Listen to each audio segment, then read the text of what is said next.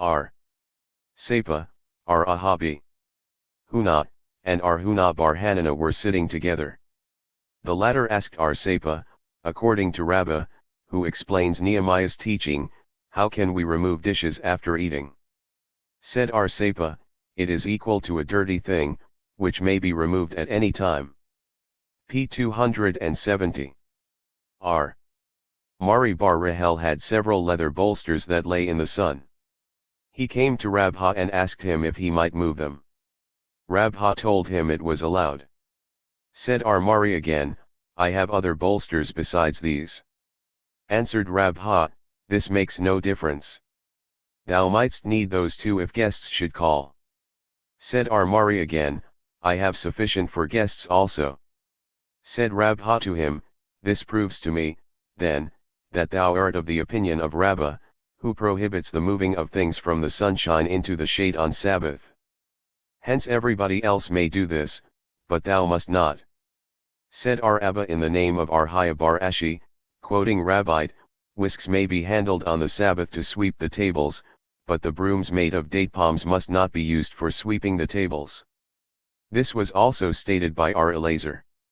Mishnah, of all utensils which may be handled on the Sabbath, fragments may also be handled, but it must be with a purpose, viz., the pieces of a kneading trough to cover the bunghole of a cask, the pieces of a glass to cover the mouth of a pitcher. R. Jehuda says, they must be fit for the same use, viz., the parts of a kneading trough to hold a brew, and the pieces of a glass to hold oil. Gemara, said R. Jehuda in the name of Samuel, the first Tana of the Mishnah and R. Jehuda differ only as to fragments which were broken off on the Sabbath, for the former holds that the fragment is part and parcel of the utensil, and fit for the same use, while R. Jehuda holds, that the fragment is a newly created thing, but if the fragments were broken off before the Sabbath set in, all agree that they may be handled because they were prepared for use while it was yet day. We have learned, in one Boraitha, that fire may be made with utensils, but not with fragments, and in another Boraitha we have learned, that as we may make fire with utensils, so we may also use fragments for the same purpose. In a third Boraitha, however, we were taught, that we must not make fire with either utensils or fragments. We must say, then, that the first Boraitha is in accordance with the opinion of R. Jehuda, the second Boraitha is in accordance with the opinion of R. Simeon, and the third Boraitha is in accordance with R. Nehemiah. R. N. Ahaman said, bricks left over from a building may be handled, because they can be used as seats, but if the bricks were piled up one on top of the other, they were evidently designated for building, and must not be handled.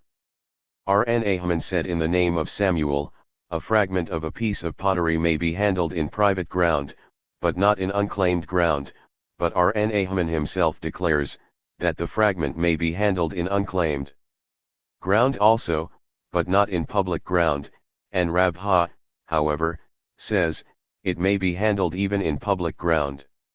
This theory of Rabha's is borne out by his action, for it happened that he was walking on the street Ritka in the city of Mehuzah on a Sabbath, when his shoe became soiled with dirt. His servant came and cleaned it off with a fragment of a piece of pottery. The rabbis who went behind him scolded his servant for this act, whereupon he remarked, it is not enough that they have not learned, but they also want to teach others. If this fragment were in private ground, it would have been a useful article because a vessel could be covered with it, and here in public ground it is useful to me. R. Jehuda in the name of Samuel said, the bunghead of a broken barrel may be handled on Sabbath. We have also learned this in the following Boraitha, the bunghead and the pieces of a broken barrel may be handled on Sabbath, but it is not allowed to break off a piece of the fragments and cover a vessel with it or put it under the legs of a bedstead. If the bunghead and pieces, however, were thrown away among the garbage before the Sabbath, they must not be handled at all. R. Hamjura said in the name of Samuel, the waist of a mat may be used on the Sabbath. Why so? For what purpose can it be used? Said Rabha, Bar Hamjura explained this to me as follows, what is a mat used for? To prevent the dust from settling upon an object, and the waist can also be used. p. 272. For covering up dirt. Zerah said in the name of Rabbite, remnants of silken togas must not be handled on the Sabbath. Said Abai, this is said of remnants that measure less than 3 fingers square and are of no value to either rich or poor.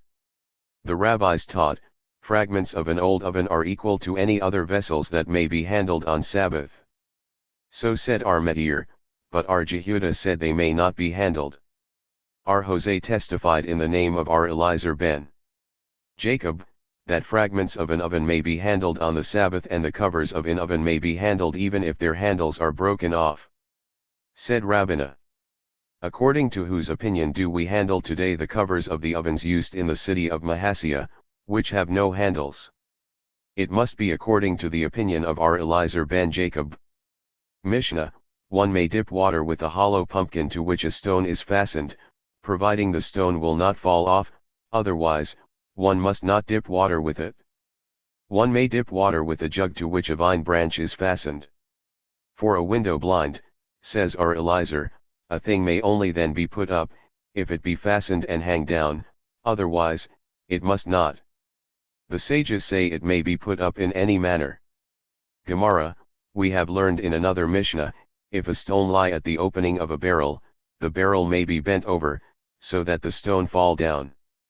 Said Rabbah in the name of Ami, quoting Yohanan, the case applies only when the stone lying at the opening of the barrel was left there unintentionally, but if placed there on purpose, the barrel becomes a base for a prohibited thing. Joseph in the name of Asi, quoting Yohanan, said, on the contrary, if the stone was left there unintentionally the barrel must be bent over, so that the stone fall down, but if placed there intentionally, it serves as a lid to the barrel, and may be removed. On what points do Ami and Asi differ? One holds, that an act must be accomplished in order to be an act, while the other holds the intention to be equivalent to the deed, and their respective theories are borne out by their opinions which follow. For when Dimi, and according to others Zerah, came from Palestine, he related in the name of Hananiah, it happened that Rabbi once went to a certain place on a Friday, and finding a pile of stones said to his disciples, go and have it in your minds that we intend to sit on these tomorrow. Thus. p. 273. Rabbi did not order them to act, but merely to think. Yohanan, however, said, that Rabbi ordered his disciples to act. And what, according to Yohanan's opinion, were the disciples to do? Ami said, that Rabbi ordered them to place the stones in position for them to sit on, but Asi said, that Rabbi ordered them not only to place the stones in position, but also to clean them. It was taught, Jose b. Saul said it was not stones but a pile of building wood. Yohanan b. Saul, however, said it was not building wood but poles with which the depth of the water is sounded. One may dip water with a hollow pumpkin to which a vine branch is fastened. If it is fastened one may, and if not, one may not. Shall we assume that our Mishnah is not in accordance with the opinion of Simeon ben Gamaliel? As we have learned in a Boraitha, branches of a tree which were intended for kindling, if subsequently used for sitting purposes, must be tied together, but Simeon ben Gamaliel said, they need not be tied together. One said Ashi, it may be said, that this Mishnah is not at variance with the opinion of Simeon ben Gamaliel, but is merely a precautionary measure, for fear that a branch, being brittle, might be broken by the man if not tied together. For a window blind, etc.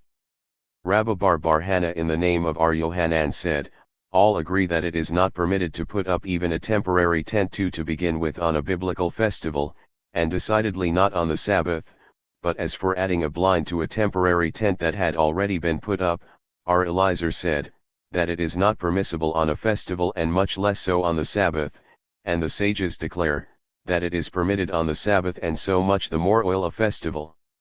The sages say it may be up in any manner. What is meant by in any manner? Said Abba in the name of Kahana, by that is meant, that it makes no difference whether the blind was fastened or not, providing it was prepared for its purpose since the day before. Said our Jeremiah to him. p. 274. Why wouldst thou assume that the sages would be more lenient in this matter? Say rather that they meant to state, that it made no difference whether the blind hung down or not, providing it had been previously fastened. Our Abba answered, because I hold with the Tana of the following Tosefta, a stick, prepared by the master of a house for the opening and locking of a door, may be used on Sabbath, providing it was fastened and hung to the door, otherwise, it must not be used. Our Simeon ben Gamaliel, however, declared, that as long as it was prepared for that purpose, it was of no consequence whether it was fastened and hung to the door. R. Jehuda bar Silas in the name of Arasi, quoting our Yohanan, said, the halakha according to our Simeon ben Gamaliel prevails. Did our Yohanan say this in reality? Have we not learned in a Mishnah, that all covers of vessels having handles attached may be handled on Sabbath? Referring to this, our Jehuda b. Sheila in the name of Arasi, quoting our Yohanan, said, that such would be the case only if the covers could be made use of as independent vessels. Shall we assume, that our Yohanan holds with our Simeon ben Gamaliel only in the case where the stick could also be used for other purposes and thus could be called an independent vessel? Then how can it be said that our Yohanan holds with our Simeon ben Gamaliel, for the latter does not require the stick to be an independent vessel, as we have learned above in the matter of the branches, where our Simeon ben Gamaliel declares, that they need not be tied together. Our Yohanan is in accordance with him only in the matter of the stick being prepared for its particular purpose without being fastened to the door, but disagrees with him as regards an independent vessel. R. Itzhak of Naphha one proclaimed at the door of the exilarch's house, that the halakha according to our Eliezer prevailed. Our Amram raised an objection. We have learned in the last Mishnah of this tract as follows, thence we learn that it is permitted to put up a window blind, to measure and to tie on the Sabbath. Said Abai to him, upon what is thy objection concerning our Itzhak based? The Mishnah just mentioned gives the opinion of the sages only, who are at variance with our Eliezer in our Mishnah, and thou mightst say, that because no contention is mentioned, the halakha according to the sages prevails, then thou knowest of another Mishnah, concerning the hinge of a cupboard door, no name is mentioned, and still the Mishnah appears to be in accordance with the opinion of our Eliezer only. Saith the Gemara, an act of the sages is sufficiently decisive to establish the halakha. Mishnah, all lids of utensils may be removed, provided they have handles. Said our Jose, what does this apply to? To lids of vessels fastened in the ground, but lids of vessels in general may be removed at all events. Gemara, said our Jehuda bar Sheila in the name of Arasi, quoting our Yohanan, the lids of utensils may be handled only if they can be made use of for other purposes as independent vessels. Saith the Gemara, all agree, that covers of utensils fixed in the ground must be handled only if they have handles attached, and lids of other utensils not fixed in the ground may be handled even if they have no handles, but the point of the divergent opinions is as regards the covers of ovens, the one side contending, that ovens must be regarded as fixtures in the ground and the other side contending that they are ordinary utensils. Chapter 18. Regulations regarding the clearing off of required space, the assistance to be given cattle when giving birth to their young and to women about to be confined. Mishnah, one may even clear off 4 or 5 chests of straw or grain, in order to provide room for guests, and to remove obstacles to instruction, but one must not clear out a whole barn. Further, one may clear off, heave offerings, grain, first tithes of which the heave offering has been taken off, second tithes and consecrated things which have been redeemed, and dried broad beans, which serve the poor for food.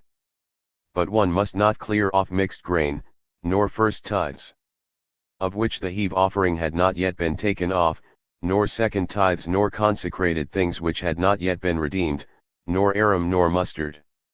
Our Simeon ben Gamaliel permits arum to be cleared off, because it serves the raven for food. Bundles of straw, bundles of stalks, and bundles of reeds may be handled, provided they are designed for cattle fodder, otherwise they must not be handled. Gemara, the Mishnah says, 4 or 5 chests. Why say 4 or 5? If 5 may be cleared off, surely 4 may. Said Samuel, this is said only as a customary saying, but in reality it means to say that any number may be cleared off, but by saying one must not clear off a whole barn, the Mishnah means to state, that all the straw should not be removed for fear lest pits be noticed in the ground, and the man might fill them up. Even if the whole barn be full and as yet untouched, one may commence to remove as much as is necessary, and the Mishnah is in accordance with the opinion of R. Simeon, who disregards the law of Mutzah. The rabbis taught, one may not commence on a full barn, but one may remove enough, when entering, with his feet, to p. 277. Provide an entrance, and when going out to make a way of egress. The rabbis taught, a sheaf of grain, if commenced prior to the Sabbath, may be used on the Sabbath, but if not, it must not be used on Sabbath, so saith R. Aha, but R. Simeon permits this to be done. How large should the sheaf be? We have learned in a Boraitha that it should measure 1 li thick. 1. The schoolman propounded a question, how is the term 4 or 5 chests to be understood? Should a man clear off only 4 or 5 chests, even if that be not room enough for his guests, or should he do so in proportion to the number of his guests? If according to the number of his guests, does it mean to say, that one man should clear off sufficient for all, or every man for himself? Come and hear, Rabbah told in the name of Arhiah. It once happened that Rabbi went out on a Sabbath to a certain place, and saw that the place assigned to him for lecturing was too small, so he went out into the field, and found the whole field full of sheaves. He cleared off the field, and provided sufficient room. Thence we see that he did so in proportion to the number of his guests, but this narration decides only one part of the schoolman's question, viz., the one relating to the number of sheaves to be cleared off, but not the one relating to whether one man may clear off sufficient for all, or every man for himself. Come and hear, Rabbi cleared off the field, etc. And what think you, that Rabbi did this himself? He certainly must have ordered this to be done, so it is not known whether one man did it, or each man for himself. For guests, etc. R. Yohanan said, the reward for hospitality is equal to that for visiting the house of learning, for the Mishnah saith for guests and for obstacles to instruction, thus putting the 2 causes on a par. Said R. Dimi, hospitality is even a greater virtue, for it is given the precedence over instruction. R. Jehuda said in the name of Rabbite, hospitality is even a greater merit than receiving the Shekinah, as it is written, and he said, my Lord, if now I have found favor in thy eyes, pass not away, etc. Said R. Elazar, come and see how the custom of the Holy One. p. 278. Blessed be he, is unlike that of human beings.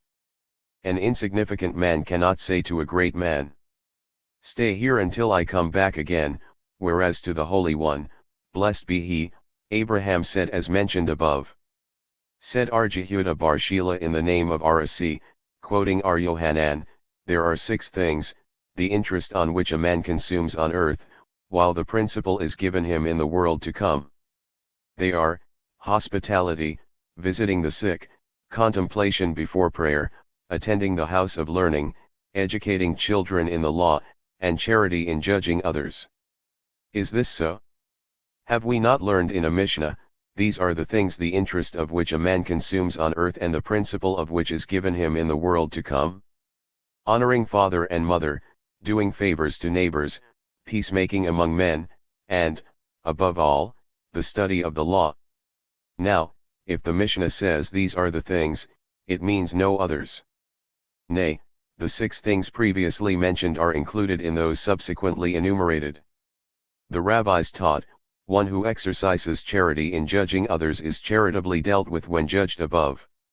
It once happened that a man came from Upper Galilee and hired out to a master in southern Palestine for 3 years. On the last eve of the Day of Atonement he asked his master for his wages, so that he could return to his wife and children. The master replied that he had no money. Said the man, "Then give me my money's worth in grain." And the master answered, "I have it not." Said the man again, "Give me my money's worth in land," and again the master replied, "I have it not."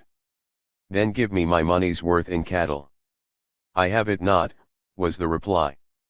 "I will take my money's worth in bolsters or bedclothes," pleaded the man, but the answer was still the same. The poor man shouldered his bundle and sorrowfully went away. After the holidays the master took the hired man's wages and, besides, 3 asses, one laden with victuals, the second with beverages, and the third, p. 279, with spices, and went to his hired man's house in Galilee. After having partaken of a meal together, the master paid him his wages, and asked him, "When I told thee that I had not the money to pay thee thy wages, what didst thou suspect me of?" The man answered, "I thought that perhaps thou hadst come across a bargain and hadst paid out all thy ready money. And when thou askedst me for cattle and I refused thee, what didst thou think then? I thought that thou hadst hired out thy cattle on some other farm, and thou couldst not give me any at the time. And when thou askedst me for grain and I refused, I thought perhaps thou hadst not yet paid thy tithes and hence thou couldst not give me any. And when I refused thee land, I thought perhaps thou hadst rented it out. And when I refused thee bedclothes, then I thought that thou hadst devoted all thy possessions in honor of the Lord. I swear to thee, then, that such was really the case. I had made a vow to give away all my possessions for charitable purposes, because my son Hyrcanus did not want to study the law. Afterwards, when I came to my comrades in the south they released me from my vow, and as thou didst judge me in kindness, so may God judge thee in kindness." The rabbis taught, a pious man once ransomed a Jewish maiden from captivity. When they came to a lodging place at night, he laid her down at his feet. On the morrow he bathed, and then went out to teach his disciples. During the lesson, he asked his disciples, "When I laid the damsel down at my feet last night, what did you suspect me of?" And they answered, "Perhaps there may be one among us who has not yet been tried and thou couldst not trust him, so thou laidst her near thee. And when I went in the morning and bathed, what did you suspect? Perhaps, on account of the hardships on the way, thy seed of copulation ran out from thee and thou wert compelled to bathe." "By the Lord," said the master, "so it was, and as ye have judged me in kindness, so may the Lord judge you in kindness." The rabbis taught, it happened that the sages had business with a Roman matron to whom all the great men of Rome came for advice, and they could not decide who should go to her. Finally Jehoshua volunteered to go, and so he and his disciples went to her. 4 ells from the door of her house, Jehoshua removed his phylacteries and went in, locking the door behind him. When he came back he bathed, and then went, p. 280, back and taught his disciples. During the lesson he asked, "When I removed my phylacteries, what did ye suspect?" And they answered, "The phylacteries are holy, and thou didst not wish to bring them into a profane place. And when I locked the door behind me, what did ye suspect? We thought perhaps thou hadst a secret political affair to transact and didst not wish us to enter. And when I came out and bathed, what did you suspect?" And they replied, "We thought perhaps some of the matron's spittle had accidentally dropped on thy garments and thou hadst to bathe." "By the Lord," said Jehoshua, "so it happened, and as ye judged me in kindness, so may the Lord also judge you in kindness." Further, one may clear off heave offerings, etc. Is this not self-evident? It might be assumed that the heave offerings being in possession of a plebeian who is not allowed to partake of them, they must not be handled, but the Mishnah comes to teach us, that because a priest is allowed to eat them, they may be handled by everybody. 1. And dried broad beans. The rabbis taught, Hatsab may be handled on the Sabbath, because it is food for deer. Mustard may be handled, because it is food for doves. Our Simeon ben Gamaliel said that pieces of glass may be handled, because ostriches eat them. Said our Nathan, in this case twigs may be handled, because they serve elephants for food. What did our Simeon answer our Nathan? Ostriches are more frequently owned by men than elephants. Said Amamur, our Simeon ben Gamaliel means to say, that only one who possesses ostriches may handle pieces of glass. Said our Ashi to Amamur, if this is so, what did our Nathan question? If one possesses elephants, he may surely handle twigs. So our Nathan means to say, that because twigs serve as food for elephants, anybody may handle them, and the same applies to pieces of glass, because they serve ostriches for food, everybody may handle them. Bundles of straw, etc.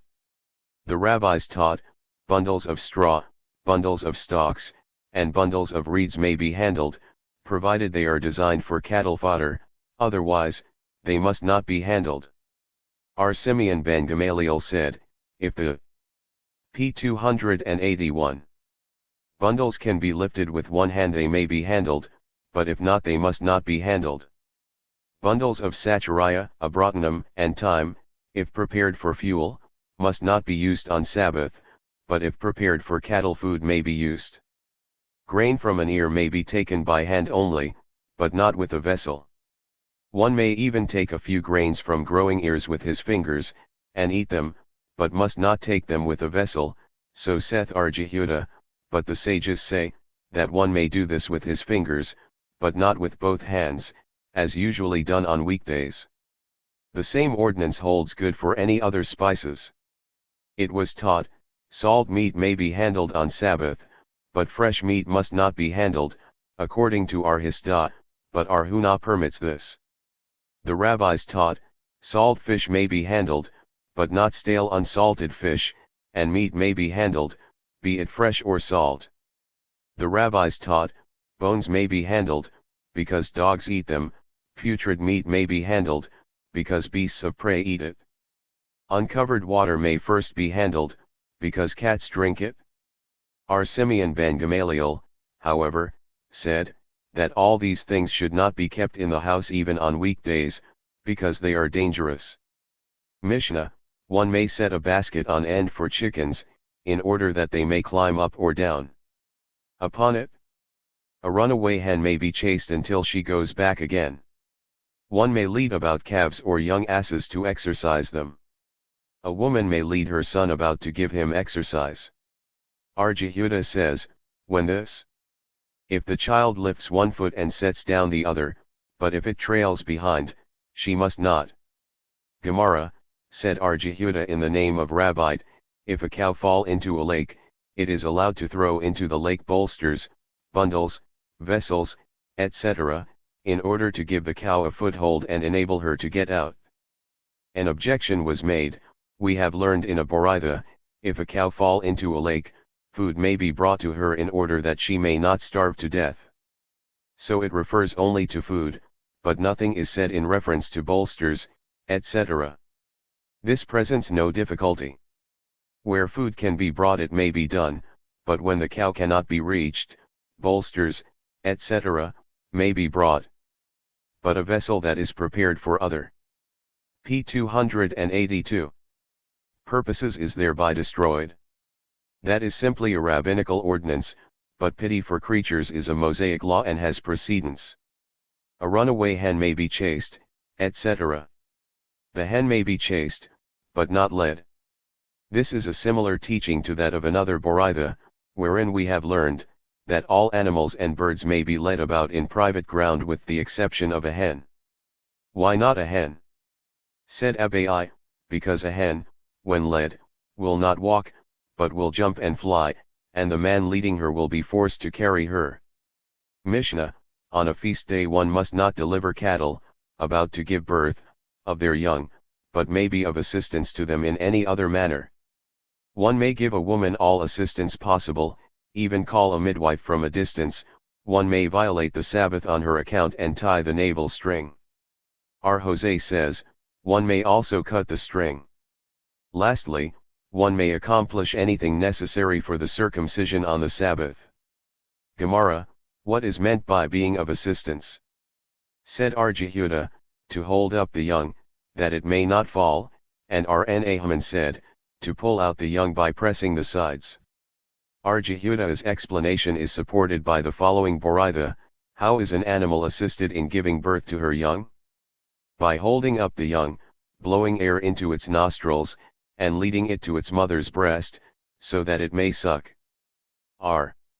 Simeon ben Gamaliel said, when a clean animal gave birth to her young on a festival and would not take to it, we would coerce her into taking to her offspring. How would this be done? Said Abai, they would bring a handful of salt, lay it in the mother's womb, and the pain that would be caused thereby would remind the mother of her young, and she would immediately take to them, and they would pour the water discharged by the mother on the young, so that the mother would scent it and seek her young. This was done, however, only with a clean animal, but not with an unclean animal. Why so? Because usually an unclean animal will not cast off her young, and should she do so, she will never take to them again. One may give a woman all assistance possible. Let us see. The Mishnah says, that one may call a midwife even from a distance, and then, that one may violate the Sabbath on her account. What is the object in p. 283? Particularizing what may be done? The Mishnah means to tell us, what the rabbis taught, viz., if a woman lying in is in need of a light, another woman may light a candle for her, and if she needs oil, the waitress may bring her oil through public ground in her hands. Should that not be sufficient, she may bring it in her hair, and if that does not suffice, she may bring it in a vessel. The Master said, if a woman lying in is in need of a candle, another woman may light it for her. Is this not self-evident? He means to tell us, that even if the woman lying in be blind, and one might say, that being blind she needs no candle, hence it should not be lit, the candle should her at all events, for she may need a thing that others could not see without a light, while, by aid of the light, they would find it and hand it to her. Further, it says, that a woman may bring her oil in her hair. This would be worse still, for the hair would have to be wrung, and that would make the woman guilty of wringing. Rabbah and R. Joseph both said, that wringing hair does not constitute wringing within the meaning of the law. R. Ashi said, even if wringing the hair would constitute wringing within the meaning of the law, the woman should bring the oil in a vessel which should be placed on the hair, for any work which must of a necessity be performed on a Sabbath, should be performed in as far different a manner from that done on a weekday as possible. R. Jehuda said in the name of Samuel, as long as the womb of a woman lying in is still open, whether she says she must have it done or not, the Sabbath may be violated for her. As soon, however, as the womb is closed, the Sabbath may be violated only if she says she must have it done, otherwise, it must not be violated, so taught Mar Zutra. R. Ashi, however, taught in the name of the preceding authority, that as soon as the womb is closed, even if the woman says she must have it done, the Sabbath must not be violated on her account. Said Rabbinah to Marimer, Mar Zutra is more lenient in his teaching, and R. Ashi the stricter, according to whom does the halakha prevail? Answered Marimer, the halakha according to Mar Zutra prevails, for it is the general rule, that wherever human lives are concerned, the more lenient teaching is always accepted as final. At what time is the womb considered to be open? Abai. p. 284. Said, from the time the woman commences to give birth. Arhuna the son of Ar-Jehoshua said, from the time blood commences to flow, and others say, from the time that she becomes helpless and her attendants lay her on the bed. How long is the womb considered to be open? Abai said, for 3 days after birth, and Rabha in the name of R. Jehuda said, for 7 days, and others say for 30 days. The scholars of Nearday divide the time of a woman lying in into 3 periods of 3, 7, and 30 days each. During the first period, whether the woman says she must have it done or whether she says it need not be done, the Sabbath may be violated for her. During the second period, if she says it must be done, the Sabbath may be violated, but if she says it need not be done, it must not be violated, and during the third period, even if she says she must have it done, the Sabbath must not be violated by Israelites, but it may be done by Gentiles. This is according to Arula the son of Arila, who says, that everything which must be done for a sick person on the Sabbath should be done by Gentiles, and also according to Arhamnuna, who said, that all things which are to be done for a person who is not dangerously ill, should be ordered done by a Gentile. As it happened with the daughter of Arhisda, who took a bath in her husband's absence, before the 30 days were up, and caught cold, and friends were compelled to bring her, still lying in bed, to Rabbah in Pumbeditha. Said Jehudah in the name of Samuel, a woman lying in should be given 30 days. For what law should she be given 30 days? The men of Nearday said, for bathing. Said Rabha, this rule applies to women whose husbands are not at home, for when the husband is at home, he can take care of his wife and prevent any bad consequences. Jehudah in the name of Samuel said again, one may kindle a fire for a woman lying in, on the Sabbath, and not only for a woman lying in, but also for a sick person, not only in the winter but also in the summer time, as Arhiabar Abin said in the name of Samuel, that one, who was bled and caught cold, may have a fire made for him on Sabbath not only in the winter, but also in the summer time. Samuel once was bled and caught cold, so a chair made of elm wood was chopped up and a fire made for him. The same thing happened to p. 285. Jehudah, so a table of cedar wood was chopped up and a fire made for him. Rabbah had the same experience and a stool was used to make a fire, and when told by Abai that he was guilty of destroying a useful article said my personal welfare is dearer to me than the article. Said Jehudah in the name of Rabbi, a man should sell even the roof of his house and buy shoes for himself if in need of them, but if he had recently been bled and feels hungry, he should sell even these shoes and buy food with the proceeds. What kind of food should he purchase? Rabbi said meat, and Samuel, wine. Rabbi said meat, as being a substitute for flesh lost through bleeding, and Samuel said wine, as a substitute for blood. When Samuel had himself bled, a dish made of milk was prepared for him, and Yohanan would drink wine until it could be smelled through his ears. Naaman would drink wine until his spleen would float in wine. Joseph would drink wine until his veins would swell so that the lancet would be forced out, and Rabha would drink only wine that was 3 years old. Said Naaman bar Itzhak to his disciples, I beg of you, that on the day on which you have yourselves bled, you should go home and say that Naaman will come to visit you. Deceit is not permitted under any circumstances, but those mentioned as follows. One who is bled, and has not the money to buy wine, should take a mutilated zuz and go to 7 wine dealers. When asking for wine he will be given some to taste, and when offering his money, it will be rejected.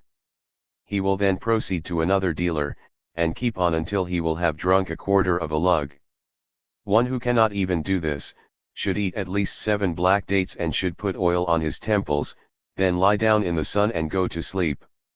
Abidlat found Samuel sleeping in the sun and said to him, Thou leader of Jews, can a good thing emanate from a bad one?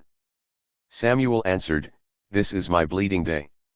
In reality this was not so, but there are days when sleeping in the sun is healthful, for instance, on the day when the Tammuz equinox falls, but Samuel, who was a physician, would not tell this to Abidlat.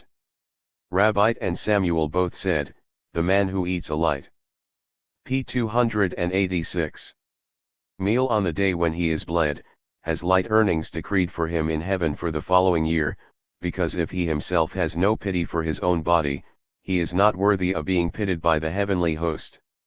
The same 2 authorities also said, that one who was bled should not sit where the wind blows, for it may be that the surgeon who bled him allowed too much blood to escape, and the wind might force still more blood from him, and thus become dangerous. Samuel was always bled in a house the walls of which were of 7 bricks thickness, and at one time it happened that he felt weak, he looked up, and noticed that a brick was missing from the wall. Rabbi and Samuel also said, that a man who was bled should not go out into the street without having partaken of something. If he does and meets a corpse, his face turns yellow, and if he should happen to meet a murderer he will die himself, and if he meets a pig he will become scabby. They also said, that after bleeding a man should not rise immediately, but should rest a while and then get up, for the Master said, that 5 things are more conducive to death than to life. They are, eating and arising immediately, drinking and arising, sleeping and arising, being bled and arising, and having sexual intercourse and arising immediately afterwards. Samuel said, a young man should be bled every 30 days until he is 40 years of age. From 40 to 60, he should be bled every 2 months, and after 60 he should be bled every 3 or 4 months. Samuel said again, the 4th day of the week, if falling on the 4th, 14th, or 24th day of the month, or if it is a Wednesday after which there are less than 4 days to the end of the month, is a dangerous day for bleeding. Bleeding on the 1st and 2nd of every month produces weakness, and on the 3rd day it is dangerous. Bleeding on the eve of any biblical festival produces weakness, and on the eve of Pentecost it is dangerous, in consequence of which the rabbis instituted the precautionary measure, that no man should be bled on the eve of a festival, for fear that he might have it done on the eve of Pentecost. Again Samuel said, one who had eaten heartily of wheaten food is not wholly benefited by being bled, but is simply cased for the time being. This means to say, then, that one who has a heavy feeling can ease himself temporarily by being bled after a meal, but is not permanently benefited thereby. After being p. 287. Bled one may drink immediately, but should not eat until the time in which he could walk half a mile had elapsed. Rabbi used to proclaim, if one bled 100 persons, he earned a zuz for each, if he cut the hair of 100 persons, he earned a zuz for each, but if he trimmed the mustaches of 100 men, he labored in vain. One said, R. Joseph, we learned at the college of Arhuna, that a day on which the disciples did not study was called a mustache day, and I did not understand the meaning of the term, but now I can see the significance of the expression, for it means to say that the day was lost. And tie the navel string. The rabbis taught, one may tie the navel string, and R. Jose said, one may cut it also on the Sabbath and deposit the afterbirth, which is supposed to be a remedy to keep the child warm. R. Simeon ben Gamaliel said, daughters of kings would deposit the afterbirth in a bowl of oil and rich men's daughters would deposit it in carded wool. Poor people would deposit it in feathers. Said R. N. Ahaman in the name of Rabbi Baraboa, quoting Rabbite. The halakha according to R. Jose prevails. R. N. Ahaman said again, quoting the same authorities, the rabbis agree with R. Jose, that when 2 children were born, both attached to one navel string, the latter may be cut, because otherwise it would be dangerous. He also said again, in the name of the same authorities, all that is contained in the sermon of Ezekiel may be done for a woman lying in on Sabbath, as it is written, and as for thy birth, on the day thou wast born thy navel was not cut, nor wast thou washed in water to be cleansed, and thou wast not rubbed with salt, nor wrapped in swaddling clothes.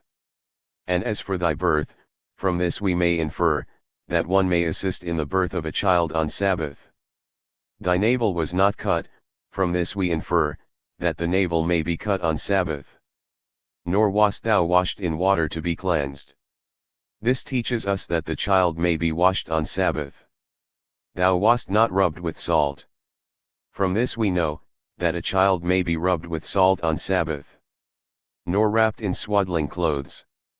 This teaches us, that we may wrap a child in clothes on the Sabbath. Chapter 19. Regulations ordained by R. Eliezer concerning circumcision on the Sabbath.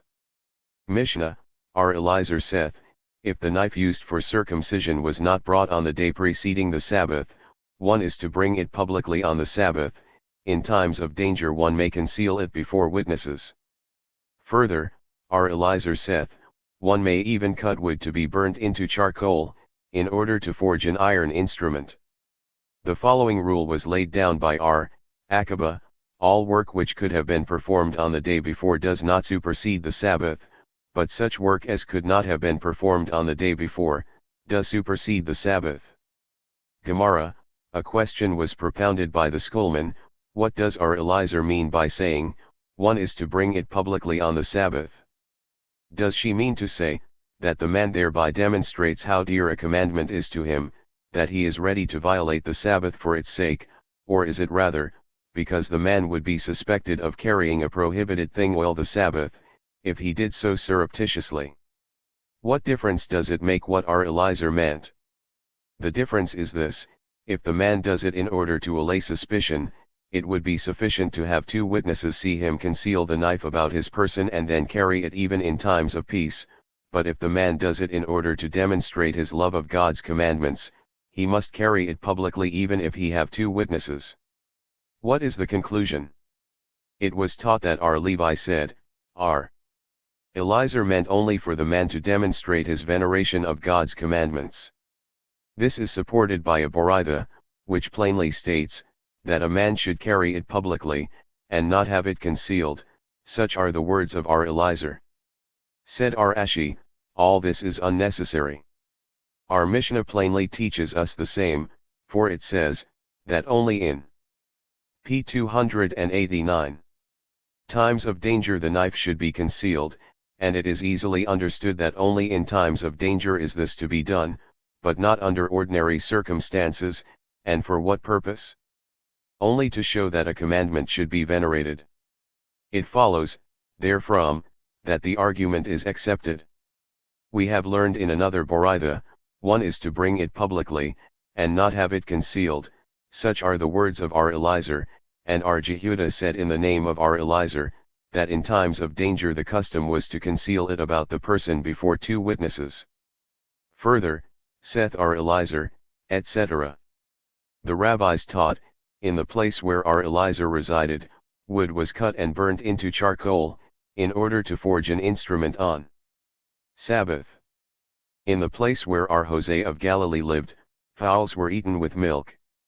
Our Itzhak said, there was a city in Palestine where our Eliezer's teaching was carried out, and there were no premature deaths in that city, and not only this, but at one time when the government prohibited circumcision in the entire land, that city was not included in the decree.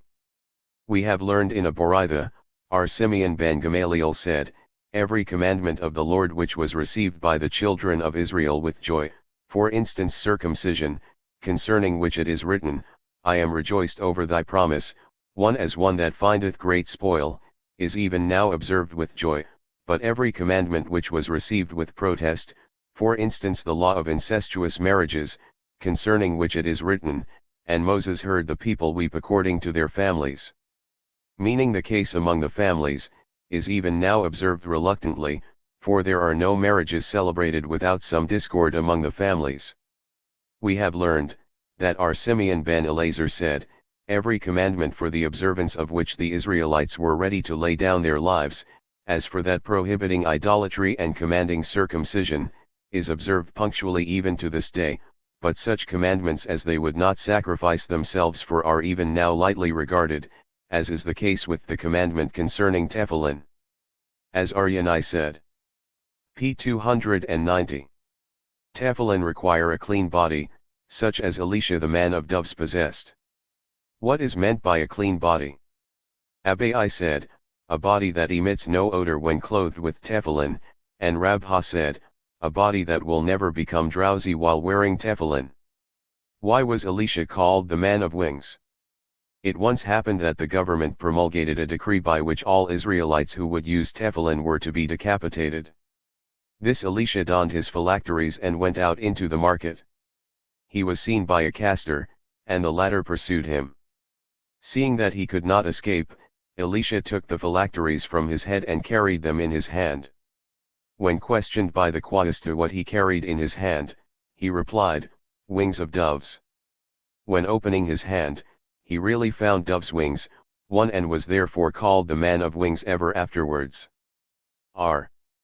Abba the son of Arada said in the name of Ar Itzhak, it once happened, that having forgotten to bring the knife for circumcision on the day before Sabbath, a man brought it on Sabbath, by way of the roof and private ground, against the will of our Eliezer. Our Joseph opposed this. How canst thou say, that this occurred against the will of our Eliezer? It was our Eliezer himself who permitted bringing the knife on Sabbath. Thou wouldst infer, then, that bringing the knife by way of private ground, and not publicly, was against his will, because he p. 291 insists that the knife should be brought publicly through public ground only. In accordance with whose will was it done? If thou wilt say, it was done in accordance with the decree of the rabbis, who prohibit bringing the knife through public ground, and permit it through private ground and roofs, did the rabbis indeed permit this? Have we not learned in a Boraitha, that in the same measure as it is not allowed to bring the knife through public ground, it must also not be brought through roofs and private ground? Therefore our Ashi supplemented the statement of our Abba by adding, that the knife was brought against the will of our Eliezer and his opponents, but in accordance with the decree of our Simeon, who permits the carrying of everything through private ground and roofs, even if they were not combined by an Arab. R.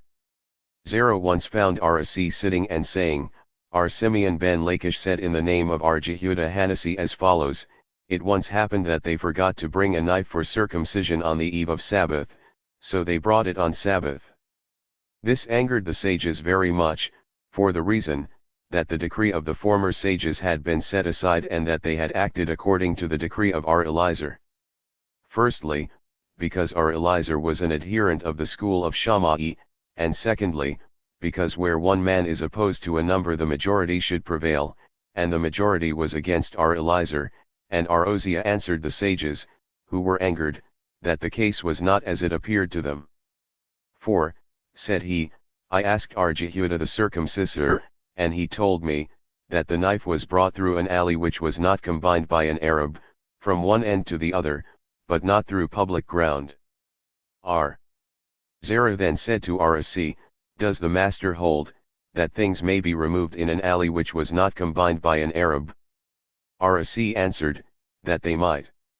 Said Zerah again, Did I not ask thee once before and thou gavest me another answer? Was it because thou wast engaged in other matters and this halakha escaped thee? And the answer was, such was the case. R.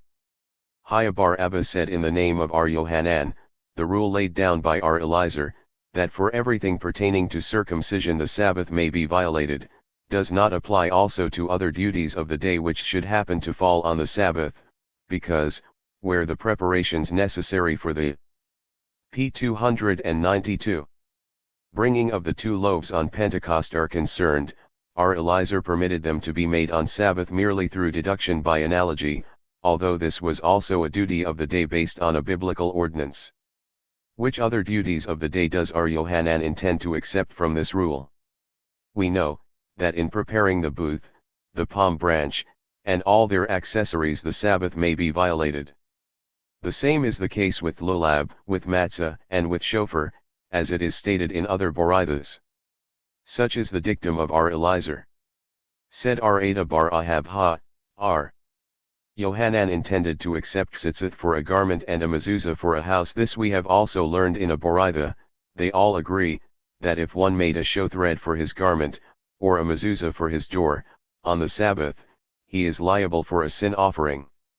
Why so? Said R. Joseph, because no specified time is set for the accomplishment of these duties. Said Abai to him, on the contrary, just because no specified time was set for the accomplishment of that duty, every moment is the time for performing it. Therefore said Rnahaman in the name of R. Itzhak, and according to others Arhuna the son of R. Jehoshua, the reason is, because one is enabled to abandon these things for the time being. From what we have learned above, we see, that for the circumcision itself and all its necessary accessories the Sabbath may be violated, according to the dictum of our Eliezer. Whence does he deduce this? This is the reasoning of our Eliezer. It is written, and on the 8th day shall the flesh of his foreskin be circumcised. Thus, as it says distinctly the 8th day, it makes no difference what show itself on the member to be circumcised, it may be cut off, whether the member be circumcised at the prescribed time or afterwards. A biblical festival must not be violated on account of circumcision, unless it happen to be the 8th day. Whence do we adduce these two ordinances? From the teaching of the rabbis, as follows. The first one is based on the verse, and on the 8th day shall the flesh of his foreskin be circumcised. The order is imperative, regardless of whether the member be leprous or not. Whence do we know this? Perhaps it means to say, that only the healthy flesh of the foreskin be circumcised. Nay, it could say merely the foreskin, but it says expressly the flesh of the foreskin, meaning that even if the flesh be leprous it should also be circumcised. What need is there of a special verse for this purpose? During circumcision no intention to cut leprous flesh exists, hence, if it be done, it is done unintentionally, and an unintentional act does not involve culpability. Said Abai, the verse is used here to counteract the opinion of R. Jehuda, who holds, that an act committed unintentionally also involves culpability. Rabha said, the verse must be used, even if the opinion of R. Simeon be adhered to, who holds, that an act committed unintentionally does not involve culpability. For in this case it is different, the act committed here is like the one where a man would behead another and still claim no intention to kill him. This, even R. Simeon admits, would involve culpability, were it not for that exonerating verse. Does Rabha alone hold thus? Have we not learned elsewhere that Abai and Rabha both? p. 295. Agree, that R. Simeon declares even an unintentional act, which is, however, like the case of one beheading another without the intention to kill him, to be prohibited. After Abai had heard Rabha's explanation, he accepted it. The second ordinance mentioned is, according to Rabha, based upon the verse. No manner of work shall be done on them, save what is eaten by every man, that only may be prepared by you. That stands for circumcision only in its prescribed time, but not for the preparation for it, and only stands as a prohibition not to perform the rite unless it be the prescribed time. R. Ashi, however, said, no special verse is needed for this, for a festival is referred to as a Sabbath of rest shall it be unto you. Hence it is a positive commandment, and the verse stated is a negative commandment, thus a festival is covered by both a positive and negative commandment, while circumcision is covered by a positive commandment only, and one positive commandment cannot supersede a joint positive and negative commandment. A rule was laid down by R. Akiba. Said R. Jehuda in the name of Rabbite, the halakha according to R. Akiba prevails. We have learned also in the matter of Passover sacrifices to the same effect, that every act of labor that can be performed on the day before Sabbath must not supersede the Sabbath, but the killing of the sacrifice, which cannot be done on the day before Sabbath, does supersede Sabbath, and R. Jehuda declared also, in the name of Rabbite, that the halakha according to R. Akiba prevails. It is necessary that he should so instruct us at both times, because, if he instructed only as concerns circumcision, we might assume that where sacrifices for the Passover are concerned, the preparations which could have been made on the day before Sabbath, but were not, would supersede the due observance of the Sabbath, because failure to bring that sacrifice would involve the punishment of Karath, while failure in circumcision would not involve Karath, if not performed at the right time, and, on the other hand, had he instructed us only as concerns sacrifices for the Passover, we might assume that the Sabbath could be violated if the acts necessary for circumcision which could have been performed on the day before, were not, for the reason, that the covenant regarding circumcision is mentioned 13 times in the Torah. p. 296. And is in consequence regarded as a 13-fold commandment, which must under all circumstances be observed. Hence the necessity for the twofold instruction. Mishnah, one may perform everything necessary for circumcision on the Sabbath, as circumcising, tearing open, sucking out the blood, applying a plaster or caraway seed. If the latter had not been ground before the Sabbath, one may masticate it with the teeth and then apply it. If one had not mixed wine with oil before the Sabbath, he may apply each separately. One must not prepare an actual bandage, but may apply an old piece of linen, and if such had not been prepared before the Sabbath, the circumcisor may bring it with him tied around his finger and even from another cord. Gemara, let us see, the Mishnah enumerates all the acts necessary for the performance of the rite of circumcision. Why, then, does it commence by saying, everything necessary for circumcision, and then proceed to detail everything? What act is there that has not been enumerated? The Mishnah means to include what was taught us by the rabbis, as follows: the circumcisor, while engaged in finishing the circumcision, if noticing that excrescences still remain on the gland, whether they are of a nature which make the circumcision invalid or such as do not make it invalid, may remove them. But if he had already finished, if excrescences which make the circumcision invalid remain, he may remove them, but if they do not make the circumcision invalid, he must not remove them. Who is the Tana who holds that if the circumcisor had already finished he must not return and remove the excrescences? Said Rabha bar Hannah in the name of Ar Yohanan, it was Ar Ishmael the son of Ar Yohanan ben Barakah, as we have learned in a Boraitha, if the 14th of Nisan fall on a Sabbath, the animal used for the Passover sacrifice may be skinned only as far as the breast. So saith Ar Ishmael the son of Ar Yohanan ben Barakah, but the sages say, that the whole animal may be skinned. This p. 297 is not conclusive evidence.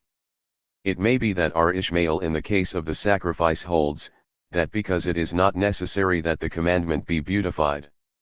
1. But in the case of circumcision, where the beautifying of the commandment is necessary, we might say, that Ar Ishmael is of a different opinion.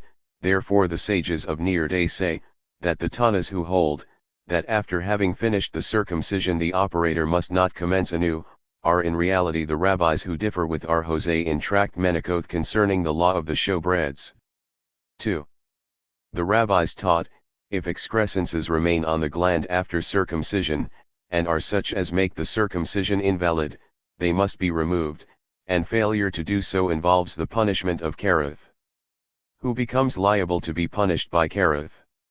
Said Ar Kahana, the circumcisor, the omission of which would also involve danger to the child. Applying a plaster or caraway seeds. Abai said, my mother told me, that the most effective plaster for all ills is made of 7 different kinds of fat and 1 kind of wax, and Rabbah said, the best plaster for all ills is one made of wax and resin. Rabha stated this publicly in a lecture in the city of Mehuzah, and 2 brothers the sons of Minyumi, who were physicians, tore their clothes in anger, for they had known of it and made capital out of the secret, until Rabha came and revealed it. Said Rabha to them, I will tell you of something that I shall not proclaim publicly, and that is, Samuel said, that one who washes his face and does not dry it thoroughly, becomes afflicted with scabs, and the remedy for such is the fluid extract of mangold. If the latter had not been ground before the Sabbath, etc. The rabbis taught, in preparing for circumcision, such things as must not be done on Sabbath, may be done on a festival. One may grind the seeds and mix wine with oil. Asked Abai of Ar Joseph, why may the caraway seeds be ground on a festival? Because they may be utilized for cooking. Then why should it not be permitted to mix wine with oil on Sabbath? It may be utilized for a sick person who is not dangerously ill. As we have learned in a Boraitha, wine and oil must not be mixed for a sick person on the Sabbath, but Ar Simeon ben Elazar in the name of Ar Meir said, that it may be. Said Ar Simeon ben Elazar, it once happened, that Ar Meir was sick with stomach trouble, and we wanted to mix wine with oil for him, but he would not permit us to do this. So we asked him whether he wished his own words to be made void during his lifetime, and he answered, nay, it is allowed to mix wine with oil on Sabbath, but I cannot bring it over me to act contrary to the decree of my colleagues. p. 299. Thus we see, that it is at all events allowed to mix wine with oil on the Sabbath. Why, then, does the Mishnah say, that if this was not done on the day before the Sabbath, each should be applied separately. The difference lies therein, that when giving it to a sick person, it is merely mixed, but when used for a balm it must be thoroughly stirred and requires a good deal of labor. Let it be given just mixed. That is just what the Mishnah prescribes, each to be applied separately, i.e., it should not be stirred. Abai said, my mother told me, that if a child appears red all over it is a sign that the circulation is imperfect, and hence circumcision should be postponed until the circulation is perfect. If a child has a greenish cast it is a sign that the blood is impoverished, and circumcision should then be postponed until the blood is richer.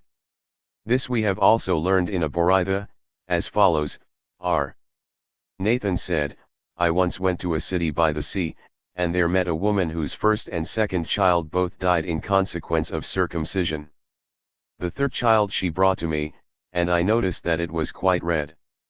I told her to wait until the blood had settled and then circumcise it. She did so and then circumcised it, and the child lived. The child was then named after me, Nathan the Babylonian. At another time I came to the country of Cappadocia, and a woman came to me telling me that she had had 2 children circumcised, both of whom had died in consequence of circumcision. The third she brought to me, and I noticed that it had a greenish cast. I also noticed, that if it were circumcised no blood would flow, so I told her to wait until the circulation of the blood was in order. She did so, and the child was circumcised, and lived. She named it also after me, and called it Nathan the Babylonian. Mishnah, one may bathe the child both before the circumcision as well as after, by sprinkling water over it with the hand, but not by pouring water over it from a vessel. R. Eliezer ben Azariah says, one may bathe a child on the third day, even if it fall on a Sabbath, for it is written, and it came to pass on the third day, when they were sore. On account of a doubtful child or an hermaphrodite, the Sabbath must not be desecrated. R. Jehuda permits this in the case of an hermaphrodite. p. 300. Gemara, the Mishnah commences by saying, one may bathe the child, and then goes on to say that it may only be sprinkled by hand. That is not bathing. Said Rabha, the Mishnah means to state, that a child may be bathed as usual on the day of circumcision, either before or after the performance of the rite, but on the third day after circumcision, if that day should be a Sabbath, one may only sprinkle the child by hand, and not bathe it in a vessel. R. Eliezer ben Azariah, however, said, that even if the third day fall on a Sabbath the child may be bathed as usual, as it is written, and it came to pass on the third day, when they were sore. When Ardimi came from Palestine, he said in the name of R. Eliezer, that the halakha prevails according to R. Eliezer ben Azariah. In the West the question was discussed whether R. Eliezer ben Azariah meant that the whole body of the child might be bathed, or whether the part circumcised only might be bathed. Said one of the rabbis, whose name was R. Jacob, it seems to me that the whole body is meant, because if the wound only was meant, wherein does the wound caused by circumcision differ from any other wound? Any wound may be bathed on the Sabbath in water and oil, according to Rabbida's opinion. This was opposed by R. Joseph, is it immaterial whether the water was warmed on the Sabbath or before the Sabbath? This was again opposed by R. Dimi, whence dost thou know that the Mishnah refers to water that was warmed on Sabbath? Perhaps they differ even as to water warmed before the Sabbath set in. Said Abai, I was prepared to answer this question myself, but R. Joseph preceded me and said, that of a necessity the water must have been warmed on Sabbath, because the precariousness of the child demanded it. We were also taught, that when Rabban came from Palestine, he said in the name of R. Aboa quoting R. Eliezer, and according to another version, in the name of R. Aboa quoting R. Yohanan, that the halakha prevails according to R. Eliezer ben Azariah, whether it be with water that was warmed on the Sabbath or before the Sabbath, or whether the whole body or only the circumcised part is concerned, because it would be dangerous not to bathe the child on that day. It was said above in the name of Rabbi, that every wound may be bathed on the Sabbath with water or oil, but Samuel said that water may be poured to one side of the wound and it may p. 301. Run down into the wound. An objection was made. We have learned that oil or water must not be put on a piece of cotton to place on a wound. This is prohibited on account of the necessity to wring the piece of cotton. We have been taught by a Boraitha in accordance with Samuel's opinion, viz., water must not be placed directly on the wound, but near it, that it may run down into the wound.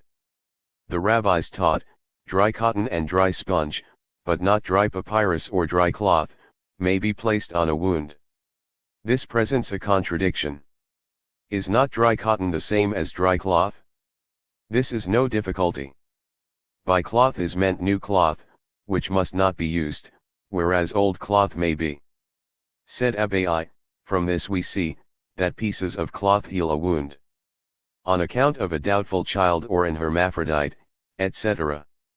The rabbis taught, it is written, his foreskin, so, on account of a foreskin which must be circumcised, the Sabbath may be violated, but on account of one which is doubtful the Sabbath must not be desecrated. Such also is the case with the circumcision of the foreskin of a true male, but not with that of an hermaphrodite. R. Jehuda, however, says, that the Sabbath may be violated on account of an hermaphrodite, and if the latter is not circumcised he becomes amenable to Kareth.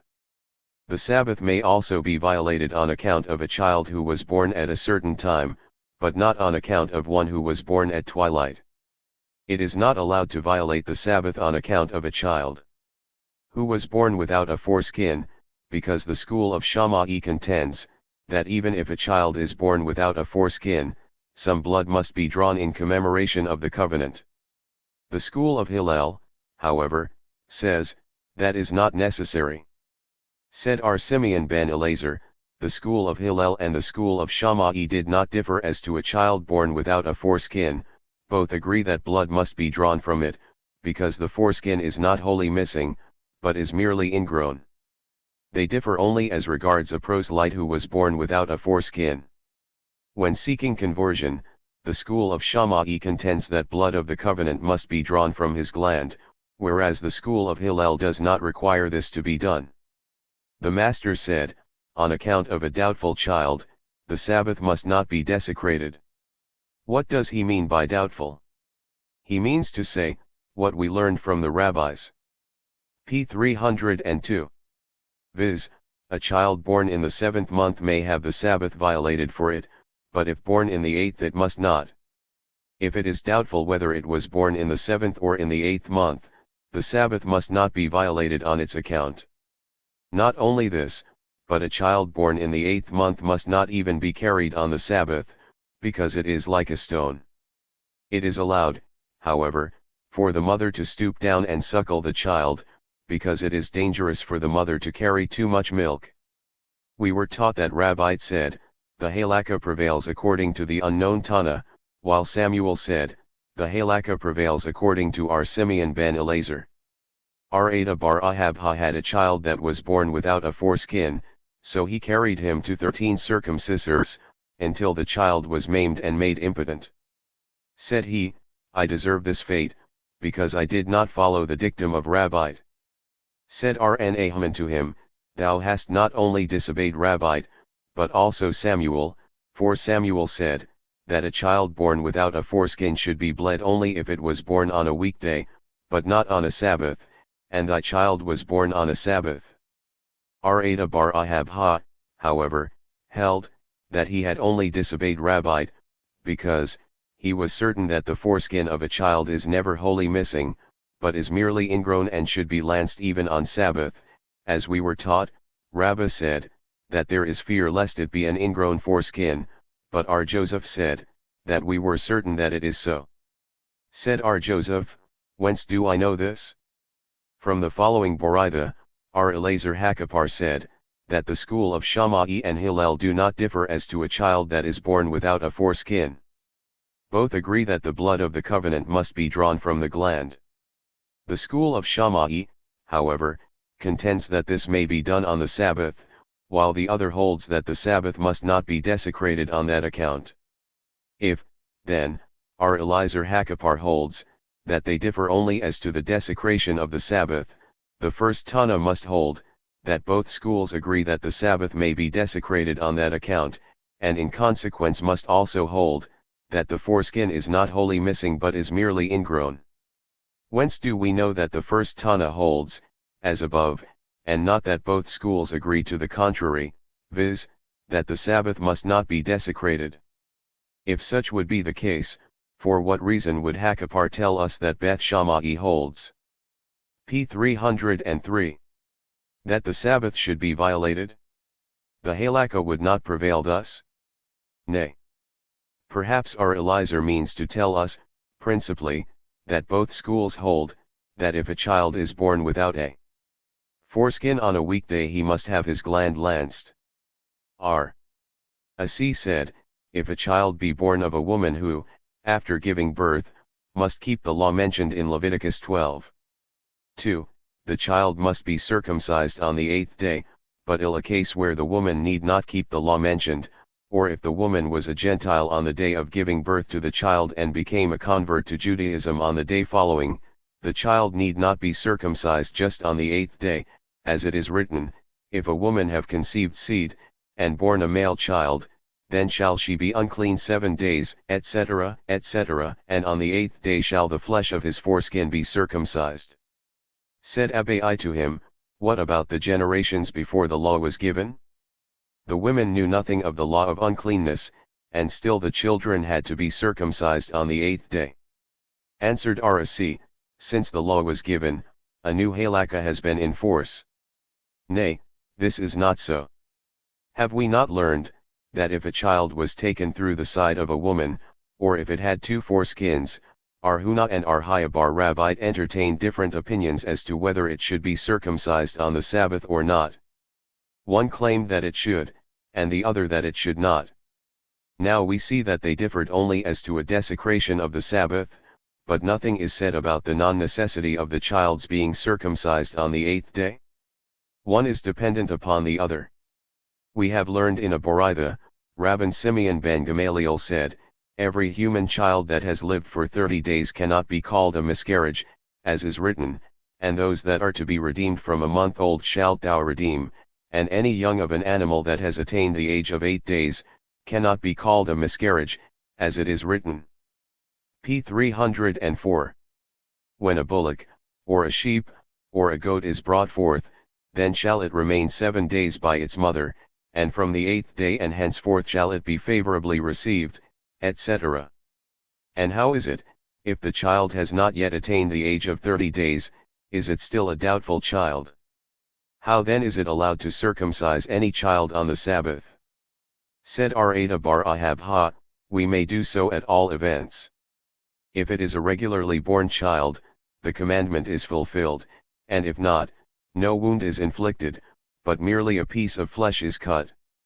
Now, then, we have learned in the above Boraitha, that if it be doubtful whether the child was born in the 8th or in the 7th month, the Sabbath must not be violated on its account. Why should this be so? Let it be circumcised at all events. If then it proves to be a regularly born child, it was right to circumcise it, and if not, no labor was performed, but merely an incision in the flesh was made. Said Mar the son of Rabbina, I and our Nehumi bar Zacharias have explained it thus, the child should be circumcised, but the injunction of the above Boraitha not to violate the Sabbath refers to the preparations which are necessary for circumcision, and this is in accordance with the decree of our Eliezer. The schoolman propounded a question, do the rabbis differ with our Simeon ben Gamaliel, or do they not? If they do, does the halakha remain according to our Simeon, or not? Come and hear, our Jehuda said in the name of Samuel, that the halakha prevails according to our Simeon ben Gamaliel. Now if he says that the halakha prevails according to our Simeon, there must be some who differ with our Simeon. Abai said, if a child was killed by accident, either through falling off a roof or through being killed by a lion before it had lived 30 days, all agree, that it must be presumed that it was a regularly born child. A point of difference arises concerning a child that had lived less than 30 days and during its lifetime was very weak and merely breathing. Some say that it was a miscarriage and others that it was a regularly born child. What difference does it make? It makes a difference where the Levirate marriage one is concerned. Let us see. It is said above, that if the child die by accident, all agree, that it is a regularly born child, yet we know that it happened to our Papa, and our Hunah the son of our Jehoshua, who were the guests of our Edi bar Abin, that the latter prepared for them a calf, which was the third in birth of its mother, in the 7th day of its life, and they said to him, if ye had waited to kill this calf until evening we would eat of it, but now we will not eat of it. Hence we see, that although this was a healthy calf and met its death violently, they regarded it as doubtful whether it was a miscarriage or not.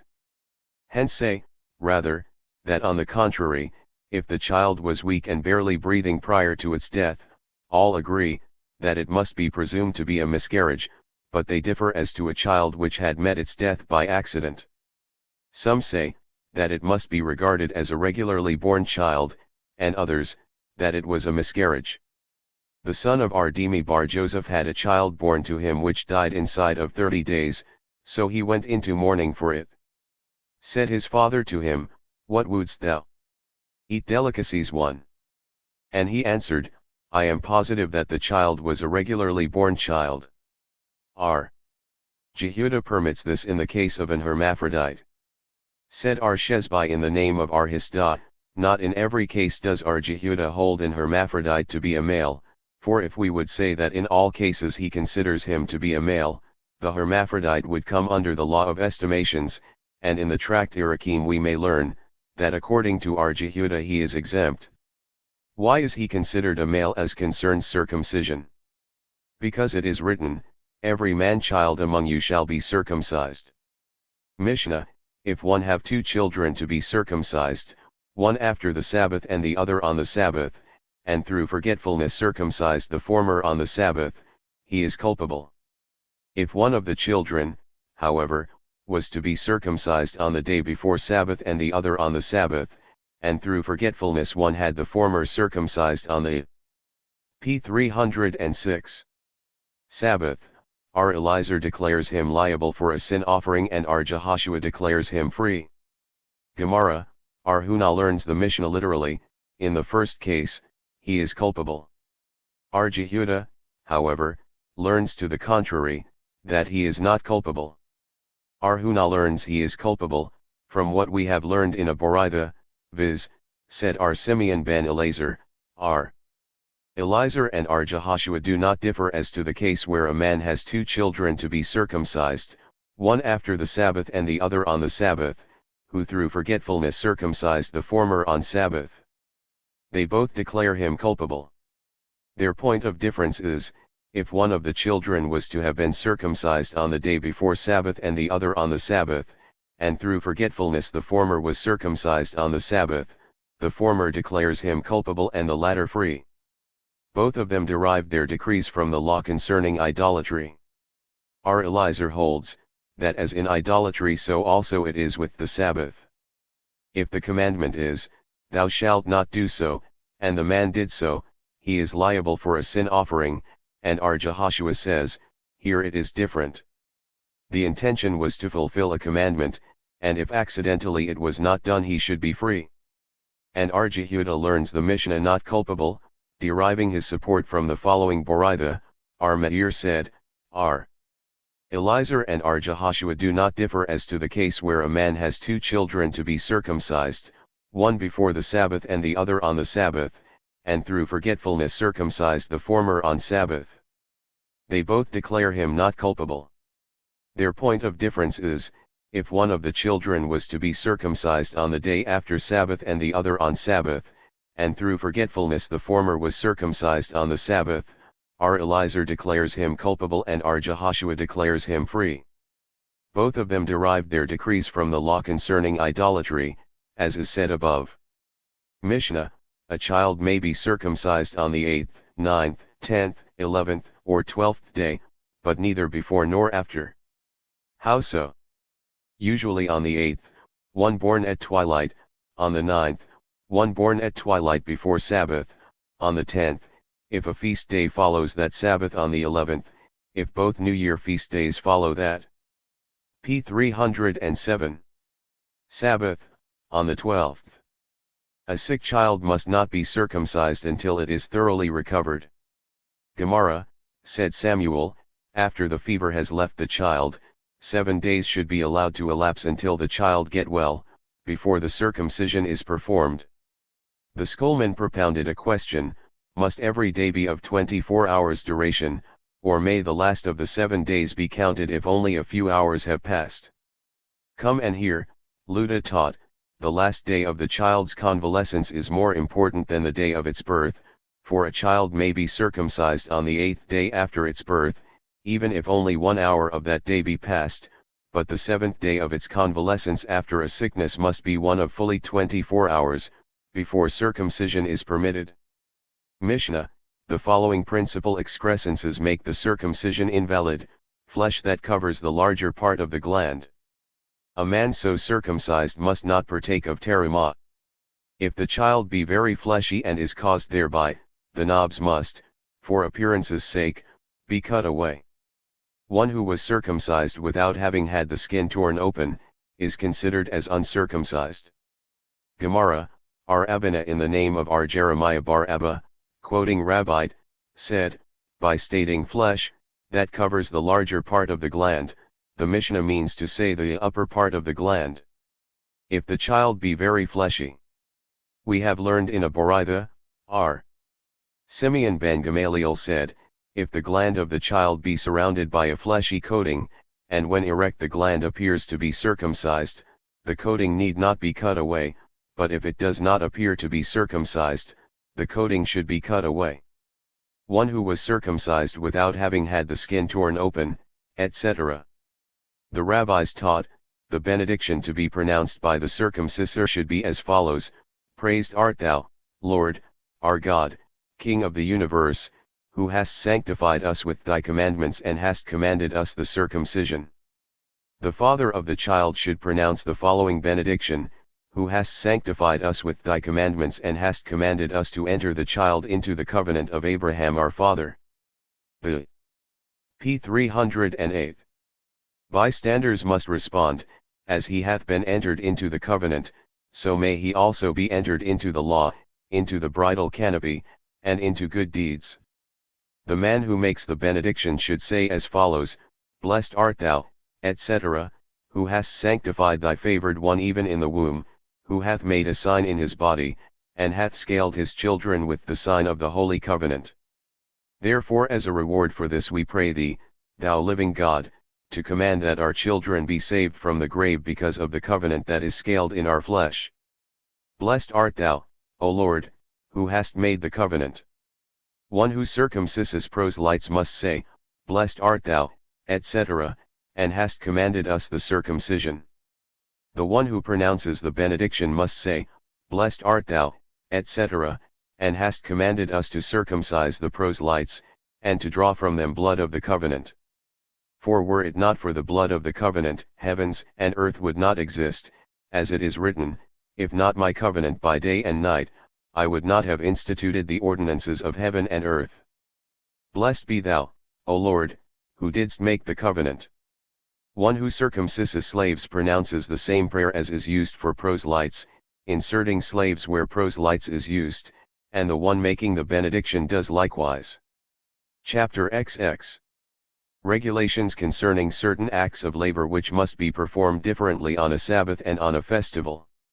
Mishnah, our Eliezer says, one may stretch a wine filter over a vessel on a feast day, and on the Sabbath one may pour wine into it, if it was already fastened. The sages say, one must not stretch it on a feast day, and on Sabbath one must not pour into it, but the latter act is allowed on a feast day. Gemara, how is it possible that our Eliezer should decide, that one may stretch a wine filter, etc., on a festival, if he does not even allow a window blind to be added to a temporary tent, as is explained by Rabbi Bar Hannah in the name of our Yohanan? In that case he does not even allow the addition of a blind, and here he permits the stretching of a filter to commence with? Our Eliezer holds as our Jehuda, as we have learned in a Boraitha, there is no difference between the Sabbath and the festival, except that the preparation of food is permitted on the latter. Our Jehuda, however, even permits the arrangements for the preparation of food. What arrangements for the preparation of food are we aware of, that our Jehuda permits? Such as cannot be made at any time before the festival, but did we hear of his permitting the arrangements for the preparation of food that could be made before the festival, to be made on the feast day?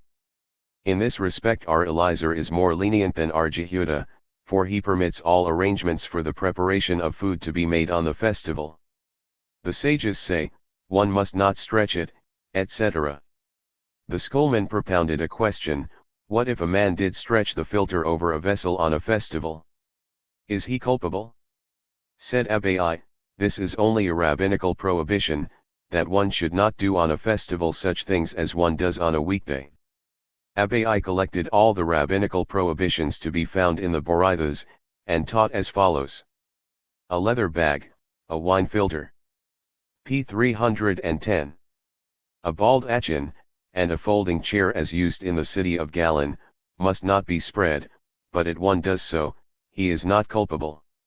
Tents, however, which are permanent, must not be put up, and if a man does this he is culpable. One way, however, set up an ordinary bed, a chair, a tripod, and a stool with impunity. One must not pour wine into it, etc. The schoolman asked, what if a man did pour wine into it? Is he culpable? Said our Kahana, yeah, he is liable to bring a sin offering. Our Shishate opposed this. Have ye ever seen that our Eliezer should permit a certain thing to be done to commence with, which the rabbis hold would make one liable for a sin offering? Our Joseph interposed, why not? Have we not learned, in the case of a woman who went out with a golden ornament, that our Meir held her liable for a sin offering and our Eliezer permitted her to go out with it to commence with? Said Abai to him, dost thou think that our Eliezer opposes our Meir in the above passage?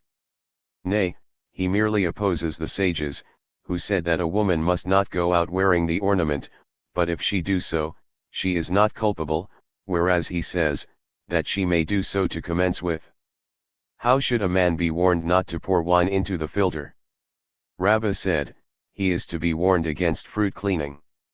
Arzera said, against sifting. Said Rabbah, it seems to me that my decision is more in conformity with reason, for as in fruit cleaning the good fruit is separated from the bad, so it is also in this case, he separates the clean wine from the lees. Said Arzera, it seems to me that my decision is more in conformity with reason, because as in sifting the good falls to the bottom and the bad remains in the sieve, so it is also in this case, the good wine falls into the vessel, while the lees remain in the filter. Rami the son of Ezekiel taught, a folded garment should not be spread on poles to serve as a sunshade, but if a man do this, he is free. If, however, a string or a hanger was already attached to the garment with which it could be fastened to the poles, this may be done to commence with. R. Kahana asked of Rabbi, what is the law regarding a bald achin? And he answered, even a bed is not permitted. p. 311. R. Kahana then inquired, what is the law regarding a bed? And Rabbi answered, even a bald achin is allowed. What is the law regarding a bed and a bald achin? A bed is allowed but a bald achin is not allowed. In spite of this, there is no difficulty. In not permitting even a bed, Rabbi had reference to a folding bed as used by the Carmenites, and where he said, even a bald achin is allowed, he had reference to a bald achin as described by Rami bar Ezekiel, i.e., one which had strings attached to it. In saying, a bed is allowed and a bald achin is not allowed, he meant to say, that an ordinary bed, such as is generally used, may be set up, but a bald achin, that had no strings or hangers attached, must not be set up. Said R. Joseph, I have seen the bald achins in the house of Arhuna, at night they were folded up and in the morning they were all set up. Rami bar Ezekiel sent to Arhuna and asked him to impart to him some of the good sayings of Rabbi, 2 concerning the Sabbath and 1 concerning the law. So Arhuna sent him the following sayings, concerning what we have learned in a Boraitha, that a leather bag which had strings already attached may be spread on poles on Sabbath. Rabbi said, that this may be done jointly by 2 men but not by one. One said Abai, a bald achin which must not be set up must not even be set up by the joint efforts of 10 men. What was the other good saying of Rabbi concerning Sabbath? Concerning what we have learned in a Boraitha, that if an iron stove had one leg missing it may be handled, but if 2 legs were missing it must not be handled. Rabbi said, that it must not be handled even if 1 leg was missing, as a precaution lest one might be tempted to fasten the missing leg, and that would constitute building. What was the good saying of Rabbi concerning the law? Rabbi said, there will be a time when the law will be forgotten by Israel, as it is written, then will the Lord render wonderful thy plagues, etc., and I could not understand what is meant by wonderful plagues, but it is written, therefore, behold, I will do yet farther a marvelous work, doing wonder on wonder, so that the wisdom of their wise men shall be lost, and the understanding of their prudent men shall be hidden. P. 312. The rabbis taught, when our teachers went into the vineyard at Jamnia, they said that the law would be forgotten by Israel, as it is written, behold, days are coming, saith the Lord Eternal, when I will send a famine in the land, not a famine for bread, nor a thirst for water, but to hear the words of the Lord, and they will wander about from sea to sea, and from the north even to the cast, they will roam about to seek the word of the Lord, but they shall not find it. By the word of the Lord is meant, halakha, the end of exile, and also the prophecies. 1. In another Boraitha we have learned, our Simeon ben Johai said, may God forbid that the law be forgotten by Israel.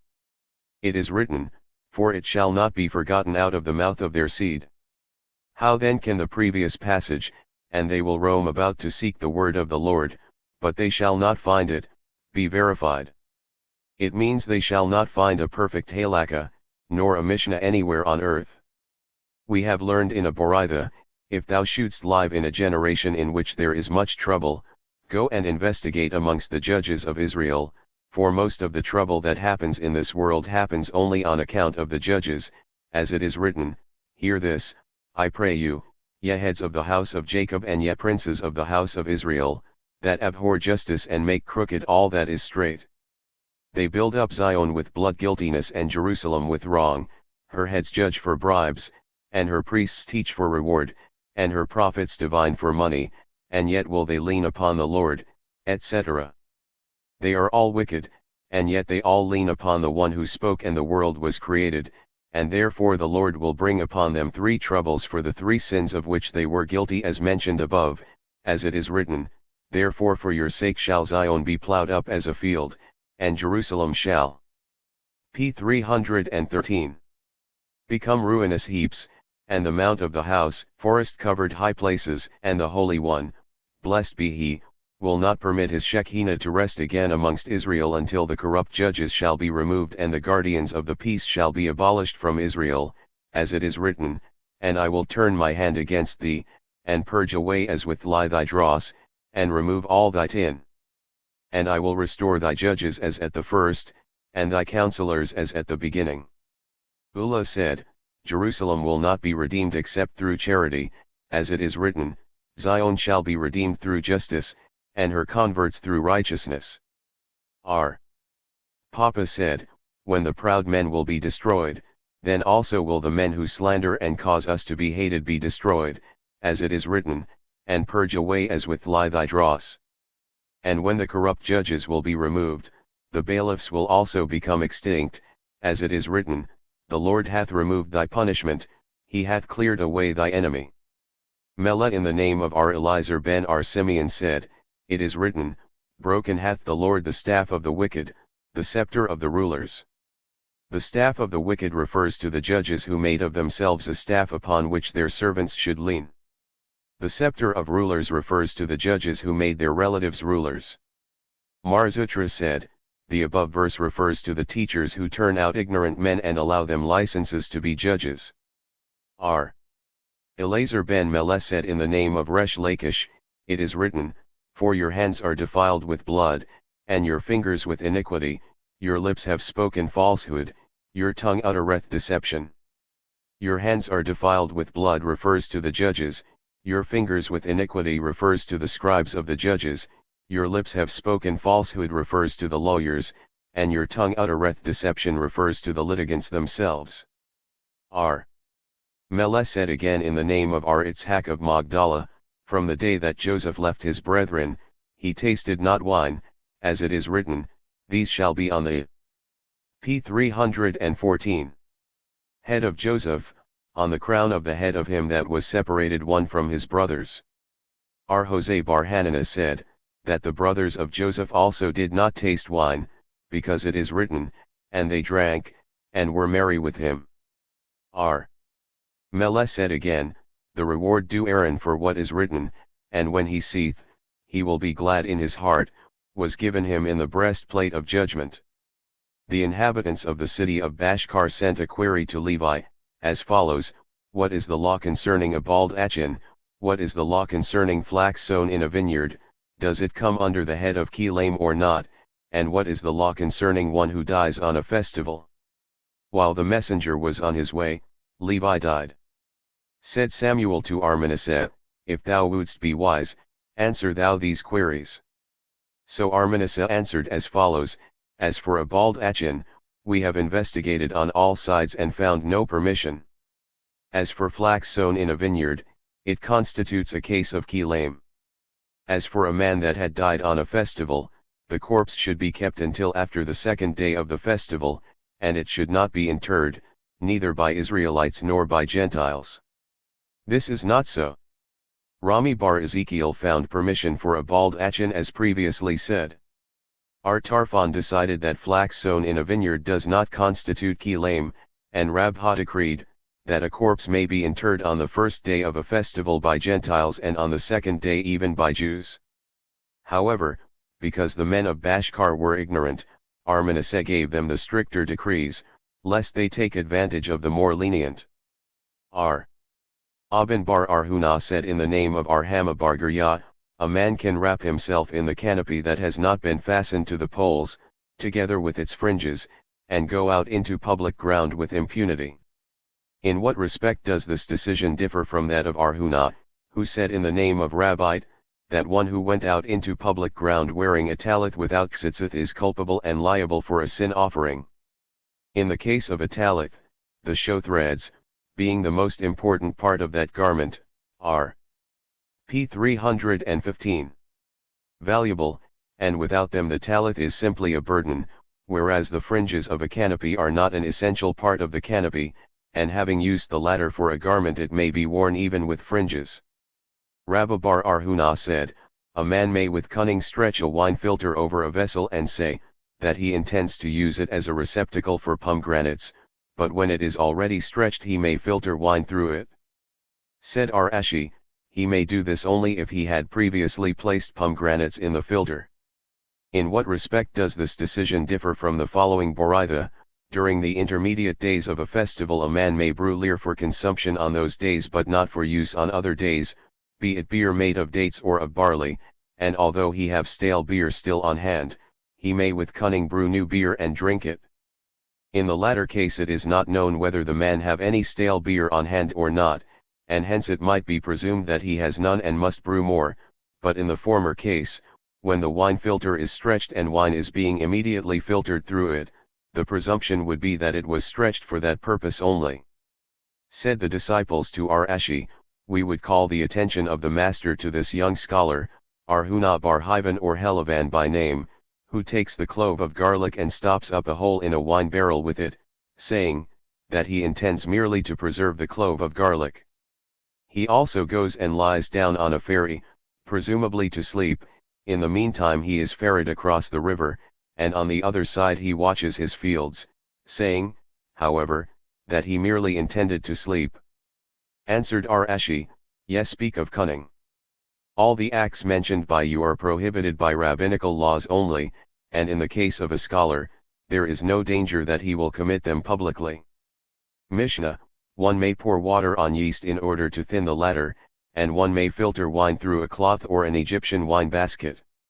One may put a beaten egg in a sieve. One may also make honey wine on Sabbath.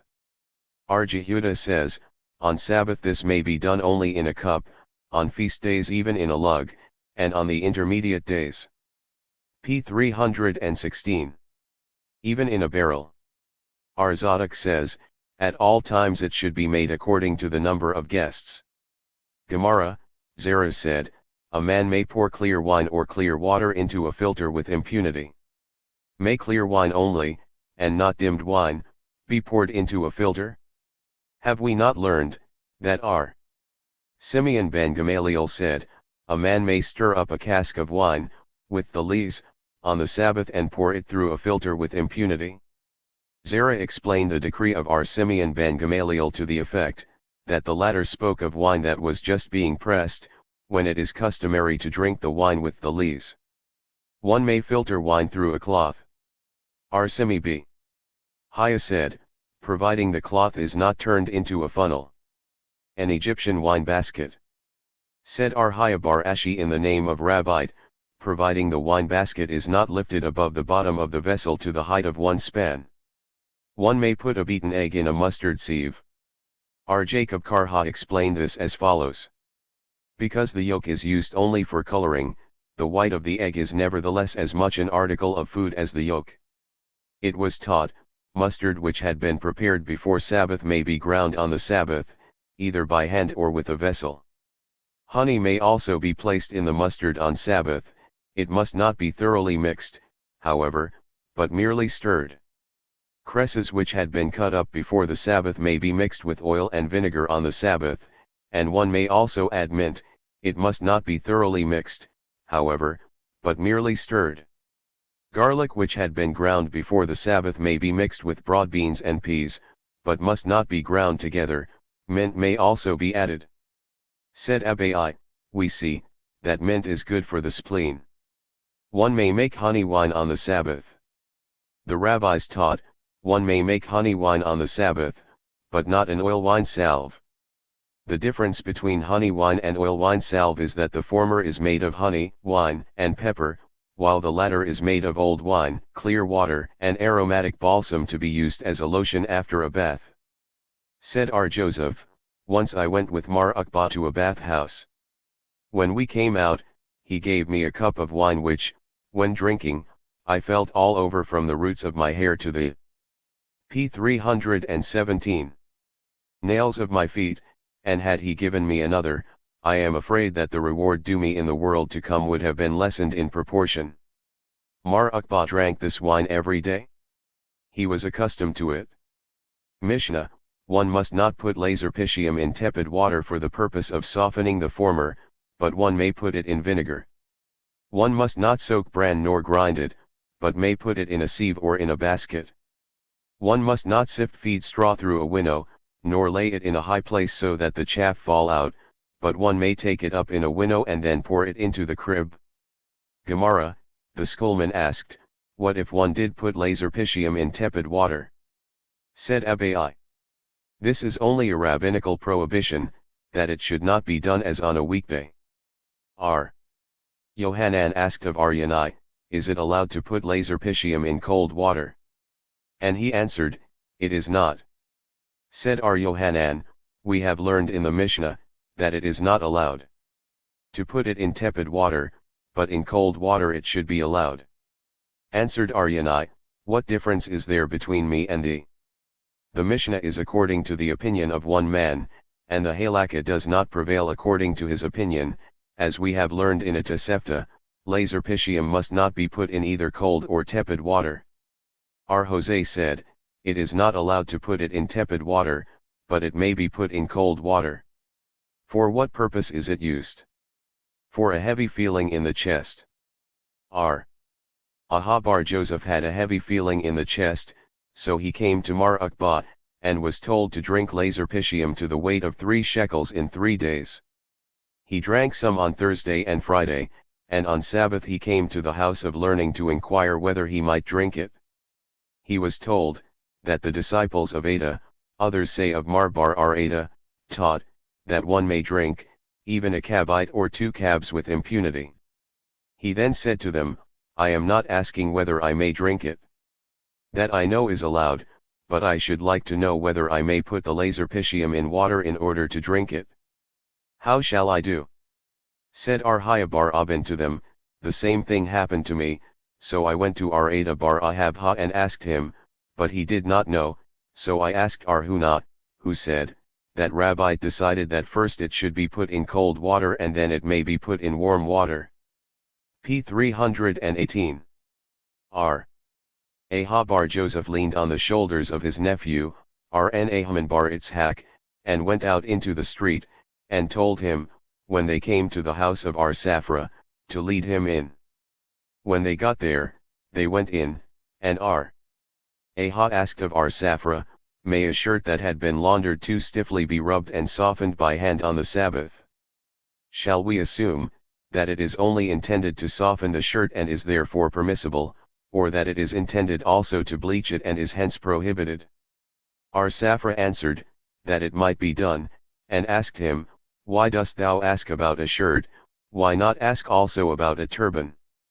I have already asked concerning a turban of Arhuna, and he said, that it is not permitted. Why, then, didst thou come to ask about a shirt? Thou couldst have inferred, from the turban, that the other was also not permitted. Answered Aha, a turban is bleached by unfolding and rubbing, but a shirt is not.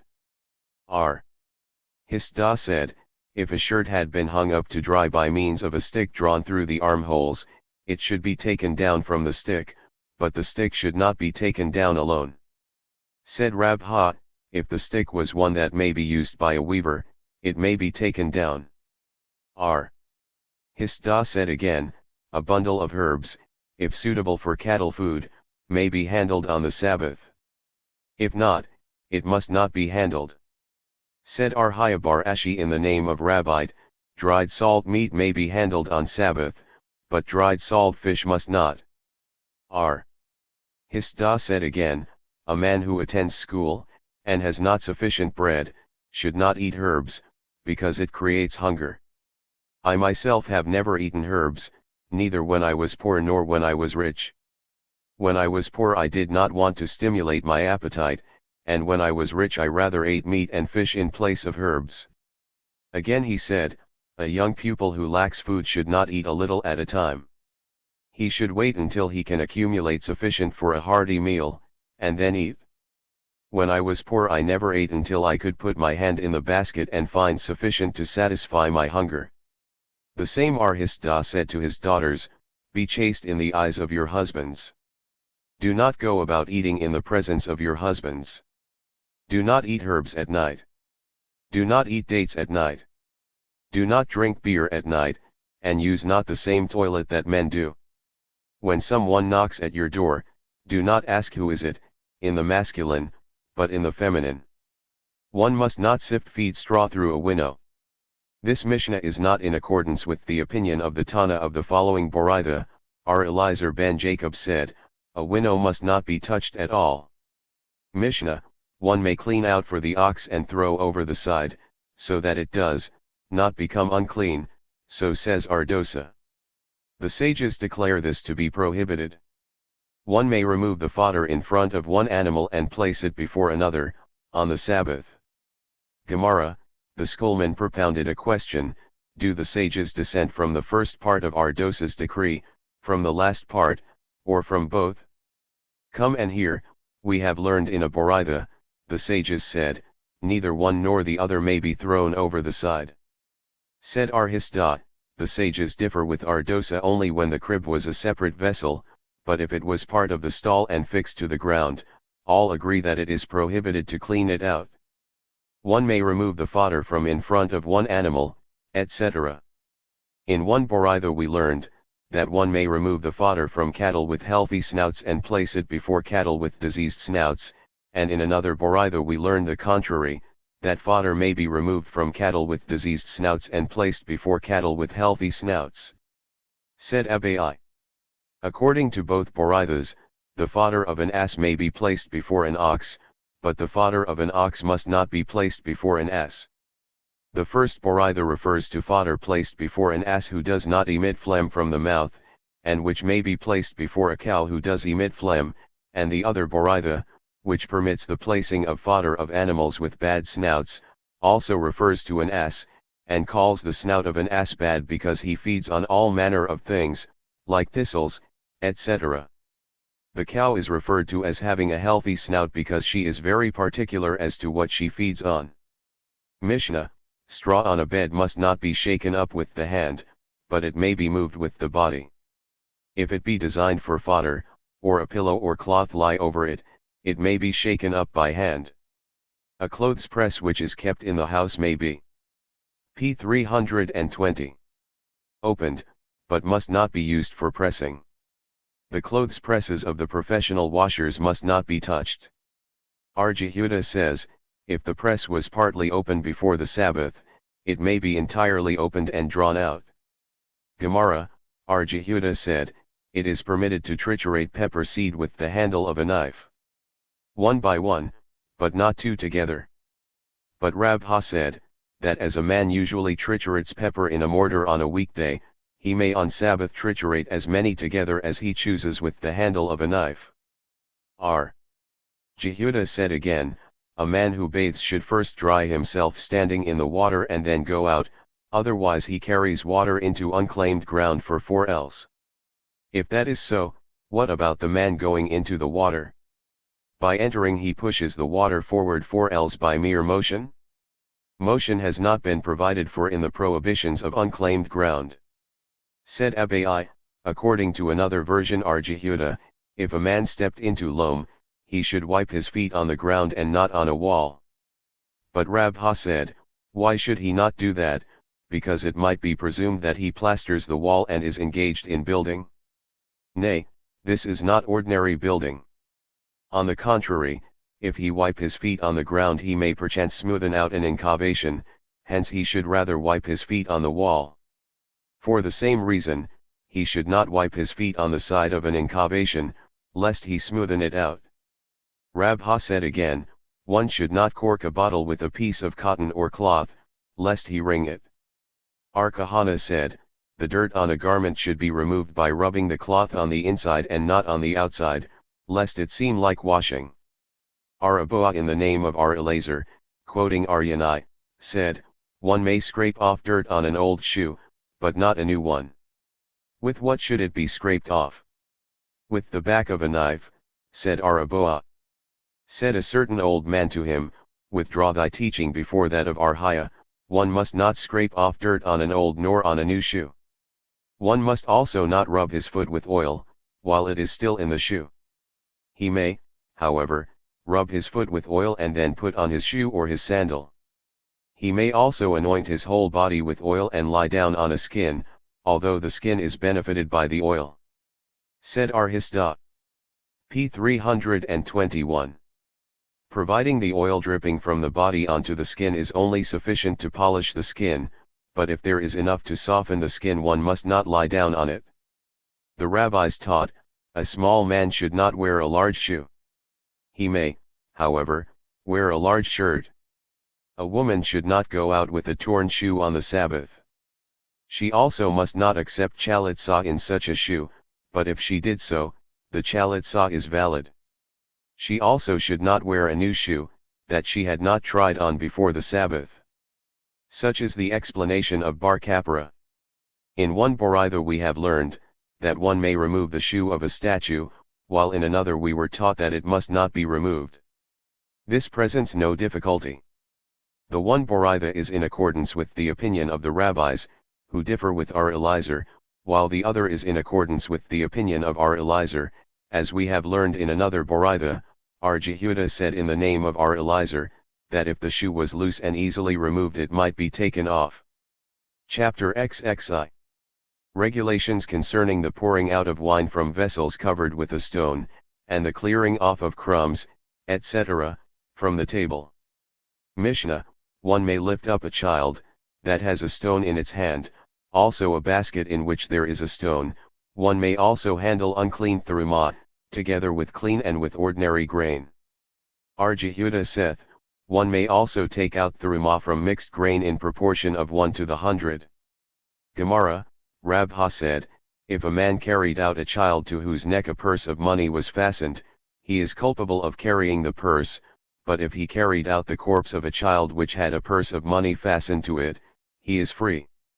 Why is the man culpable in the first instance, for the carrying of the purse and not for carrying the child?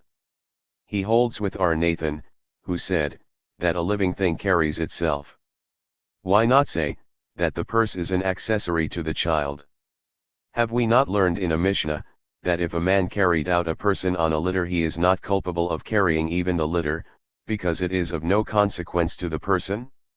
A litter is regarded as of no consequence to the person, but a purse is not held to be part of a child. Why, in the second instance, is the man not culpable for carrying the corpse of the child? Rabha holds, with our Simeon, that every labor which is not performed for its own sake does not make a person culpable. An objection was made, one may lift up a child with a stone in its hand. The disciples of Aryanai explain this as follows: a child is referred to that yearns for its father, and if it were not carried it would become sick. The stone is no hindrance to its being carried. If that is the case, why is a stone mentioned? Why not money? Did not Rabha say, that the child may be carried if it p. 323 have a stone in its hand, but not money? That is simple. If the stone fall to the ground the father will not pick it up, but if money falls he will pick it up. We have been taught by a Boraitha in support of Rabha, if one carry his clothes, folded, on his back, or his sandals or his rings in his hand, he is culpable. If he wear them, however, he is free. If he carry out a man dressed in clothes, sandals, and rings, he is also free, but if he carried the clothes, sandals, or rings alone, he would be culpable. A basket in which there is a stone, etc. Why should a man not be culpable for carrying it? Is not the basket a basis for a prohibited thing? Said Arhaya Ashi in the name of Rabha, here a basket is spoken of which is broken, and where the stone fills in the gap, making the basket whole. One may also handle unclean heave offerings. Said Arhista, when may unclean heave offerings be handled? If the clean heave offering be at the bottom and the unclean on top, the unclean may be removed, but if the clean be on top, it may be removed, and the unclean must remain untouched. If the unclean be on top, let it be thrown off until the clean is reached. Answered Arila, Rabbi said, here fruit is spoken of, that would be spoiled by being thrown off. An objection was made, we have learned in a Boraitha, unclean heave offerings may be handled with clean and with ordinary grain, it makes no difference where it lies, on the top or at the bottom. This is a refutation of Arhista. Arhista might say, that our Mishnah treats of a heave offering that is needed for food, while the Boraitha treats of a heave offering when the space it occupies is needed. What impels Arhista to explain the Mishnah in that manner? Said Rabha, from the latter part of the Mishnah it seems to be in the sense explained by him, for that part of the Mishnah says, that if money lie on a bolster, the bolster may be turned so that the money shall fall down, and Rabbi Bar Hana in the name of Ar Yohanan explained, that such is the case only if the bolster itself be needed, but if the space occupied by the bolster is required, one may lift the bolster, with the money, and deposit it elsewhere. Now, if this part of the Mishnah refers to the demand for the object itself, the first part does likewise. R. Jehuda saith, one may take theruma from mixed grain in proportion of 1 to the 100. How can this be done? In doing it, one would make a useless thing useful, and that is not permitted. Our Jehuda holds with our Simeon ben p. 324. Elazar, who declares, that one may look upon one side of a mixed grain pile and consider it theruma, and eat from the other. How can it be said, however, that our Jehuda holds with our Simeon ben Elazar, for have we not learned in a Boraitha, that they differ on this question, the former holding that one may take a measure of grain from the pile, of 1 to the 100, set it aside as theruma, and use the remainder, while the other says, that one should look upon one side of it and eat from the other. Our Yehuda is even more lenient, for he permits all of it to be used after a measure had been set aside, while our Simeon permits only part of it to be used. Mishnah, if a stone lie at the opening of a barrel, the barrel may be bent over, so that the stone fall down. If the barrel stand amongst other barrels, it may be lifted and then bent over, in order that the stone fall down. If money lie on a bolster, the bolster may be turned, so that the money fall down. If dirt be found on the bolster, it may be cleaned off with a rag, and if the bolster be of leather, water may be poured on it until the dirt is removed. Gemara, said Arhuna in the name of Rabbi, the Mishnah refers to a case where the stone lying at the opening of the barrel was left there by accident. If it was placed there purposely, the barrel becomes a basis to a prohibited thing and must not be handled. If the barrel stand amongst other barrels, etc. Who is the Tana who holds, that where there are both a permissible and a prohibited thing we must engage ourselves only with the permissible thing and not with the prohibited?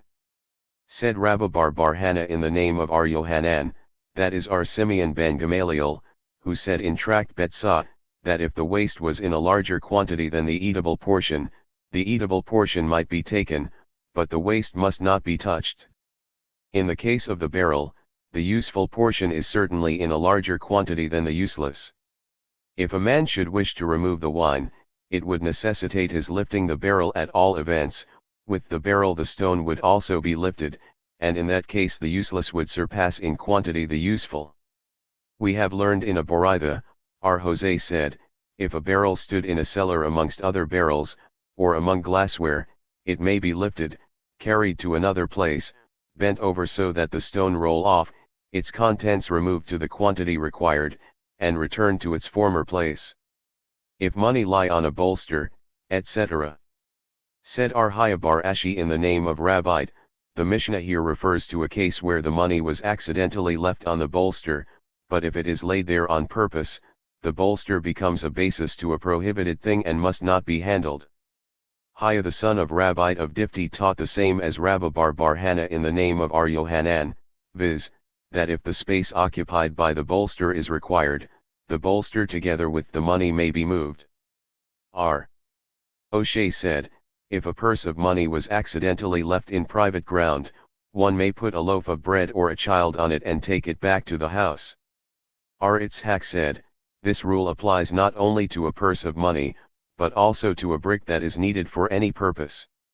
Said R. Jehuda Bar Shila in the name of Arasi, that a box of money was once forgotten in the market and Ar Yohanan was asked what was to be done. He ordered them to place a loaf of bread or a child on it, and take it in.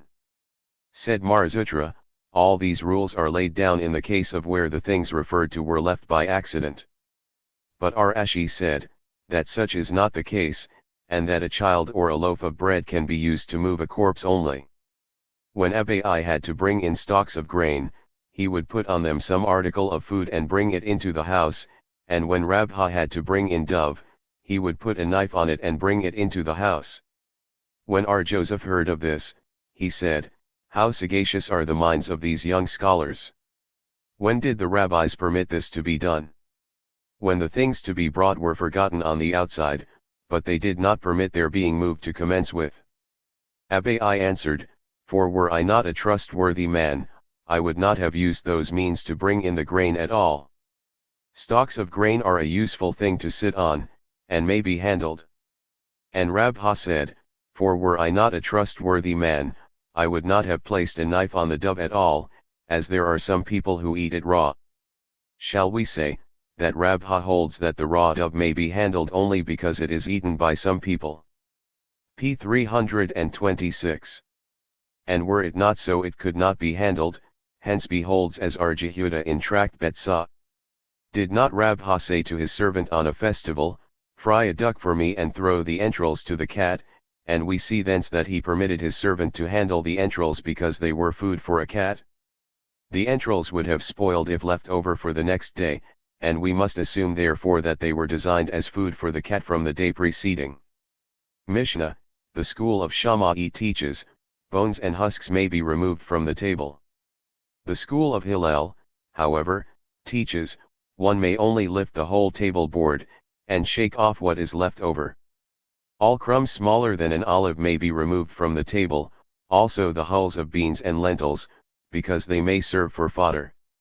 It is allowed to use a sponge for wiping, providing it has a handle made of leather, otherwise, it is not allowed. At all events, one may handle a sponge on the Sabbath, and it is not subject to defilement. Gemara, said R. N. Ahman, we know that the school of Shammai holds to the opinion of R. Jehuda, and that the school of Hillel holds to the opinion of R. Simeon. The dictum of the school of Shammai should be credited to the school of Hillel, and vice versa. Hulls of beans, etc.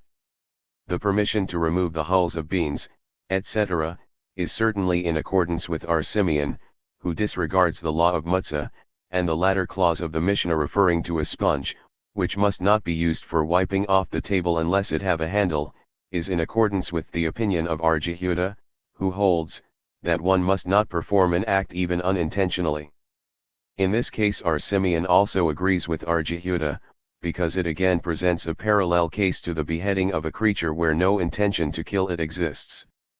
The pits of dates to which some of the meat adheres may be handled, and those of Parziasa one must not be handled. Samuel used to handle the latter with bread, holding to his opinion that anything at all may be done with bread. Rabbah would hold them with a pitcher of water. Our Shishate would throw them out by means of his tongue, and our Papa would throw them underneath the bed. It was told of our Zacharias ben Achulos, that he would turn his face towards the back of the bed and throw them out with his tongue. Chapter XXII. Regulations concerning preparation of food and beverages.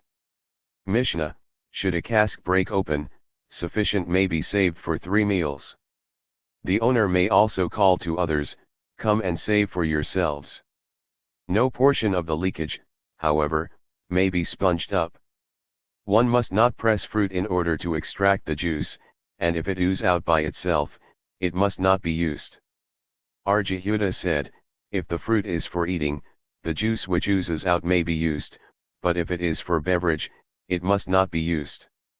If honeycombs be broken on the eve of Sabbath and the honey ooze out, the honey must not be used. R. Eliezer, however, permits this. Gemara, we have learned, that wine must not be soaked up with a sponge, and oil must not be dipped with a spoon, in the same manner as it is done on weekdays.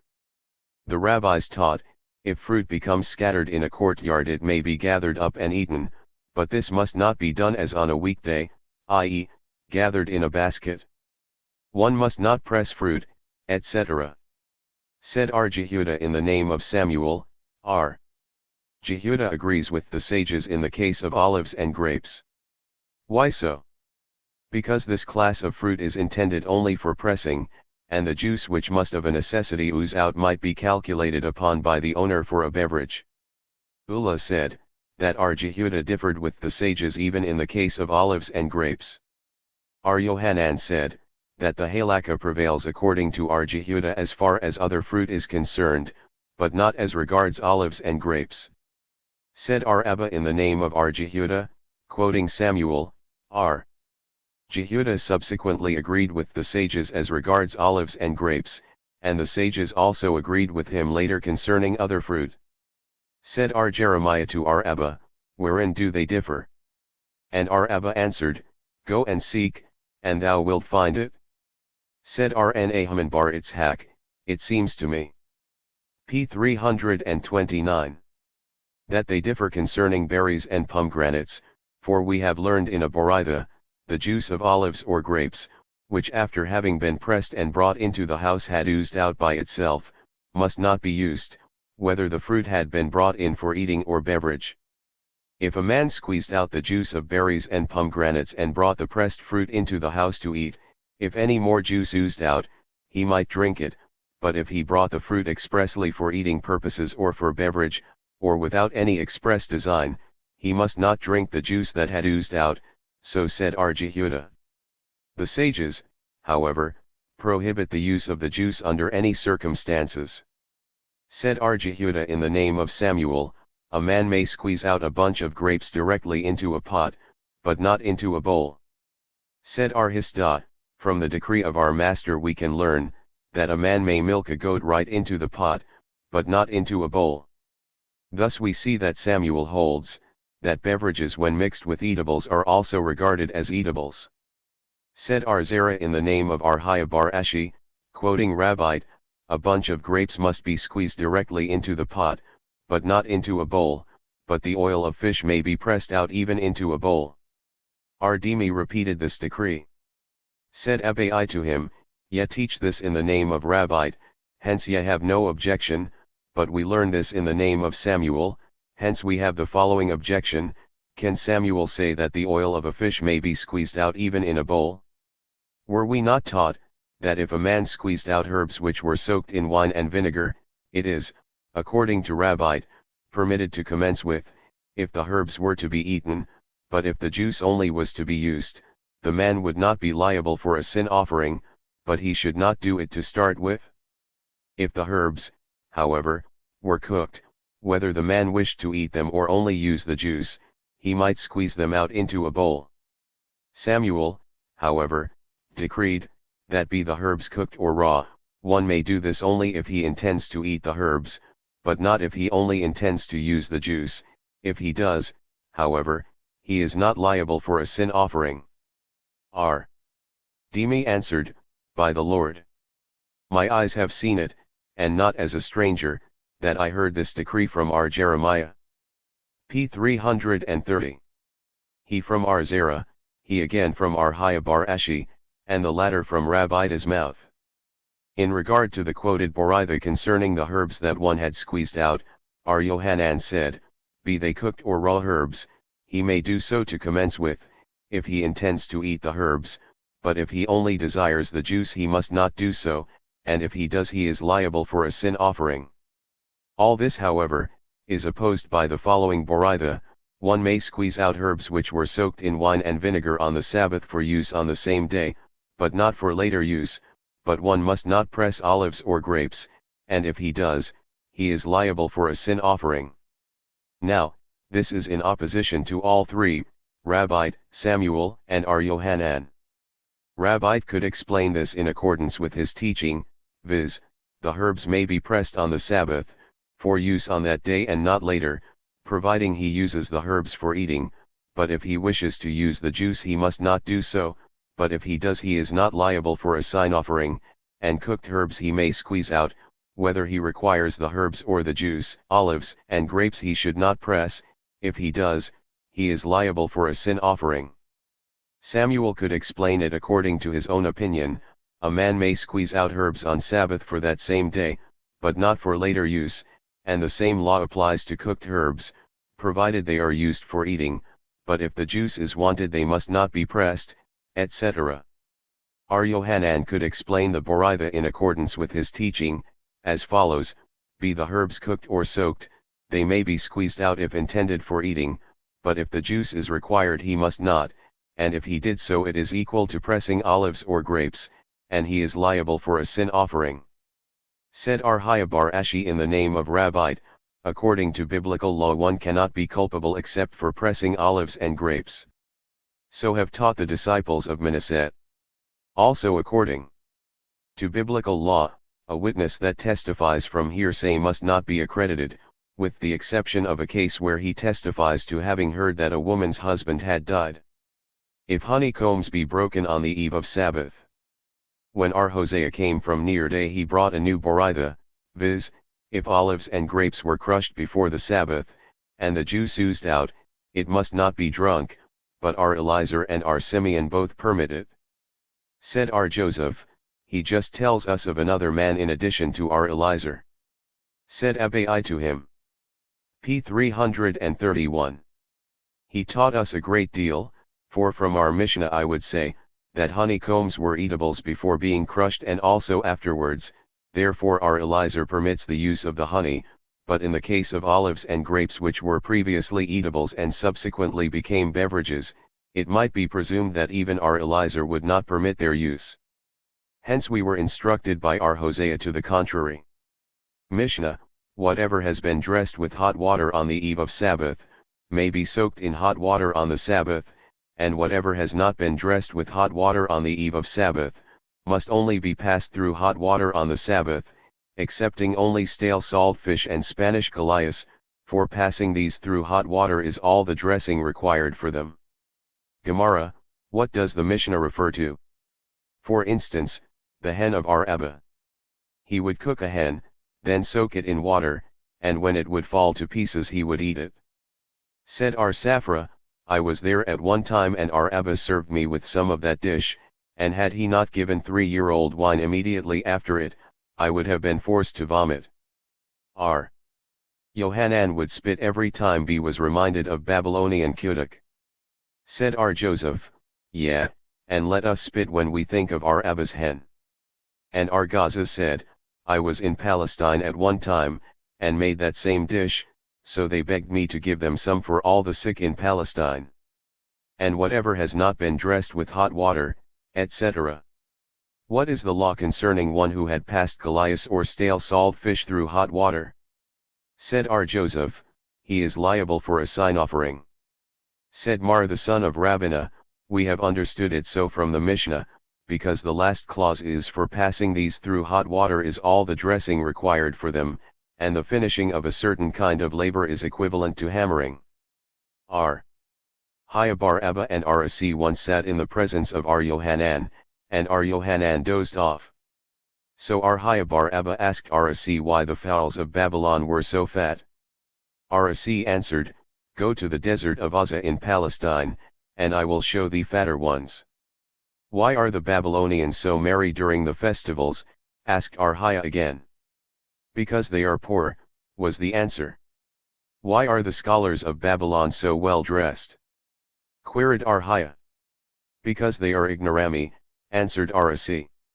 At that moment our Yohanan awoke, and said to them, youngsters, did I not tell you, that it is written, say unto wisdom, thou art my sister, which means, if a thing is as certain to thee as the fact that thou canst not marry thy own sister, then say it.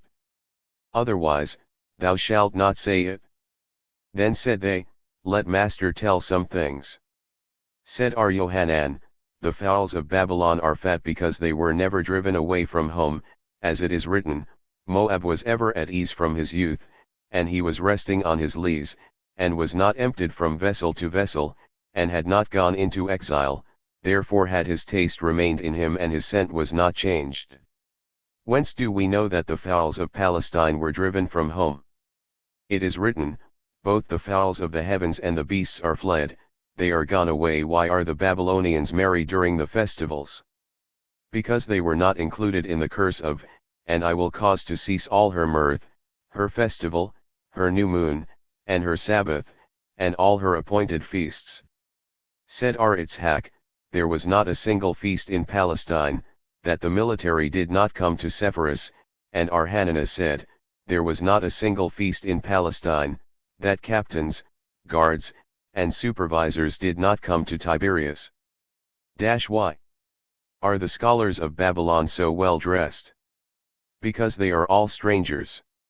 As the saying goes, in a city where a man is known, he may wear whatever he chooses, but where he is not sufficiently known he should dress well.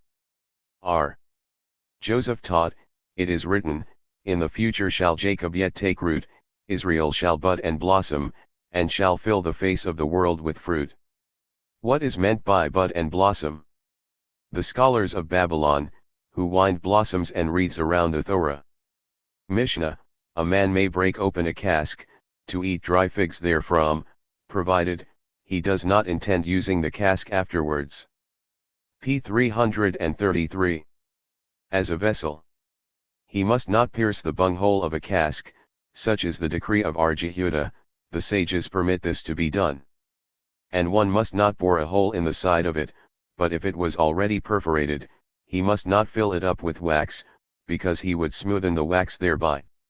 Said our Jehuda, such a case was brought before our Yohanan ben Sachai, at Arab, and he observed, I doubt whether that act does not involve liability to bring a sin offering. Gemara, said our Oshay, when may a man hold a dirk to open a cask of figs? If the figs are very tightly packed, for then he would have to use a knife or a dirk to get the figs out, but if they were packed loose he must not use a knife to open the cask.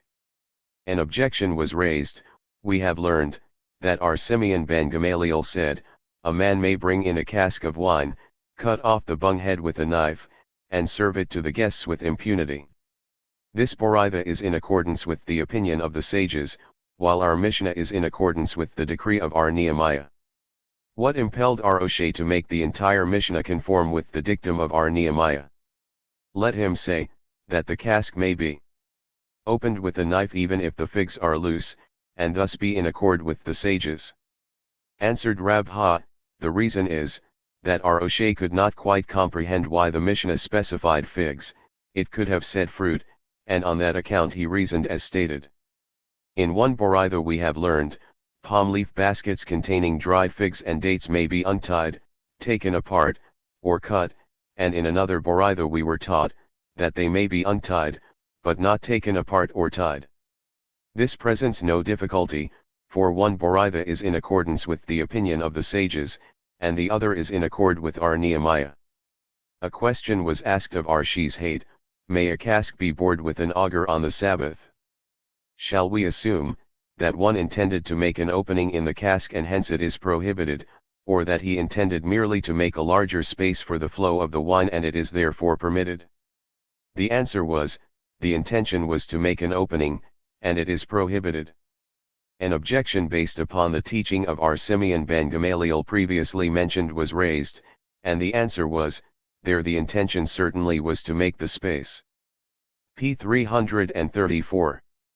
Larger, while here it is obvious that the intention was to make an opening, otherwise, he would have broken open the cask with a knife. One must not pierce the bunghole of a cask. Said Arhuna, they differ only in reference to the top of a bunghole of a cask, but as for the side, all agree that it is not allowed, and this is carried out by the later clause in the Mishnah, viz., and he must not bore a hole in the side of it. Arhista, however, said, they differ only as far as boring a hole in the side of the bunghole is concerned, but as for the top, all agree that it is permitted, and the later clause of the Mishnah means to state that one must not bore a hole in the side of the cask itself. The rabbis taught, one must not bore a new hole on Sabbath, but if it was already made he may enlarge it, and others say, that he must not enlarge it, but all agree, that if the hole was merely stopped it may be reopened. The first Tana prohibits the boring of a new hole, because thereby an opening is made. Does not enlarging a hole improve the opening? Said Rabbah, according to biblical law, an opening through which one cannot enter or go out is not considered a door, but the rabbis made this a precaution on account of chicken coops, the holes of which are made for the purpose of admitting fresh air and emitting the fowl. Enlarging a hole, however, is permitted, because one would enlarge a hole in a chicken coop, lest an ichneumon should enter and kill a chicken. Why do some say, then, that holes should not even be enlarged? Because it might be that one did not make the hole in a chicken coop large enough, and would enlarge it. R.N.A. Haman taught in the name of R. Yohanan, that the halakha remains according to the last dictum. All agree, that a hole which had been stopped up may be reopened. Said R. Jehuda in the name of Samuel, this was said only in the case of where a hole had been stopped to preserve the aroma of the wine. If, however, the hole was stopped up in order to strengthen the cask, it must not be reopened. What is meant by preserving the aroma and by strengthening the cask? Said Arhista, if the hole was on top of the cask and was stopped up, it was for the purpose of preserving the aroma, but if at the bottom, it was for the purpose of strengthening the cask. Rabha said, if it was at the bottom, it was also only for the purpose of preserving the aroma, and only if p. 335. The hole was stopped up right underneath the lees of the wine, it was for the purpose of strengthening the cask. Rabbi prohibits the inserting of a faucet into a cask, and Samuel permits it. All agree, that cutting a hole in the cask for the purpose of inserting a faucet is prohibited, and that replacing the faucet, if once removed, is permitted. They differ, however, only when a hole had already been made in the cask before the Sabbath, but it was not quite fit for the faucet. Those who say that it is prohibited, do so as a precaution lest one cut a fresh hole, while those that permit this to be done say no precautionary measure is necessary. This is like the following difference between Tannim. We have learned that a screw must not be fitted on a festival, much less on a Sabbath, but if it fall out it may be replaced on Sabbath, and so much more on a festival, and our Yashia makes the ordinance more lenient. What does our Yashia make more lenient? Shall we assume that he refers to the first part and permits a screw to be cut? In that event, he would be improving a vessel, and that is certainly not allowed.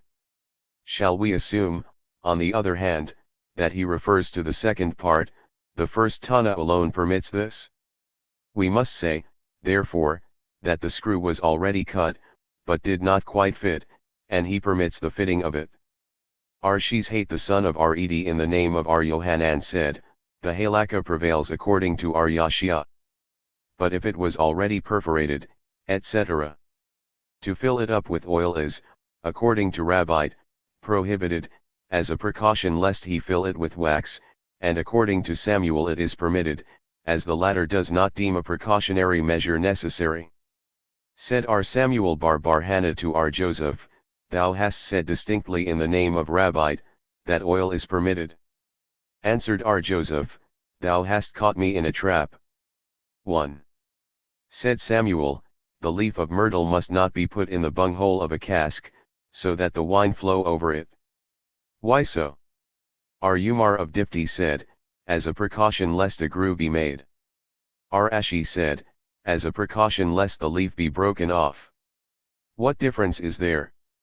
The difference is in the case of a leaf that had already been broken off. P. 336. Is it permitted to wrap oneself in a bolster in public ground and bring it into private ground? Rabbi prohibits this and Samuel permits it. If the bolster were soft and could be folded, they do not differ, all agreeing that it is permitted. If it were hard and could not be folded, all agree that it is prohibited. They differ only concerning a bolster that was neither soft nor hard, but a medium between the two. One says, that it appears like a burden and should not be carried, while the other holds that it is not a burden and may be carried, and the opinion just ascribed to Rabbi was not stated by him expressly, but was merely inferred from the following incident. Rabbi came to a certain place and found that he lacked room, so he went out into a lane, and when a bolster was brought to him he would not sit down on it. Those who saw this inferred therefore that he did not hold it to be permissible. As a matter of fact, this was not so. Rabbi had it proclaimed that a bolster was allowed to be used, but in honor of the masters who were with him he would not sit down on that bolster. Who were those masters? Ar Kahana and Arasi. Mishnah, one may put cooked victuals into a cave for the purpose of preserving them, also put clean water into water that is not drinkable, in order to keep it cool, likewise cold water into hot water, in order to warm the former. One whose clothes have dropped into the water while on the road, may unhesitatingly go on with them. As soon as he arrives at the outmost court, he may spread his clothes in the sun to dry, but he must not do this publicly. Gemara, is this not self-evident? One might say, that there should be a precaution against grating any incavations that might be in the cave, hence we are told that such is not the case. Clean water into water that is not drinkable, etc. Is this not self-evident? Yeah, but this is taught on account of the later clause in the Mishnah, i.e., putting cold water into hot. Is this also not self-evident? One might say, that this should be prohibited, as a precaution lest one also put a vessel containing cold water into glowing cinders to warm, so we are told, that such a precaution is not necessary. One whose clothes have dropped into the water, etc. Said Ar Jehuda in the name of Rabbi. All things which were forbidden on account of causing suspicion among the people should not be done, not only publicly, but even in the innermost recesses of one's rooms. Is this not contradictory to our Mishnah, which says, that one may spread his clothes in the sun, but not publicly? This is a difference between Tannim, For in reference to this Mishnah we have learned in a Boraitha, that both our Eliezer and our Simeon hold, that it is prohibited even when not done publicly. Said our Huna, he who dusts his clothes on a Sabbath is liable for a sin offering. This refers only, however, to a new garment, but not to an old one, and the new garment only when it is black, but garments of other colors may be dusted. Referring to a black garment, it is only then prohibited to be dusted if its possessor is particular about it. Ulla once came to Pumbeditha and he saw the rabbis dusting their clothes on a Sabbath, so he said, the rabbis are violating the Sabbath. So Jehuda said to his disciples, dust your clothes right before his eyes, we are not particular. Abai stood before Joseph. Joseph said to him, give me my hat. And seeing that the hat was very dusty, Abai hesitated to give it to him. So Joseph said, take hold of it and dust it, we are not particular. We have learned in a Boraitha, those who deal in clothes, and carry them folded on their shoulders on Sabbath, are liable for a sin offering. This refers not only to clothes dealers, but also to others. Clothes dealers, however, are mentioned, because that is their usual custom. The same is the case with a merchant who carries out a bag of money.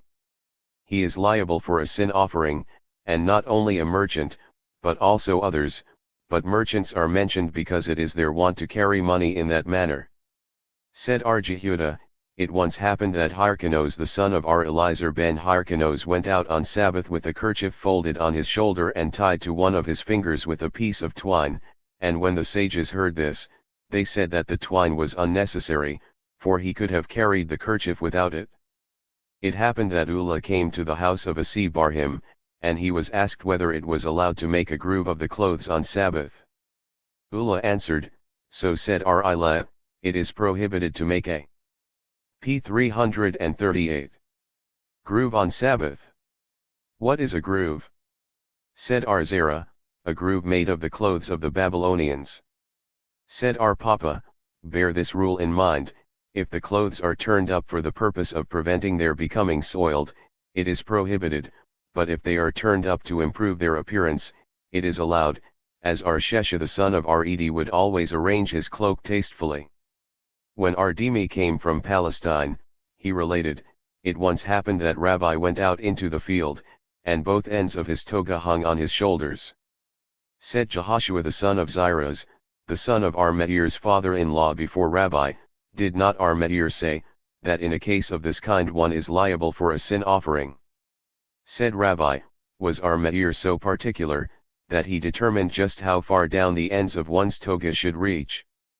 Still he let down his toga, and when Rabban came from Palestine he said, that it was not Jehoshua ben Ziraz who made that remark, but Jehoshua ben Bapuzai the son-in-law of Akiba, and not that Meir said what has just been cited, but that Akiba had said that. Also, that Rabbi had inquired whether Akiba was so particular, and lastly, that Rabbi let down his toga. When Samuel ben Jehuda came from Palestine he said, that Rabbi was only asked concerning such a case. Mishnah, one who bathes in the water of a cavern or in the hot springs of Tiberias, though he wipe himself with 10 towels, must not carry them off in his hand, but if 10 persons wipe themselves, their faces, their hands, and their feet, with 1 towel, they might carry it off in their hands. One may anoint and rub the stomach with the bands, but not so as to cause fatigue. One must not brush the body with a flesh brush or descend into a kerdama. One must not take an emetic, or stretch the limbs of an infant, or put back a rupture. One who has strained his hand or foot must not pour cold water on it, but he may wash it in the usual way. If he thereby becomes cured, it is well. Gemara, the Mishnah teaches, the water of a cavern, in connection with the hot springs of Tiberias, hence it must be, that the water of a cavern is also hot. And again it says, 1. p. 339. Who bathes, and not one may bathe, from which we see, that to commence with, bathing in those waters is not allowed, but merely to rinse oneself is permitted, even to commence with. This is according to the opinion of Simeon. though he wipe himself with 10 towels, etc. The first part of this clause in the Mishnah imparts something new and unexpected in that it teaches, that, although if one man wipe himself with 10 towels, there will be very little water contained in the towels, still he might through thoughtlessness wring them, and the latter part of the clause also imparts something new and unexpected, stating, as it does, that if 10 men wipe themselves with one towel, although the towel will contain a great deal of water, they will mutually remind each other that it must not be wrung.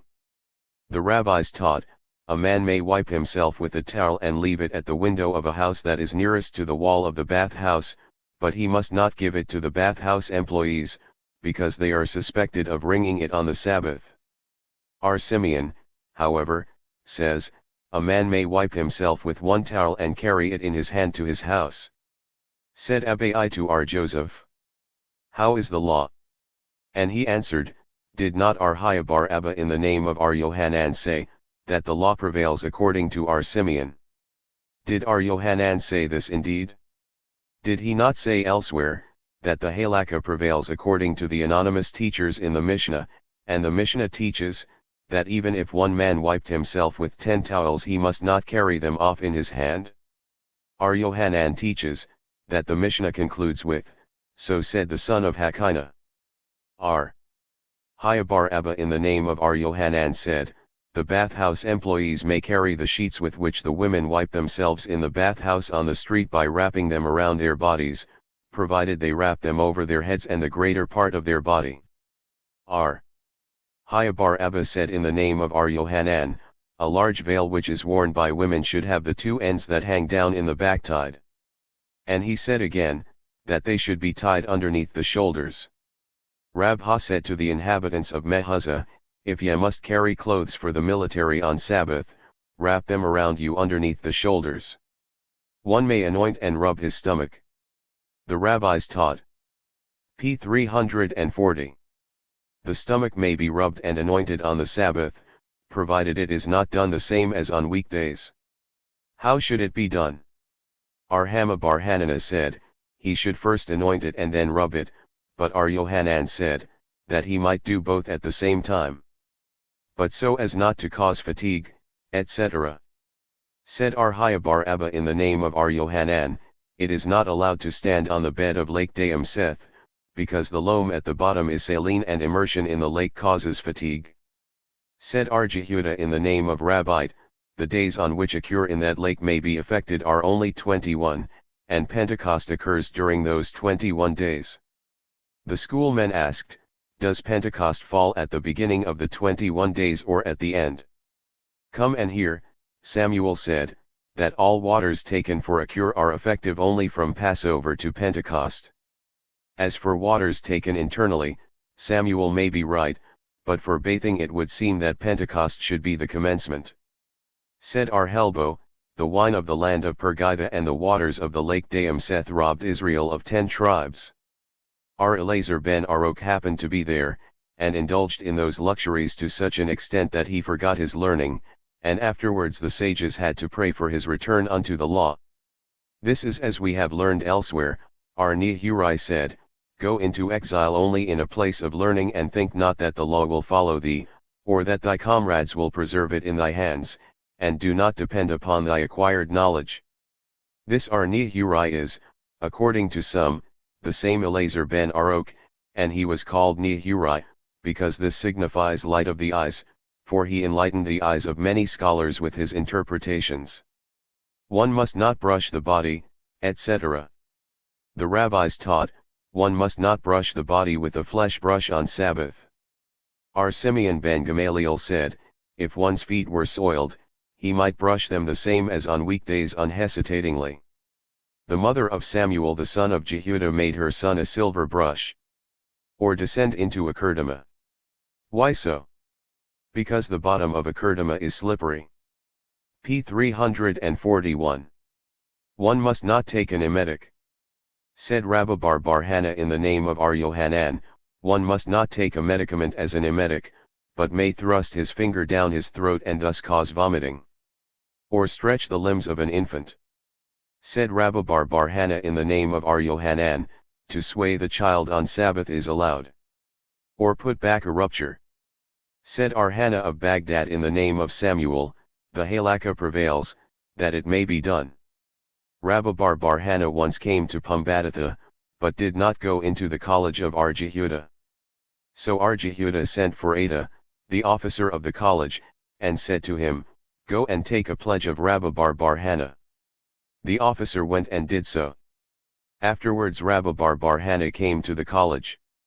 When he came, he heard Arjehuda teach, that a rupture must not be put back on the Sabbath.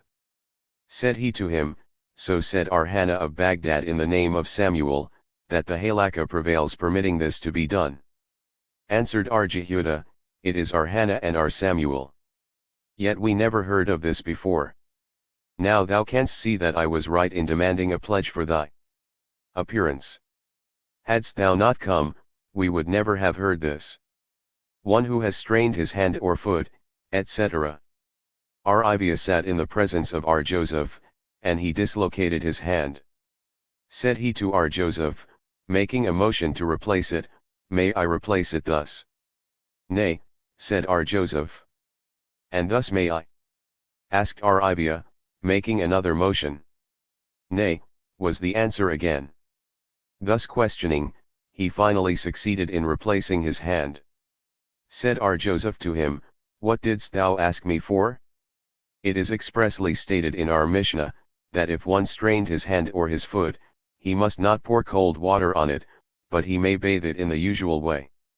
If he thereby becomes cured, it is well. Did we not learn in the same Mishnah that a rupture must not be put back, and still Samuel permitted it to be done?" asked Arivia.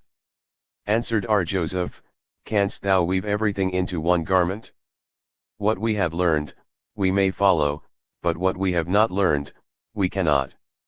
Chapter XXIII. Regulations concerning borrowing, casting lots, waiting for the close of the Sabbath, and attending to a corpse.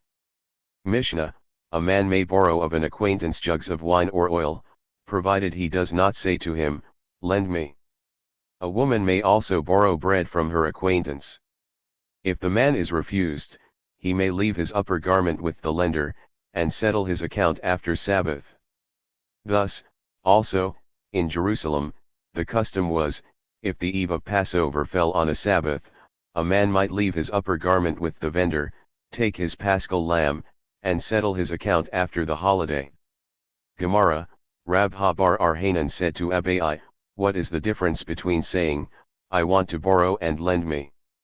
Answered Abai, "The difference is, if a man says, 'I want to borrow,' he usually returns what he has borrowed and the lender will not be compelled to write it down, but if he says, 'Lend me,' the lender generally writes down what he has lent." Said Rabbah again, "During the week it makes no difference, the lender is not particular whether one says, 'I want to borrow,' or 'lend me.' He writes it down just the same dash, then why should a distinction be made on Sabbath?"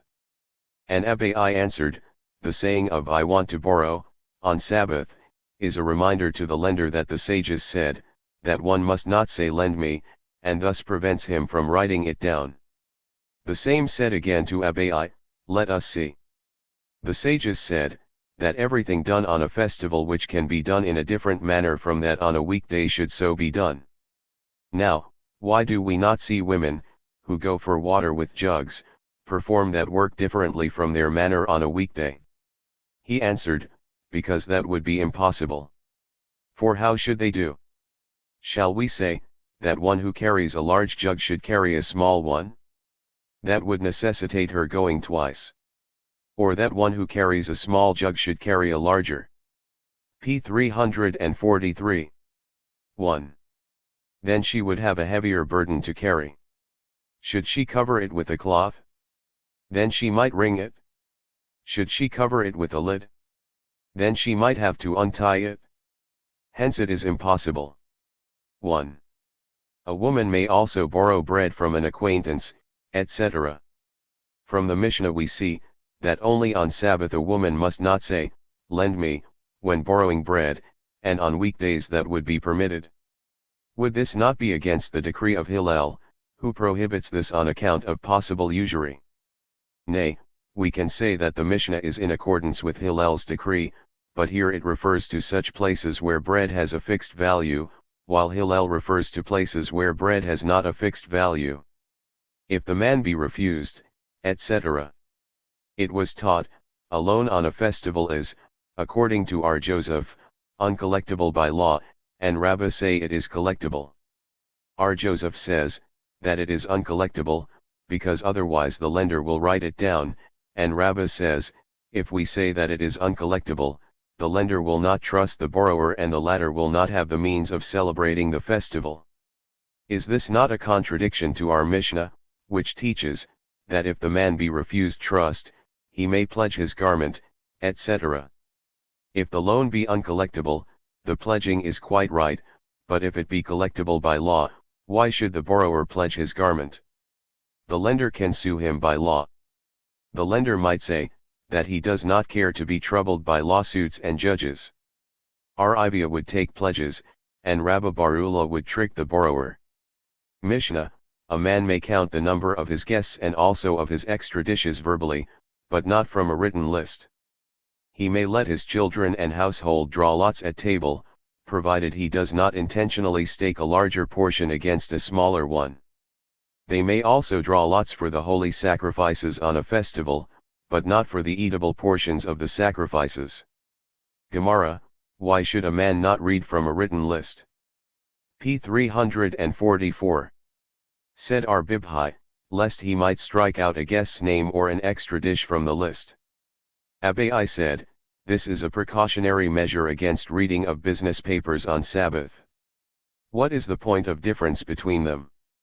If the list is engraved on the wall, in that case there is no fear of striking out a name, but the precaution against reading business papers still remains, and the Amoraim differ in this case with the Tannim in the following Tosefta, as we have learned, a man must not look into a mirror on Sabbath, but our Meir permits looking into a mirror which is attached to a wall. Now, why may a man look into a stationary mirror? Because by the time he goes to fetch scissors, he will be reminded that it is Sabbath. Why not say, that the same is the case with another mirror, which he holds in his hand? By the time he lays down the mirror and goes for scissors, he will also be reminded that it is Sabbath. The mirror prohibited to be used by the first Tana of the Tosefta is one that is attached to an instrument which can be used to trim hair, and that is in accordance with the dictum of R.N. Haman as stated by Rabbi Bar Abba in his name. Why did the sages prohibit the use of an iron mirror? Because a man might use it to trim his superfluous hair. The rabbis taught, an inscription at the foot of pictures of beasts or men must not be read on the Sabbath, and gazing on the picture of a man is prohibited even on weekdays, because it is written, "Ye shall not turn unto the idols." With what tradition do you supplement this verse, that you may infer therefrom the prohibition to gaze at a picture? Said Arhanin, "Ye shall not turn to the idols which your imagination alone hath created." He may let his children and household draw lots, etc. It says, his children and household. We must assume, that strangers are not to be included. If not, why not? As Arjehuda said in the name of Samuel, a party of men eating on a festival, where the portions distributed to each are exactly alike in size and quantity, are guilty of the following prohibited acts, viz., measuring, weighing, counting, borrowing, and lending one. According to Hillel's opinion, they are guilty of usury also. If that is so, why? P. 345. Should it be allowed for his children and household? Here the reason is as related by Arjehuda in the name of Rabbi, who said, it is allowed to borrow or lend from and to one's children and household and charge interest, in order to exemplify the evils of usury. If that is so, why is it not allowed, according to the Mishnah, to stake a larger portion against a smaller? As a matter of fact, it is allowed, but the Mishnah is defective and should read, he may let his children and household draw lots at table, and even stake a larger portion against a smaller. Why so? As Arjehuda said in the name of Rabbi above, he may let his children and household draw lots, but not strangers. Why so? As R. Jehuda said in the name of Samuel above, a larger portion must not be staked against a smaller one even on weekdays for strangers. Why so? On account of Kubiah. 1. They may also draw lots for the holy sacrifices, etc. What is meant by but not for the eatable portions? Said R. Jacob the son of the daughter of Jacob, that prohibition is only applicable to the eatable portions of the sacrifices left over from the preceding day. Is this not self-evident? I would say, that because it is written, and thy people are contentious equally with the priests, that the priests are contentious, and hence they should be permitted to cast lots for the eatable portions of the sacrifices, therefore we are taught, that the sacrifices of the day may be drawn for, but not those of the preceding day. The same R. Jacob said, a man on whose account another man has been punished, either through divine or human judgment, is not admitted into the abode of the Holy One, blessed be he. Whence is this adduced? Shall we assume that it is from the verses? And the Lord said, who will persuade Achab, that he may go up and fall at Ramoth-Gilead? And one said, in this manner, and another said, in that manner. And there came forth a spirit, and placed himself before the Lord and said, I will persuade him. And the Lord said unto him, wherewith? And he said, I will go forth, and I will be a lying spirit in the mouth of all his prophets. And he said, thou wilt persuade him, and also prevail, go forth and p. 346. Do so. And it was asked who the spirit was, and R. Yohanan said, it was the spirit of Naboth, and Rabbi said that by saying, go forth, the Lord meant to expel the spirit from within his abode. Perhaps the reason for expelling the spirit was because it is written, he that speaketh falsehoods shall not succeed before my eyes. Therefore we must say that the basis for R. Jacob is the following. It is written, to punish the just with a fine even is not good.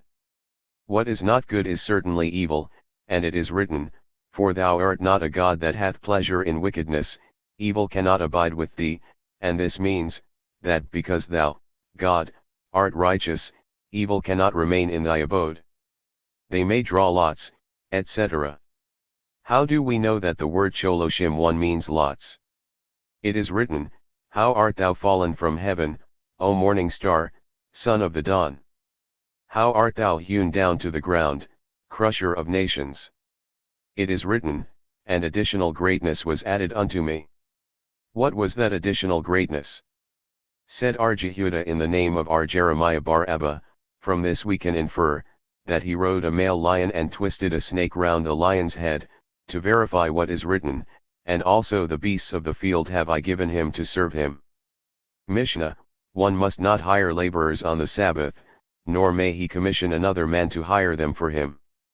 One must not stand at the extreme limit of the Tchum 2 and wait for dusk, in order to hire laborers, or gather fruit beyond it, but if watching fruit beyond the Tchum, he may await the dusk at its extreme limit, and in that case bring the fruit back with him.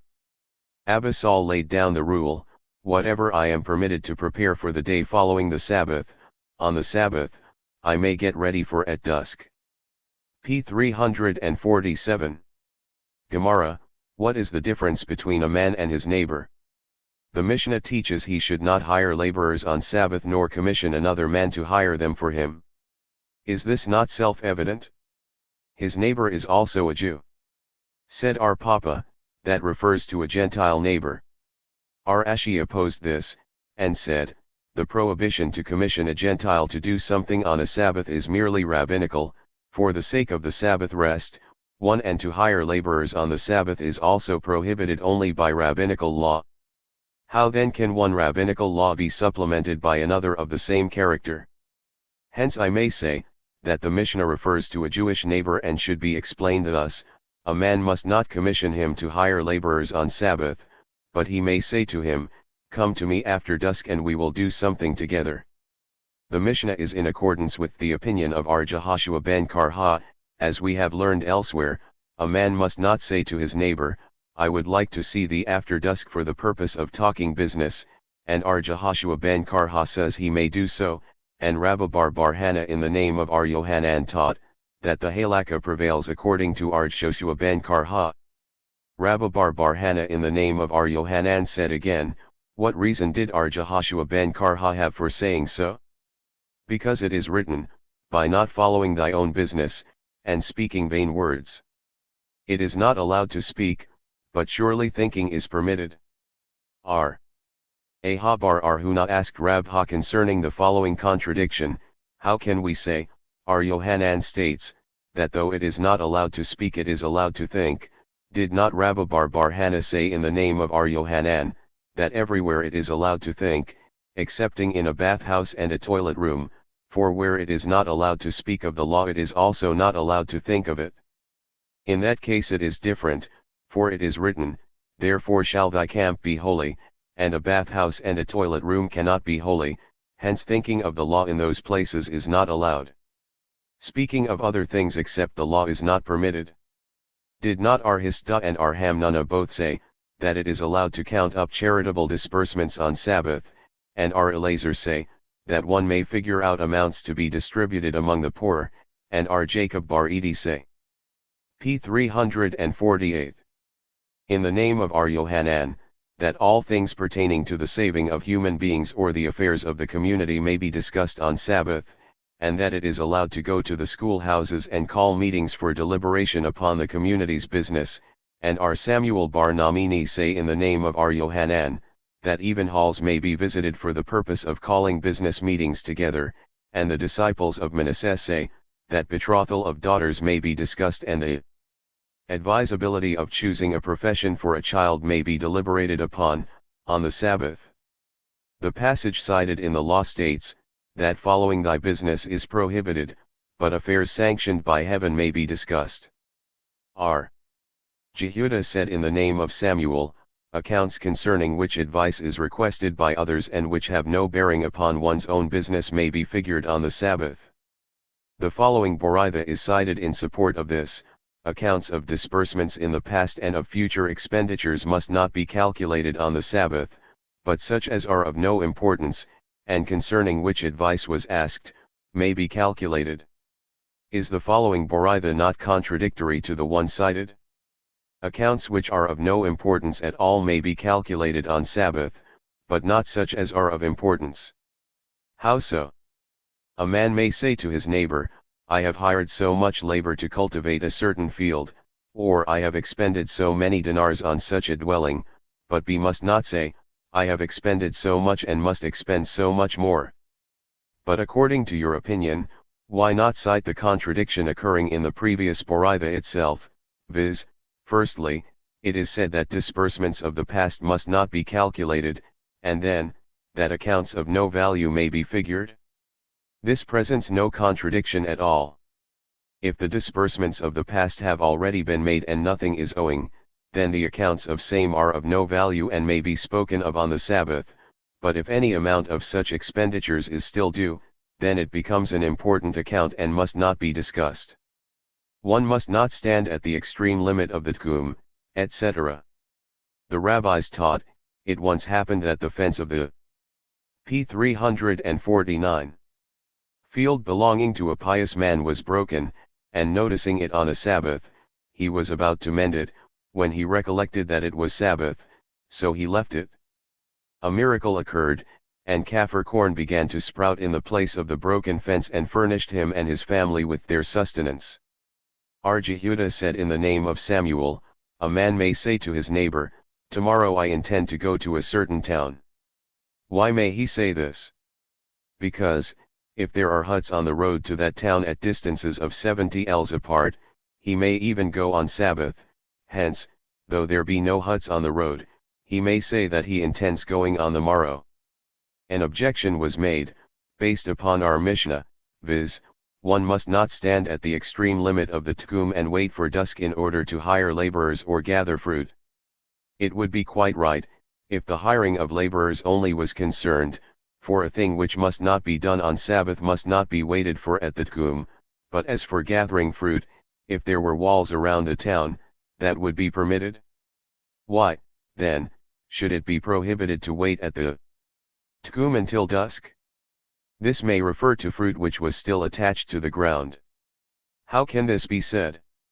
Have we not learned that our Oshay taught, one must not wait at the tkum to bring straw and chaff? It would be correct concerning straw which is still attached to the ground, but how can this apply to chaff? This may refer to chaff which is used to mix with loam, and hence was designated for building purposes. Another objection was made. Come and hear, we have learned in the succeeding Mishnah, that nightfall may be awaited at the tkum in the case of a bride and corpse, hence for other purposes one must not await nightfall at the tkum. It would be quite right if it said, in the case of things pertaining to a bride, for instance to cut off a myrtle branch, but what things can be done pertaining to a corpse? Only the bringing of the coffin and the shroud? Why, then, should a man not be allowed to bring things which are the equivalent of the necessaries pertaining to a corpse? For if there were walls surrounding the town, he would be allowed to bring them. Why, then, should he not be permitted to wait at the tkum for the purpose of bringing them? Because the case may be, that things pertaining to the corpse were not already prepared, but must be cut. p. 350. But if watching fruit beyond the tkum, he may await the dusk, etc. May he do this even if he had not yet recited the Havdalah prayer? Why? R. Elazar ben Antonius said in the name of R. Elazar ben Jacob, that a man must not transact his business at the close of Sabbath, before reciting the Havdalah prayer. And if it be that he said the Havdalah prayer while reciting the evening prayer, did not R. Jehuda in the name of Samuel say, that even if a man included the Havdalah prayer in the evening prayer, he must say it again over the goblet of wine? Should it then be said, that he said the prayer over the goblet also, how could he have done that in a field? This case refers to the time of wine pressing, such is the explanation of R. Nathan bar Ami to Rabbite. Said R. Abba to R. Ashi, in the West we simply say the benediction, blessed be he, etc., who distinguishes between holy and ordinary days, and go right to work. And R. Ashi said, when we were in the house of our Kahana, he would pronounce the same benediction, and we would go and chop wood. Abba Saul laid down the rule, etc. Concerning what clause of the Mishnah does Abba Saul lay down this rule? Shall we assume that he refers to the first clause of the Mishnah, which decrees, that one must not stand at the extreme limit of the tkum and wait for dusk, and thus applies his rule? Then, instead of saying, whatever I am permitted to prepare, etc., he should have said in the negative, whatever I am not permitted to say to another man he should do for me, I must not wait at the tkum to do myself.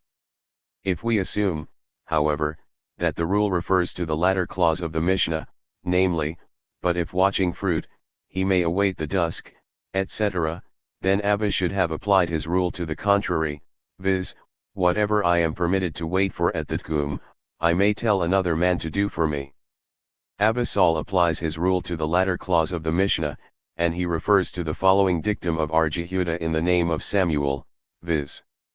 A man may say, to his neighbor, watch my fruit which is in your vicinity, and I will watch such of yours as is in my vicinity. This is commented upon by Abba Saul, addressing the first Tana as follows, you certainly admit that a man may say to his neighbor, watch my fruit in thy vicinity and I will watch thine in my vicinity. Now, say, whatever I am permitted to tell my neighbor to do, I am also permitted to wait for at the tkum. p. 331. To do it myself. What does Abba Saul intend to supplement by laying down a rule? He means to add what was taught by the rabbis, as follows. One must not wait at the tkum to bring home a stray animal, but if it is seen from the limits of the tkum, it may be called, so that it will come to within the tkum by itself. To this Abba Saul applied the rule, that if one may call to the animal, he may also wait at the tkum limits until dusk and bring it in himself. A man may also wait at the tkum limits to forward what is necessary for a bride, and also what is necessary for a corpse, to bring a coffin and shrouds for him, and we may say to him, go to a certain place and take it, and if thou dost not find it in that place, go to another place, and if thou canst not buy it for 100 zuz buy it for 200. R. Jose the son of R. Jehuda said, one must not specify the amount the necessaries are to be bought for, but merely say, if thou canst not get it for little money, get it for more. Mishnah, one may await the dusk at the limits of the tchum, to furnish what is necessary for a bride and for a corpse, and to bring a coffin and shrouds for the latter. If a Gentile brought mourning fifes on the Sabbath, an Israelite must not play on them, unless they be brought from the vicinity. If a coffin had been made and a grave dug for him, an Israelite may be buried therein, but if it was done on purpose for an Israelite, he must not at any time be buried therein. Gemara, what does the Mishnah mean by saying, unless they be brought from the vicinity? Rabbi said, by that is meant a place within sight, where one is positive that it was within the limits of the tchum. Samuel said, even if it is not positively known that they came from within the limits of the tchum, but where it is presumed that such is the case, the fifes may be used. Our Mishnah seems to be in accord with Samuel's explanation, because it says in the next clause, if a coffin had been made and a grave dug for him, an Israelite may be buried therein, and it does not say positively that the two things were done for a Gentile. Hence we see, that where an object is doubtful, we may presume that it is allowed. Thus in the case of the fifes, if there is a doubt as to whence they were brought, they may nevertheless be used by an Israelite. We have learned in a Boraitha, however, a support to Rabbi's opinion, viz. p. 352. A city which contains both Israelites and Gentiles, and there is a bathhouse there which is heated on the Sabbath, if the majority of the inhabitants are Gentiles, an Israelite may go there immediately after sunset on the Sabbath.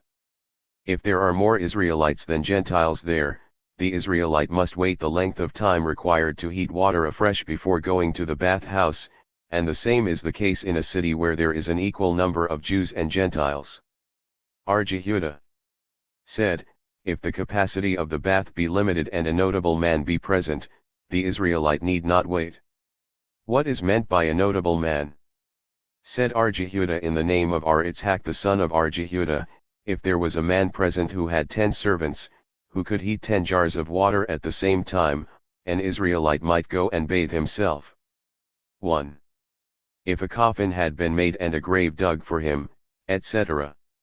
Why should we not wait until the length of time in which a new grave can be dug elapses?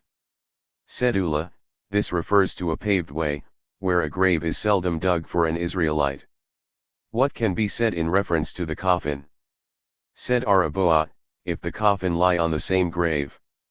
Mishnah, one may do all that is necessary for a corpse, anoint and wash it, provided he does not dislocate its limbs.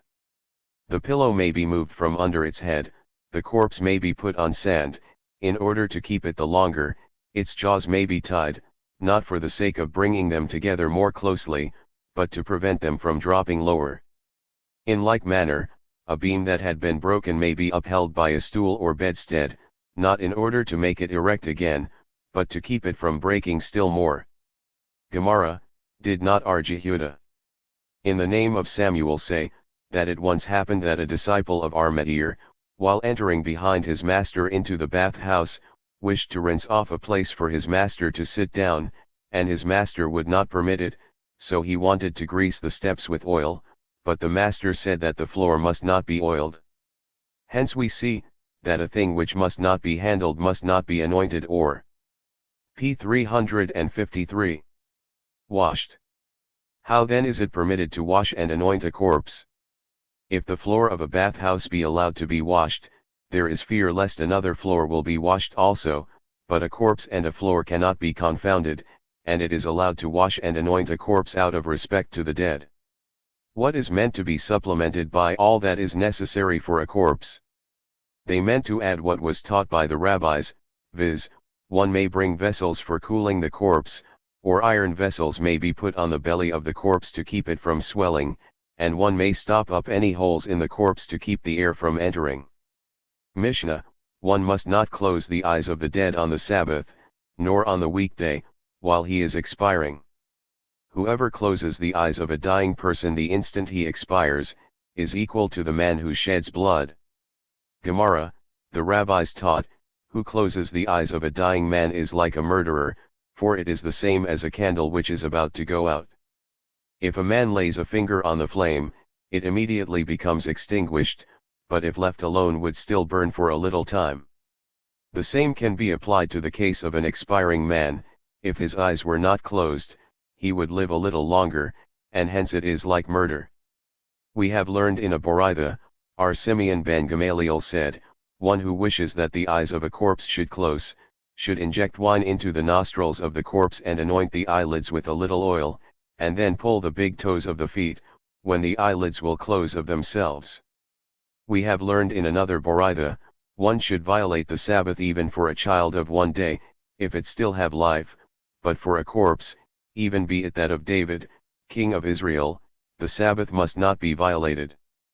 The reason for this is, for a child of even 1 day, the Sabbath should be violated, saith the Torah, in order that it may keep many Sabbaths in the future, but David, king of Israel, when dead, can keep no more commandments. This is in accord with the saying of our Yohanan, viz. It is written, free among the dead, etc., which means, that when a man is dead, he is free from keeping any commandments. We have also learned in a Boraitha, our Simeon ben Eleazar said, a child of a day need not be guarded from the attacks of cats and dogs, but even when Og the king of Bashan is dead he p. 354 must be guarded, as it is written, and the fear of you and the dread of you shall be upon every beast of the earth, etc. Hence, as long as a man lives, the beasts are in dread of him, but as soon as he is dead, the fear is destroyed. We have learned in another Boraitha, our Simeon ben Eleazar said, as long as thou canst, practice charity, as long as thou hast the opportunity and as long as it is in thy hands. For Solomon said in his wisdom, but remember also thy Creator in the days of thy youthful vigor, while the evil days are not yet come, nor those years draw nigh of which thou wilt say, I have no pleasure in them. By that is meant, the days of the Messiah, because at that time there will be neither rich nor poor, all will be rich. This differs with the teaching of Samuel, who says, that there is no difference between the present time and the days of Messiah, only that one is subject to the government at the present time, while then it will not be so, as it is written, for the needy will not cease out of the land.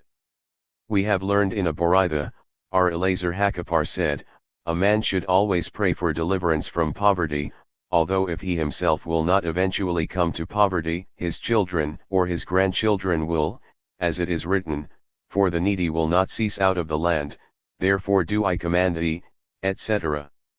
R. Joseph said, there is a tradition extant, that a diligent young scholar will never become poor. But we see that he sometimes does become poor.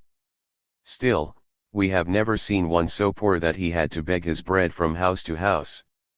Said Arhiah to his wife, if thou seest a man about to beg bread from thee, hasten to give it to him, that he might at some other time do likewise for thy children. Said she to him, art thou cursing thy children?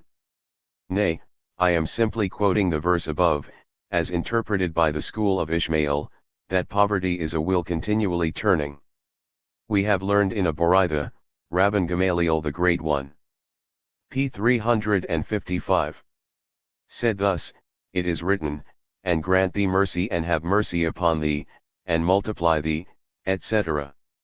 This means to say, that one who hath mercy upon creatures will be granted mercy from above, but one who hath not mercy upon other creatures will not be granted mercy from above.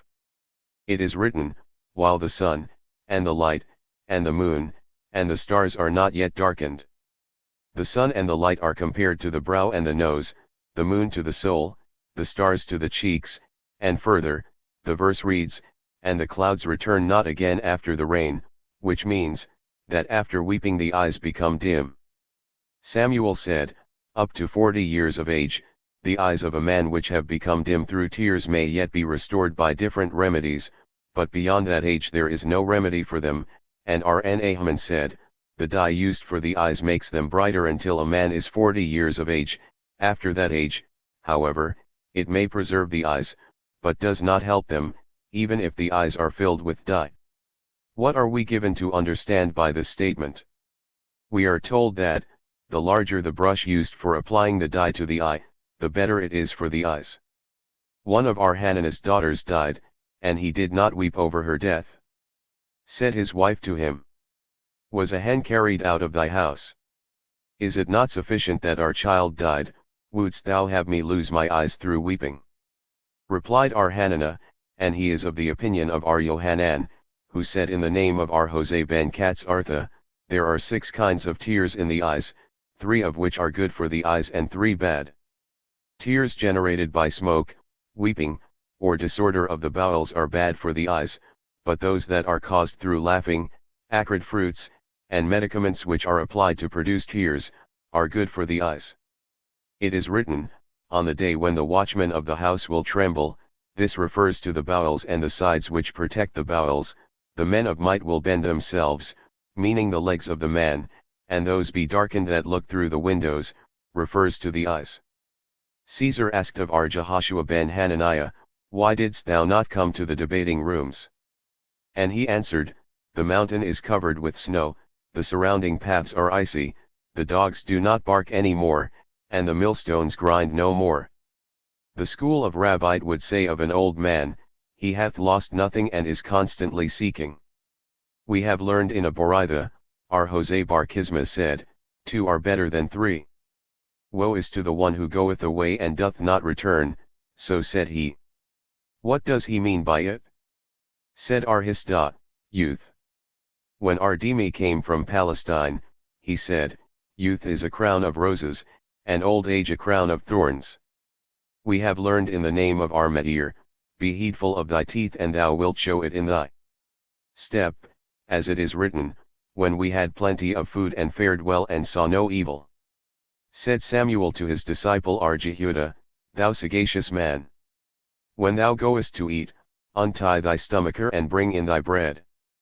Before the age of 40, eating is more wholesome, but after that, drinking is better. A eunuch said to our Jehoshua, was bald-headed, with the intent to tease him, how far is it from here to Bald City? And he answered, just as far as from here to Castrate City. The eunuch said again, I noticed that a bald goat only cost 4 zuz, and our Jehoshua said, yeah. And I noticed that the privates which were cut away from a he-goat cost 8 zuz.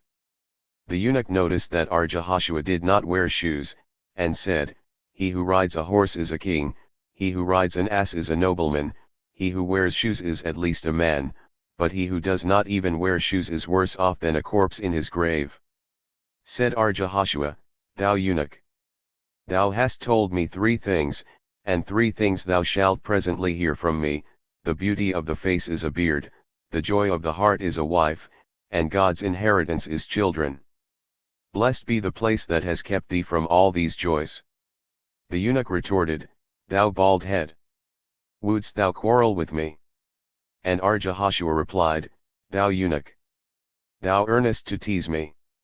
Rabbi said to our Simeon the son of Halephta, why did we not have the pleasure of thy company on the festivals, as our parents had the pleasure of thy parents' company? And he, p. 357, answered, the hills have become mountains, those who were near have become distant, 2 have become 3, and the peacemaker of the house is gone.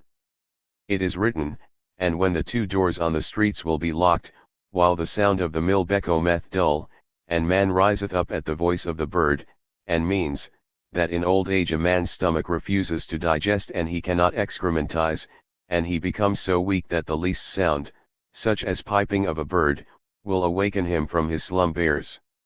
Even so said Barzillai the Gileadite to King David, I am 80 years old this day, can I discern between good and evil? Which proves to us that the mind of an old man changes, and further, it says, or can thy servant taste what I eat or what I drink?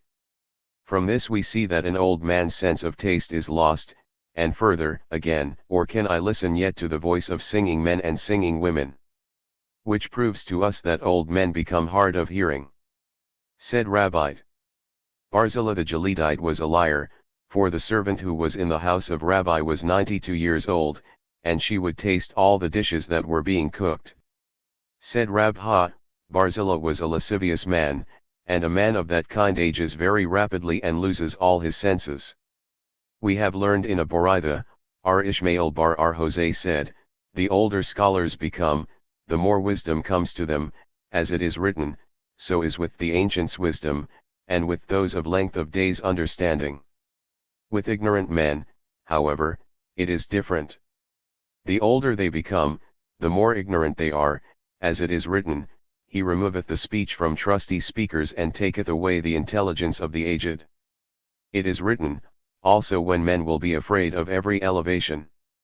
To an aged man, even a little hillock appears as a high mountain, and are terrified on every way, and they are afraid of everything on their way, and the almond tree will refuse, meaning that the joints of the limbs will refuse to do their duty, and the locust will drag itself slowly along, and the desire will gainsay compliance, means that the desires of old men wane.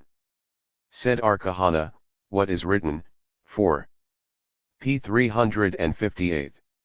He spoke, and it came into being, refers to a woman, and he commanded, and it stood fast, refers to children.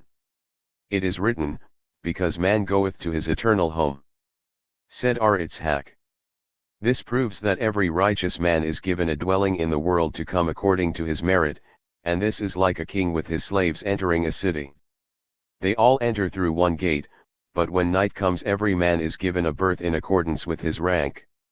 R.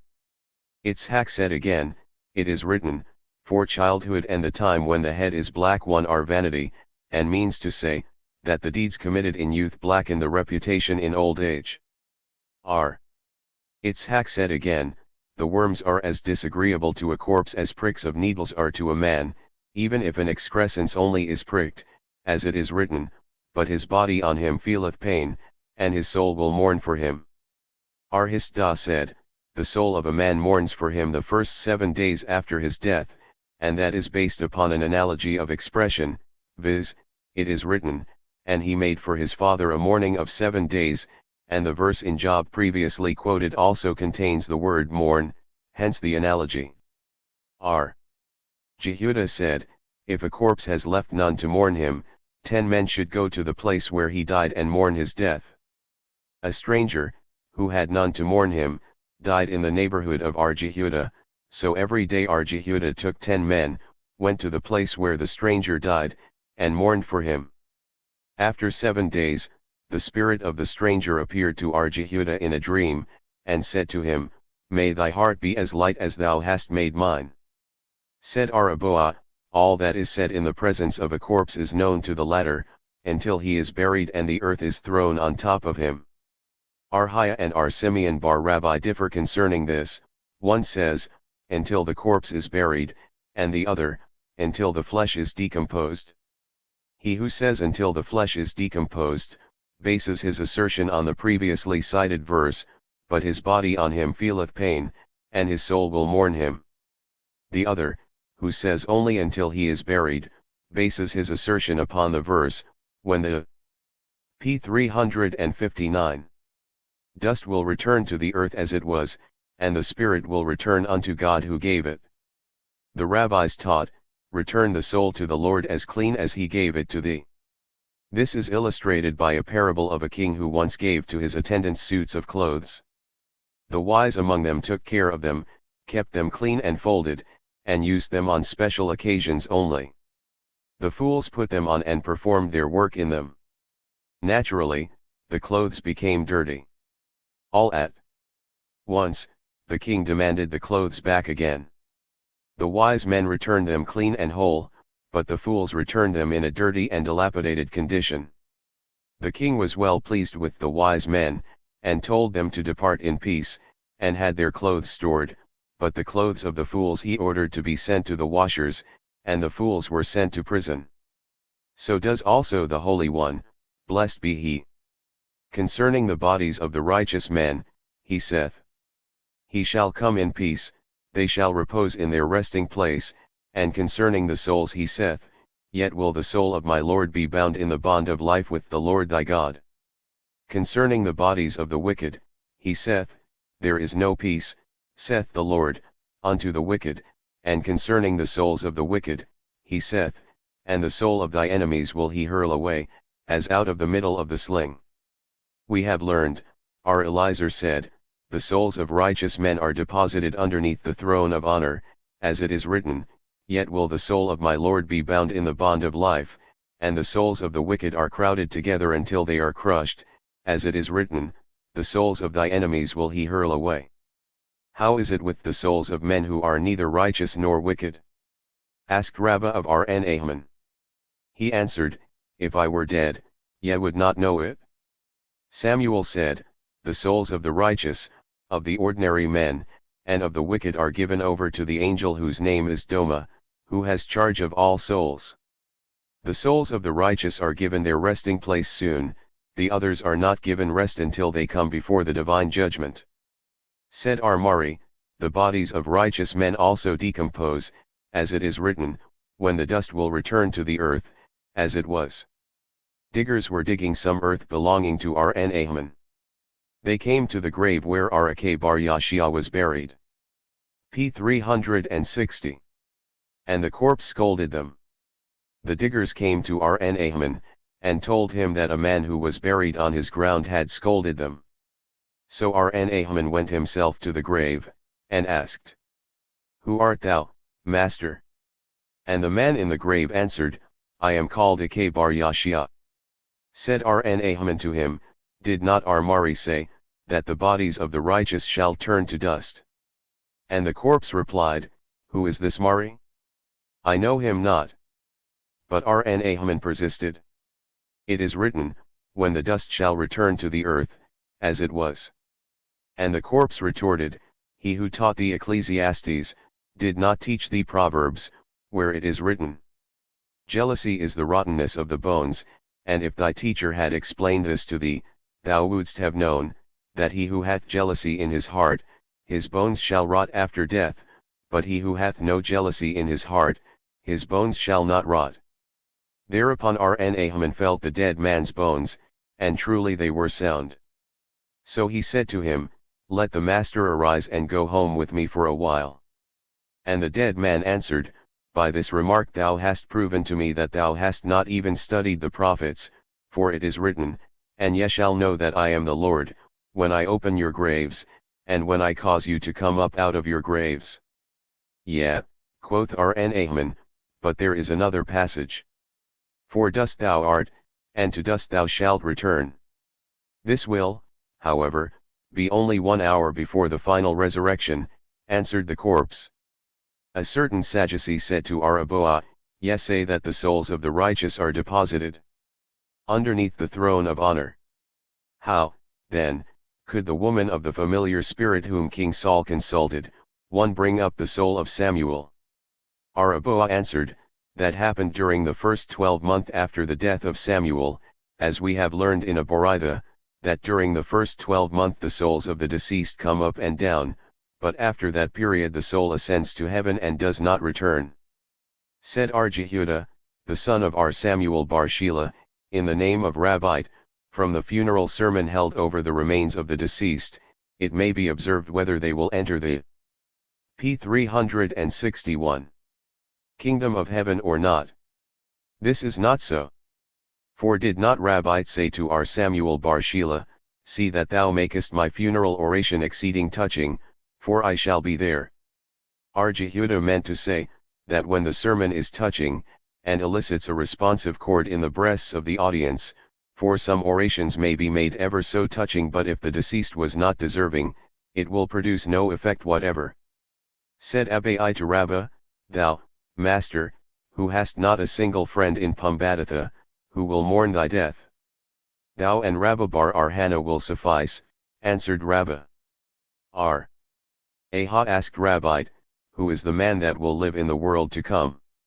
He answered by quoting the verse, and thy ears shall hear the word behind thee, saying, this is the way, walk ye in it, when ye turn to the right hand and when ye turn to the left.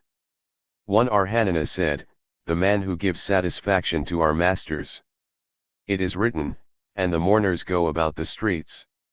The Galileans said, do such things as will be spoken of to thy credit in thy funeral sermon, and the Judeans said, Do such things as will be spoken of after thy burial.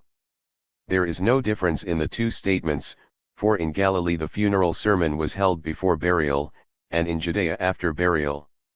We have learned, one day before thy death, thou shalt repent of thy sins, said our Eliezer, and his disciples asked him, Can a man know on which day he will die?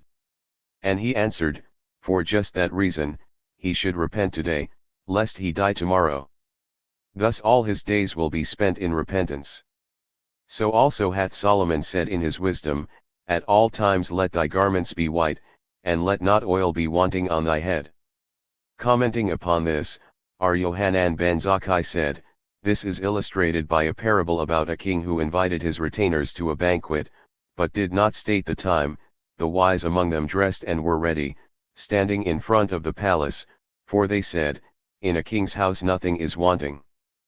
Perhaps the banquet takes place today.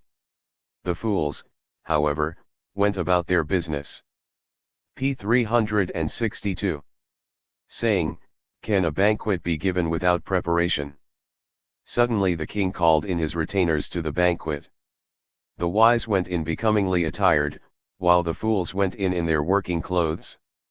The king was well pleased with the wise, and angry with the fools, and said, Those that are prepared and attired for the banquet shall sit down, eat, drink, and be merry, but those that are not, shall stand and look on, but shall receive nothing.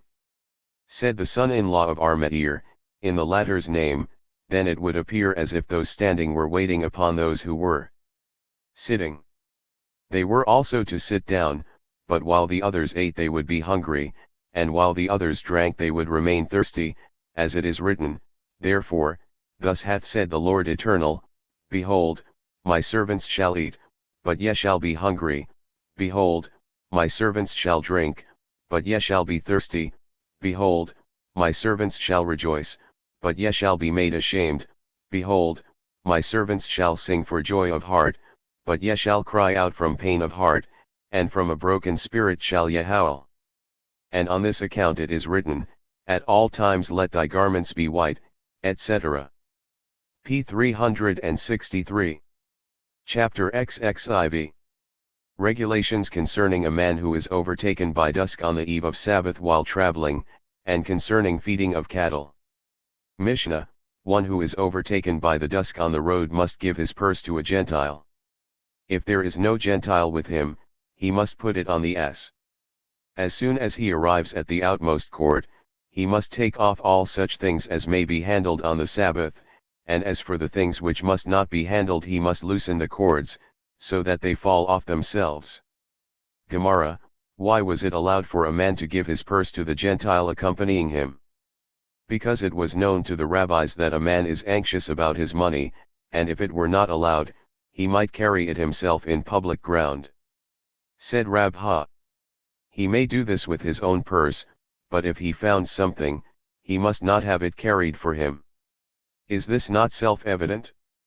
Did we not learn in the Mishnah, his purse?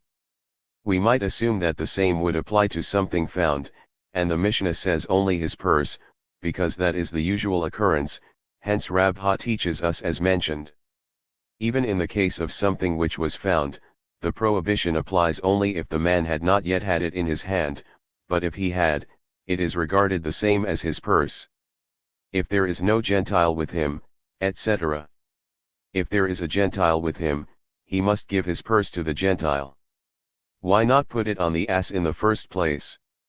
Because concerning the ass there is a commandment to let it rest, but no such commandment exists for a Gentile. How is the case if the man had accompanying him an ass, a deaf-mute, one an idiot, and a minor? To whom must he give his purse in that event? He must put it on. P. 364. The ass. Why so? Because the deaf-mute and the minor are human beings, and he might by accident give it to an Israelite who was not a deaf-mute or a minor. How is it if he had with him a deaf-mute and an idiot only? He must give it to the idiot. How is it with an idiot and a minor? He must give it to the idiot. All this has been finally decided, but the question that presented itself to the schoolman was, to whom the purse must be given if the man had with him a deaf-mute and a minor. Some say he should give it to the deaf-mute, and others, to the minor. How is it if the man have nobody along, no Gentile, no ass, no deaf-mute, no idiot, and no minor? What should he do then? Said Yitzhak, there was another mode of procedure, which the sages would not reveal. What was that? He should carry it less than 4 ells at a time. Why would the sages not reveal this? Because it is written, it is the honor of God to conceal a thing, but the honor of kings is to search out a matter. Where is the honor of God concerned in this matter? Perhaps the man will not stop, but go on and carry it over 4 ells. We have learned in a Boraitha, our Eliezer said, on the day when the 18 precautionary measures were instituted in the attic of Hananiah ben Hizkiah ben Gerin, and the measure of laws was made heaping full. Our Jehoshua, however, says, that the measure was smooth-handed in too great a degree, and we have learned that our Eliezer meant to say what his simile illustrates, viz., there was a basket filled with cucumbers and beets to the brim, and if a man put in mustard seed, there is an addition, without, however, forcing out anything else. Thus the measure was full, but not overflowing. Our Jehoshua, however, compares it as follows: there was a tub filled with honey, and nuts were thrown into it, in consequence of which the honey overflowed and some was spilled. The master said, if there was no Gentile with him, he p. 365 should put it on the ass. How is it that he may do this? If he put it on the ass, he will be compelled to drive the ass, and surely this is also labor, which is prohibited on the Sabbath, as it is written, on it thou shalt not do any work. Said Ada bar Abba, the man must put the purse on the ass, while the latter is walking along. In that case, no transfer from one fixed point takes place. It is, however, impossible that the ass should not rest at some place for a little while. When the ass rests, the man removes the purse, and when it commences to walk again, he puts it back. If that is so, it would be the same if he would transfer his purse to a fellow Israelite while walking, and he would never be guilty of the act of transferring from one place and depositing in another. Said our Papa, an act which, if committed by one man unassisted, would make him liable for a sin offering, he must not commit with the assistance of a companion, but if he did so, he is not liable for a sin offering. Such acts, however, as must not be committed with the aid of a companion may be done with the assistance of an ass in the first place. R. Ada bar Abba said again, if a man has a bundle on his shoulders before dusk on the Sabbath while on the road, he may run with the burden until he reaches home, but he must not walk his usual gait. Why so? Because, if he walks in the usual manner, he might stop. When he reaches home, however, he must stop for some time, and thus he would bring a thing from public ground into private ground. The remedy for this is, to throw the bundle from his shoulders backwards, and not in the usual manner. Rabha the brother of our Mari bar Rachel taught the following decree in the name of our Yohanan.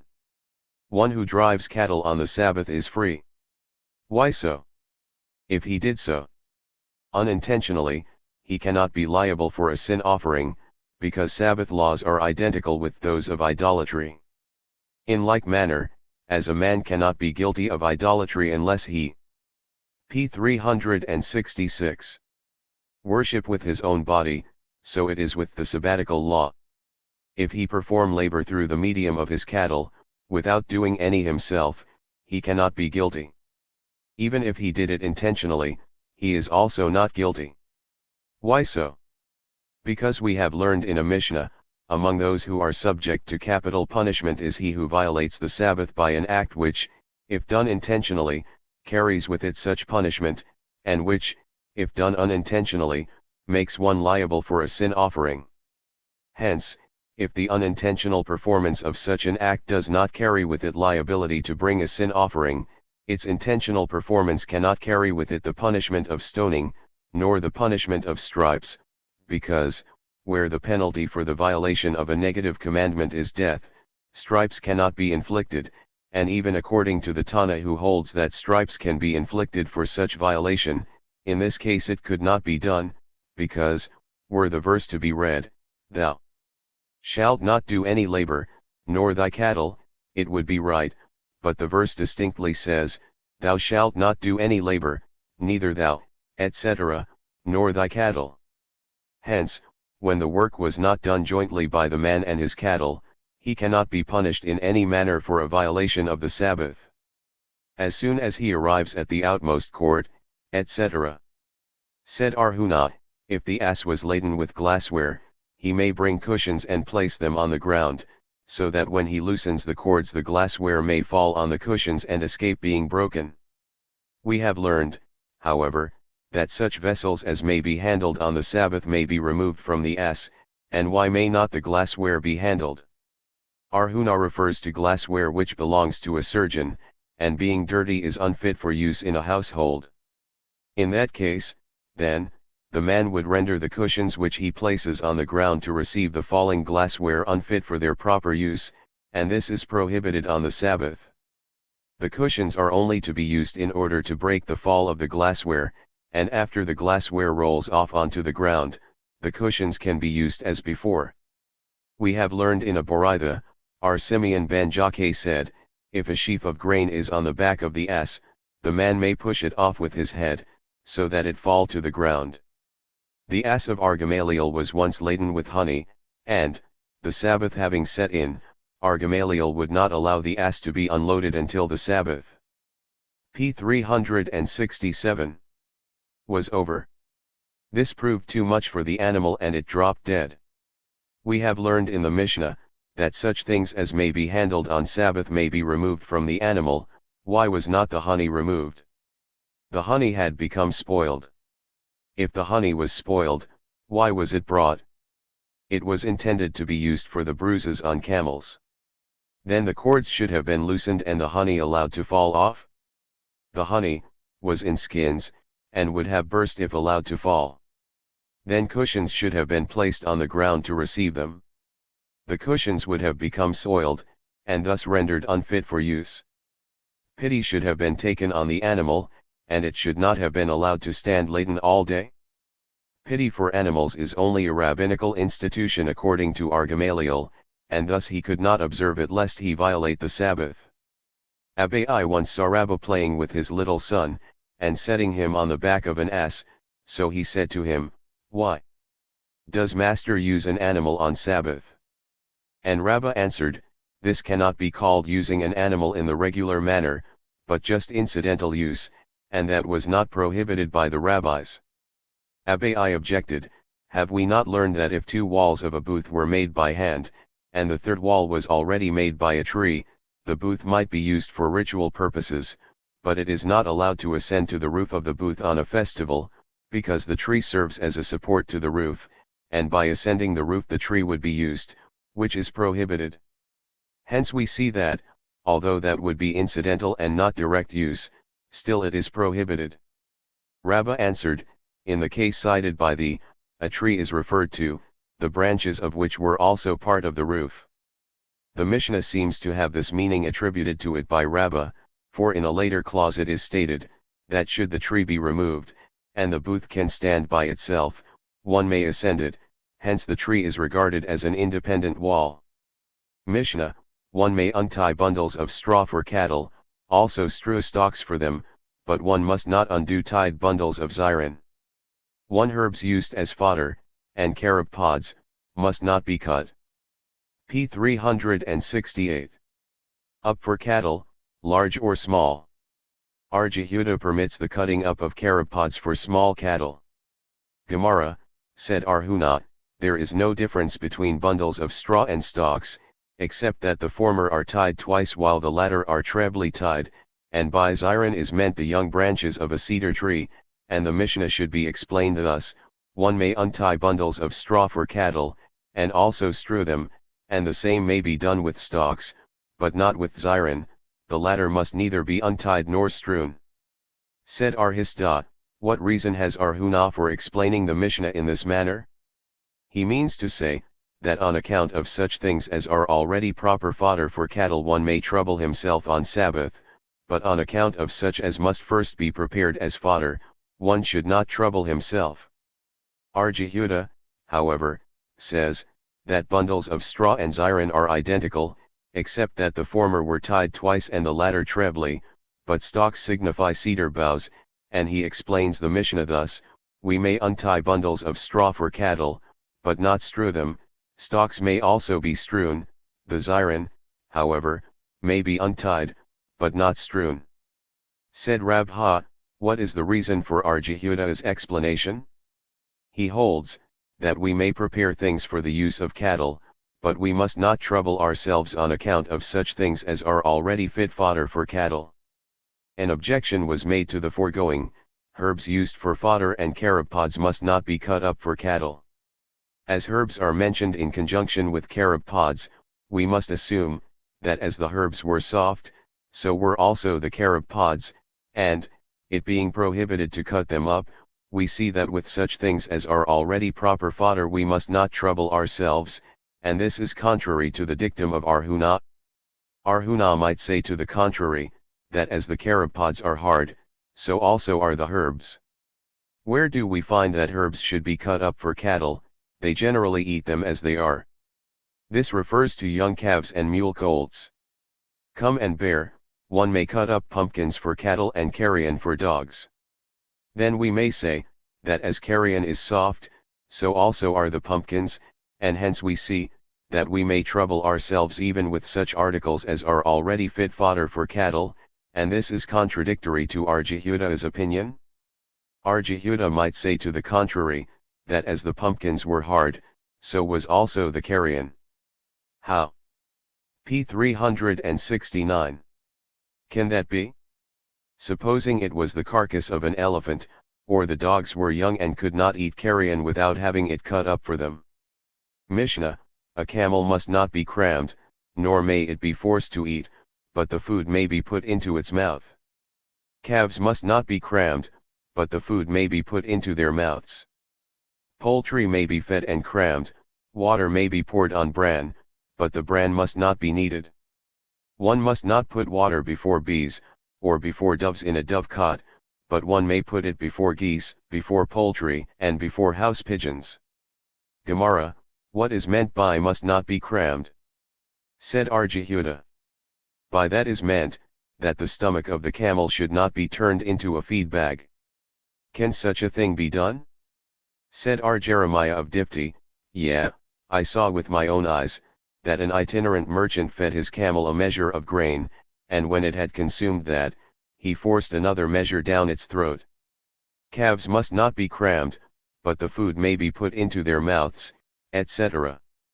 What is the difference between cramming and putting food into the calf's mouth? R. Jehuda said, that cramming is accomplished when the food is stuffed down into the calf's mouth so that it cannot eject it, and putting food into its mouth is merely as is implied by the term, and R. Hisda said, that in both cases the food is forced down so far that the calf cannot eject it, but in cramming, some instrument is used, and the other is done by hand. R. Joseph objected: we have learned in a Boraitha, that poultry may be crammed, and so much the more food may be given to the poultry a little at a time. The contrary is the case with doves. Food must not be given them even a little at a time, and much less may they be crammed. Now what is the difference between cramming and forcing them to eat a little at a time? Shall we assume that by cramming is meant, forcing the food down by hand, and by giving them food a little at a time is meant, throwing it to them? If so, why should doves not be fed in that manner? Is it then prohibited to throw them food? We must therefore say, that in both cases the food is given by hand, but in cramming the food is forced down so that it cannot be ejected, while in the other case it can be ejected. If this applies to poultry, then we must certainly assume that, as for calves, cramming is done by forcing the food down with an instrument. p. 370. And this would be contradictory to R. Jehuda. R. Jehuda might say, that by feeding poultry is meant, throwing food to them, and the reason that one must not feed doves is because they do not belong to him, whereas poultry belongs to him and must be fed by him, as we have learned in a Boraitha, that one may give food to a dog but not to a pig, and the reason is, that a man is in duty bound to feed his dog, but a pig that he does not own he need not feed. Said Rashi, this we also learn from our Mishnah, one must not put it before bees, or before doves in a dovecot, but we may put it before geese, poultry, and house pigeons. We must assume the reason of the Mishnah to be because one is not obliged to take care of the bees and doves, but must take care of those which he owns. According to this, then, why is water only spoken of, why not wheat or barley? We must say, that water is easily obtainable, and hence there is no necessity to trouble oneself on that account. R. Jonah taught at the door of Nasi, it is written, the righteous considereth the cause of the indigent. The righteous, synonymous with the Holy One, blessed be he, knoweth that a dog hath not much food, and hath thus ordained, that the food in his stomach remains undigested for 3 days, as we have learned in a Mishnah, how long must the food remain in the stomach, that it may still be considered unclean? In the stomach of a dog 3 days, but in the stomach of a bird or a fish only as long as it would take it to burn up if thrown into the fire. Said Hamnana, from what was said above, it may be implied that one may throw food before a dog. How much? Said Mari, a small piece, and the dog should immediately be driven off. This refers to a dog in the field, but within the city a strange dog should not be fed at all, lest he run after the man. However, a dog belonging to him may be fed. Said Papa, there is nothing poorer than a dog, and nothing richer than a pig. We have learned in a Boraitha, in support of the dictum of Jehuda, what is the difference between cramming and putting food into the mouth of a calf. Cramming is accomplished by laying the calf down, forcing open its mouth, and stuffing it with soaked grain, and putting food into its mouth is merely feeding and watering it separately, while the calf is standing. P. 371. Poultry may be fed and crammed, etc. Said Abai, I asked my master, with whose opinion was the Mishnah in conformity, and he told me with that of our Jose bar Jehuda, as we have learned, water must not be poured on bran, said Rabbi, but our Jose bar Jehuda said that it may be done. The rabbis taught, when water is poured on parched corn the corn must not be kneaded on Sabbath, but others say that it may be kneaded. Who is meant by others? Said Hisda, R. Jose bar Jehuda. Such is the case, however, only when it is done differently than on a weekday. How can it be done differently? By kneading a little at a time and not in a lump. All agree, however, that shtitha may first be kneaded on the Sabbath, and that Egyptian beer may be drunk. Was it not said, that kneading was not allowed on Sabbath? This presents no difficulty. Fine corn may be kneaded, but coarse must not, and even then it must be kneaded differently than on a weekday. How can this be done? On weekdays the vinegar is first put in and then the shtitha, and on Sabbath the latter should be put in first. Levi the son of Arhuna bar Hiah once found the herder of his father's cattle pouring water on bran and giving it to the cattle. He scolded him. Afterwards Arhuna met his son, and said to him, Thus said the father of thy mother in the name of Rabbi, it is allowed to pour water on bran but not to put the mixed bran into the mouth of the cattle. And this may be done, providing it is done differently than on a weekday. How should that be done? The bran should only be stirred once lengthwise and once crosswise. It will not mix well, however, in this manner. Said Jehuda, then it should be poured into another vessel. We found in the diary of Zerah, I asked of my master Arhiah, whether kneading was permitted on the Sabbath, and he said, No. I asked him whether transferring from one vessel to another was permitted, and he said it was. Said Manasseh, it is allowed to give one animal a measure of grain, and 2 measures for 2 animals, but one must not give 3 measures for 2 animals. Joseph, however, said that a whole cabite, or even 2 cabs, may be given for 1 or 2 or 3 animals, and Ulla said that even a kur or more may be given. p. 372. It was written in the diary of Levi, I related in the presence of my master, who was Rabbi the Holy, that in Babylon they were kneading shtitha on Sabbath, and Rabbi protested against it, but no one paid attention to it, and he had no power to prohibit it, because Ar-Hosea bar Jehuda once permitted it. It was written in the diary of Ar-Jehoshua ben Levi, one who is born on the first day of the week will be a man, and not one thing will be in him. What does that mean? That there will not be any one good thing in him. Did not RC say that he was born on the first day of the week? Shall we say, that not one bad thing will be in him?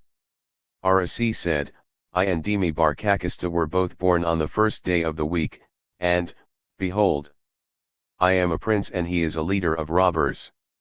What, then, is meant by not one thing will be in him? This means, that he will be either wholly bad or wholly good. A man who was born on the second day of the week will be a man of violent passion. Why so? Because on the second day the water was separated. A man born on the third day will be rich and lascivious. Why so? Because grass was created on the third day. A man born on the fourth day will be wise and have a good memory. Why so? Because on the fourth clay the lights were created.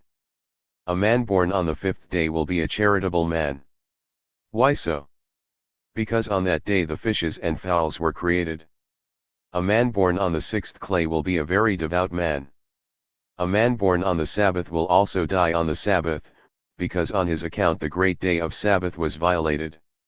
Said Rabbi bar Arshila, he will, however, be called a great and pious man. Said Arhanana to the men who related what was written in the diary above, go and tell the son of Levi, that the fortune of a man does not depend upon the day, but upon the hour he was born in. One who is born in the hour of sunrise will be a bright man, he will eat and drink of his own, but he will not be able to keep secrets and will not be successful in stealing. One who is born under Venus will be a rich man, but will be lascivious, because fire is generated under Venus. One who is born under Mercury will be bright and wise, because that star is the scribe of the sun. One who is born under the moon will be sickly or troubled. He will build and demolish, will not eat and. p. 373. Drink his own, but will keep secrets, and will be successful stealing. One who is born under Saturn will have all his thoughts and aims come to naught, and others say, to the contrary, all aims against him will come to naught. One who is born under Jupiter will be a righteous man, and Rna Haman bar Itzhak said he will be very devout. One who is born under Mars will be a man who will shed blood. He will either be a surgeon or a robber, a butcher or a circumciser, said Ashi. Rabbah said that he was born under Mars. Said Abai to him, thou, master, reprovest men, and whom thou reprovest, he dieth, hence thou, also, sheddest blood. It was taught, Arhanana said, one who is born under a lucky star may be either rich or wise, and the same thing applies to Israelites also. Yohanan said, an Israelite does not come under this fate, and Yohanan says this in accordance with his dictum elsewhere, viz., whence do we know that the Israelites are not subject to fate? Because it is written, thus hath said the Lord, do not habituate yourselves in the way of the nations, and at the of the heavens be ye not dismayed, although the nations should be dismayed at them. So the nations may be dismayed at the signs of the heavens, but not the Israelites, and Rabbi holds likewise, that the Israelites are not subject to fate. Jehuda said in the name of Rabbi, whence do we know that the Israelites are not subject to fate? Because it is written, and he brought him forth abroad. Abraham said before the Holy One, blessed be he, Creator of the universe, lo, one born in my house will be my heir, and the Lord answered, he that shall come forth out of thy own bowels shall be thy heir. And Abraham said again, Creator of the universe, I have consulted my horoscope, and have found that I am not capable of having a son, so the Lord said to him, away with thy horoscope. An Israelite hath no fate. Of Samuel it is also known, that he thought the Israelites had no destiny, for Samuel and Ablat were once sitting together, and some men went past a meadow. Ablat said to Samuel, pointing to one of the men, "That man will not return. A snake will bite him, and he will die." Said Samuel, "If he is an Israelite, he will come back." While they were talking, the man came back, so Ablat arose and examined him, and he found a snake cut in on the man's clothes. P. 374. Said Samuel to the man, "What didst thou do today, that thou hast escaped death?" The man answered, "It is our custom, when going out with a party of men, that we all contribute our share of victuals, and then have our meal in common. I knew that one of our party had no victuals, and not wishing to make him ashamed, I secured the basket to gather the food, and when coining up to him I pretended to put in his share, but in reality put in mine, and thus he was not ashamed." "Then thou hast committed an act of charity," said Samuel, and when he went out he preached that charity may be the cause of saving a man's life, and not only from a violent death, but also from death which otherwise would have overtaken a man naturally. Of Ar-Akabah it is also known, that he did not believe the Israelites to be subject to fate, for Ar-Akabah had a daughter, and the soothsayers predicted that on the day on which she should enter the garden a snake would bite her and she would die. He was very much troubled on that account. One day his daughter took off her headdress in the garden, and the needle protruding from it stuck on the side of the fence where a snake happened to be, and piercing the eye of the snake, the latter was killed. When Ar-Akabah's daughter went back to the house the snake dragged after her. Asked Ar-Akabah, "What didst thou do today, to escape death?" And she answered, "At dawn a man came to the door begging bread. Everybody, however, was at the table, and no one heard him but myself.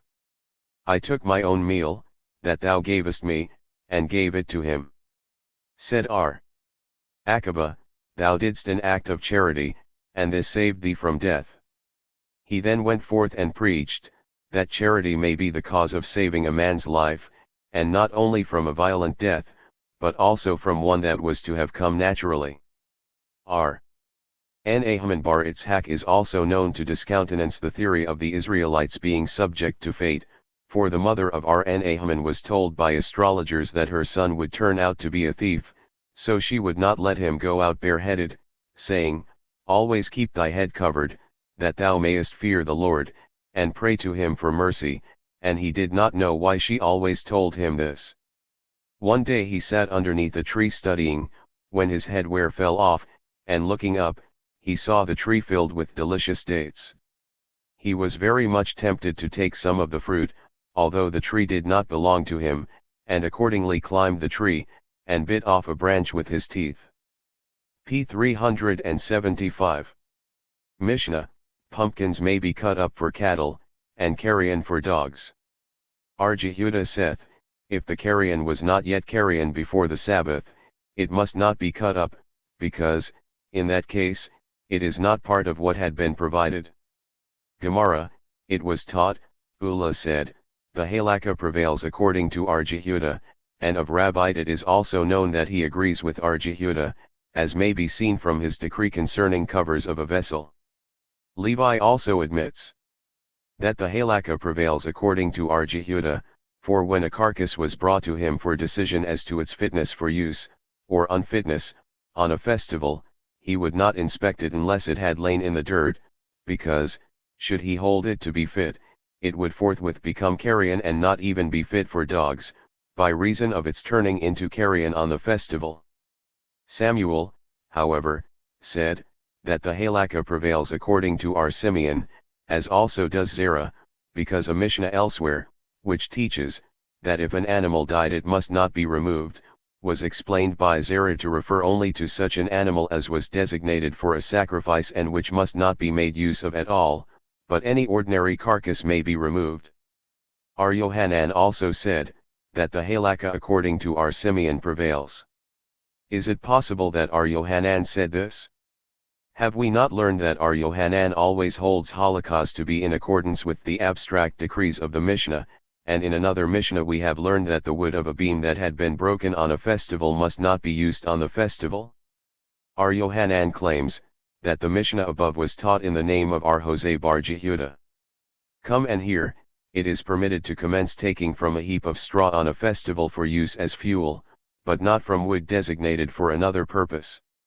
This is also taught abstractly. This above teaching refers to cedar beams intended for building purposes, and being very expensive should not be used as fuel, even according to our Simeon.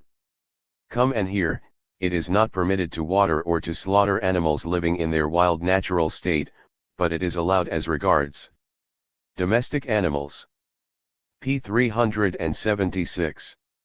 Our Yohanan, however, found an abstract Mishnah that was in accord with our Simeon, viz., that Mishnah concerning bones and husks which may be removed from the table, and our Yohanan holds as our Nahman, that all decisions rendered by the school of Shammai are in accordance with the opinion of our Jehuda, while those rendered by the school of Hillel agree with those of our Simeon.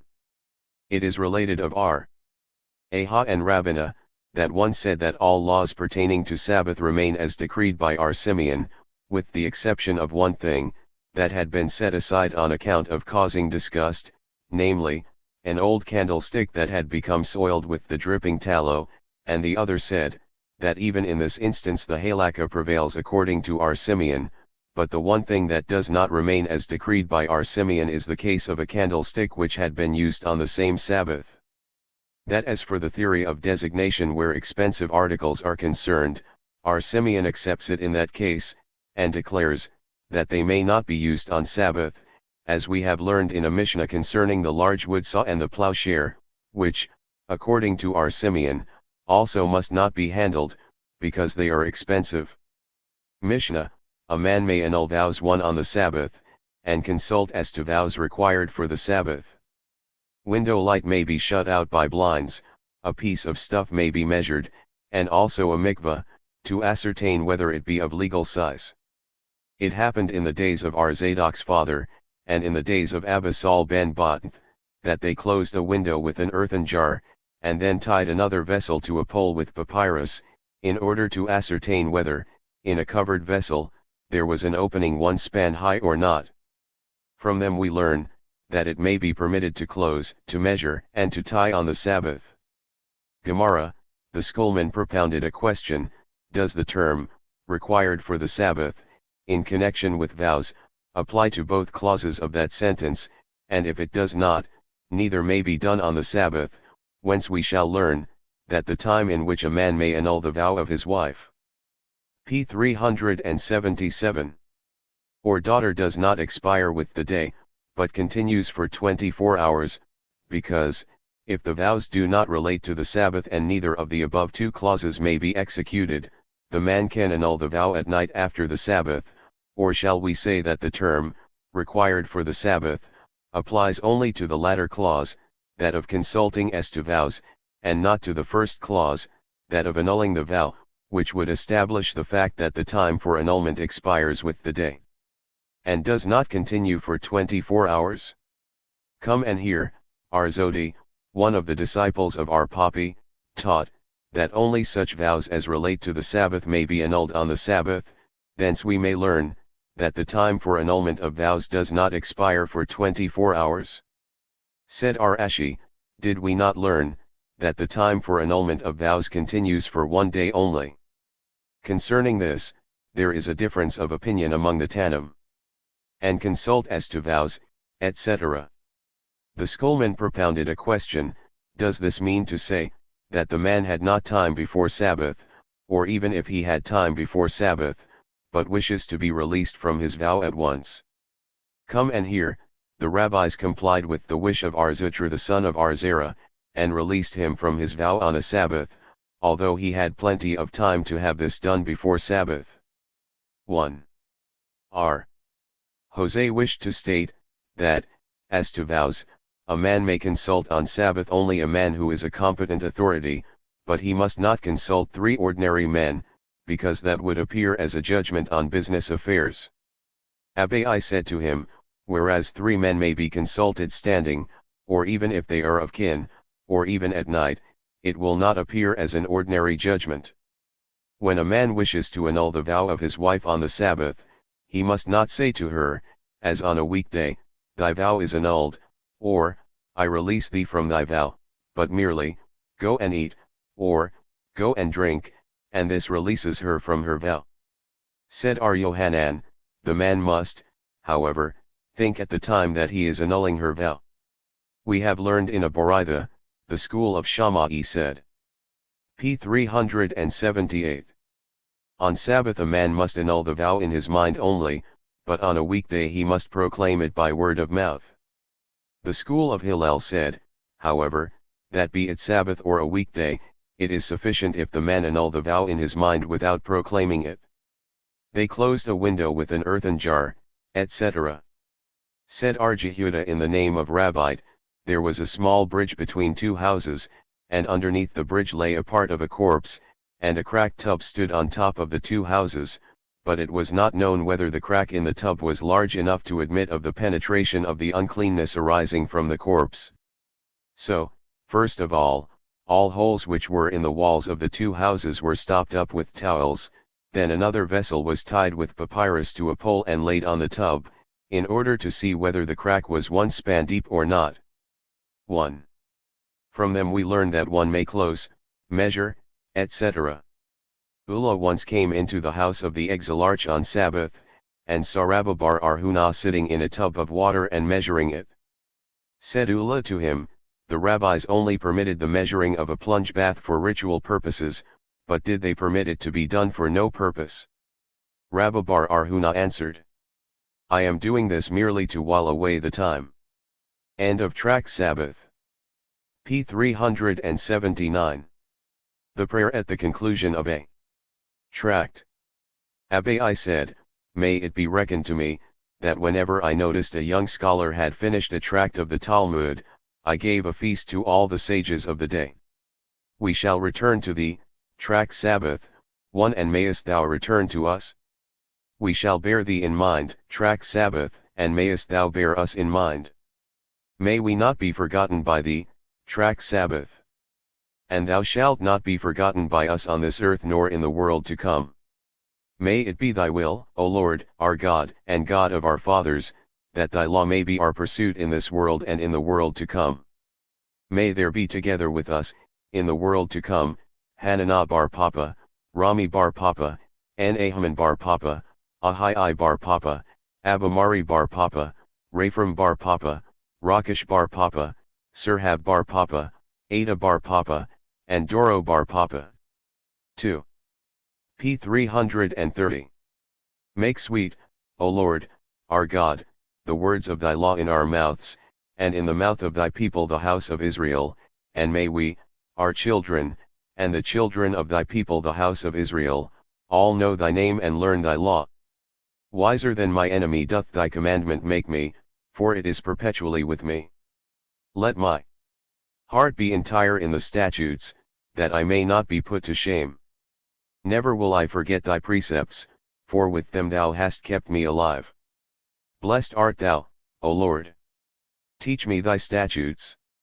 Amen, amen, amen. Selah, Ved.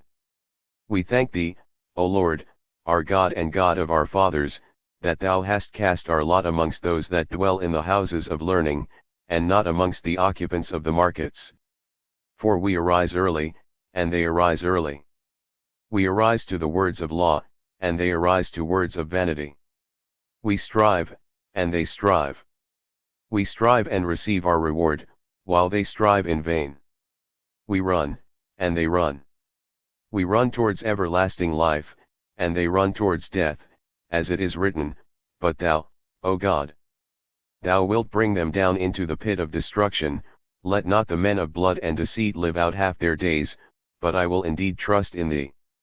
May it be thy will, O Lord my God, that as thou hast assisted me in the conclusion of tract Sabbath, so mayest thou assist me in the commencement of other tracts and books of law, and in their conclusion, that I may live to learn and teach, to observe and to do and to keep all the words of the teachings of thy law with affection. And may the merits of all the Tannim and Amoraim and other scholars uphold me and my children, in order that the law may not escape from my mouth, from the mouths of my children and children's children forever, and may it be verified in me, when thou walkest, it shall lead thee, when thou liest down, it shall watch over thee, and when thou art awake, it shall converse with thee. For through me shall thy days be multiplied, and the years of thy life shall be increased unto thee. Length of days are in her right hand, in her left are riches and honor. The Lord shall give strength unto his people, the Lord will bless his people with peace. Footnotes 379:1 At the conclusion of another tract, name it instead of tract Sabbath. 379:2 At the close of a learned work, entitled Answers and Questions, by Rabbi Moses Iserles, and also in the work entitled Sea of Solomon, by Solomon Lurie, tract Baba Kama, may be found the reasons why the above 10 names must be mentioned in the prayer. Next, Appendix. Index Previous. p. 381. Appendix. Page 24 of Volume I of this tract contains a Mishnah commencing with the statement, and these are some of the regulations enacted in the attic of Hananiah ben Hizkiah ben Gerin, and concluding, they enforced 18 regulations on that day. At the same time, the Mishnah fails to enumerate in the place mentioned, or elsewhere, these 18 regulations. The Gemara, however, conjectures upon their character and cites them in a scattered and incoherent manner. As a matter of course, this is not done without the adduction of numerous and varied opinions, but the conclusion is, that the 18 regulations are those which we shall enumerate farther on. In another section of the Gemara it is related, that 300 jars of wine and a like number of jars of oil were taken up into that attic in order to afford the sages no opportunity to leave their places until their deliberations concerning the regulations were finally concluded. Among these regulations there are, however, only 2 or 3 concerning Sabbath, the rest being dispersed throughout the Talmud in their proper departments and merely mentioned as regulations enacted during that session, but they are not enumerated in regular order either of sequence or time of enactment. Hence we, in consistency with our method of translation viz., to place everything in its proper department, have omitted in this tract the enumeration of these regulations, together with the diverse opinions concerning the reasons for their institution, which reasons as cited by the Gemara are very abstruse and for the most part untenable. In the last chapter of this tract, however, mention is again made of the 18 regulations, and it is declared, that their measure was made heaping full, while elsewhere in the Gemara the assertion is made, that the day on which they were enacted was as grave in its consequences for Israel as the day on which the golden calf was made. It is these 2 statements that have impelled us at the last moment to embody these 18. p. 382. Regulations in an appendix at the end of this volume, and state as best we can, after careful study and consideration of the subject, the most potent reasons for their enactment. With this purpose in view, we shall divide the 18 regulations into 5 classes, as follows: those pertaining to Terumah, Tumah, Chithan, Mikvah, and Sabbath. Terumah is rendered useless when brought into contact with any one of the following 10 subjects. First, with a man who eats a thing that had been contaminated by a parent of uncleanness 1 and had thus become unclean in the 1st degree. Second, with a man who had eaten a thing unclean in the 2nd degree. Third, with a man who had drunk unclean beverages. Fourth, with a man who had bathed his head and the larger portion of his body in water that had been pumped up, and not in a legal bath. Fifth, with a clean person. Sixth, with the sacred scrolls of the Holy Writ, either in part or in its entire form. 7th, with hands of which one was not quite certain that they had been kept clean the whole day. 8th, with one who had taken a legal bath, if the Terumah was touched before sunset. 9th, with eatables and utensils which had become unclean through beverages. When brought in contact with any one of these 9 subjects, Terumah is rendered useless. 10th, the crop raised from Terumah is of the same character as the seed. If the latter was clean when planted, the crop is clean, but if the seed was unclean, the crop is the same. Nevertheless, it is still considered Terumah, and subject to the p. 383. Laws of Therumah. Thus we have 10 regulations concerning Therumah. Concerning uncleanness, there were 4 regulations enacted. First, all movable things bring uncleanness on a man by means of a tent, not larger even than a span, covering a corpse, even if the space between the corpse and the tent was but an all's width. Second, the daughters of the Samaritans are considered unclean from the day of their birth. Third, a child of a heathen is considered unclean, because it is considered as one afflicted with venereal disease. Fourth, one who presses grapes or olives renders the vessels used to receive the must or the oil susceptible to uncleanness. Concerning Chithan, but one regulation was enacted, covering 4 subjects. It was prohibited to partake of the bread, oil, or wine of other nations in order to prevent intermarriage with their daughters. Concerning mikvah, one regulation only was enacted, viz. If the water running out of a rain gutter flow directly into a mikvah, the mikvah is not invalidated, but if the water was intercepted by a vessel from which it flowed into the mikvah, the latter becomes invalid, or even if 3 lugs of drawn water were poured into the mikvah, they render it useless. Concerning Sabbath, 2 regulations were enacted. First, one shall not search for vermin or read before lamplight. Second, one who was overtaken by dusk on the Sabbath eve while on the road must give his purse to a Gentile. The learned reader who is not familiar with the intricate teachings of the Talmud, and even the student of the Talmud who has delved in its labyrinths of lore for the sake of probing into the ordinances and discussions contained in its volumes, will be quite amazed at the seeming unimportance and triviality of the above regulations, unless thoroughly comprehensive of the spirit of the Talmud and the object of the sages in their day. At the time when these regulations were enacted and enforced. p. 384. There appeared no reasonable grounds for their enactment, and even the reasons advanced by the Gemara itself in a faltering, groping manner are in many instances quite absurd. Entirely contrary to their usual custom, the sages themselves did not base these regulations upon any inference, analogy, passage, or ordinance contained in the Holy Writ, a very remarkable occurrence indeed.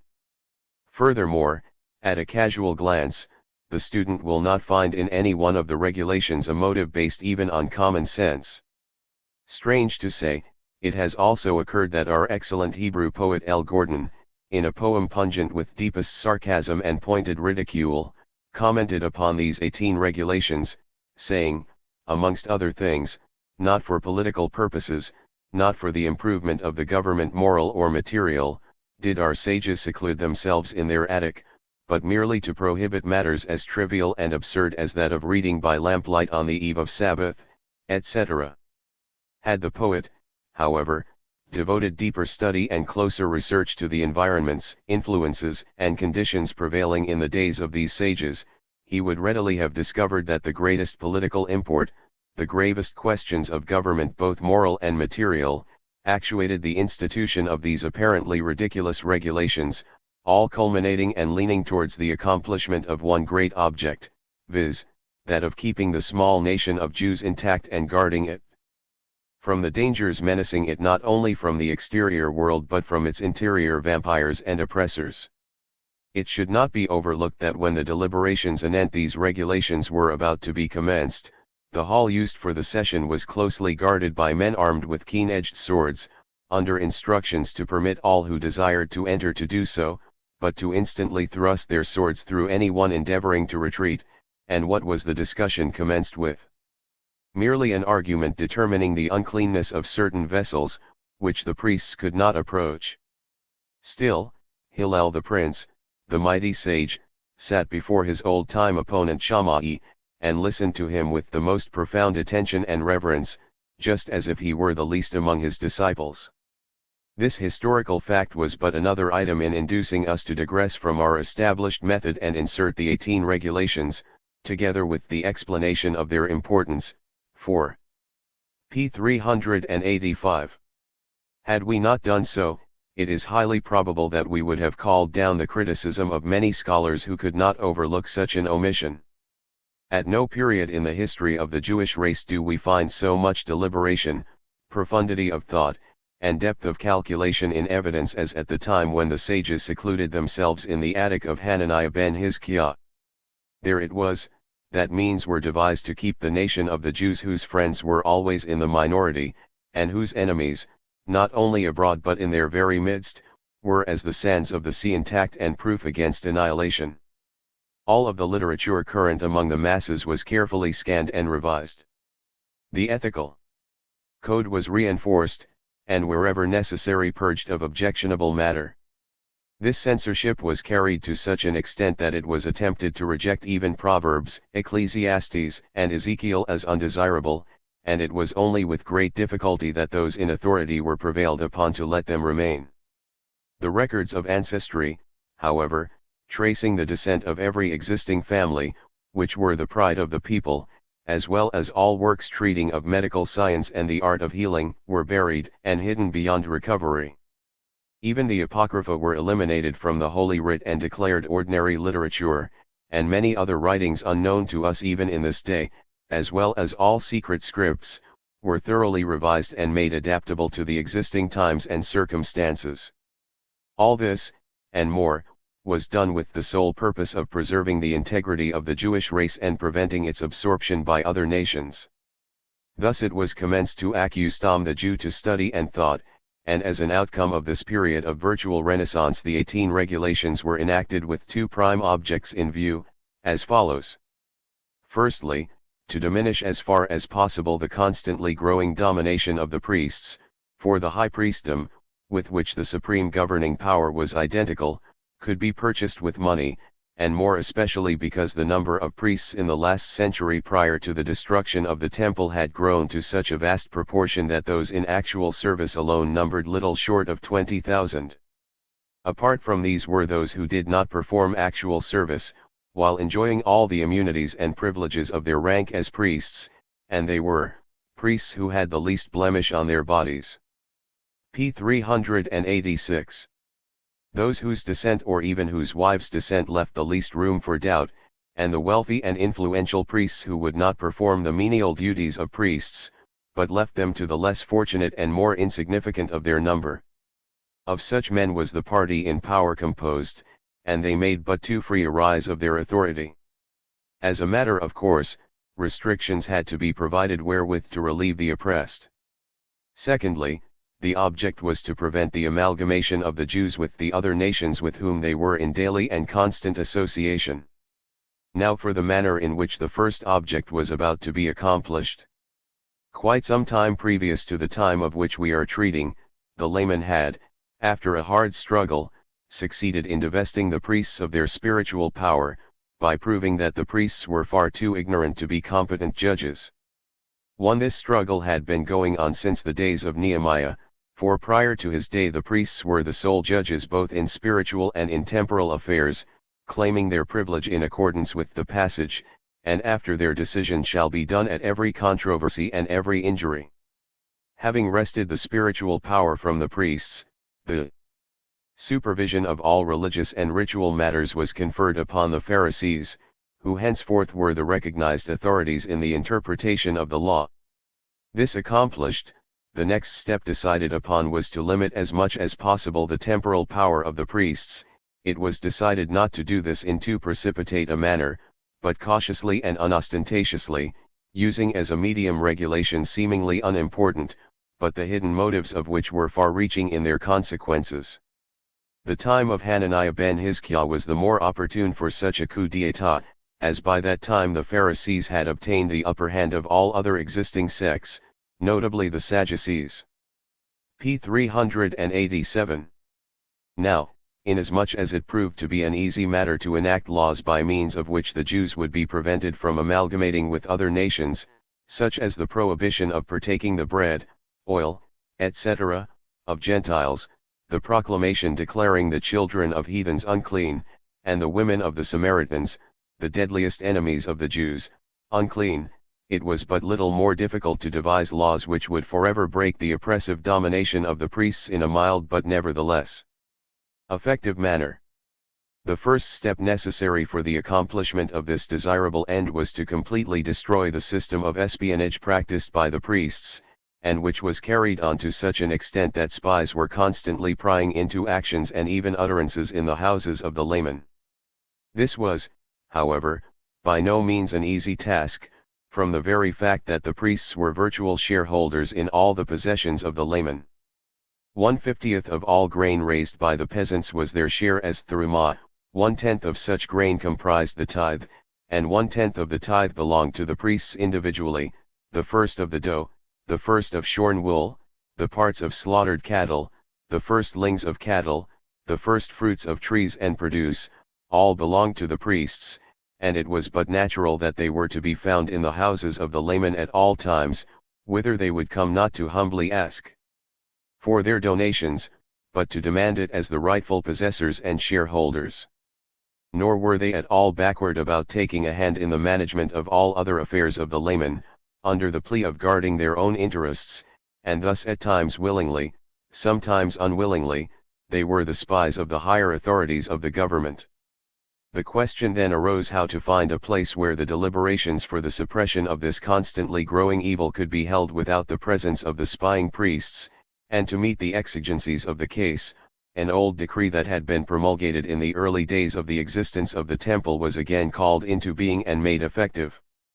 The decree was the one enacted in the time of Jose ben Joser Ishizrida and Jose ben Yohanan the Jerusalemite, and read, "All the lands outside of Judea are unclean.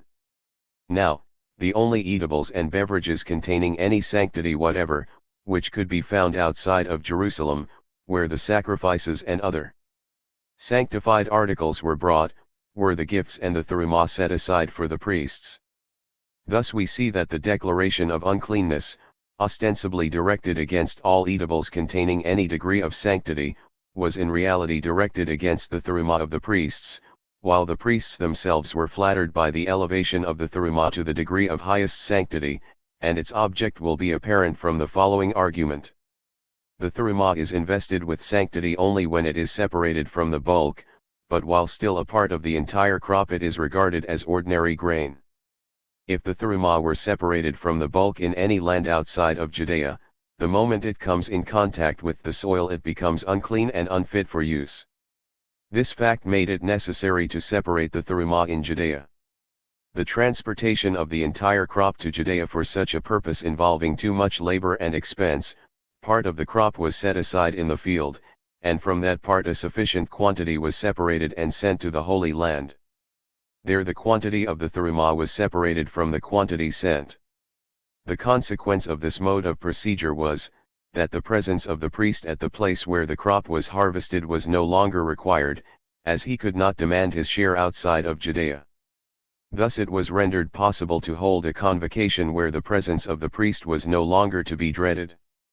1. It seems that up to the time of Hananiah ben Hizkiah this decree had been evidently disregarded or not sufficiently effective. 2. For we see that 80 years. p. 389. Prior to the destruction of the temple it was again promulgated, and this time reinforced with the declaration that even the atmosphere of all lands outside of Judea was unclean and all articles containing any degree of sanctity were rendered unclean by contact with such atmosphere.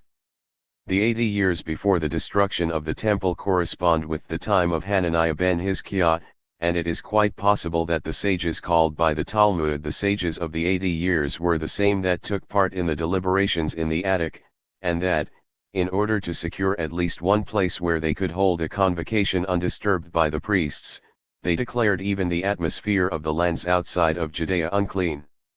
The Talmud relates, also, that in the city of Usha the decree was reinforced for the third time with the declaration that all articles rendered unclean by the atmosphere of such lands were not only to be rendered useless, but were to be immediately burned, as a precaution lest a priest might accidentally make use of them. Still, the decree was not as effective as it should have been, as long as the priest could come and announce that he would use his share of the therumah for seed or dispose of it as seed, and to meet this exigency the sages of the attic first of all decreed that the crops raised from clean or unclean therumah, used as seed, were clean or unclean respectively. Again, means had to be devised to rid the laymen residing in Judea proper from the obnoxious presence of the priests at all times, for at harvest time, or when the grain was brought from the lands outside of Judea, the ever-watchful priest was unbanned. To this end the subsequent regulations concerning Theruma were enacted and gradually reinforced. Thus at first a man who had eaten a thing unclean in the first degree rendered Theruma useless, then a man who had eaten a thing of the second degree of uncleanness, until finally even a sacred scroll, or even a hand that had come in contact with a sacred scroll, and last of all a hand that was not known to be positively clean, rendered Theruma useless. All this was done with the sole object of keeping the priests out of the houses of the laymen, and rather bring the Theruma to them than have them come to demand it. Should they come in spite of this, it was not difficult to find a pretext for calling the Theruma unclean. In order, however, not to make the purpose of these regulations p. 390 too apparent, and thus give offense to the priests, other regulations were enacted in conjunction with these, which, while of no value whatever in themselves, acted as screens for the actual intentions. It is now not difficult to explain the historical sensation caused by the deference shown by Hillel to Shammai at the commencement of these deliberations, and the reasons which prompted the posting of an armed guard at the entrance of the hall. Hillel, in his capacity as a prince of Israel, was somewhat too timid to proceed against the priests in too harsh a manner, but the masses were so much incensed against their oppressors, and so deeply conscious of their grievances, that he could not stem the popular tide against them. In this emergency it was Shammai, under ordinary circumstances of lesser consequence than Hillel, that proved to be the champion of the popular cause, and in order to ensure for him a telling majority when the question came up for a final vote, the doors of the hall were guarded so that none could leave, while all were allowed to enter. Seeing the patriotism and popularity of Shammai, the prince could not help bowing to popular sentiment and showing respect to the favorite of the hour. It would require a volume of many pages to demonstrate how each one of the regulations instituted was directed against the priests, how deeply it injured them, and in what measure it curtailed their previous unlimited sphere of action, also, especially, how the dispute between Hillel and Shammai concerning the susceptibility to uncleanness of vessels used at grape and olive pressing concerned the priests. Even then, a person not thoroughly imbued with the spirit of those times could scarcely understand it, but we would request that the 18 regulations be again carefully perused, and it will readily be observed by even the casual reader, from the hints given, that the 10 ordinances, one relating to Theruma, were directed entirely against the priests, and the 4 concerning uncleanness were in part against the priests and in part against mingling with other nations. As for the regulation against mingling, that goes without saying, while the regulations concerning the mikveh and Sabbath were but incidental and trivial matters intended as a screen for the grave importance of those mentioned.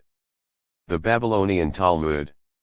Translated by Michael L. Rodkinson. Book 6. 1918. Tract Baba Kama, Part 2 and Tract Baba Mitzvah. Tract Baba Kama. Title page. Explanatory remarks. Contents. Synopsis of subjects. Chapter 9. Chapter X. Tract Baba Mitzvah, Part I. Contents. Synopsis of subjects. Chapter I. Chapter 2. Chapter 3. Chapter 4. Tract Baba Mitzvah, Part 2. Title page. Explanatory remarks. Contents. Synopsis of subjects. Chapter V. Chapter 6. Chapter 7.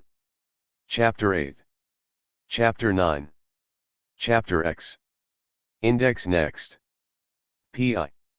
New edition. Of the Babylonian Talmud. Original text, edited, corrected, formulated, and translated into English. By Michael L. Rodkinson.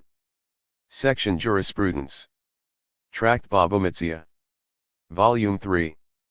Boston. The Talmud Society. 1918. Next, explanatory remarks. Index previous next. P2. Explanatory remarks. In our translation we adopted these principles. One tenon of the original we have learned in a Mishnah, Tanya we have learned in a Boraitha, Itmarit was taught. 2 questions are indicated by the interrogation point, and are immediately followed by the answers, without being so marked. 3 When in the original there occur 2 statements separated by the phrase Lashna Ikrina or Wabayathima or Ikadi Amri, we translate only the second. 4 As the pages of the original are indicated in our New Hebrew edition, it is not deemed necessary to mark them in the English edition, this being only a translation from the latter. 5 Words or passages enclosed in round parentheses denote the explanation rendered by Rashi to the foregoing sentence or word. Square parentheses contain commentaries by authorities of the last period of construction of the Gemara. Contents. 1. Page. Synopsis of subjects of Tract Baba Kama 4. Chapter 9. The laws relating to the change of the name and nature of stolen articles, and when an article becomes useless. About skillful mechanics who spoil work int arusted to them, and as to the place to which a stolen article must be returned 211. Chapter X. Regulations regarding robbed articles which remain after the death of the robber. If one recognizes his stolen articles at the premises of someone. Regarding robbed estates, afterwards the government took it away, etc. 251. Footnotes. 3:1 Continuation of previous volume. Next, synopsis of subjects. Index previous next. P4. Synopsis of subjects. Of Tract Baba Kama. 1.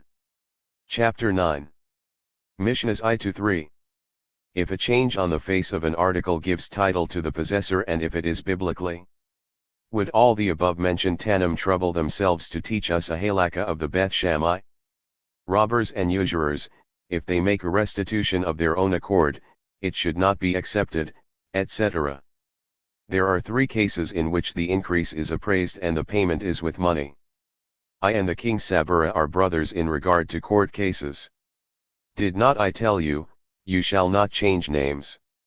R. Joseph Bar Hama used to compel slaves of his debtors to labor for him, etc.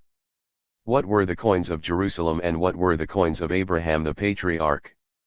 Labor which cannot be recognized on the body of the animal as damaging, the civil court cannot make him liable for. Is a German considered a direct pecuniary loss? May the court decide a case of a goring ox in its absence? If a specialist took a thing to repair it and he spoiled it? A builder who undertook to take apart a wall, and he broke the stones or bricks, a butcher specialist, if he has spoiled the meat he is a tortfeasor, and is also considered willful, etc. Why so many reasons? I think your brain is not in regular order. Rabbi did 2 good things regarding you. He prevented you from using a doubtful thing, and also restrained you from possible robbery. There was a woman who showed a coin to Arhiah, etc. Resh Lakish showed a dinar to Ar Elazar, and he told him it was a good one. He said then, see, I rely upon you, etc. 211 to 228. Mishnahs 4. To 7. If one gave wool to the dyer, and it was spoiled, to be dyed red, and it is dyed black, or conversely, to make a chair of it, and he has made a bench, is the color of the dyes to be considered as existing upon the wool or not? In one tract is the order of the Mishnah not to be taken in consideration, but in 2 different tracts it must be considered. The whole of section damages is considered as one tract. If one has given money to his messenger to buy wheat, and he buys barley. If one buys a field in the name of his neighbor. Kahana paid money for flax. In the meantime, PV. The flax became dearer and the seller sold it. One who has stolen the value of a coin swears falsely and afterwards confesses. The same is the case in a deposit. If one has robbed one of 5 persons, and he does not know which of them. It happened with one pious man who bought of one of 2 persons, and he did not know from which of them. A messenger must not be made in his absence. It happened with Ar Abba, who was the creditor of Ar Joseph Bar Hama, and the former asked Ar Safra to bring, etc. My master, do you mean to deduce from this scripture that it must be paid, or you say is it common? If one has robbed 2 bunches of the value of a parutha and had returned one of them, how is the law? He who denies a deposit is considered as a robber. As soon as the owner has taken an oath, he has not to pay. One who claims stolen on a deposit, or of a lost article he has found, must pay double, etc. The 3 oaths: first, that I have done all my duty in taking care of it; second, that I did not make use of it; and third, that it is not under my control. If a gratuitous bailee swore it was stolen, and, nevertheless, he paid, and then the thief was found, where is my bailment? Lost. Do you swear by God? Amen. Witnesses testified that he himself had stolen it. If one robbed his father and swore falsely, and after his death he confessed, I swear you shall have not any benefit from my estate. If one robbed a proselyte and swore, and afterwards the proselyte died, the priests who receive the robbery of the proselyte, are they considered heirs, or only receivers of a donation? 228 to 250. Chapter X. Mishnahs I to 6.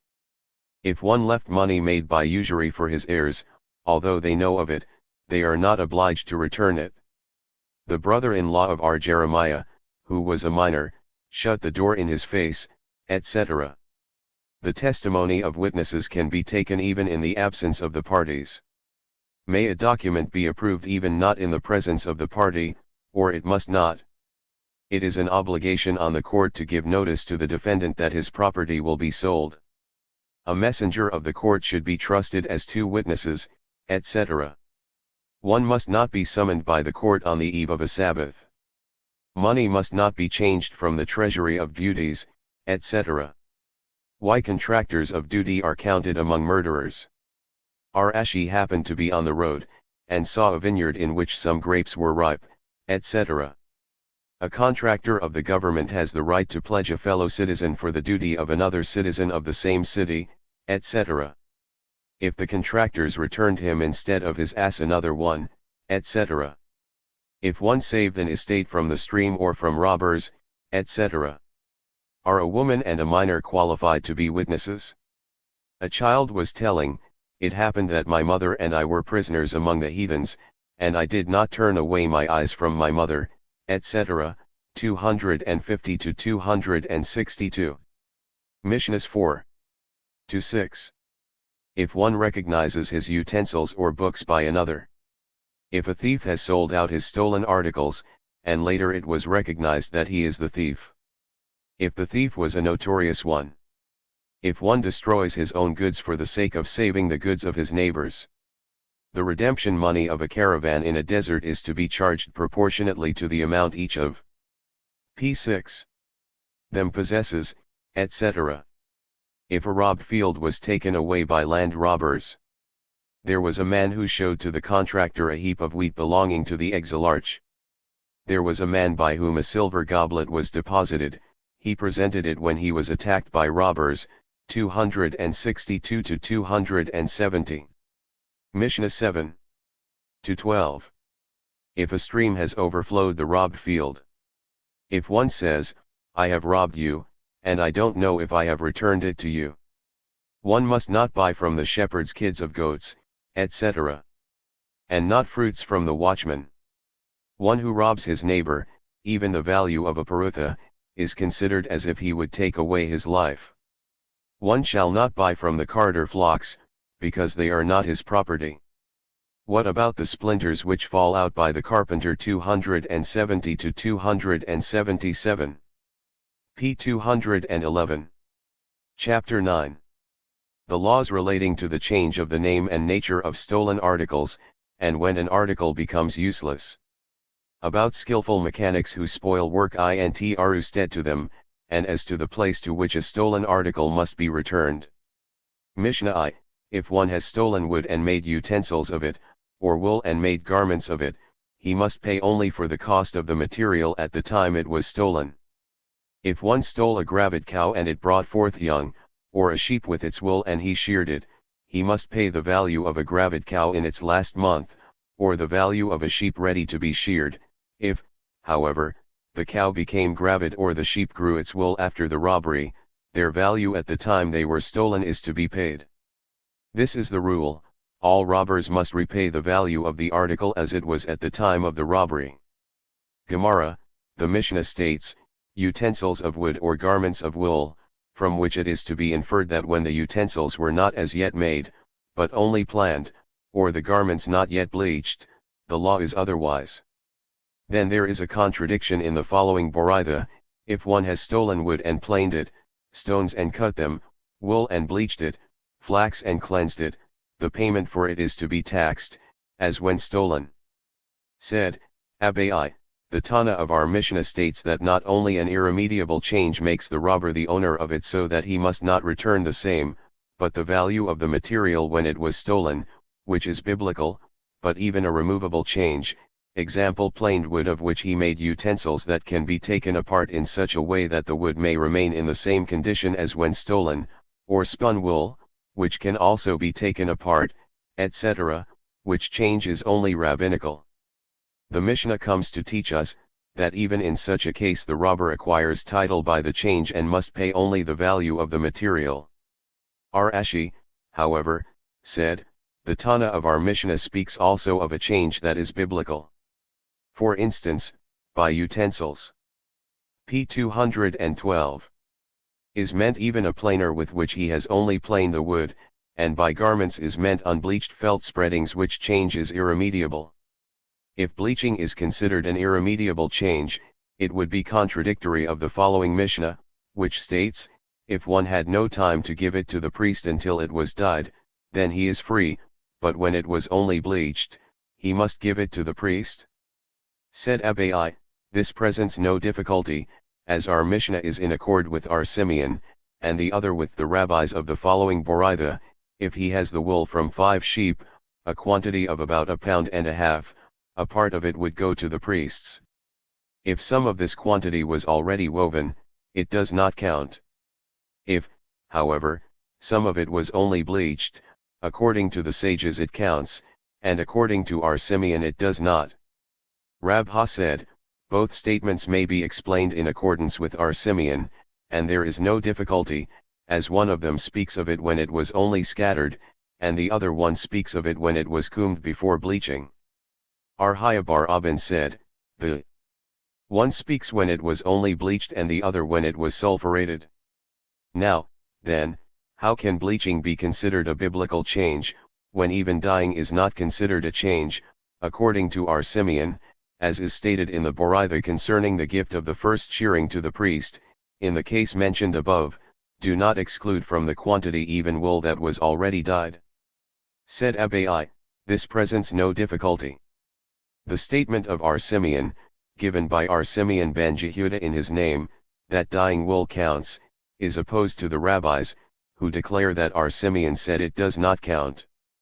Rabha, however, said, it is not necessary to say that the rabbis oppose our Simeon ben Jehuda, for dyeing is different, because it can be removed by opun, and the above statement, that when it was dyed he is free, speaks when it was dyed by saphug, which is not irremediable. Said Abai, all the following Tannim agree with our Simeon's statement explained above, that a change does not give title, namely, Beth Shammai, as stated above.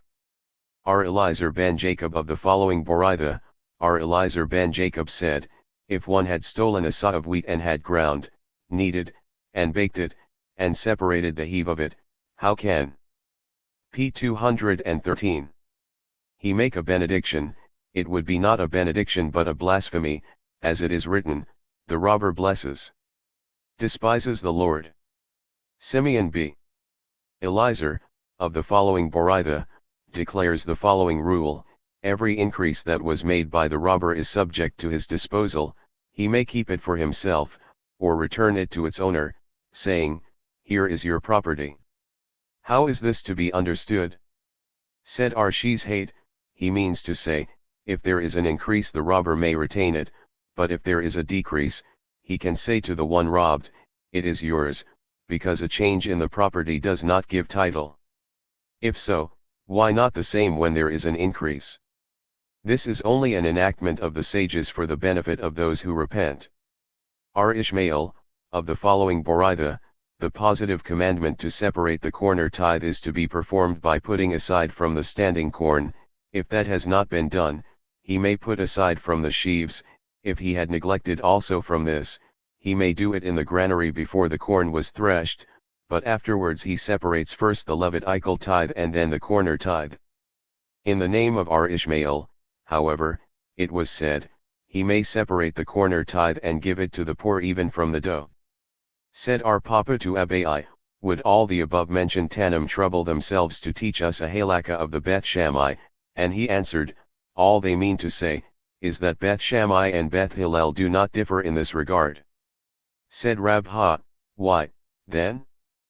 Perhaps our Simeon ben Jehuda's statement has reference only to a case of dyeing, as the color can be removed as stated above, and the Beth Shammai, because it is not clean enough for the altar, and our Eliezer ben Jacob could not accept it to pronounce a benediction upon it, as such a meritorious act should not be caused by a transgression, and our Simeon ben Eliezer also, because it can again become fat, and, finally, our Ishmael's statement was made only on the corner tithe as there is a superfluous word in the expression thou shalt leave it.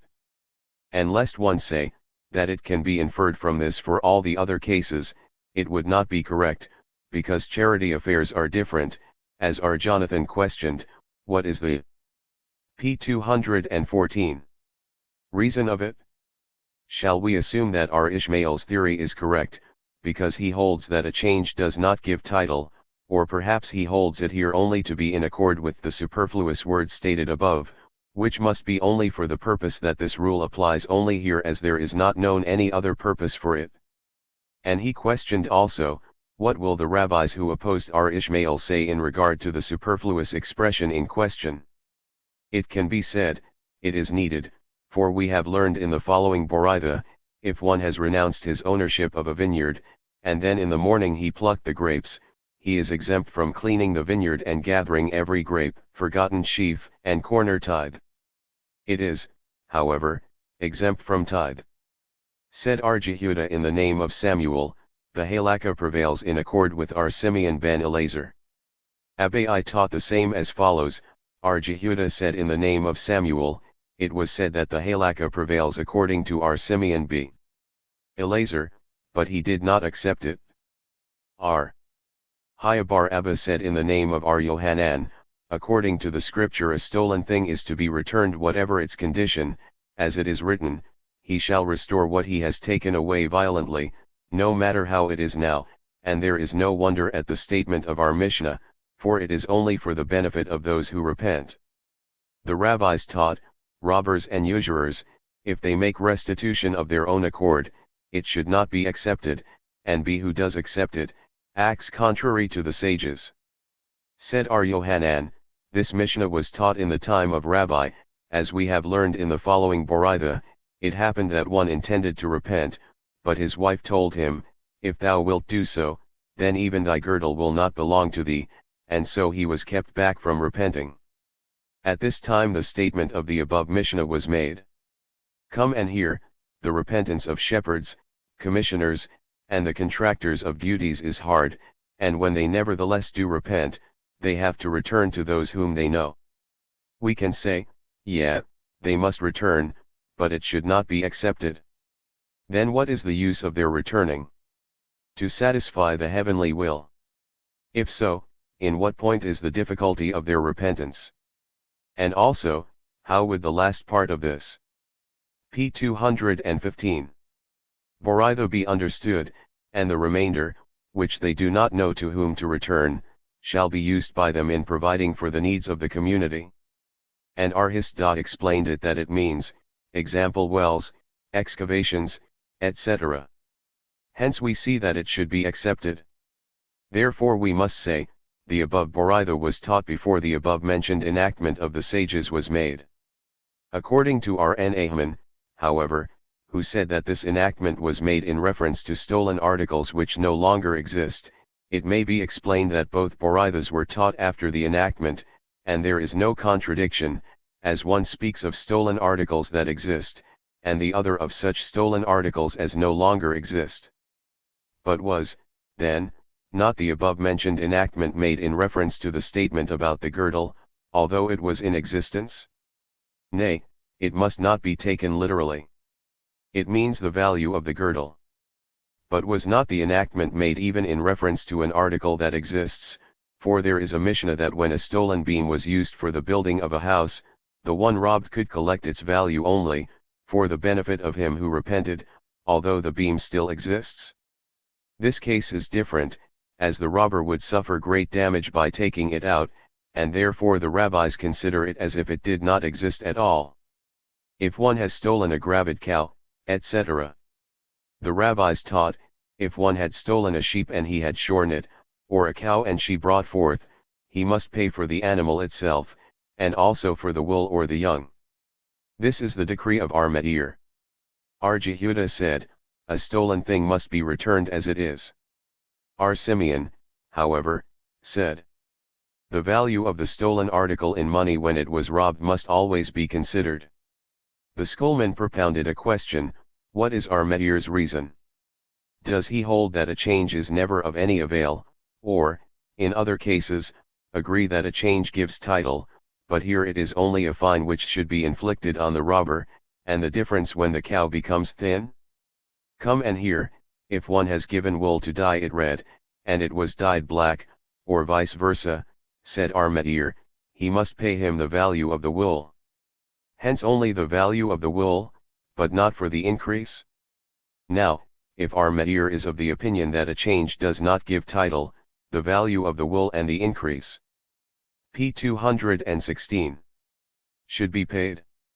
Hence it is to be inferred that he holds that everywhere a change acquires title, and here is only a fine for the robber.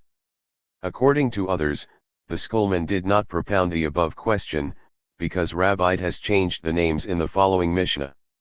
If one has stolen a cow or slaves, and they become old while under his control, he must pay according to their value when they were stolen. This is the decree of our Meir. The sages, however, say as to slaves, he may say, yours is before you. Hence we see that, according to our Meir, a change gives title, and here is only a fine, and if there was any question by the schoolman it was this, is the fine only for an intentional act or only for an unintentional? Come and hear the Mishnah mentioned above concerning the dyeing of wool, that he must pay only for the wool and not for the increase, because there was no intention, from which it is to be inferred that without intention there is no fine. Our Jehuda said the stolen property, etc. What is the difference between our Jehuda's and our Simeon's statement? Said our Zebid, they differ when the increase is still in the stolen thing. According to our Jehuda, it belongs to the one robbed, and according to our Simeon to the robber.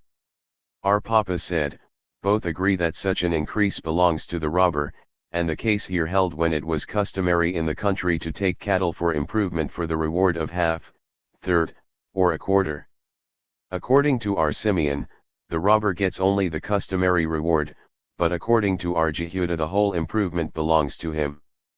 There is a Boraitha which states plainly as our Papa explained. Said our Ashi, when we were in the college of our Kahana, we were in doubt regarding our Simeon's theory as to the payment of half, etc., for improvement, whether he shall be paid in money or with its meat.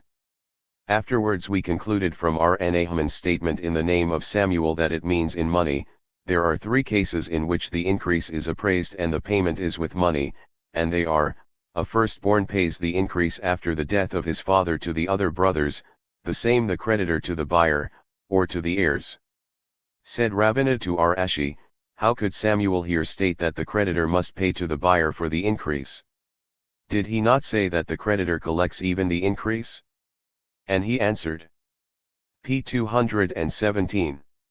This presents no difficulty, when we take into consideration that there is a difference between an increase which is not yet ripe, and an increase which is already ripe for harvest. He objected, but was it not a fact that Samuel's court collected every day even from crops that were ripe for harvest? He answered, This also presents no difficulty when the claim is equal to the amount of the field together with the increase. When the claim is, however, only for the value of the estate. Rejoin the former, this is right according to him who holds that even when the buyer has money he cannot pay the creditor with money, but according to him who holds that when the buyer has money, he can pay the creditor with money. Why should not the buyer say, if I had money, I would make you leave the estate entirely? Now, when you take it for your debt, you have the right to take it for your debt only, but as for the increase, would it not be right to leave for me a part of the estate? And he answered, the case was when the field was hypothecated to the creditor, i.e., when the loan was issued, he told him, you have to collect your debt from this estate only. Rabha said, if one has stolen an article, and after improving it sells or bequeaths it, the sale or the bequest is valid for the improvement. He questioned, however, in case it was improved by the buyer, how is the law? After he questioned it, he decided, what else, then, had the first sold to the other, if not every right that he might have in this estate? R. Papa said, he who stole a date tree and cut it down, did not acquire title, although he removed it to his own field. Why so? Because it has even then the same name as before, date tree. It is the same if he cut it in pieces, for they are still called pieces of a date tree. If, however, he has stolen pieces and made beams of them, title is acquired. If he has stolen beams and made short ones of them, title is not acquired, but if he has made boards of them, title is acquired. Rabha said, if one stole a palm branch and has torn it in single leaves, title is acquired, because it is no more called palm. p. 218. But leaves, for the same reason, title is acquired when he has stolen leaves and made a broom of them. If, however, he has stolen a broom and made a rope, title is not acquired, because it can be taken apart and a broom again made of it. Our Papa questioned, if the double leaf of the same was divided, how is the law? Come and hear, our Mathan said in the name of our Jehoshua ben Levi, if the double leaf is divided, it is considered as if taken away, and it is invalid. Infer from this that such a change gives title. R. Papa said, if one has stolen clay and made bricks of it, title is not acquired, because it can be reduced again to clay. Conversely, however, title is acquired, because, even if he will again convert it into bricks, it will have another appearance and will be no more the same as it was before. The same is the case if he has robbed bullion and coined it into money.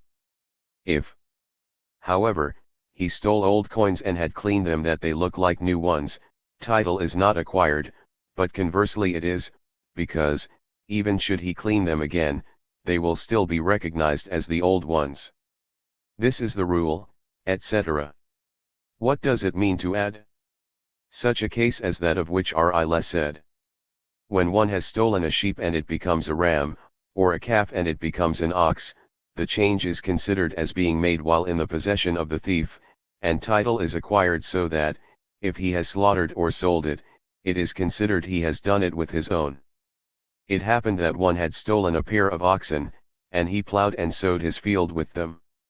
Finally, he returned them. When the case came before R.N. Ahman, he said, go and appraise the increase he has made with them. Said Rabha to him, is the increase of the field caused only by the oxen, and not by the field also? And he answered, did I say the whole increase shall be collected? I mean half of it only. And he rejoined, after all, it is no more than a robbery of which the rule is, it shall be returned as it is. He answered again, did I not tell you that when I am sitting in the court you shall say nothing to me, for Huna, my colleague, has said that I and the king Sabura are brothers in regard to court cases. This man is known as an old robber and I want to fine him. p. 219.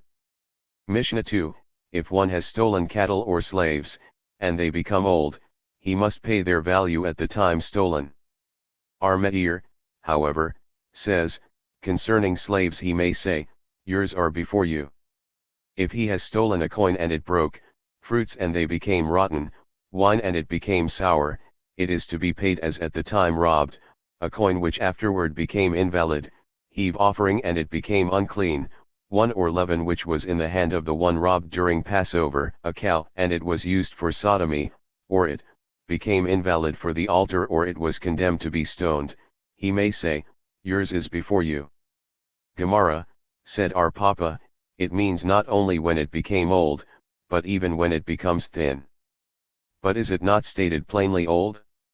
This expression is used to teach that only when it is incurable, as in the weakness of old age. Said Mar, the older son of Ar-Hisda, to Ar-Ashi, it was said in the name of Ar-Yohanan that when one steals a sheep and it becomes a ram, or a calf and it becomes an ox, such a change gives title, and if he slaughters or sells it, it is considered as his own. And he answered, did not I tell you, you shall not change names? This was said not in the name of Ar-Yohanan, but of Ar-Ilet. Ar-Meir said, etc. Ar-Hanana bar of Dimi said in the name of Rabbite, the halakha prevails according to Ar-Meir. But why did Rabbite desert the majority in this decision? The reason is because in the Boraitha the names are changed. Why, then, has Rabbite given preference to the Boraitha, and not to the Mishnah, which ought to be better authority? Yeah, when there is one Mishnah against one Boraitha, but there are two Boraithas against one Mishnah. The other Boraitha is as follows, if one has exchanged a cow for an ass, and the cow has brought forth young, or if one has sold a female slave and she has given birth, and one of the parties said it was born when it was in his control, and the other keeps silent, the first acquired title to it, when each of them says he does not know, then the value is to be divided. p. 220. But if each of them claims that it occurred when at his control, then the seller has to take an oath that it while under his control. So is the decree of Ar-Meir. The sages, however, say, there is no oath, as an oath is not to be ordered in cases of slaves or real estate. Hence, here also, is the opinion of Ar-Meir that slaves are not considered real estate. But if he changes the names in the Mishnah, his statement ought to be, that the halakha prevails according to the rabbis. He meant to say so, according to you who have changed the names, the halakha prevails as Ar-Meir. But how could Rabbite state that a slave is considered real estate? Did not Daniel bar Arkdina say in his name, if one has compelled a slave of his neighbor to do labor for him, he is free from charges? Now, if you bear in mind that a slave is considered real estate, why shall he not be charged? Is not the slave yet under the control of his owner? The case was when not in time of labor. But would the owner of the slave be satisfied that his slave should become tired, so that it would do harm to his usual work? It can be explained, and so it is agreeable for him that his slave shall not become used to idleness. Our Joseph bar Hama used to compel slaves of his debtors to labor for him. Said Rabha, his son, to him, why does the master so? And he answered him, because Ar-Nahman said that the labor of a slave is not worth even the food he consumes. Said Rabha, Ar-Nahman said so because of his slave Daru, who was dallying about the shops and doing nothing, but not of slaves who are working. And he answered, I hold with the statement made by Daniel, who in the name of Rabbite stated above. And his son said again, this is said in case the compeller has not any claims against the owners of the slaves, but you, master, who claim money from their owners, it looks like usury, as Joseph bar Miniamai said in the name of Ar-Nahman, although it is said of one who lives on the property of another without his knowledge is not obliged to pay rent therefore, but when he has lent money to the owner of the property he must pay him rent. Rejoined his father, I will not do it again. p. 221. It was taught, if one takes possession of another's ship and makes use of it. Said Rabbite, the owner may collect either the usual price of loaning it, or, if it was damaged and the amount of repairing surpasses the amount of hiring, he may collect even this. Samuel, however, said, if the amount of the hiring surpasses the amount of the repairing, he takes only the latter. Said our Papa, they do not differ. Rabbi speaks of a case where the intention of the sailor was to pay the value of the ship, and Samuel speaks of a case where the intention was to steal. If one has stolen a coin, etc. Said Arhuna, the expression broke is to be taken literally. The expression it became invalid means that the government abolished it. Arjehuda, however, said, it would be the same as if broken, but the expression invalid means that it became invalid in this country, but has still a value in another one. Said Arhisda to Arhuna, according to your theory, it was abolished by the government. Is that not equivalent to those who stole fruits which became rotten or wine which became sour, for which the value at the time it was stolen is to be paid? And he answered, there is a change in taste and smell, which is not the case here. Said Rabbah to Arjehuda, according to your theory abolished by the government is the same as broken. Is that not equivalent to the case of heave offering, of which it is stated that he may say, yours is before you? And he answered, nay, it cannot be equivalent, for in the case of the heave offering, it remains the same as it was before, and no one can recognize any change in it, but here every one can recognize that the coin is of no value. It was taught, if one has given credit, to be repaid with coin which had the full value at that time, and afterwards this coin was abolished. Rabbi said, he must pay him with coin of the time of payment. Samuel, however, said, the debtor can say, I give you the coin according to our agreement, and you must take the trouble to use it in the city of Mishan, where it has a value.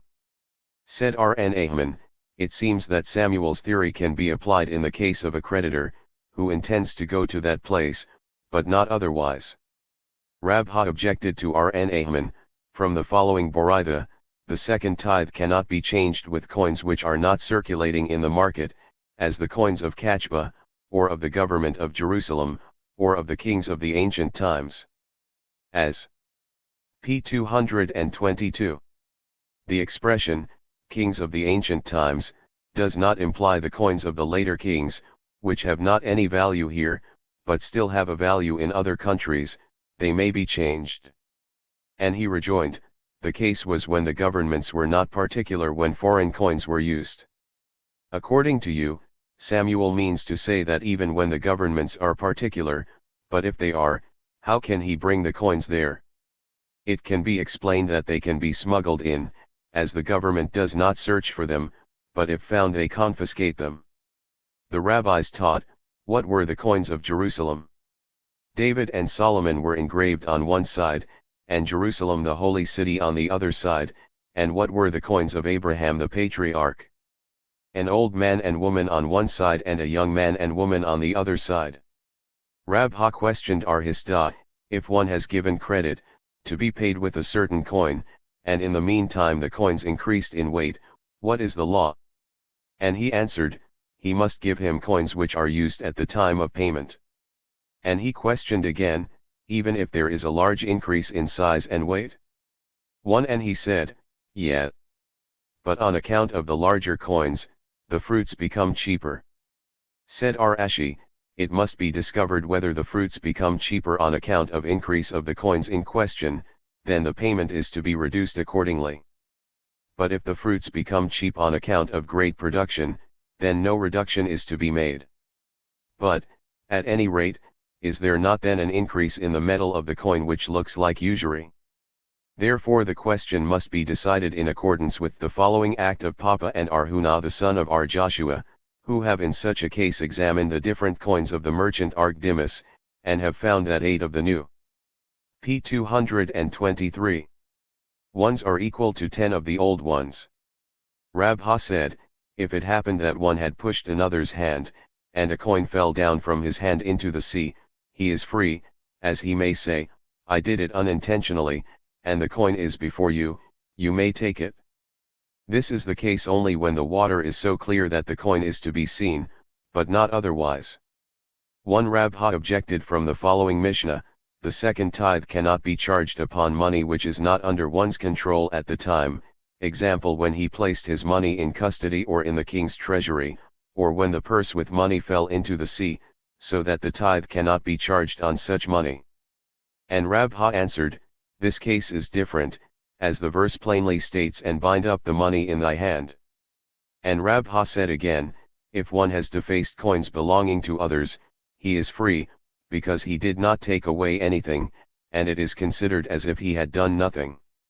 This is only by striking with a mortar upon the effigy, but not when he has filed it, as then the weight of it is lessened. And Rabha said again, if one cuts off the ear of his neighbor's cow, which by such an act becomes unfit for the altar, he is free, because the cow is afterwards as good as before and he has done nothing, as not all cattle are prepared for the altar. Rabha objected from the following Boraitha, if one has labored with the red cow or with its ashes, he is free from the lower court, but he is nevertheless responsible in the divine court. We see then that labor which cannot be recognized on the body of the animal as damaging, the civil court cannot make him liable for, but by taking off the car, which is recognized on the body, he should be responsible even before the civil court. Nay, the case is the same, and the above Boraitha comes to teach us that even in a case where the change is not to be recognized on the body, he is nevertheless responsible before the divine court. The same said again, one has burnt a note of his neighbor, he is free, because he can say, I have only burned a piece of paper. Rami Bar Hama opposed, let us see. If there are witnesses who know what p. 224 was written in the note, let them draw another good note for him, and if there are no witnesses, how can we know the amount of the note? Said Rabha, the rabbi's decision may hold even when the burner trusts the owner of the note as to its amount.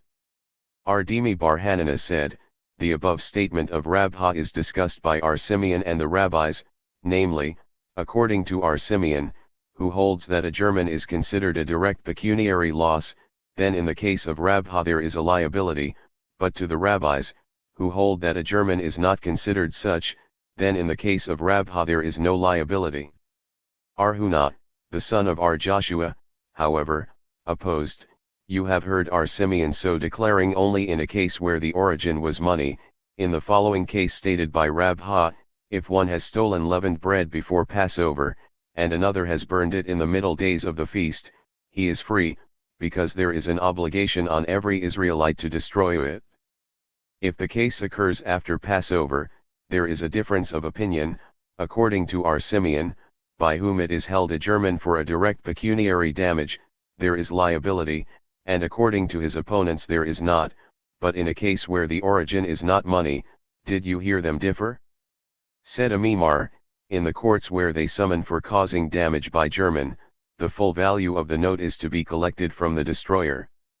In the courts, however, where they do not, in such cases there is to be collected only the value of the piece of paper. Such a case happened, and Raphram compelled Ashi to pay from his best estates. Leavened bread, etc., he can say, yours is before you. Who is the Tana who holds that in prohibited things, from which no benefit is to be derived, one may nevertheless say, yours is before you?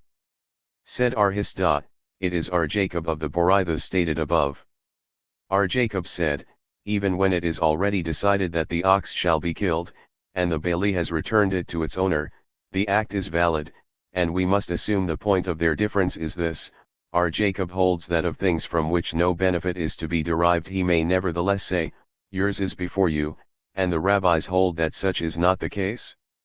Said Rabha to him, nay, all agree, in the case stated above, that one may say, yours is before you. For if such is not the case, let them differ also in case of leaven on Passover. The point of their difference here, however, is this, whether the court may decide the p. 225 case of the goring ox in its absence.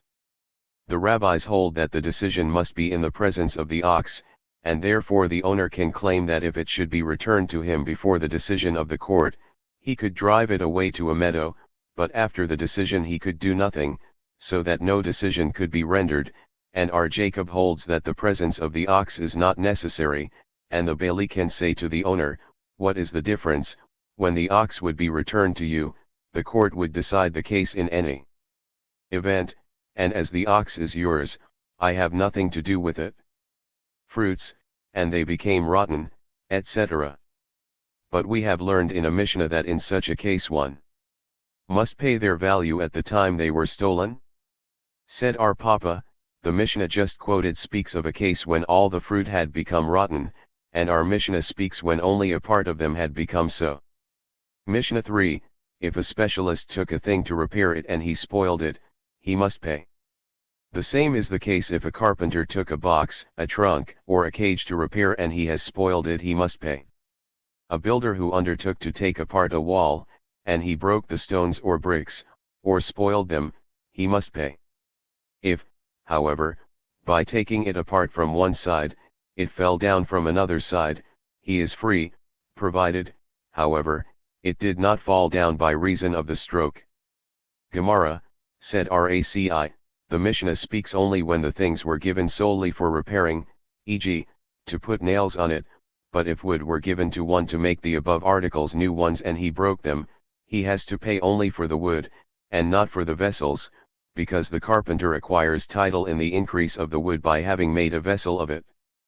There is an objection from our Mishnah, if a specialist took something to repair it, he is liable. Shall we not assume that he took wood? Nay, it means when he took vessels. But does not the second part speak of vessels, of which it is to be inferred that the first part speaks of wood? Nay, the Mishnah itself explains in the latter part the meaning of the first part, and it is to be read thus, if he has spoiled. How so? If he has given it to specialists for repairing, and they have spoiled it, they are responsible, example if he gives to a carpenter a trunk, etc. And it seems also that the latter part is only an explanation. Then the latter case would be entirely superfluous, as it is stated already in the first part that, even if he took wood he must pay, it is self-evident, when he took vessels. P 226. And spoiled them. This conclusion is not strong enough, as it can be said that the statement of the second part was necessary to declare the meaning of the first part, lest one say that the first part treats of vessels, but with wood the case would be different. It expresses in the second part the different vessels, to infer from it that the first part treats of wood, and, nevertheless, he is responsible. There is another objection from the following Mishnah, come and hear, if a specialist took a garment and made it ready, and informed the owner he should take it and the owner did not care to do so, the negative commandment of Leviticus 19:13, there shall not abide, etc., does not apply here. If, however, he has delivered it to him in the middle of the day, and it is not paid by sunset, the above commandment is applied. Now, if some would bear in mind that the master acquires title on the increase, then why should the above commandment be applied? Must not the garment be considered as the property of the master? Said Mori the son of Kahana, this Mishnah speaks of an old garment that was given to be cleaned and to comb the wool, where there is no increase. But, finally, if given to him to put in order, example to make it soft, or to clean it so that it shall look like a new one, is this not to be considered an increase? The case was that he hired him on time, then he must pay him for his time and not for the garment, and, therefore, if he had not paid him, the above passage applies. Samuel said, a butcher, a specialist, if he has spoiled the meat he must pay, he is a tortfeasor, and is also considered willful in doing this damage, as he has slaughtered it not in the place where it ought to have been done, and his mission of slaughtering is not fulfilled. Why so many reasons? If it stated a tortfeasor only, one may say that the case is only when he was hired to slaughter, but if he has done it gratuitously he should be free, therefore the addition. His act is considered willful. Arhama Barguria objects from the following Boraitha, if one has given his cattle for slaughter and they are spoiled so that they become, if the butcher was a specialist, there is no liability, but if he was a layman, there is. Both, however, if they were hired, then are they liable? Samuel's answer was, I think your brain is not in regular order. The same objection was raised to it by another of the rabbis, and Samuel said to him, P 227. As thou wilt receive the same answer as thy colleague. I taught this in accord with our Meir, and you questioned me in accordance with his opponents. Why did not you give a careful consideration to my statement? Did I not say he is a tortfeasor, and considered willful, etc., and whose theory is it that such a consideration should apply in such cases? There is only our Meir. In the following Mishnah, if one's jug was broken, and he did not remove it, or his camel fell down and he did not raise it, our Meir said, he must pay. The rabbis, however, say, this damage cannot be collected by the civil court, the divine court, however, makes him responsible for it. And it is declared that they differ in the case of stumbling, whether it is considered willfulness or not. Rabbi Bar Hannah in the name of Ar Yohanan said, a professional slaughterer is always responsible for his act, and even if he were expert as they of Ziphrus. Did Ar Yohanan, indeed, say so? Did not Rabbi Bar Hannah himself say that such a case happened for Ar Yohanan in the congregation of Maun, and Ar Yohanan said to him, go and bring witnesses that you are a specialist in slaughtering cocks, and I will take off the responsibility from you. This presents no difficulty. The latter was a gratuitous act, and the first case speaks of hire. As Ar Sira used to say, one who likes to be sure of the responsibility of his slaughterer, he shall advance him a dinar. It happened that a case of egressum came before Rabbite, and he declared it unlawful for use, and at the same time he absolved the slaughterer from payment. When Ar Kahana and Raci met the owner of the cattle, they said to him, Rabbi did two good things regarding you. He prevented you from using a doubtful thing, and also restrained you from possible robbery. It was taught, suppose one gave a coin to a banker for examination, which was approved by him, and afterwards it was found to be of no value. If he was a specialist, he is free, but if a layman, he is responsible. So is the statement of one Boraitha. Another one, however, states that in any case the banker is responsible. Said our Papa, the statement that he is free speaks of experts like Danke and Esau, who do not need any more experience, but they erred in the picture of the coin, which was a new one in this country, and they took it for an old one of another country, and they did not know that in this p. 228 country such a coin was just made.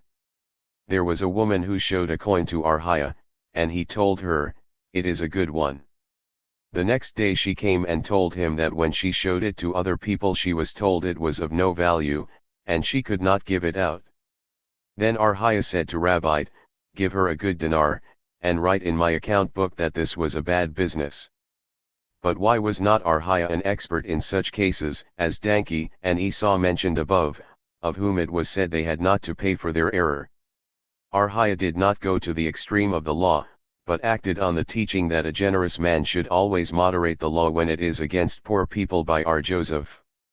Resh Lakish showed a dinar to Ar Elazar, and he told him, it is a good one. He said then, I rely upon you. And the former rejoined, what do you mean by relying upon me that if it will be found of no value I should change it? Are not you he who said that the decision of this halakha is in accordance with our Meir, who decided that laws of German shall be put in practice? Consequently the halakha does not so prevail. Nay, rejoined Resh Lakish, I meant that it is according to him and so the halakha prevails. If the partition which was placed between the vineyard and corn was broken, the court has to order him twice to repair it. If he, however, did not care to fulfill the order, then the products are prohibited, and the owner of the partition has to suffer the damage. Mishnah 4, if one gave wool to the dyer, and it was spoiled in the kettle, the value of the wool is to be paid. If it was poorly dyed, by reason of the kettle not being clean, if the increase in value of the wool is more than the expense, then he pays the expense only, and conversely, the increase only. If one has given wool to be dyed red, and it is dyed black, or conversely, our Meir says, the value of the wool is to be paid. Our Jehuda says, it must be seen which was greater, the increase or the expense. Gemara, the rabbis taught, if one has given wood to the carpenter to make a chair of it, and he has made a bench, or conversely, the value of the wood is to be paid. So is the p. 229 decree of Ar-Medir. Ar-Jehuda says, if the increase is more than the expense, etc. Ar-Medir, however, agrees that such a decision applies if the agreement was to make a nice one and he made it unsightly. The schoolman propounded a question: is the color of the dyes to be considered as existing upon the wool, or not? How is it to be understood if one has stolen the wool and the dyes of the same man, and has dyed the wool with the same, and then returns the wool? Now, if it is considered as existing, then he has returned all he has stolen from him, and if not, he has returned him only the wool? But even suppose not, is not the price of the wool increased by that? Nay. The case was that the dyed wool became cheaper after it was stolen. Rabbina said, the question is in case the wool belongs to one and the dyes to another, and a monkey came and dyed this wool with these dyes. Shall we then assume that the dyes are considered as existing upon the wool, and the owner of the dyes can say, pay me for my dyes which are upon your wool? Or, perhaps can the other say, there is nothing that belongs to you, as the color of your dyes is not taken into consideration. Come and hear, a garment which is dyed with the rinds of fruits grown in the Sabbatic year must be burned. Hence it is to be inferred that the color of dyes is considered as existing? There is a difference, as the scripture uses the expression, it shall be, which means, it shall always be considered as existing. R. Jehuda says, etc. R. Joseph was sitting behind R. Abba, before R. Huna, and R. Huna said, the halakha prevails in accord with R. Joshua ben Karcha and also with R. Jehuda. R. Joseph then turned his face, and said, it is necessary to say that the halakha prevails in accord with R. Joshua ben Karcha, lest one say that, as there is a rule where an individual and the majority differ, the halakha prevails as the majority, therefore he comes to teach us that here the halakha prevails according to the individual. But for what purpose was it necessary to state, the halakha prevails according to R. Jehuda? Is this not self-evident? Is there not an anonymous Mishnah after the Mishnah in which they differ? p. 230. And there is a rule that in such a case the halakha prevails in accordance with the anonymous Mishnah, namely, in this first gate, Ar-Medir and R. Jehuda differ in our Mishnah stated above, and in the second gate there is an anonymous Mishnah that he who has changed the order must suffer the damages, which is certainly in accordance with R. Jehuda's theory. R. Huna holds that his statement was necessary, because at a first glance one may say that the order of the Mishnah Yoth is not to be taken into consideration, and, consequently, there is not an anonymous Mishnah after the Mishnah which was discussed. If so, what, then, is the rule? R. Joseph may say, we can say to every anonymous Mishnah which comes after a discussion that there is no order in the Mishnah Yoth. And what would R. Huna say to this? He might say that only in one tract is the order of the Mishnah not to be taken into consideration, but in two different tracts it must be considered. And R. Joseph? He maintains that the whole of section damages is considered as one tract. And if you prefer, it may be said that, even to him who does not consider the whole section as one tract, the anonymous Mishnah in the second gate, which is placed among decided halakhas without any change, prevails. The rabbis taught, if one has given money to his messenger to buy wheat and he buys barley, or vice versa, there was taught in one Boraitha that the decrease as well as increase is accounted to the messenger, and in another one, the decrease only, but the increase must be divided.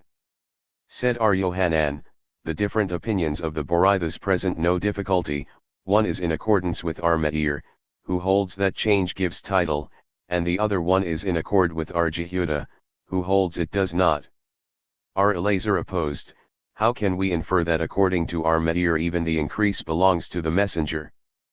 Perhaps Ar-Medir spoke only of an article that one needs for his own use, but not for the market. And, therefore, said R. Elazar, both Boraithas are in accord with Ar-Medir, and present, nevertheless, no difficulty. The first means when it was bought for eating, and the other for the market.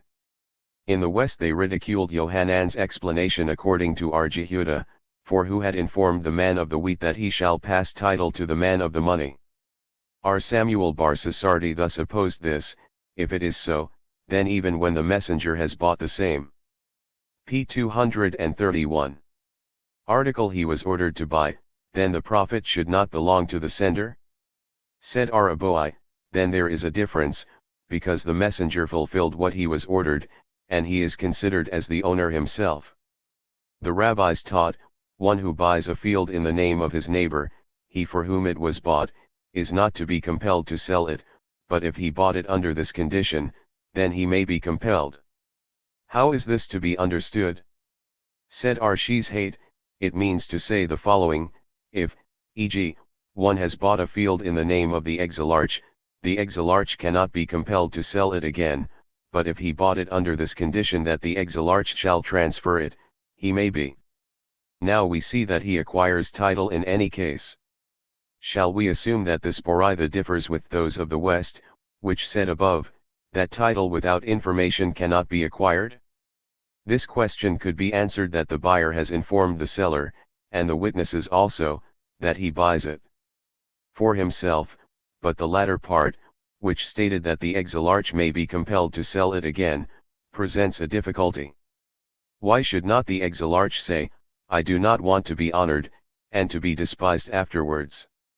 Therefore, said Abai, it means thus: if one buys a field in the name of his neighbor, the seller is not compelled to write him another bill of sale upon his own name unless he bought it under this condition, but is it, then, necessary for the Boraitha to state that the seller has not to give two bills of sale in two different names? Is it not self-evident? Lest one say, the buyer could claim that the seller was well informed that the bill of sale in the other's name was only a pinakovi, and certainly, as I would not give money for nothing, it was with the intention I should get another bill of sale in my name. He comes, therefore, to teach us that the seller can say to the buyer, go and get your bill of sale from him in whose name you have bought. But where is the need of the latter part, if he bought it under this condition, etc.? Is this not self-evident? The case was when the buyer said to the witnesses in the presence of the seller, observe that I want to get another bill of sale. Lest one say, the seller could claim, I meant another bill of sale from him in whose name it was bought. He comes, therefore, to teach us that the buyer may claim that, only for the purpose of getting another bill of sale from the seller, he p. 232 informed him in the presence of witnesses, as if not, there would not be any necessity for the seller to know this. R. Kahana paid money for flax. In the meantime the flax became dearer and the seller sold it. Then R. Kahana questioned Rabbi if he had a right to take the money. And he answered, if in selling the flax it was said that it is Kahana's flax, go and take it, but not otherwise. Now, Rabbi's decision is in accordance with the theory of the rabbis of the West, stated above. But did, then, R. Kahana give for it? The flax was his, and it became dearer by itself, so that the seller who had sold it without the knowledge of R. Kahana is to be considered as a robber, of whom it is stated in the Mishnah, he must pay the value when it was stolen, and the flax was already dearer. The case was that R. Kahana had not given to the man flax at all, but money to buy it at the lowest price, and he had confidence in him, and when the seller did not mention that he sold the flax of R. Kahana, the increased price of the flax, which was not as yet the property of Kahana, if he had taken it, was to be considered as usury. Rabbi, however, in his decision is in accord with his theory that a trust may be made for fruit, to pay for it now and to get it when it will be dearer. He must, however, take the fruit itself, but not the money for it. Mishnah v. One who has stolen the value of a coin, even the smallest in the country, and he swears falsely that he did why not take it, and afterwards confesses, he shall return it to the owner where he is to be found, even when he is in Mate. He cannot return it to his son or a messenger. He may, however, return it to the messenger of the court. In case the one robbed is dead, he may return it to his heirs.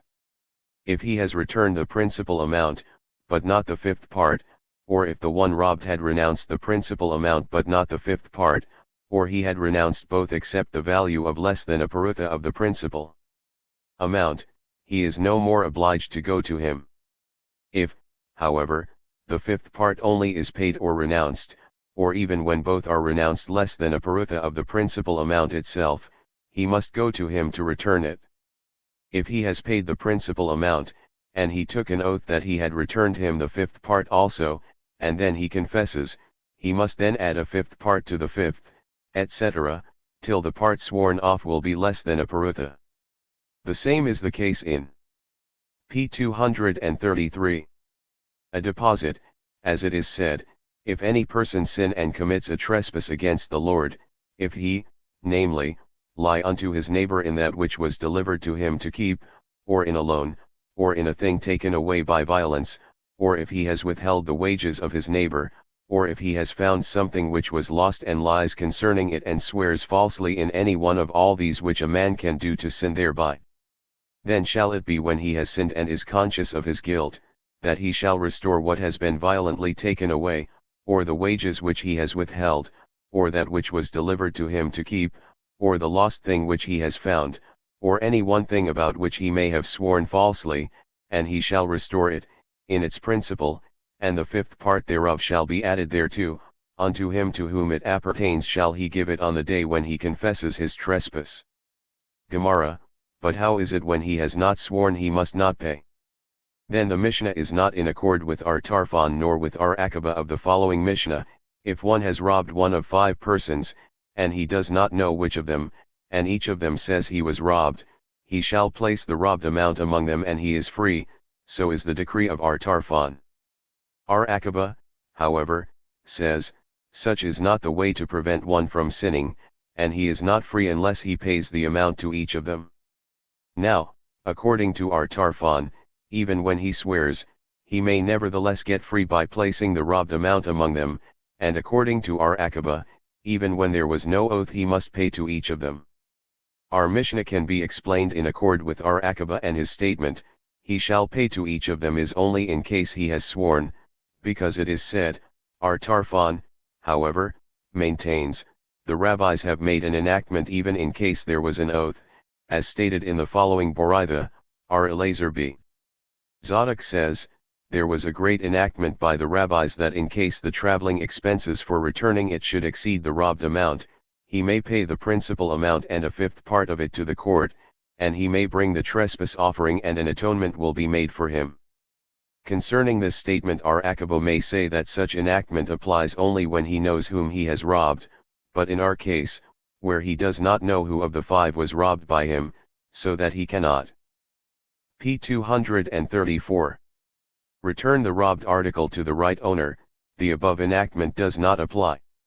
Rabha objected from the following, it happened with one pious man who bought of one of 2 persons, and he did not know from which of them. When he then came before our Tarfon, he told him to place among them the value of the goods bought and he will then be free.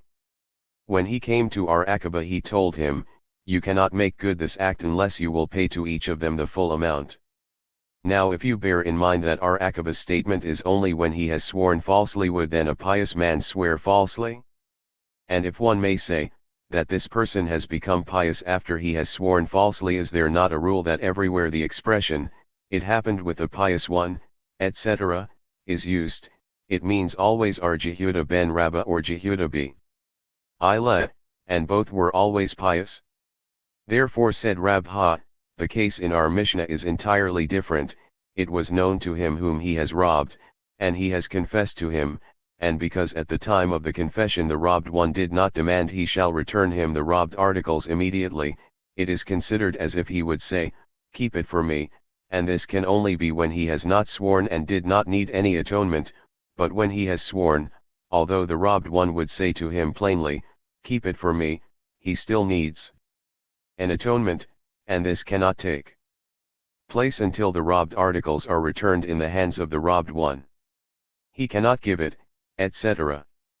It was taught, a messenger who was instructed by the creditor in the presence of witnesses. Arhisda said, he is considered a good messenger, so that if an accident happens to him after he received the money, it is to be charged on account of the creditor and not of the debtor, for the reason that the creditor took the trouble to appoint this messenger in the presence of witnesses, so that as soon as the messenger receives the money the debtor shall be acquitted. Rabbah, however, said, the creditor has only introduced the messenger as a man who is worthy to be trusted, and if you wish, you can send with him, but I am not responsible until the money reaches me. An objection was raised from our Mishnah, he shall not give it to his messenger. What kind of a messenger is meant? If he was not instructed before witnesses, how do we know that he is a messenger? Hence, we must say that he was nominated in the presence of witnesses. Arhist. Explained that. p. 235. The Mishnah speaks of the robbed one's employee.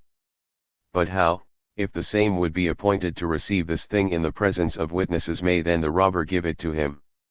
Then why does not the Mishnah make this distinction, instead of the statement that he can give it to the messenger of the court? It may be said that the Mishnah prefers to speak of a messenger who is to be respected at any rate, no matter through whose influence appointed, whether of the robbed one or of the robber, which is not the case with a private messenger. And with this statement the Mishnah also intends to contradict our Simeon ben Elazar of the following Boraitha, who said, a messenger of the court when nominated by the robbed one without the consent of the robber, or when even by the robber, and the robbed one has sent another messenger and took the robbed article, and before it was returned to the robbed one an accident happened, the robber has done his duty. Our Yohanan and our Elazar both said that a messenger appointed in the presence of witnesses is a good messenger, and regarding the above stated objection from our Mishnah, we may say, our Mishnah speaks of a case where the robbed one has only advised a man to tell the robber that he can give him the articles robbed to deliver, for he thought that the robber had nobody to send him. R. Jehudah, in the name of Samuel, said, a messenger must not be made in his absence, namely, if the creditor writes to the debtor, send me the money through so, and I take the responsibility for it even when he had signed this letter with his signature and with witnesses, it is of no value. Our Yohanan, however, said, if it was signed and witnessed, the order may be executed. But what is to be done according to Samuel's theory? The creditor shall pass the title of the money to the messenger, and the messenger shall be able to give a receipt in his own name, as it happened with our Abba, who was the creditor of our Joseph bar Hama, and the former asked our Safra to bring it when he returned. And when our Safra demanded the money, said Rabha the son of our Joseph to him, did our Abba give you a receipt for the amount? And he answered, no. Then he said, go and take from him a receipt first. Finally, after reconsidering, he said to him, even if you would have a receipt, I would not give you the money, for the reason that perhaps until you will reach him, he will be dead, and this money will belong to his orphans, so that the receipt of our Abba would be p. 236. Of no value. And when our Safra questioned what then should be done, he replied, let him rather assign the amount to you with real estate, and you will give us a receipt, in your own name, as it happened that our Papa had to collect 12,000 zuz from one in the city of Husai, and he assigned them to our Samuel bar Abba with the threshold of his house, and when the latter returned, our Papa went forth to meet him even to the city of Tich. If he has paid, etc. From this is to be inferred that the fifth part is not considered a fine, but an addition to the principal, and if the robbed one dies, it must be paid to his heirs, and so it seems from the latter part of our Mishnah, he has to add a fifth part to the fifth part. And so also it is plainly stated in the following Boraitha, if one has robbed and has sworn falsely and then he dies, the heir must pay the principal amount and the fifth part, but they are free from the trespass offering. So we see, then, that the heirs are subject to the payment of the fifth part for their father. Is there not a contradiction from the following Boraitha, it is written which he robbed, which signifies that only of his robbery a fifth must be added, but not of that of his father's. And in addition to this, the Boraitha states, still one may say that so it is when neither the father nor the son has sworn falsely, but if both or one of them has sworn, the fifth must be paid. Therefore it is written, what he has taken violently away, or the wages which he has withheld, and here the son did nothing of the kind. If so, even the principal amount should not be paid? The case was there one of real estate left by the father. But even then this is only a loan without a note, which is not to be collected, either from the buyers or heirs. It may be said that the case was after it was already in the court. If so, even the fifth part should be paid? Said Arhunah, the son of Joshua, it is because the money in question is not to be paid upon a disavowal which is to be collected from real estate only. Rabha said, the case was that the robbed article was deposited somewhere of which the son had no knowledge when he swore. The principal is to be paid because it is still in existence, the fifth part, however, he must not pay, because the oath was not false, as he was not aware of it. Except less than the value of a parutha. Said our Papa, there is no difference if the robbed article exists or not, he is not obliged to travel after him for the purpose of returning, as the fear that it may become dearer is not to be taken into consideration. Rabha said, if one has robbed 3 bunches of the value of 3 paruthas, and then the bunches became cheaper, 3 for 2, even when he had returned 2 bunches to him, he must return the third also, and this can be proved from our Mishnah where it is stated, that when he robbed leavened bread before Passover, etc., he may say, yours is before you. From which it is to be inferred that it is so only when the robbed article exists still in the same form as it was before, but if it does not exist, he would be obliged to pay him the full amount, although it is now of no value at all. The same is the case here, although it has now no more the value of a parutha, he must nevertheless pay for it because it had this value before. He was in doubt, however, in the following case, if one has robbed 2 bunches of the value of a parutha, and had returned one of them, how is the p. 238 law? Shall we say, there it is no robbery, or perhaps because he has not returned all he has robbed, he must return it? Afterwards he decided that although it is not considered robbery any more, the commandment to return it is not yet fulfilled.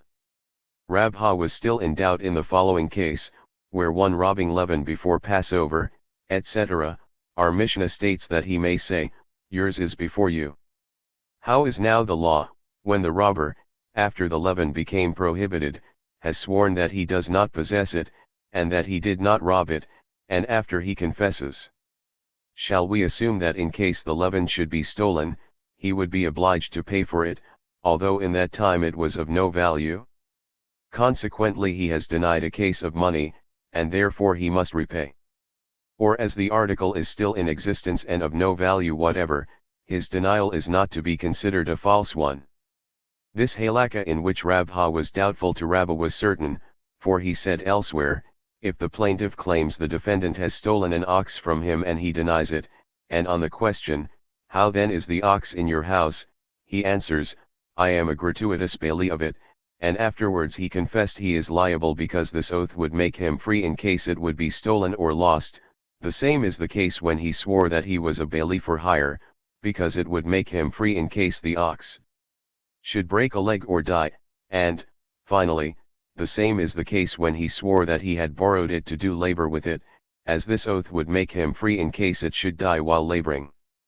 Hence we see that, although the article is before us, it is considered as if he had denied money, because so would be the case should it be stolen.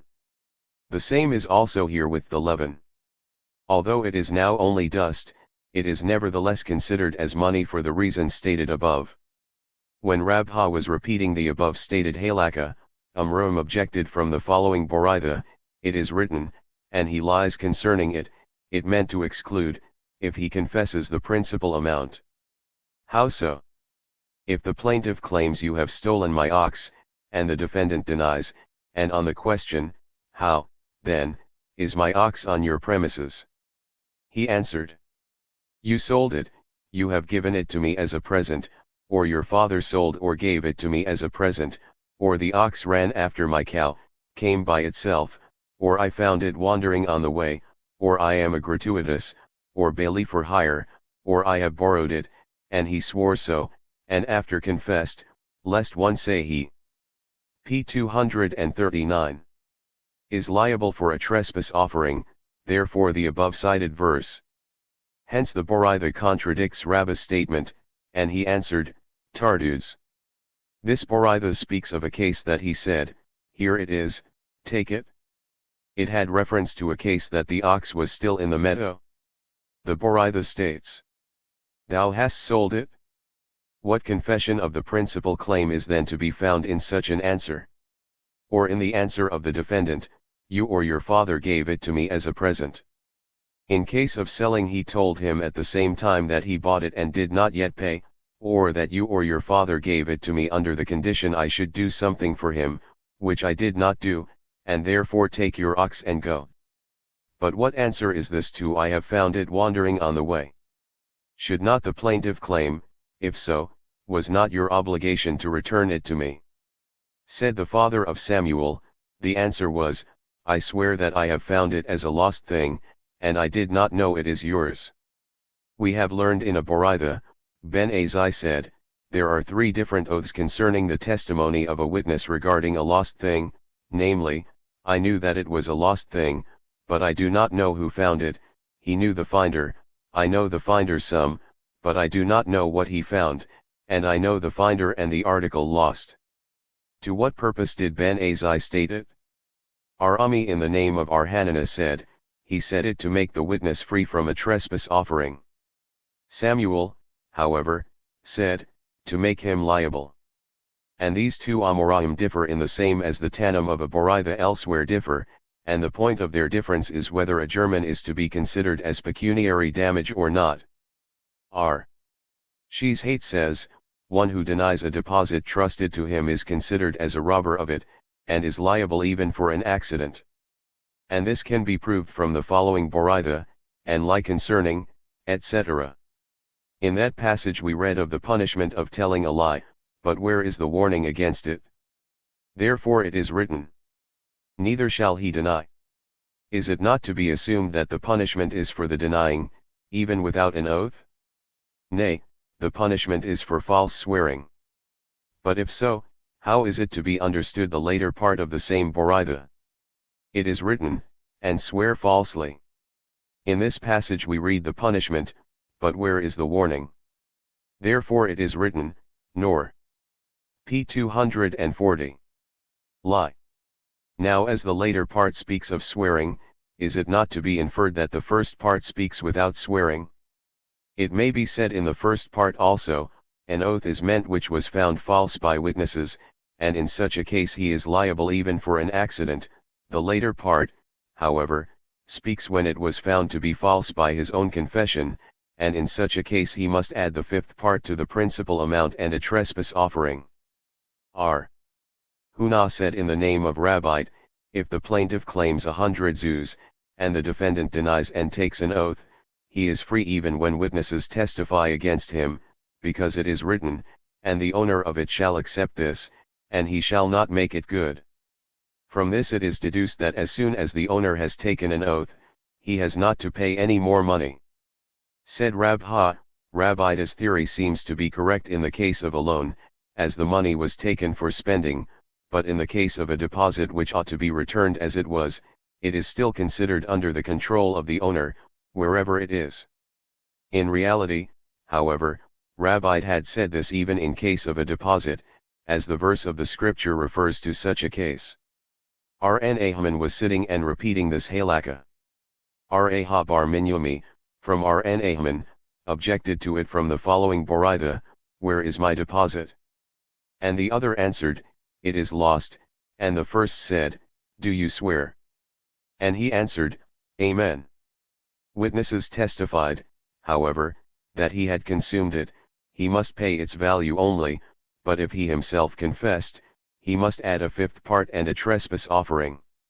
And Rn answered, the case was when the oath was taken out of court, which is not considered legal.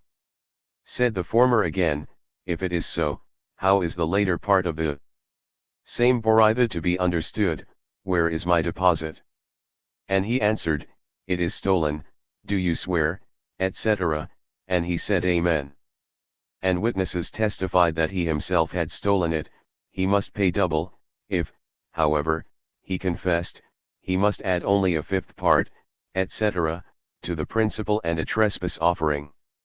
Now if it is as you say that the oath took place out of the court, can there be a double payment without the court? And Haman rejoined, I could explain to you that the first part speaks of an oath without and the later in the presence of the court. I don't like, however, to give you an incomprehensible explanation. It may be explained that the oath was taken in the court, and at presence. p. 241. Nevertheless no difficulty, as the Boraitha speaks of a case when the defendant took the oath of his own volition. And Rabbite speaks when the defendant took the oath by the order of the court. Said Rami Bar Hama to Haman, let us see, the theory of Rabbite seems to be not acceptable to you, why then the trouble to explain the Boraitha in accord with his theory? And he answered, it is only to interpret Rabbite as he would explain the Boraitha. But did not Rabbite deduce his theory from the above verse? It may be said, this verse is needed, that all those who must take an oath biblically swear and do not pay, and the verse is to be interpreted thus, he who has to pay must swear and the plaintiff must accept it. Rabha objected from the following Boraitha.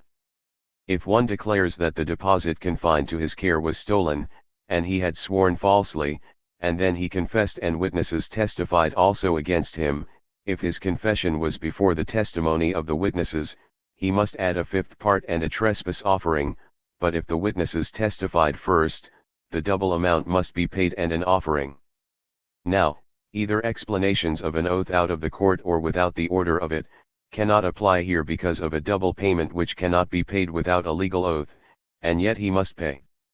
Rabha therefore said, in case of a confession, no matter if he claims it was lost or stolen, he must always add the fifth part and trespass offering, even in accord with Rabbite, for he cannot deny the verse. And he confessed what he has sinned, and also if he claims it was stolen, and witnesses are against him, he must pay the double amount even in accord with Rabbite, as this is also written plainly in the scripture. His theory, then, is only when he claims lost and swears, and witnesses testify against him without a confession on his part. R. Hayabar Abba, in the name of Yohanan, said, one who claims stolen on a deposit, or of a lost article he has found, must pay double, and if he has slaughtered or sold must pay 4 and 5-fold, because he is considered as if he himself had stolen. He himself, however, objected to it from the following Boraitha, where is my ox? And he answered, stolen. Do you swear by God? And he said, Amen. Witnesses, however, testified that he consumed it, then he pays double. Now, could he then eat meat without? p. 242. Previous slaughtering it and nevertheless he pays only double, but not 4 and 5-fold only. It may be said that he had eaten it when it was a carcass. The same said again in the name of the same authority, if one claims stolen of a lost article which he found, he must pay double. Why so? Because it is written, or for any manner of lost things, of which he can say, etc. He said again in the name of Yohanan, that he who claims stolen on a deposit is not liable for a biblical oath until he admits a part of it. Why so? Because it is written, this it is, which means that a part of it is admitted, and he differs with Bar Joseph, who says that the verse applies to the case of a creditor, and was inserted here through an error. Rami Bar Hama taught, the 4 bailees gratuitous, a borrower, a bailee for hire, and a hirer are not liable to a biblical oath until they admit a part. Said Rabha, his reason is because in the case of a gratuitous bailee, it is plainly written, thus it is, and for a bailee for hire there is an analogy of expression, giving, which reads in both cases. A borrower is also included in the word and, which means that this case shall be equal to the former. And concerning a hirer, according to him who declares him equal to a gratuitous bailee, then the law of latter applies to him also, and the same is the case with him who declares him a bailee for hire. Said Abban, in the name of Elia, quoting Yohanan, if one has claimed that a bailment is lost and swears afterwards he claimed it was stolen, and swears again, he is free from the amount, even when witnesses testify against him, because the first oath makes him free towards the owner. Arshishate said, if one claims of a bailment stolen, as soon as he has made use of it, he is free, and the reason is because the scripture reads, then shall the master of the house be brought unto the judges that he had not stretched out his hand, from which it is to be deduced that if he had made use of it, he is free. One said Rn to him, is not the three oaths, first, that I have done all my duty in taking care of it, second, that I did not make use of it, and third, that it is not under my control? Now, is it not to be assumed? p. 243. That the second oath is equal to the third? As by the third, when thereafter it was known that it is under his control he must pay, the same is the case when it was known that he had made use of it. And he answered, nay, the second is equal to the first, as by the first he is free from the double amount, when it was found that he was careless with it, so is the same in the case when he had made use of it. Rami Bar Hama questioned, is it the payment of the double amount that makes him free from the fifth part, or is it the oath which makes am liable for the double amount that frees from the same payment? What should be the difference thus? Example, if one claims stolen, and swears falsely, and thereafter he claims on the same lost, and swears again and witnesses testify regarding the theft and he himself confesses regarding it, lost. Now, if the claim theft, which causes the double amount, makes him free from the fifth part, in that case he was already liable for the double amount, and if the oath that causes the double amount absolves him from the fifth part, then the second oath, which did not cause the double payment, should make him liable for the fifth part? Said Rabha, come and hear, if one said to somebody in the market, where is my ox which you have stolen, and he says, I have not, do you swear, etc., and he says, Amen, and witnesses testify that he did steal, he must pay the double amount. If, however, he has confessed without witnesses, he pays the principal and the fifth part and an offering. Now, in this case the witnesses are the cause of the double amount, and if he should confess after the witnesses appear, he would not be absolved from the double payment, but from the fifth part. Now, if the oath which causes the double payment absolves him from the fifth part, why is he absolved from it even if he has confessed after the witnesses appear? Let us see. The last oath was not the cause of double payment, let it make him liable for the fifth part, we must therefore say that the money which causes the double amount makes him free from the fifth part. Infer from this. Rabbina questioned, if there is a case of the fifth part and the double amount with two different persons in the very same case, example, one has given his ox for care to two persons and both claimed stolen, one has sworn and thereafter confessed, and one has sworn and was denied by witnesses. How is it? Shall we assume that with one person is the scripture? p. 244. Particular that both the fifth part and the double amount shall not come together, but with two persons one shall pay the double amount and one the fifth part, or the law is particular that in one and the same case the above both fines shall not occur. This question remains unanswered. Our Papa questioned, if there is a case of 2/5 part or two double amounts with one man, how is it? E.g., if the claim was lost, and he swore and confessed and then he repeated again the claim lost, and swore and confessed again, in which case, according to the law, he should be liable for 2/5 parts and one principal amount, and the same question is, if the claim was stolen, he was denied by witnesses after he swore and this was done twice. Shall we assume that the scripture is particular only that two different kinds of fines should not be paid in one and the same case, and here it is only one kind, or perhaps the scripture is particular that no two fines shall take place in the case? Come and hear. Rabha said, and the fifth parts thereof. 1. Hence we see that the scripture has added many fifth parts to one principle. Infer from this. If a gratuitous bailee swore it was stolen, and nevertheless he paid the full amount and then the thief was found, to whom is the double amount to be paid? Abai said, to the owner, because, as the bailee did not pay until he was summoned and ordered by the court to pay or swear, although he did both, the owner did not pass the title of the double amount to him. Rabha, however, says, to the bailee who has paid the amount, no matter before or after swearing. 2. If the bailee was summoned, and he has sworn and then thief was found, and when he was asked by the bailee he confessed, when, however, the thief was summoned by the owner he denied, but witnesses testified to the theft. Should the thief be absolved from the double payment on account of his confession to the bailee or not? Said Rabha, if the bailee has sworn to the truth, it is to believe that the owner has confidence in him still, and it is considered that the ox is still under his control, and therefore the confession of the thief to the bailee is to be taken in. p. 245. Consideration. But if he has sworn falsely, then the confession of the thief to the bailee is of no value. It was taught.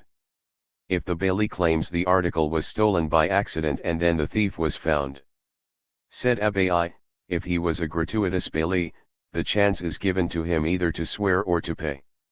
If it was accidentally and the owner collects the double amount from the thief, or he pays the principal, the double amount shall belong to him, and if he is a bailee for hire, he must pay to the owner, and the trouble with the thief he must take upon himself. Rabha, however, says, there is no difference what kind of a bailee he was. The prosecution of the thief is always upon the bailee. Rabbi Zudi 1 questioned thus, if it was stolen by accident and the thief had returned it to the bailee, and then it dies in his house by negligence, what is the law? Shall we assume that from the moment it was stolen by accident he ceased to be the bailee of it, or perhaps he became its bailee again as soon as it is returned to him? This question remains unanswered.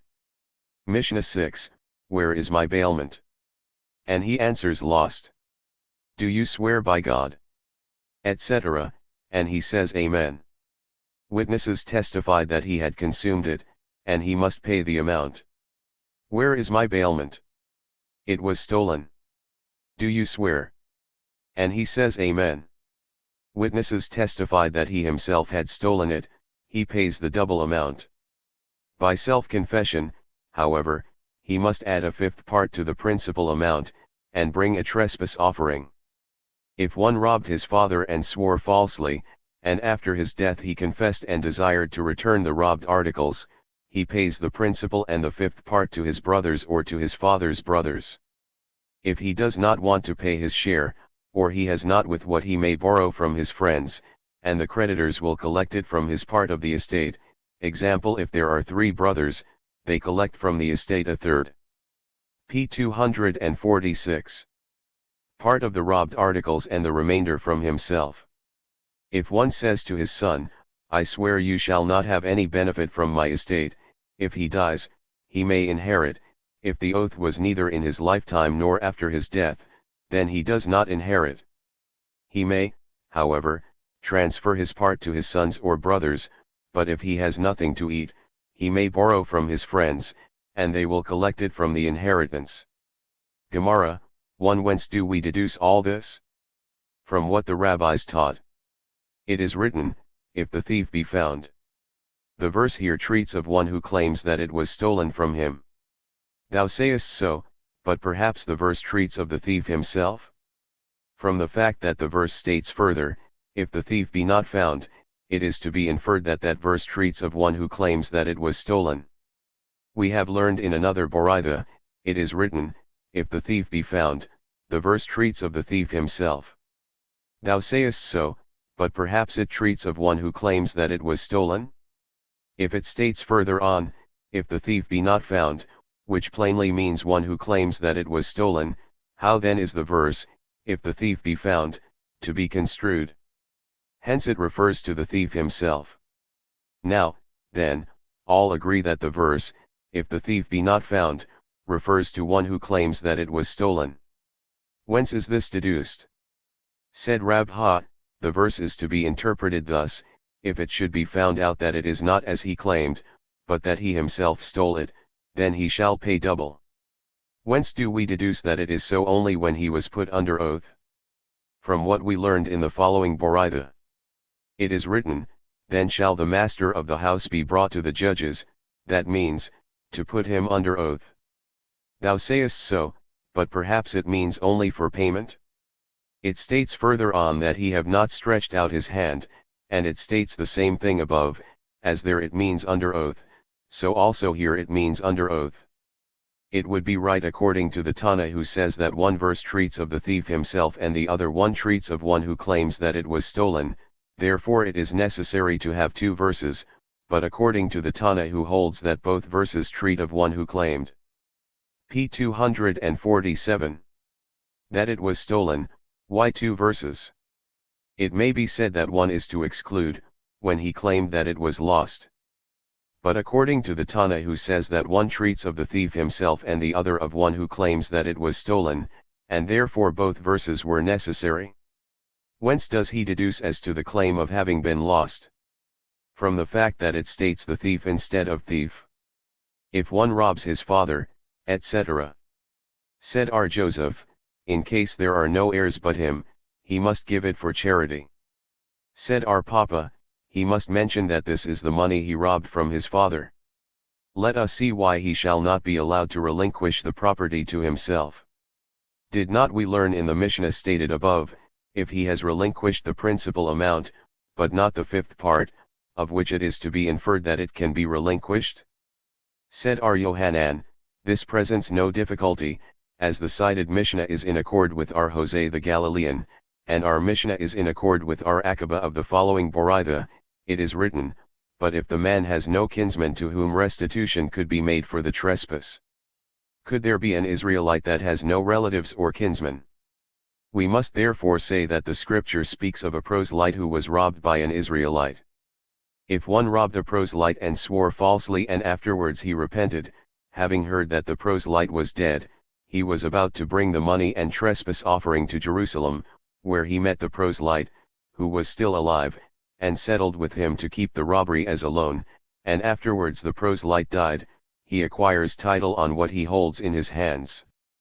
This is the decree of our Jose the Galilean.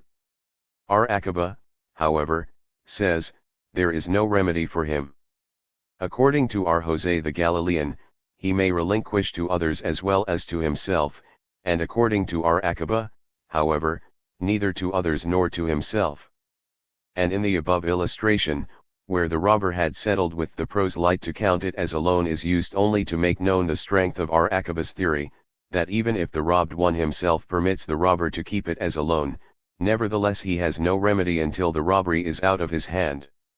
Rabha, however, maintains that both Boraithas are in accordance with our Akaba's statement, that a relinquishment cannot be made when it concerns only himself, as illustrated above, but to others he may.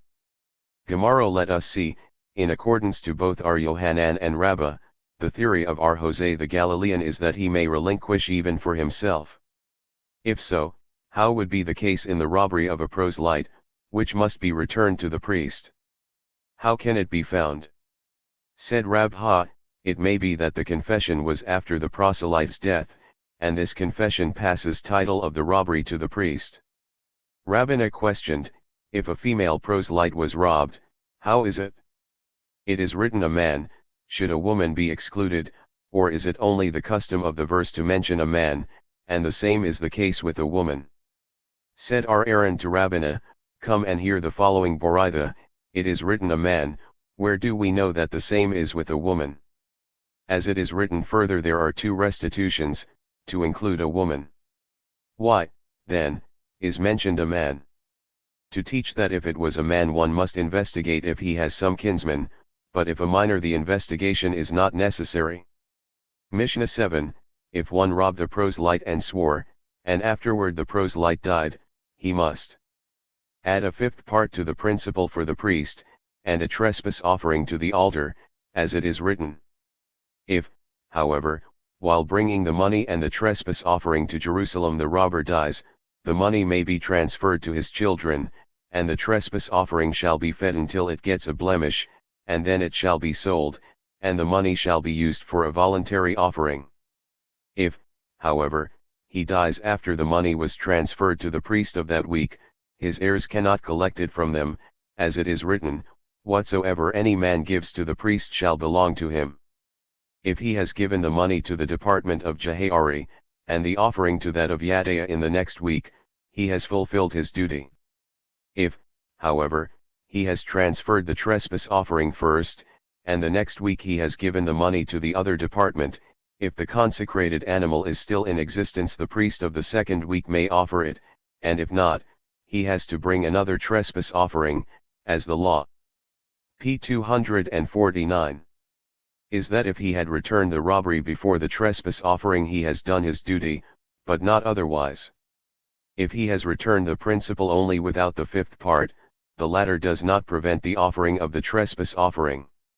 Gemara, the rabbis taught, it is written a sham, it means the principal amount, which is restored means the fifth part. As stated above. Rabha said again, the robbery of a proselyte which contains not the value of a parutha to every priest who is in divine service at that week, the duty is not fulfilled. Why so? Because it is written, the asham which is restored, of which is to be inferred that a restore of any value may be made to each priest. He said again, they have no right to say, a part of us will take the one restored robbery against the other restored robbery. You may take. Because in the scripture it is called a sham, it cannot be divided. Rabha questioned, the priests who receive the robbery of the proselyte, are they considered heirs or only receivers of a donation? What is the difference? If one has robbed leaven of which the Passover was passed, if they are considered heirs, then they must take it as their inheritance, but if they are only receivers of a donation, this cannot be called a donation, as it has no value and they must not receive it. Come and hear, there are 24 gifts of the priesthood given to Aaron and his sons, and then the robbery of a proselyte is mentioned, hence it is considered a donation. If, however, he dies after the money was delivered, etc. Said Abai, infer from this that the robbed money when returned atones for the half, because if this would not be the p. 250 case, it would state that the money must be returned to the heirs. Why so? Because when he has returned the money, he has not had in mind to leave it there without offering the trespass offering. If so, let a sin offering, which remains after its owner is dead, be considered as a common animal, because when he has separated it for a sin offering, he did not bear in mind that he will die before offering it. As there is a tradition that when the owner dies after separating a sin offering, the animal is to be put to death, and the same tradition is in case of a trespass offering, that when a sin offering is put to death, the trespass offering is to be fed until it becomes a blemish. Appendix to page 253. R. Ashi the First. There is a mark in the text by Boaz, perhaps R. Ashi the First, or the expression R. Yohanan was astonished was said by R. Ashi himself. The second supposition, however, does not hold good, as farther on the Gemara adds, R. Hosebi. Hanana accepted, etc., and the latter, who was a Tana, was certainly many generations before author of this paragraph, unless this also would be the continuation of the author's declaration, but then he would add, and R. Jose, etc. Hence the first is correct. p. 251. Chapter X. Regulations regarding robbed articles which remain after the death of the robber. If one recognizes his stolen articles at the premises of someone. Regarding robbed estates, afterwards the government took it away, etc. Mishnah I. If one has robbed an edible article and used it for his family, or he left the article as it was, his heirs are free from payment. If, however, it was an article of responsibility, they are obliged to pay. Gemara, said Arhisda, if one has robbed an article of which the owner did not renounce the hope of gaining it, and another one came and took it away from him, the owner may collect it from any one of them he chooses. Why so? Because as long as the owners did not renounce their hope, it is considered as it were still under their control. Or he left the article, etc. Said Rami Barhama, from this statement is to be inferred that the control of an heir is the same as the control of a buyer. Our Rabha, however, said, it is not so, and our Mishnah, which makes them free, treats of a case where the heirs have already consumed the article after the death of their father. But from the latter part of our Mishnah, which states that if there was a responsibility, etc., it must be said that the first part treats of the robbed article still in existence. Said Rabha, when I will die, our Oshia will come to thank me, for I always try the Mishnah Yoths with the Boraithas taught by him, and our Mishnah also is in accordance with the following Boraitha of our Ashia: if one has robbed and used the article for his family, the heirs are free from payment. If, however, the article remains, they have p. 252. To return it, if the article is no more in existence i.e., they have consumed it, they are free, unless their father left them real estate, in which case they must pay at any rate. Ar-Ada bar Ahaba taught, the difference of opinion between Rami bar Hama and Rabha in connection with the following Boraitha: if one left money made by usury for his heirs, although they know of the case, they are not obliged to return it. And the above statement of Rami bar Hama was deduced from this. But Rabha is of the opinion that nothing is to be inferred from this case, which is entirely different, as the verse reads, "Thou shalt not take of him any usury or increase." The Torah advises him he shall return the usury to him for the purpose he shall stand in favor with him, and this is only said to the usurer himself, but not to his children. One who taught the statement of Rami bar Hama and Rabha in connection with this Boraitha, the same is to apply furthermore in connection with our Mishnah, and according to them who taught it in connection with our Mishnah, it can be said that in the case mentioned in the Boraitha Rami bar Hama agrees with Rabha. The rabbis taught, if one robbed an edible article and he used it for his children, the children are free from payment. If, however, the article is yet in existence after the death of the robber, and the children are grown up, they must pay, but if they are still minors, they are free, and even when they are grown up, if they say, we know the accounts of our father with you, and he owes you nothing, they are free. We have learned in another Boraitha, the children are free only when the robber used it for his family, but if a robbed edible article is in existence, his heirs, whether grown up or minors, are obliged to return it. Rabha said, if their father left for them a cow borrowed for labor, they may use her for the time she was borrowed. If she dies even by an accident, they are free. If they thought that she was the property of their father, and they slaughtered and consumed her, they have to pay the value of her meat in low prices. If, however, their father left real estate, they have to pay anyhow. The rabbis taught, it is written, he shall restore the robbed article which he has robbed. 1. Why the repetition which he has robbed? To teach that he shall. p. 253. Restore it in the same manner it was robbed, and from this the sages said, when he has robbed an edible article, and he makes use of it for his family, they are free from payment, but if still in existence, grown up as well as minors are obliged to return it. In the name of Simachos, however, it was said that if the heirs were still minors, they are free.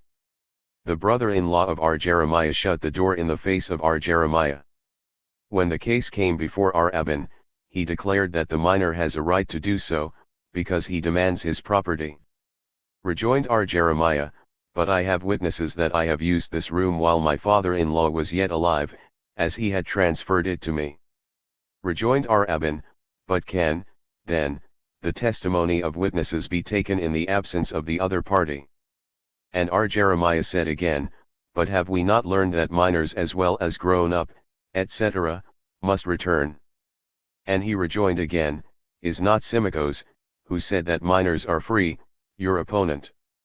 Our Jeremiah objected, saying, are you ignoring the opinion of the sages, and agree with Simachos only for the purpose that I shall lose my case?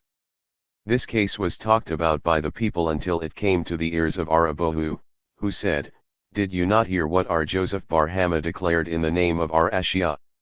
If a minor compelled his slaves to take away a field from another, claiming it belongs to him, we must not wait until he will be of age to sue him, but immediately the field must be returned, and when he will be of age he shall then bring evidence. What comparison is this to our case? There the minor was the plaintiff and took possession of an estate against the law, but here the minor is the defendant, and he is in the right possession of his estate which was occupied by his father. R. Ashi the first said, in the name of our Shabbatai, the testimony of witnesses can be taken even in the absence of the parties. R. Yohanan was astonished, saying, how is it possible to accept witnesses not in the presence of the parties? R. Jose bar Hanana, however, had accepted this theory in case one of the parties or witnesses was sick, or the witnesses had to go to the sea countries, or it was sent by the court after him and he did not appear. R. Jehuda said, in the name of Samuel, witnesses may be accepted even not in the presence of the p. 254 parties. Said Mar Ukba, Samuel explained it to me that this is in case issue was already joined for the hearing of the case, and he was sent for and he did not appear, but if he was only summoned by the court and his case was not yet opened, he may say, I will go to the Supreme Court. But if such a claim be listened to, he may claim it even when the court was opened for his case. Said Rabbina, it means when an order from the Supreme Court was already issued that this case should be decided by the Supreme Court. Rabbite said, a document may be approved even not in the presence of the party. R. Yohanan, however, says, it must not. Said R. Shi's hate to R. Jose bar Abohu, I may explain to you the reason for R. Yohanan's statement as follows, it is written, and warning, has been given to his owner, and he has not kept him in. The scripture means that the owner of the ox must come to the court and be present when his ox will be judged. Rabha, however, says, the halakha prevails, that a document may be approved even in the absence of the party, and even if he is objecting, but if he asks to suspend the case for a certain time, that he should be able to bring evidence against the document, the court may allow it. If he appears in time, then it is good, if not, the court suspends it for the 3 next sittings, and if he does not appear, the court shall give him 90 days time before his estate shall be sold for this debt. The first 30 days we do not sell his estate, to give him time to get cash. The second 30 days we give him time to sell his goods himself, and the third 30 days also when he claims that he has a buyer for his estate, but the buyer is not yet ready with cash. After the above time a warrant is to be given to the plaintiff, that he may sell the estate of the defendant. All this is done only when the defendant desires time, but if he says, I will not go to the court any more, a warrant is given immediately. And this is only by a creditor, but in case of a deposit, a warrant is issued immediately, but only when the debtor possesses real estate, not upon personal property, and the reason is, if the creditor would have a right to take the personal property immediately under his control, he may sell it, so that in case the defendant afterwards will bring evidence that the document was of no value, his property could not be returned to him in case the creditor does not possess real estate, but if he does, a warrant may be issued even in this case. In practice it is not so. A. p. 255. Judgment is not issued on personal property, even when the creditor possesses real estate, as in the meantime he can sell his real estate, as it will go down in price. It is also an obligation on the court to give notice to the defendant that his property will be sold, if he is nearby, but not if he is far away and there are no relatives, but if there are, or there is a caravan by whom he can be notified, he is notified that this will occur after 12 months, until the caravan should make its tour and return.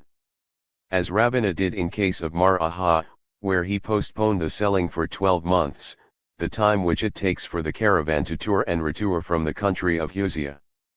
As the above case is different, the defendant was a mighty man, and if the warrant would appear before him, it could not be collected from him, and therefore he was only notified that a warrant would be issued, but in another case the warrant was to be suspended only until a messenger had time to return with the answer of the defendant, about 3 or 4 days. Rabbina said, a messenger of the court should be trusted as 2 witnesses in case of putting a man under the ban, but if he testifies, in such a case where the man must be notified that, if he will not follow the order, he will be put under the ban, he may not be listened to unless the scribe is paid for issuing it. Rabbana said again, if a summons was sent with a woman or with his neighbor, who are going to the city where the defendant resides, and he does not appear, he may be put under the ban. But this is only when he lives out of the town, but if he is in the city, he is not to be put under the ban, because the former, through whom the summons was sent, may rely upon the court that it will send its own messenger, unless he was summoned by the messenger of the court. Rabha said, if one was notified that he will be put under the ban if he will not appear before the court, this writing must not be destroyed until he appears, and if such was issued for not obeying the order of the court, it shall not be destroyed until he follows the order. R. Hisda says, a note concerning putting under ban is to be used only when he was summoned for the 3 days when. P. 256. The court was sitting, and only the following Thursday to be issued. R. ACI happened to be in the court of our Kahana, and saw, that a woman was summoned in the afternoon, and on the morrow, when she did not appear, he issued a notification that she would be put under the ban. Said the former to him, does not the master hold the decision of our Hisda stated above? And he answered, this was said only when the man is not in the city, but for this woman, who is sure to be in the city and summoned, it is a contempt of the court and must be punished. R. Jehuda said, one must not be summoned by the court on the eve of a Sabbath or a festival, not in the days of the months Nisan and Tishri, but a summons may be issued in these days to appear after the above months. On the eves of Sabbaths and festivals, however, even to appear after Sabbath or festival is not to be issued, because he is then busy to prepare for the following day and the summons may escape his mind. R. N. Ahman said, one must not be summoned verbally to appear on Monday, on the Sabbath before it when he comes to hear the lecture, and also on the day when he comes to hear the lecture of the coming festival. He shall appear on some day afterwards. When people used to come to R. N. Ahman in the days mentioned above with claims against some of the assembled people, he used to say to them, did I assemble them for your benefit? If, however, it was an article of responsibility, etc. Rabbi taught his son Simeon, not only real estate, but even an animal which they use for labor, they are obliged to return for the honor of their father. Our Kahana questioned Rabbi, how is it with a bed or a table which they are using? And he answered, give to the wise and he will become yet wiser. Mishnah 2, money must not be changed from the treasury of duties, and not from the treasury of the treasurers for charity, and also charity must not be taken from them, it may, however, be done with the private money of the above treasurers, or when it is in market charity may be accepted. P. 257. Gemara, a Boraitha, in addition to the above statement, teaches, he may take change from a dinar if he has to pay a part of it. Treasury of duties. Why not?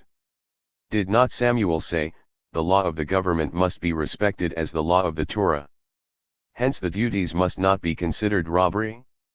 Said Arhanana bar Kahana in the name of Samuel, the Mishnah treats of a contractor who paid the government the duties of the inhabitants, and he collects from them as much as he desires, and in such a case it is considered robbery. The disciples of Arjana say, the Mishnah treats of a duty not established by the government. According to others, the above statements of Samuel and Arjana were delivered in connection with the following Boraitha, vows may be made before murderers or contractors of duty concerning the heave offering or concerning the royal treasure. And when it was questioned, why the contractor of duty is counted among murderers, etc., the above explanations of Samuel and Janna were given. R. Simeon said, R. Akiba when he came from Zephyro lectured as follows, whence do we deduce that the robbery of a heathen is prohibited? It is written, after he has sold himself, shall he have the right of redemption, which means that even when the Jewish court has the might to get him free without money, they must not do so unless the heathen is paid the full amount, as it is written, and he shall reckon with him that bought him, etc. R. Ashi happened to be on the road and saw a vineyard in which some grapes were ripe, and he said to his servant, go and see, if it belongs to a heathen, bring me some, and if it belongs to a Jew, do not. The owner of this vineyard, who was a heathen, heard this, and questioned him. Are the goods of a heathen allowed to be robbed? And he answered, I meant, if the owner is a heathen, he will take money for it, but a Jew would not take money from me, and I do not want to have it for nothing. The text states, Samuel said, the law of the government is to be respected, etc.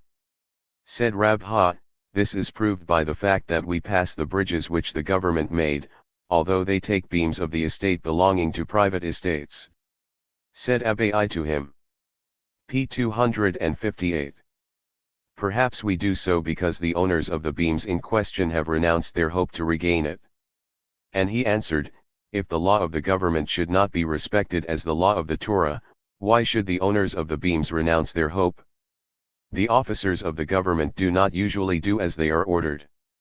The order is, they shall cut off trees of all the pagus, and the officers cut off from one pago which is more prehensible to them.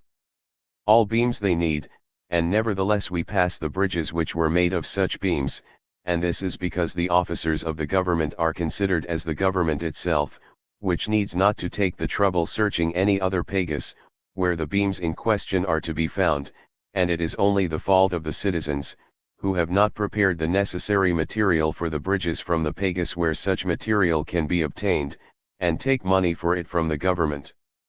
Rabha said again, if there were 4 partners to a barn, 3 of them took out the grain of it, and when the collector of duties came he found only the share of the 4th partner.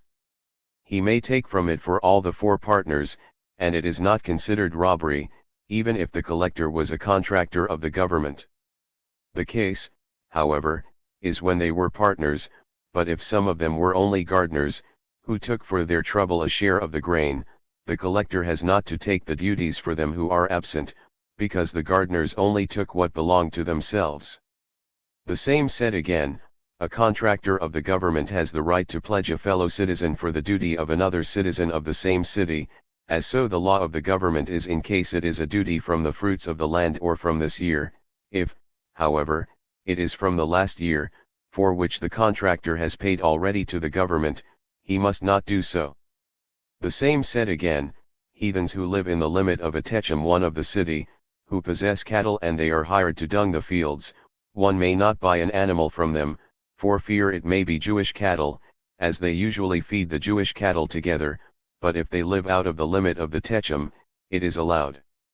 Said Rabbina, if some Jews of the city are claiming that their cattle are among the cattle of the heathens, even out of the limit, is also p. 259. Prohibited. Rabha, according to others are who not, publicly announced, it shall be known to all who are going down to Babylon or going up to Palestine that an Israelite who is testifying for the sake of a heathen, without being invited as a witness, when the defendant is an Israelite he may be put under the ban. Why so? Because the heathen collects money by the testimony of one witness. This is only in case when he is the only witness, but if there are 2, they must testify even when they are not called up, and this is also only when the case is brought up in a court of violence, but in the court of a dower they may testify, as they also in such a case order only an oath. Said Arashi, when I was in the court of our Kahana one we were questioned, a respectable man upon whom the above court would rely, as upon the testimony of 2, and he is the only witness, should he not testify, because the money would be collected upon his testimony, or because he is a respectable man it would be against his conscience if he does so. This question remained unanswered.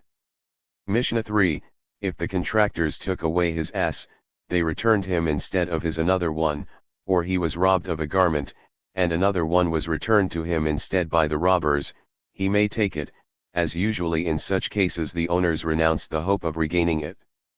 If one saved an estate from the stream or from robbers, if the owners of it have renounced the hope, he may kill it. The same is the case also with a swarm of bees. Ar Yohanan ben Broka, however, says, a woman or a minor is trusted when they show the place whence the swarm was coming. One may also run through the field of his neighbor to save the above, if, however, he causes damage, he must pay, but one has no right to cut up a branch of a tree, although he pays for it. Our Ishmael his son, however, allows even this. Gemara, a Boraitha, however, states. Said Rasi, the statement of the Mishnah applied only when the robber was a heathen, but not if he were an Israelite. p. 260. Because he thinks of summoning him to the court. R. Joseph opposed, it seems to be, on the contrary, that as the heathen courts are very powerful, they do not renounce their hope because they think of summoning him. But if the robber were an Israelite, whose courts are not so powerful, he usually renounces hope. Therefore if this statement was made by Rasi, it was on the latter part of the Mishnah, if they renounced their hope, it is his. Upon this it was that Rasi said, this applies only to a heathen. But if the robber were an Israelite, the same is the case even if it were not certain that they had renounced their hope. There is a Mishnah about skins when they were stolen or robbed. In the first case the intention of the thief is not to be considered, because in such a case usually the owners do not renounce their hope, and R. Simeon is of the opinion that in case of a theft the owners do renounce their hope, but not in the case of a robbery, and Ula said that they differ when there is a supposition only, but if it is certain that the owners have renounced, all agree that title is acquired. Rabbah, however, says that they differ even when it is certain. Said Abai to Rabbah, you may not differ with Ula in this case, because the quoted Mishnah which states that usually the owners do not renounce their hope, of which it is to be inferred that only when it is supposed so, but if it is certain that they have renounced their hope, title is acquired. And he answered, we read in the above quoted Mishnah not as stated, but because the renunciation of hope is of no avail. There is an objection from our Mishnah if the contractor took his ass, etc., which states he may keep it because usually the owners renounce their hope. Now, according to whom should be our Mishnah?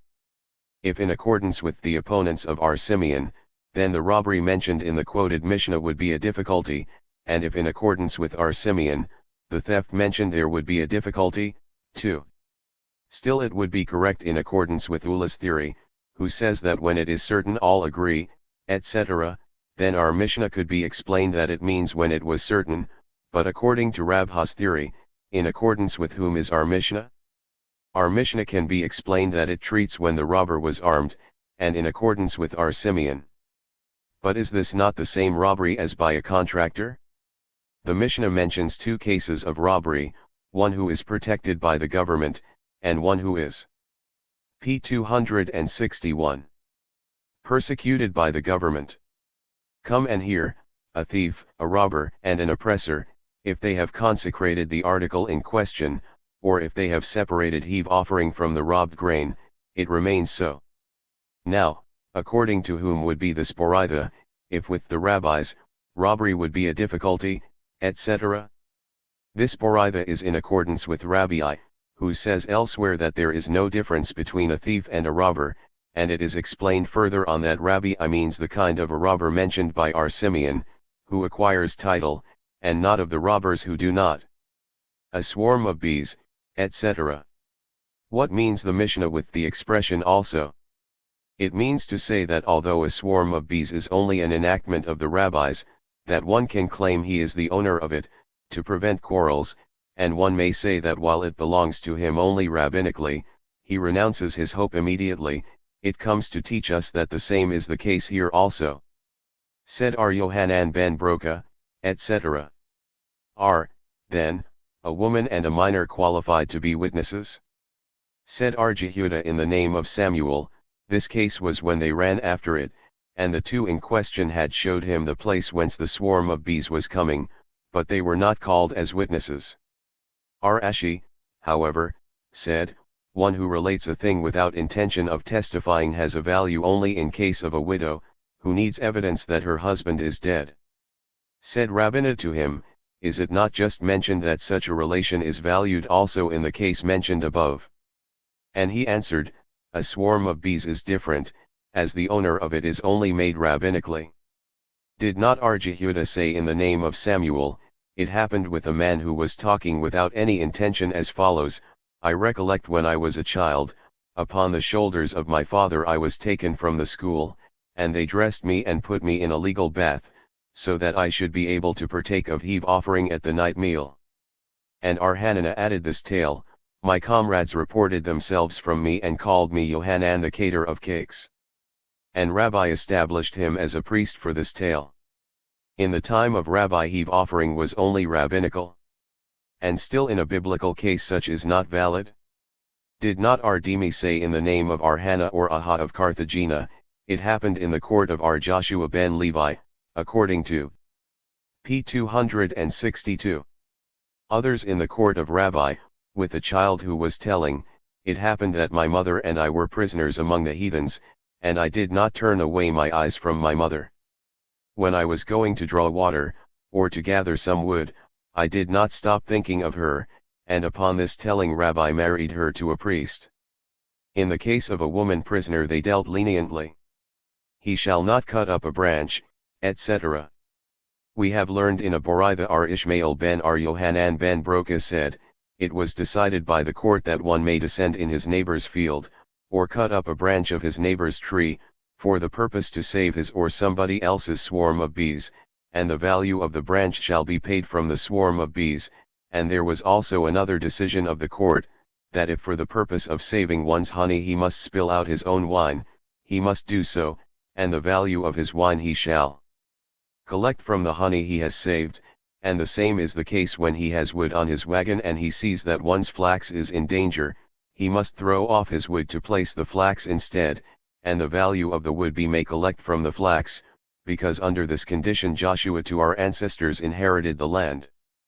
Mishnah 4, if one recognizes his utensils or hooks by another, and it was announced that such things were stolen, the defendant must swear how much he has paid and collect it by returning the articles. If, however, it was not announced that such articles were stolen, he is not trusted to say so, as it can happen that he himself sold it, and the buyer sold it again to the defendant. Gemara, and even when it was announced that there was a theft, what is it? There may be still a suspicion that he sold it and then he announced it was stolen. Said Jehuda in the name of Rabbi, the case was that in the same night, when the theft happened, visitors were coming to him and found him crying that his articles were stolen. But still it can be said that seeing that men are coming to him, he began to claim of the recent theft. Kohanan completed the above statement of Rabbi, that the case was that men who were staying overnight in his house, it was found afterwards they were robbers, and they took with them packages with utensils, and it was murmured that his articles were stolen. Said Rabbah, all what is said above is to be feared in p. 263. Case the plaintiff was known that he used to sell his utensils, but not otherwise. But cannot it happen that even when it was not his custom to sell out when he was in need, he nevertheless did sell all his articles? Said Ashi, therefore the Mishnah states that it was known in the city that his utensils were stolen. It was taught, if a thief has sold out the stolen articles and after it was recognized that he is the thief, Rabbi in the name of Arhiah said that the plaintiff may deal with the thief only. And Yohanan in the name of Arjana said that he may deal with the buyer only. Said Jose, they do not differ. The one who says that he has to do with the buyer means, in case he bought it before the owner of the article has renounced his hope of regaining it, and the one who says that he has to do with the thief only, means that the sale was after the hope was renounced, and both agree with the theory of Arhisda. Abai, however, said, they do differ, as we find elsewhere concerning the gifts of cattle belonging to the priest, which must be considered always that the hope of regaining is not renounced, and they differ there also. But what is the point of their difference? They differ about the statement of Arhisda just quoted. Arzebad, however, said, the point of their difference is this: in case the hope of regaining was renounced when it was already in the hand of the buyer, one holds that when the hope was renounced after the control was changed it does not give title, and the other one holds that it is no difference. Our Papa says, all agree that the articles must be returned to the owner, and they also agree with Arhisda, that the plaintiff may summon him who is more convenient for him, and the point of their difference is, if the enactment which is made for the benefit of one who buys a thing publicly in the market, without knowing that it is a stolen article, shall come to his money if the article is found to be a stolen one. According to Rabbi, this enactment does not apply here, and the buyer must look for his money from the thief, and his above statement, he has to do with the thief, means the buyer and not the owner. And R. Yohanan holds the above enactment applies here, and he may look for his money from the owner. Is Rabbi, then, of the opinion that this enactment does not apply here? Did not R. Huna, who was the disciple of Rabbi, say to the plaintiff who claimed the article from the buyer? P. 264. Who bought it from Hanan the bad, who stole it, go and redeem it? With Hanan the bad it is different, as he possessed nothing, it is considered as if the thief would not be recognized at all. Rabbah said, if the thief was a notorious one, the above enactment does not apply. But was not the above Hanan the bad a known one, and nevertheless the same enactment was enforced? He was known for a bad one, but not for a thief. It was taught, if a thief has paid his debt with a stolen article, the above enactment does not apply, because the creditor did not give him the money with the intention of collecting it from such articles. When, however, he lends upon this article to the half of its value, the above enactment may apply. When, however, he lent the full value, Amimar said, the enactment in question does not apply. Mar Zutra said, it does. If he has sold it for the full value, the enactment applies. If for half the value, Arshi's hate maintains, it does not, and Rabha maintains, it applies. And the halakha prevails, that in all cases the same enactment is to be practiced, except when the thief pays his debt with it. One man lent 4 zuz from Abimi bar Natsi, the father-in-law of Rabbina. Afterwards he stole a garment and brought it to his creditor, and lent him 4 more zuz. Finally it was recognized that the garment was stolen, and Abimi came to ask the law of Rabbina, and he said, the first 4 zuz he cannot collect, as you have collected it already from the stolen garment. The latter 4 zuz, however, you may collect, and return the garment. Arkhan opposed. Why shall we not assume that the first 4 zuz he had collected from the garment, which are not to be returned, and the last 4 zuz he trusted the thief without any pledge as he did before? The case was not decided until it came before Arabohu, and he decided that the halakha prevails in accordance with Arkhan. One of the city Narsha stole a book and sold it to a citizen of Pepunian for 80 zuz, the latter sold it to a citizen of Mehuza for 120 zuz. Said Abai, the owner of the book shall pay 80 zuz to the Mehuzan man and shall take his book, and the 40 remainder the Mehuzan man shall collect of the Pepunian. Rabha opposed, when the enactment was made, even when he bought from the thief himself, shall it not apply to him who bought it from the buyer? Therefore he decided that the owner shall pay to the Mehuzan 100. P. 265. And 20, and he shall take his book, and then he shall collect the 80 from the Narshian and 40 from the Pepunian. Mishnah V, if one has emptied his barrel which was filled with wine, and saved in it the honey of his neighbor's broken barrel, he receives only the value of his barrel and for the labor he has done. If, however, he told the man of the honey, I will save yours in case you will pay me for my wine, B must do so. The same is the case when a stream has overflowed 2 asses, one of 100 and one of 200, and the owner of the 100 saved the 201, he has to be paid for his trouble only, unless he has made this condition with his neighbor before saving. Gemara, but why so? Let him say, was not your honey at the time I saved it ownerless? If I had not saved it, it all would be lost, consequently I may take at least for my wine. The case was when the owner of the honey could save it only with great trouble. If, however, he told, etc. But cannot the man of honey say, I was only jesting? Is not the case similar to the case of the following Boraitha, if one runs away from prison and he says to the boatman, I will give you a dinar if you will pass me, he shall pay him only what is due to him, hence he can say, what I said a dinar was only jesting. Why not the same in our case?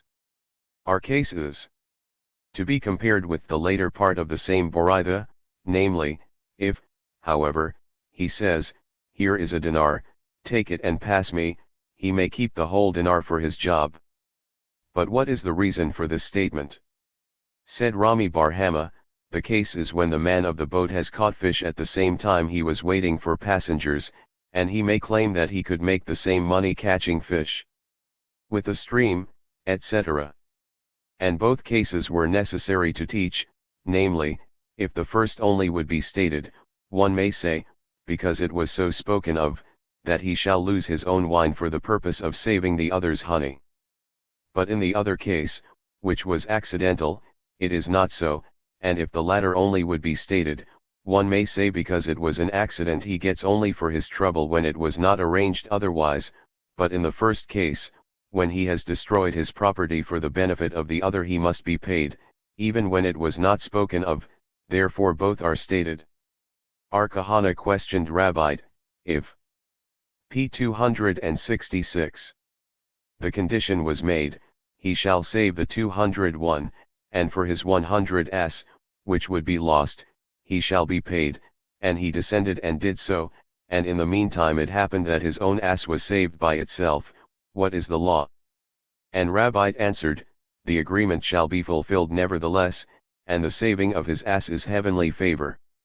As it happened with Ar-Safra, who was going with a caravan and a lion had followed them, and every night the caravan used to throw an ass for the lion, when the time arrived that Ar-Safra should throw his ass he did so, but the lion did not touch it, and on the morrow he took it back and acquired title of it.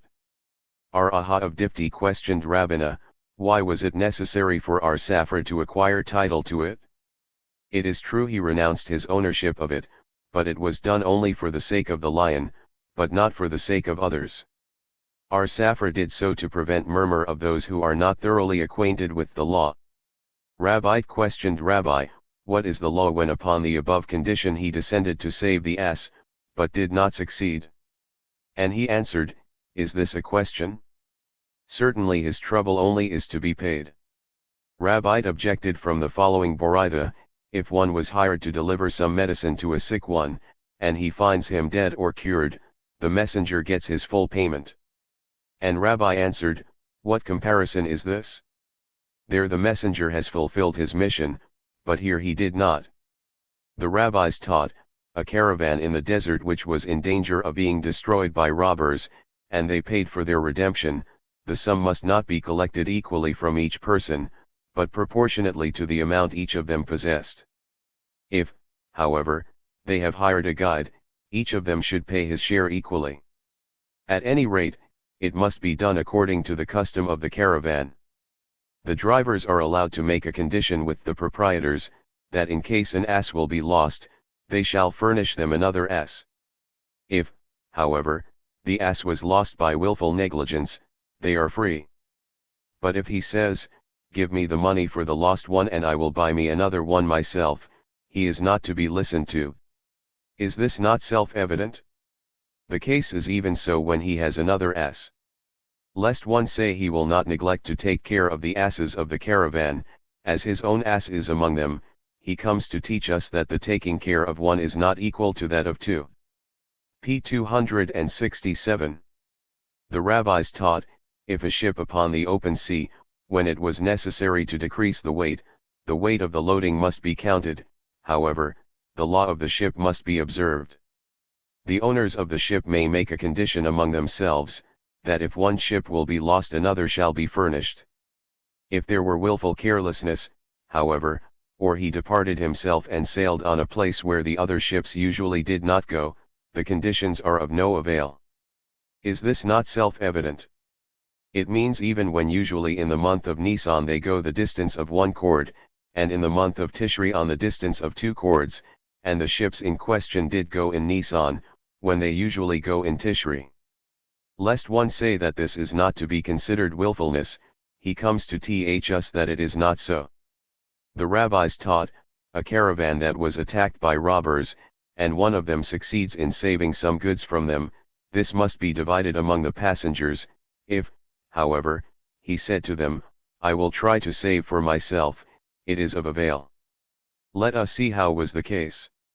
If each of them could do the same, but he preceded them, even if he has said, I will save for myself, he must not do so.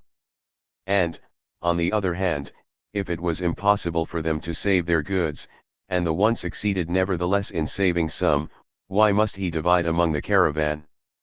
Said Rami Bar Hama, it means when they were partners, and in such a case a partner may separate himself against the will of his partner, therefore if he said, I will do so, he is separated, but not if he did it silently. Ar-Ashi, however, says, the case was that they could save only with great trouble. If he did it silently, he must divide, but if he said, I will take the trouble on myself, it is of avail. Mishnah 6, if one has robbed a field and it was taken away from him by land robbers, when the land robbers were a plague of this country, the robber may say, the land is in the same place, and take it if you can. If, however, it was robbed because of the robbers, he must buy another field for him. Gemara, because of the robber. How was the case? If it was taken only from him and not from others, this is already stated in the first part. If it was a plague of the p. 268 country, etc. The case was that the government compelled him to show such land of which they could take possession, and he was going and showed it to them, it is considered as if it was robbed by himself. There was a man that in such a case showed to the contractor a heap of wheat belonging to the exilarch, and when the case came before Ar-Nahman, he made him pay for the same. At the same time Ar-Joseph was sitting behind Ar-Huna bar Haya, and the latter behind Ar-Nahman, and questioned him, if the decision was in accordance with the law, or is it only a fine? And he answered, this is in accordance with our Mishnah, which states, if because of the robbers, etc., and it was explained that it means that he has showed, etc. When Ar-Nahman went out, said Ar-Joseph to the above Ar-Huna, what difference was it to you if it is law or fine? And he answered, if it is a law, then we will take the same for practice, and if a fine, we will not. Ar-Huna bar Jehuda happened to be in the house of Ebiani, when after he came to tell Rabbah of his misfortune, he asked him, do you feel some wrong action you have done? And he said, there was a case when one Israelite, compelled by the heathen, showed them the property of his neighbor, and I made him responsible. And he said to him, go and fix your wrong act, as we have learned in the following Boraitha, an Israelite who was compelled by heathens and showed the property of his neighbor, he is not responsible, unless he took it with his own hands and gave it to the heathens. Said Rabbah, if, however, he showed it to them without having been compelled to this, it is to be considered as if he took it with his own hands. There was a man whom the heathens compelled, and he showed them the ass of Ar-Meri ben Ar-Pinchas ben Ar-Histah. The heathens said to him, take the ass and follow us, and he did so. Afterwards he was summoned before Ar-Ashi, and he acquitted him. Said the rabbis to Ar-Ashi, have we not learned in the above Boraitha, that when he took it with his hands he is responsible? And he answered, the Boraitha means when he was not told to take it with his hand, but here he was compelled to do so by their command. Ar-Abohu objected to Ar-Ashi from the following, if a mighty man says to one, see that this branch of grapes or a bunch of grain shall reach me, and he did so, he is responsible for it. And he answered, it means that they were standing on either side of a stream. p. 269. There were two men who had quarreled about a net, each of them saying, it belongs to me. One of them then took it and delivered it to an officer of the government. Said Abai, he may say, it was mine and I could do with it what I pleased. Said Rabha to him, must he then be trusted? He ought to be put under the ban until he gets it back, and then to leave it to the court to decide to whom it belongs. It happened that a man showed to the government the taxa of Ar-Abba. Ar-Abohu, Ar-Hanana bar Papi, and Ar-Itzhak of Nafha were discussing what should be done with him. Ar-Ilah, who was sitting among them, said to them, so said Rabbi, that he is responsible only when he himself took it and gave it to the government. They said to him, go to Ar-Simeon ben Eliakim and Ar-Eleazar ben Ptoth, in whose courts cases of German are tried. He did so, and they made the man responsible on the basis stated in our Mishnah, if because of the robber, and it was explained when he showed it. There was a man by whom a silver goblet was deposited, then when robbers attacked him he presented them with the goblet, and they left him alone. When the case came before Rabha, he made him free. Said Abai to him, has not the man saved himself with the property of his neighbor?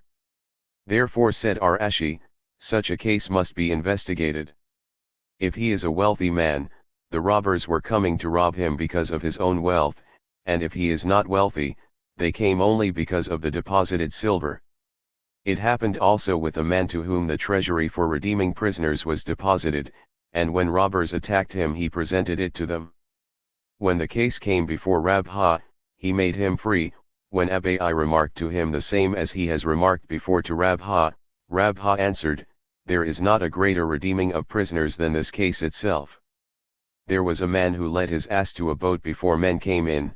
After it was crowded, it was too heavy and it was dangerous, lest the boat sink, and one of the passengers pushed the ass into the river, and it was drowned, after which Rabba made him also free. Abai remarked to him as above, and he said, it was only self-defense, then if not for the ass he himself would drown. This decision of Rabba is according to his theory. Elsewhere, that one who runs after a man to kill him, and on the way he breaks vessels, no difference if they belong to the p. 270. Persecuted man or to others, he is free from payment, because he is guilty of a capital crime, and the persecuted one, if he breaks the vessels of the persecutor, is free, because the property of his persecutor must not be dearer to him than his own body. And if, however, they belong to others, he is responsible, as it is not allowed to save himself with the goods of his neighbor. But if one was going after the persecutor to save the persecuted man, and while running he breaks vessels, he is free no matter to whom they belong. This is not because the law is so, but if he should be responsible, no one would be willing to save a man from persecution. Mishnah 7, if a stream has overflowed the robbed field, he may say to him, yours is before you. Gemara, the rabbis taught, one who robbed a field and it overflowed, must deliver up another. So is the decree of our Elazar. The sages, however, maintain, he may say to him, yours is before you. What is the point of their difference? Our Elazar based his theory upon the exclusions and inclusions of the verse, if he namely lie unto his neighbor, which includes everything. That which was delivered to him to keep, it excludes other things, and further on, or any one thing about which he may have sworn falsely. It is again an inclusion of everything, and there is a rule that when the scripture includes, excludes, and again includes, everything is included. The rabbis, however, do not consider this as inclusions and exclusions, but as a general and special. If he namely lie is general, which was trusted to him is special, and or any one thing is again general, and there is a rule that when there is a special between two generals, it must be judged similar to the special only, namely, as the special is a movable thing and it has a value in money, so all articles which are movable and have a value, excluding real estate, which is immovable, and bondsmen, who are compared to real estate, and also documents, although they are movable, they themselves have no value of money. But have we not learned in another Boraitha, the very same is the case with the robbed cow, which was overflooded? He must furnish him with another cow, so is the decree of Elazar. The sages, however, say, he may say, yours is before you. In what is the point of their difference then? Said our Papa, it means in a case where the robbed cow was lying on the robbed field. p. 271. And it was overflooded with the field, on the robbed cow. Our Elazar is so in accord with his theory and the rabbis with their theory. Mishnah 8, if one robbed, borrowed, or deposited an article when they were in an inhabited land, he must not return it when he is in a desert, unless he took it for the purpose of going into a desert. Gemara, there is a contradiction, a loan is payable everywhere, a bailment and a lost article are not to be delivered only in their right places. Said Abai, the quoted one means this: a loan may be demanded at any place, but a lost thing and deposit are to be demanded at the right places only. For the purpose to go, etc. If so was the condition, is it not self-evident? The case is, if he said, "Let be this bailment with you as I go to the desert," and the bailee said to him, "I also intend to go there, and if my wishes will be to return it to you there, I may do so." Mishnah 9, if one says, "I have robbed you, or borrowed from you, or you have deposited with me, and I don't know if I have returned it to you," he must pay. However, if he says, "I am in doubt whether I have robbed," etc., he is free. Gemara, it was taught, if the plaintiff claims amana, and the defendant says, "I don't know," our Huna and our Jehuda say, he must pay, because certainty has preference to uncertainty. Our Nahman and our Yohanan say, he is free, because they hold that the money in possession of the defendant must be considered his until evidence is brought. An objection was raised from our Mishnah, which states that if he says, "I am in doubt if you have borrowed it to me," he is free. Now let us see how was the case. If there is no plaintiff, then even the first part in the case, "I am certain I have borrowed, but doubtful if it was returned," must also speak when there is no plaintiff. Why, then, must he pay? We must, therefore, say that the whole Mishnah treats when there is a plaintiff, and nevertheless in the second part it states he is free from payment.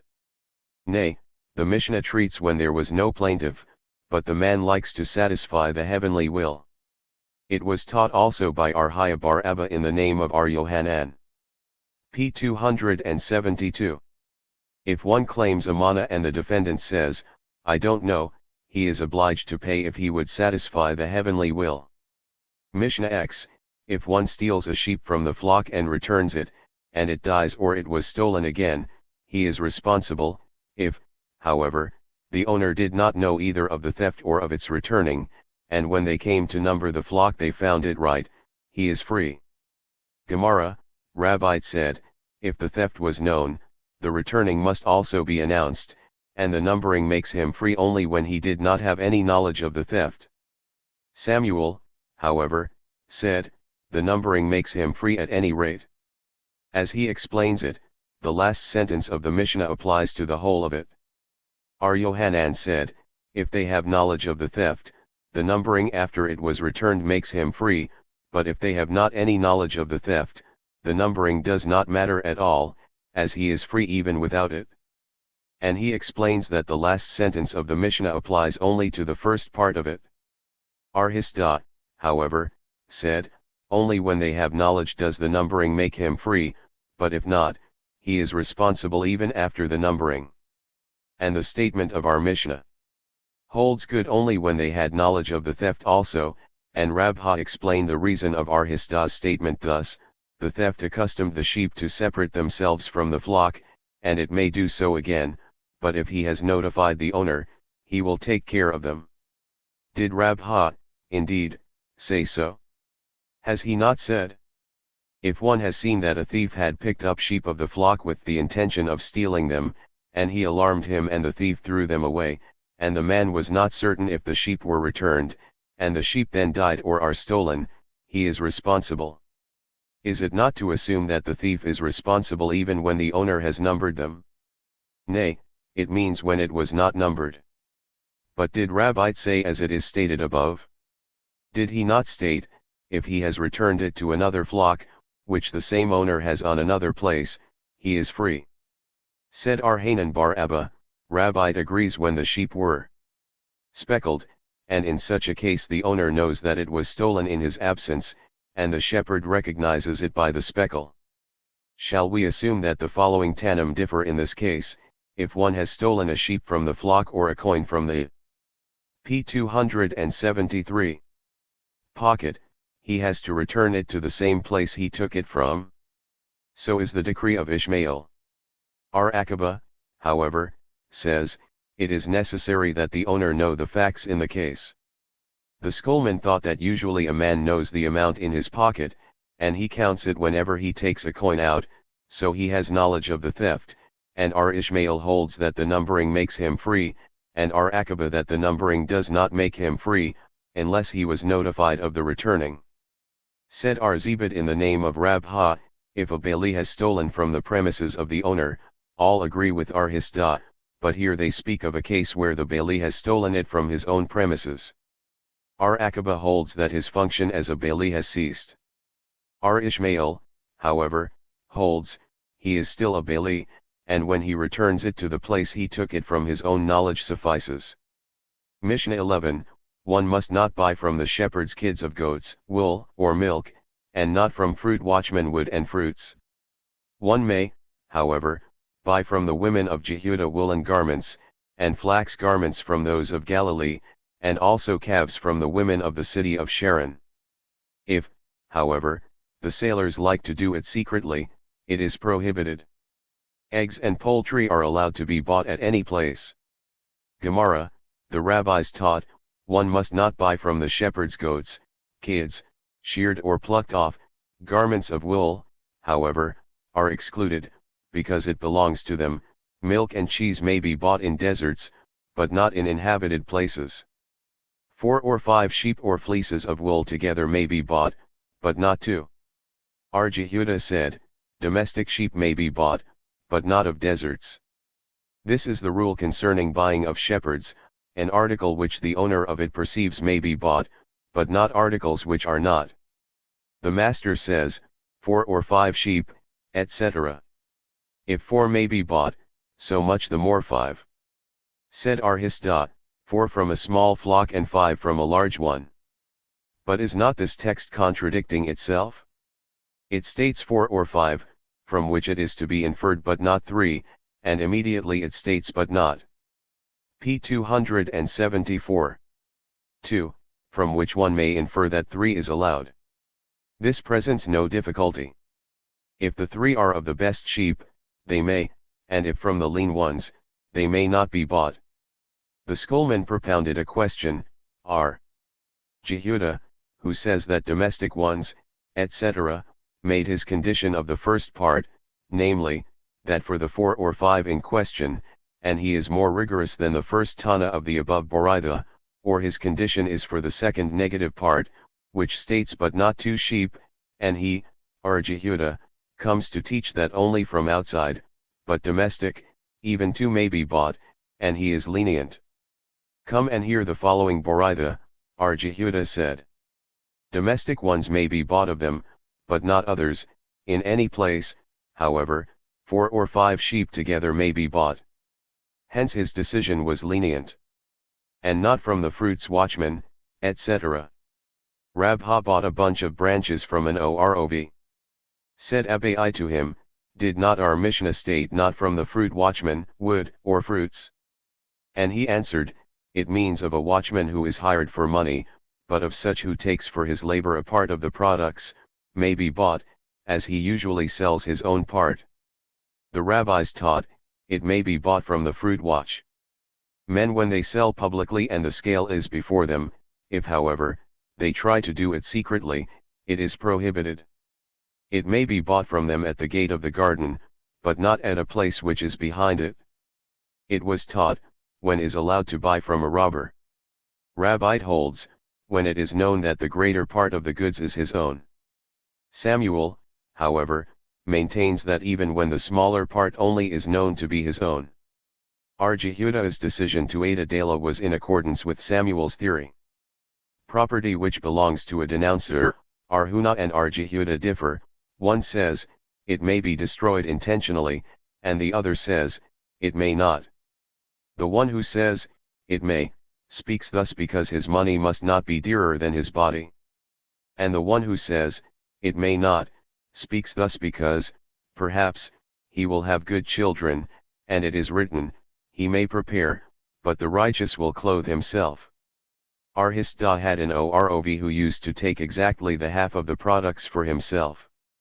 Thereupon R. Hisda discharged him, and read with reference to himself the P. 275 verse, but the wealth of the sinner is treasured up for the righteous. R. Yohanan said, one who robs his neighbor even the value of a parutha is considered as if he would take away his life, as it is written, so is the path of every one that is greedy after gain, it takes away the life of those that own it. And also, and they shall consume thy harvest and thy bread, they shall consume thy sons and thy daughters. And also, because of the violence against the children of Judah.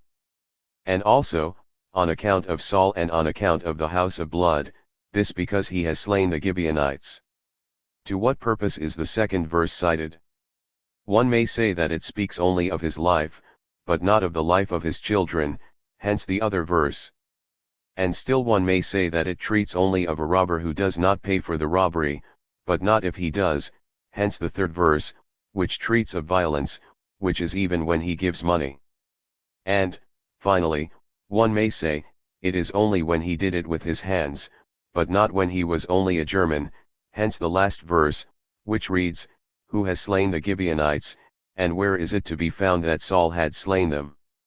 We must say, therefore, that he was a German because he had slain Nob the city of the priests, the supporters of the Gibeonites, who lost their lives by the death of their supporters.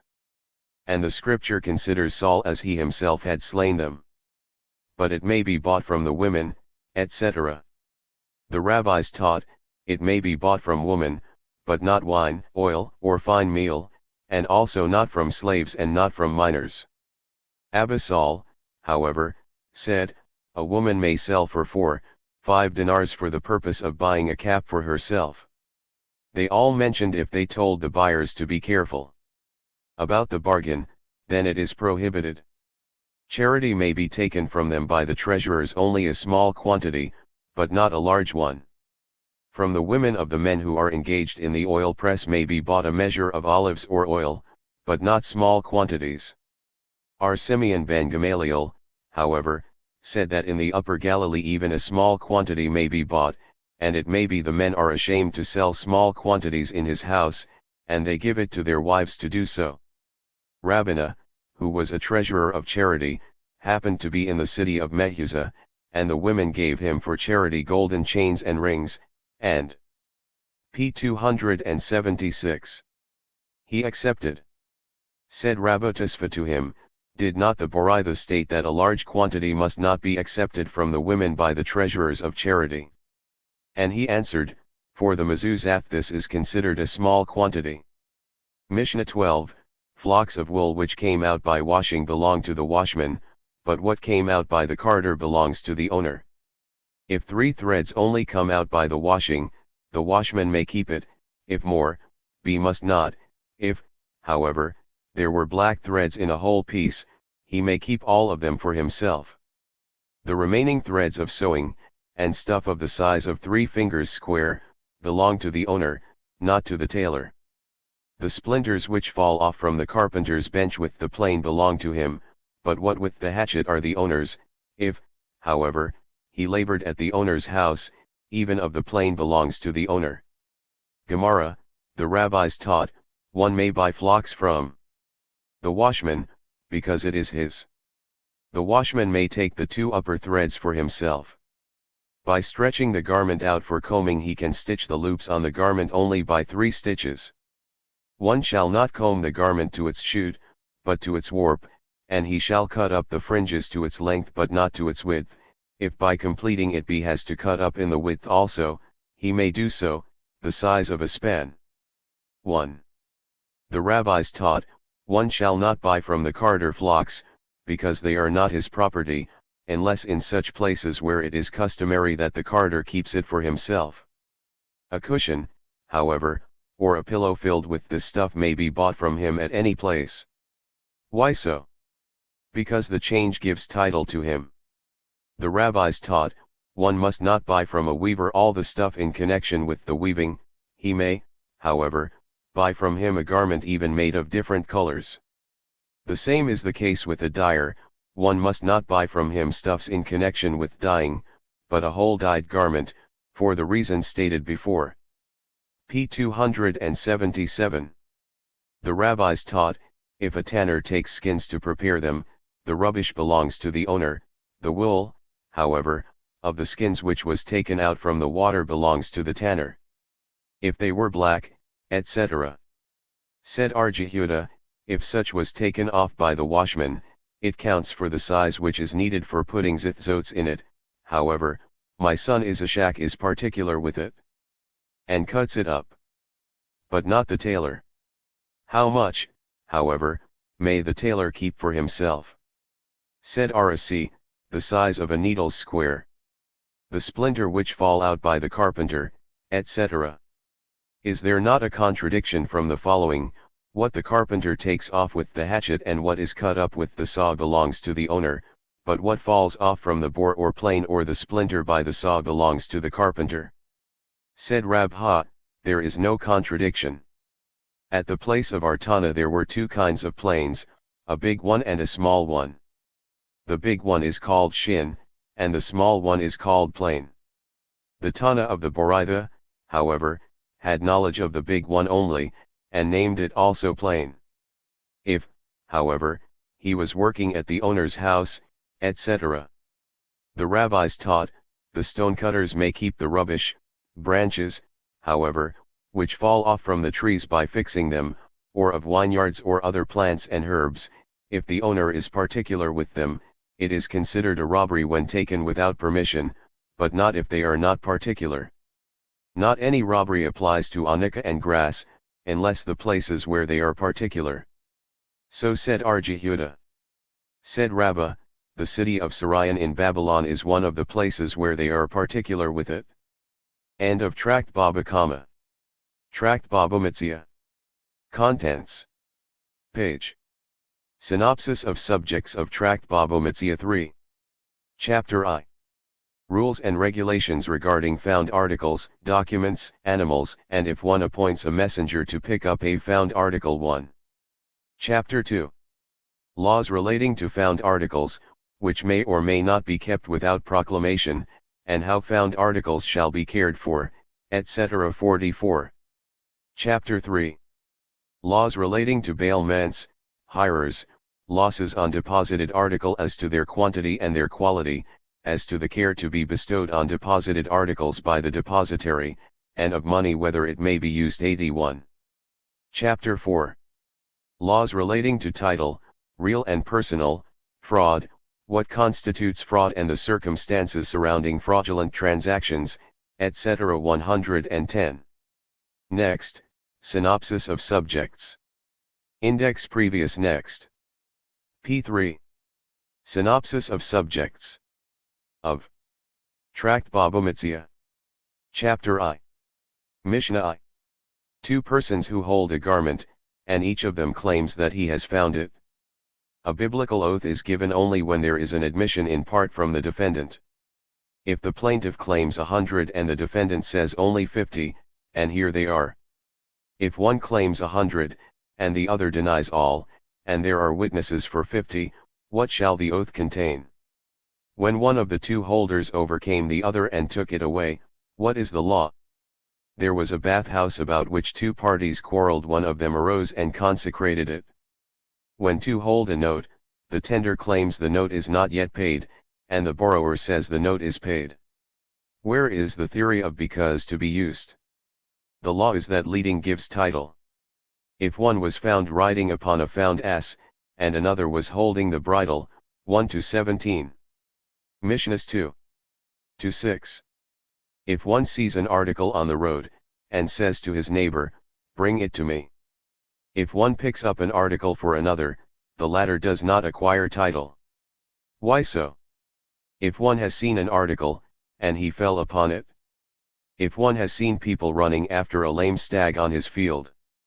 It happened that Gamaliel said, the tithe which I am going to measure should be delivered to Joshua. When one throws a purse of money through the open door. When a thing was found by one's minor son or daughter, or his Jewish man or maidservant, or his wife. When one has found a note which secures real estate. If Reuben sold a field to Simeon with security, and the creditor of Reuben came and took it away. Encumbered property is not liable either for the used fruits, etc., for the benefit of humanity. How a bill of sale must be written. If one buys an estate, knowing that the seller is not the real owner of it. If the robber after he has sold it bought it from the real owner. If one says that the estate which I am about buy now shall be transferred to you at the same time that I acquire title to it. When I was about 6 or 7 years old, my father was among the scribes of Mar Samuel's court. If one claims 100 zuz, and the other denies, afterwards, he says, I have paid it.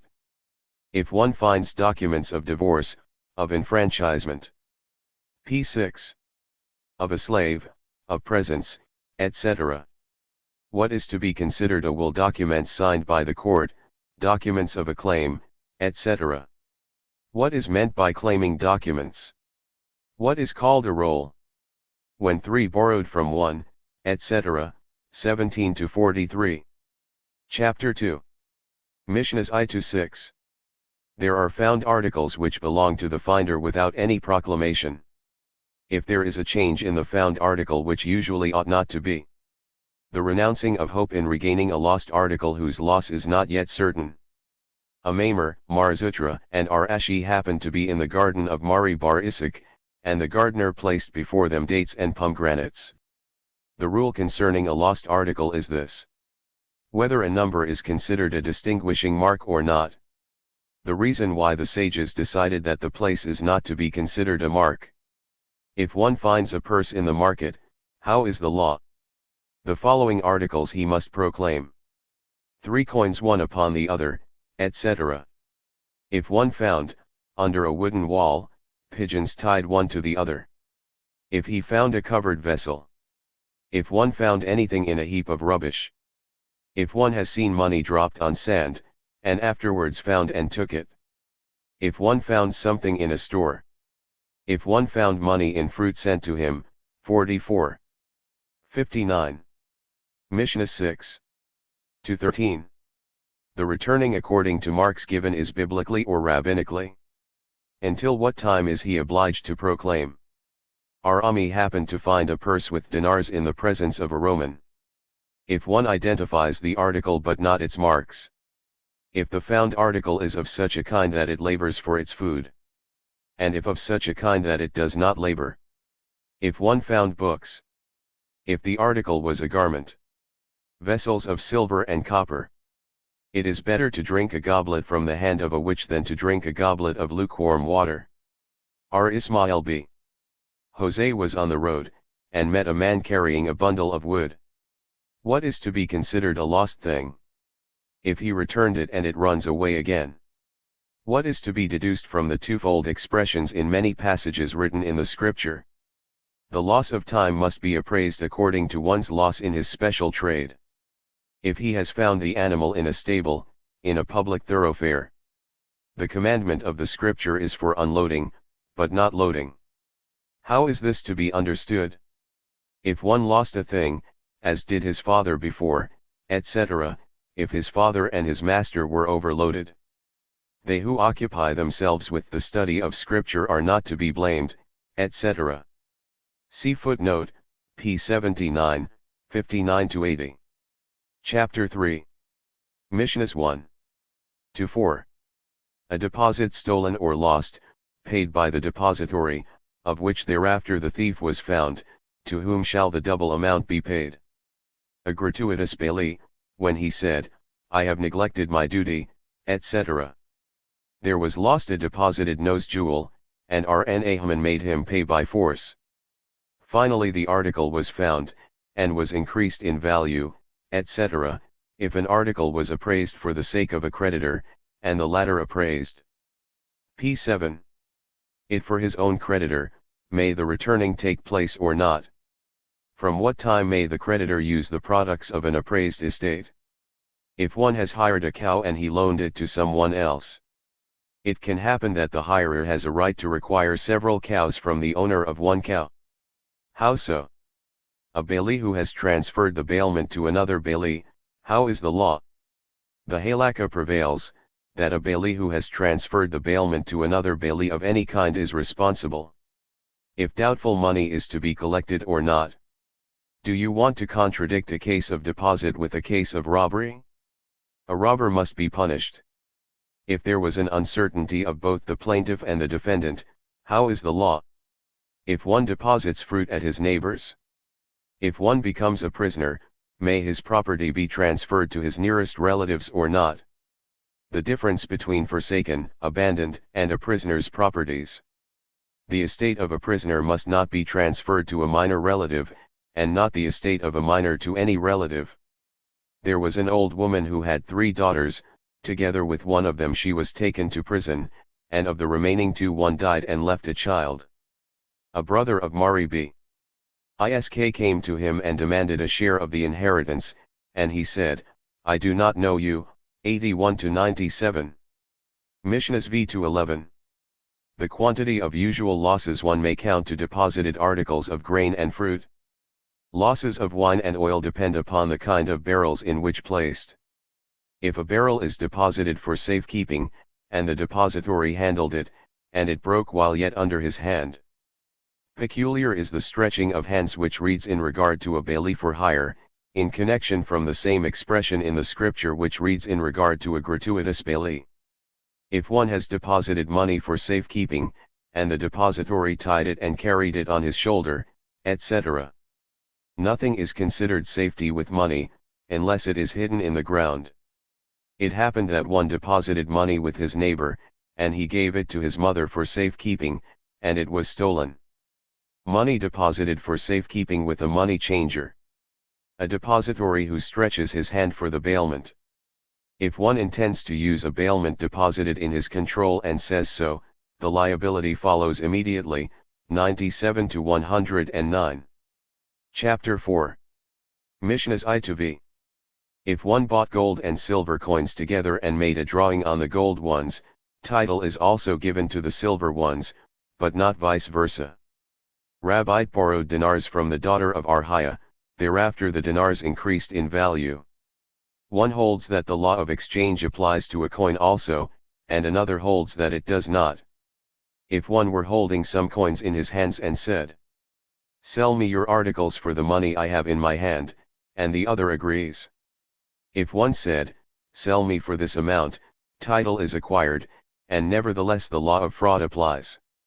According to whom do we write in our legal papers, with an utensil which is fit to confirm with? Biblically, money paid gives title. Why, then, was it said that drawing is needed? According to Abai, he who retracts ought to be notified that he will be punished by heaven, and according to Rabha he shall p8 be cursed. It happened that one gave money for poppy, meanwhile the poppy increased in price. Tabuth or Samuel b. Zutra was such kind of a man that he would not change his word, even if all the goods of the world were delivered to him, and he told, the above case of poppy happened to me. Cheating, which according to law makes the sale null and void, is in case where the sum of which he was cheated counts 4 silver dinars. Until what time the retraction may take place. The law of fraud applies to the buyer as well as to the seller, to a private as well as to a merchant. There is no cheating concerning a specialist who knows the value. If one is doing business with his neighbor in trust, how much less of the quantity of a sala should be effaced, that the law of fraud could not be claimed.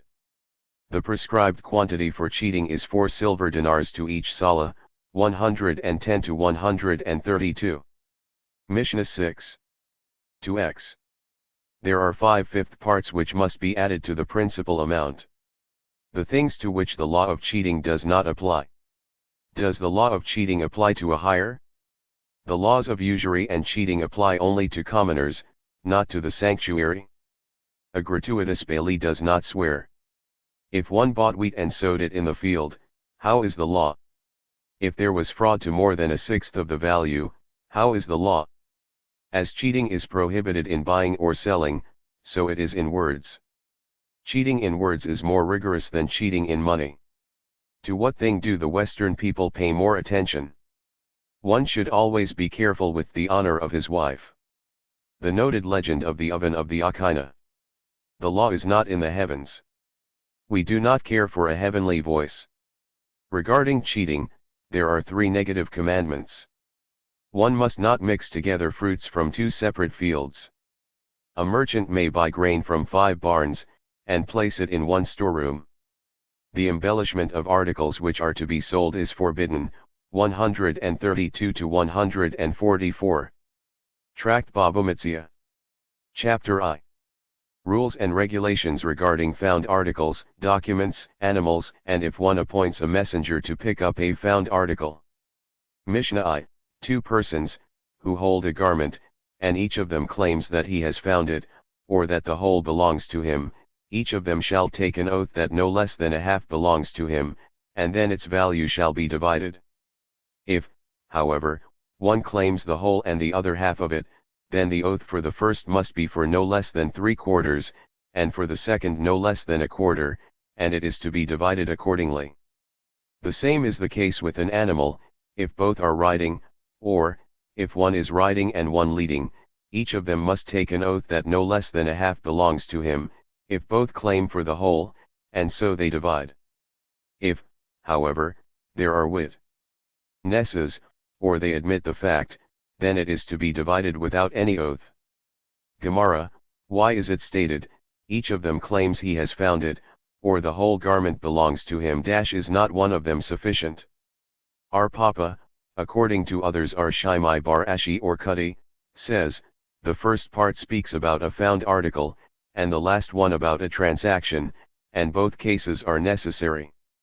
For when the case of a found only a found article should be stated, one may say that the rabbis ordered an oath, because it is only a found article, of which each of them may say, my neighbor would lose nothing even if I claim the whole and get half of it, which is not the case in a transaction.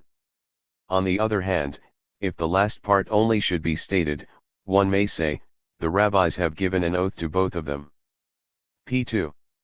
Because each of them may say, as the same money my neighbor claims that he has given, I also have given, therefore I have a right to keep it for myself, and my neighbor shall go to the trouble to buy another, which is not the case with a found article, and therefore in the former case an oath would not be ordered.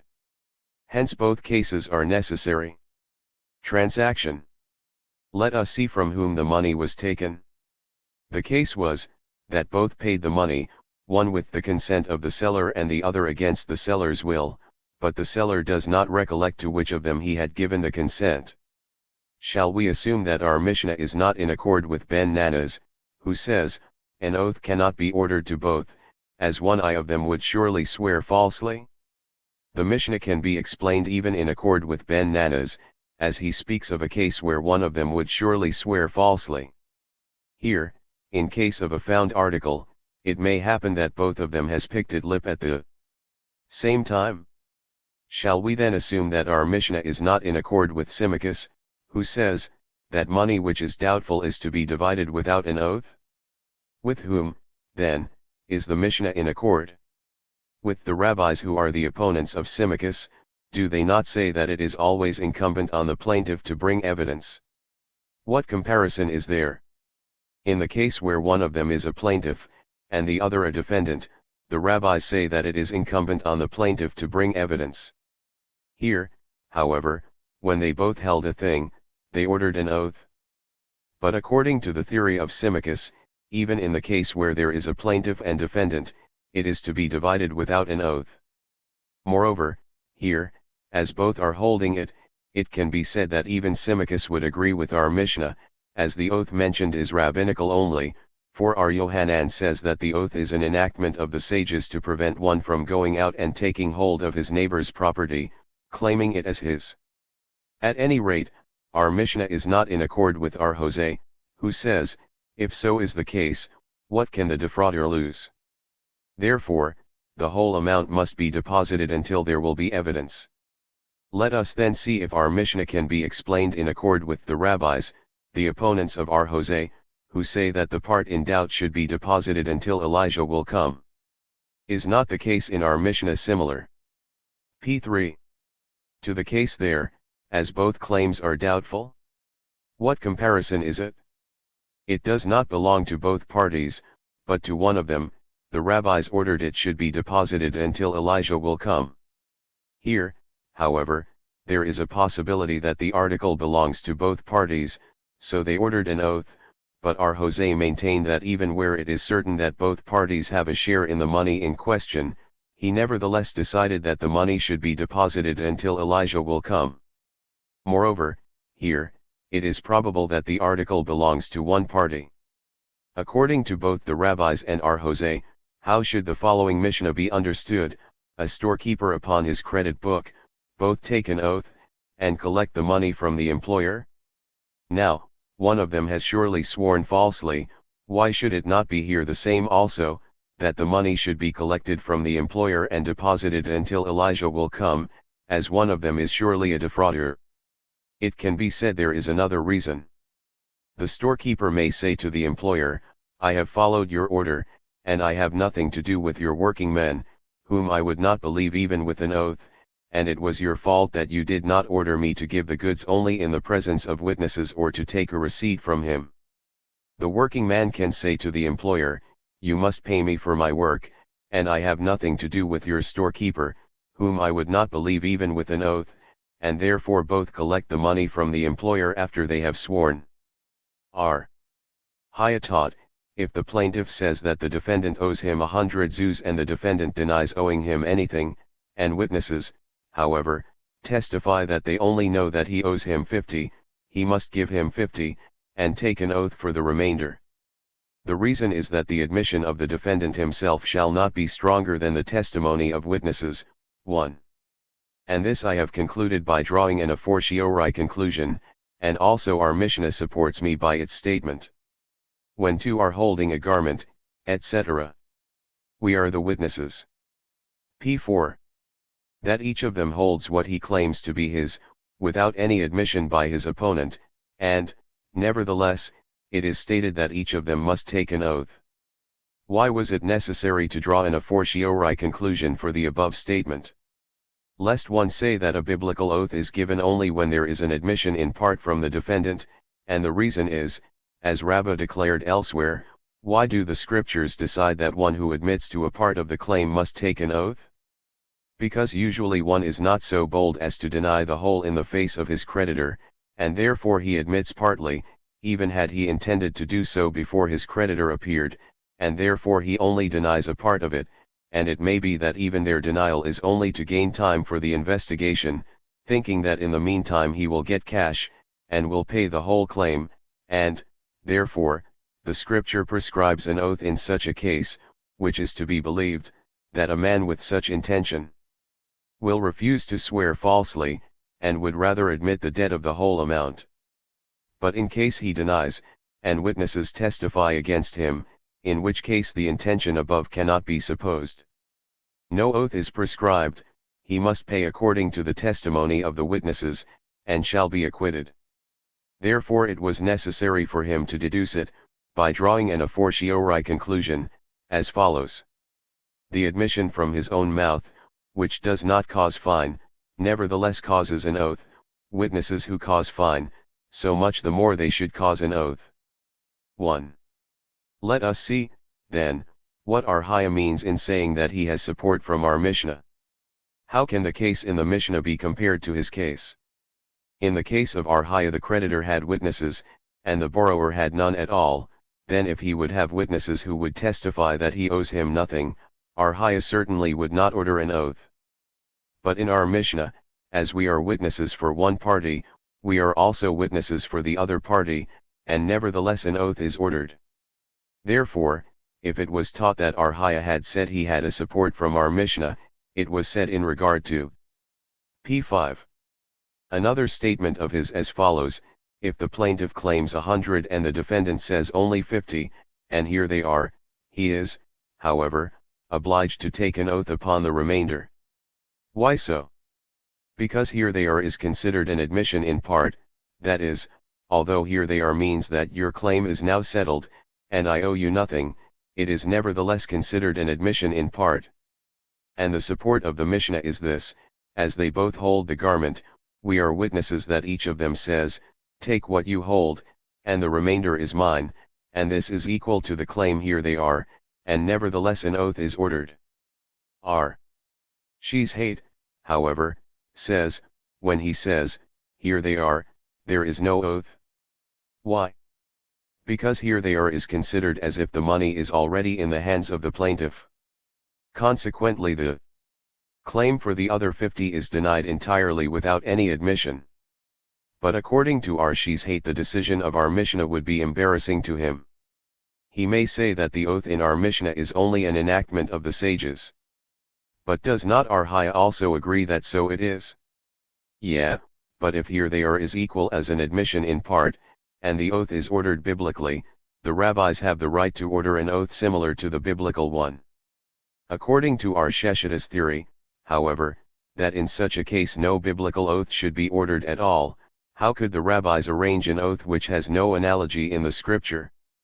An objection was raised from the following Boraitha: if there was a note for selis or dinars without number, the lender claims 5 and the borrower says 3, there must be an oath, because the third one by the borrower is an admission in part. As he could say that the plurality in the note means only 2, so is the decree of our Simeon Elazar. Our Akiba, however, says, the admission of the third one is to be considered as if he had returned a lost thing, and he is acquitted. Now, how the case would be if he would say only 2, an oath would be ordered, even according to our Akiba's theory. Is not the note considered as here they are, and, nevertheless, an oath would be necessary? Infer then from this that such is the law with all claims which are defended with here they are. Nay, it can be said that even when he admits only 2, there is no oath, and the expression 3 is mentioned only to. p6. Deny the theory of our Simeon, who takes 3 for an admission in part, for which the law prescribes an oath.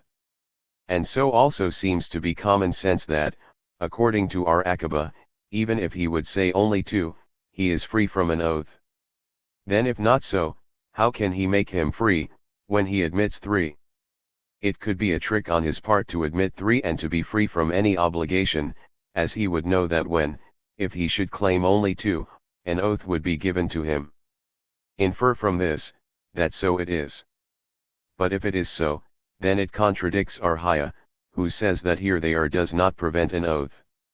Nay, here in our case of the note, here they are is not the reason, but because the note is a support to his assertion, or it can be explained the note implies a mortgage on real estate, and there is no oath in a case where real estate is claimed.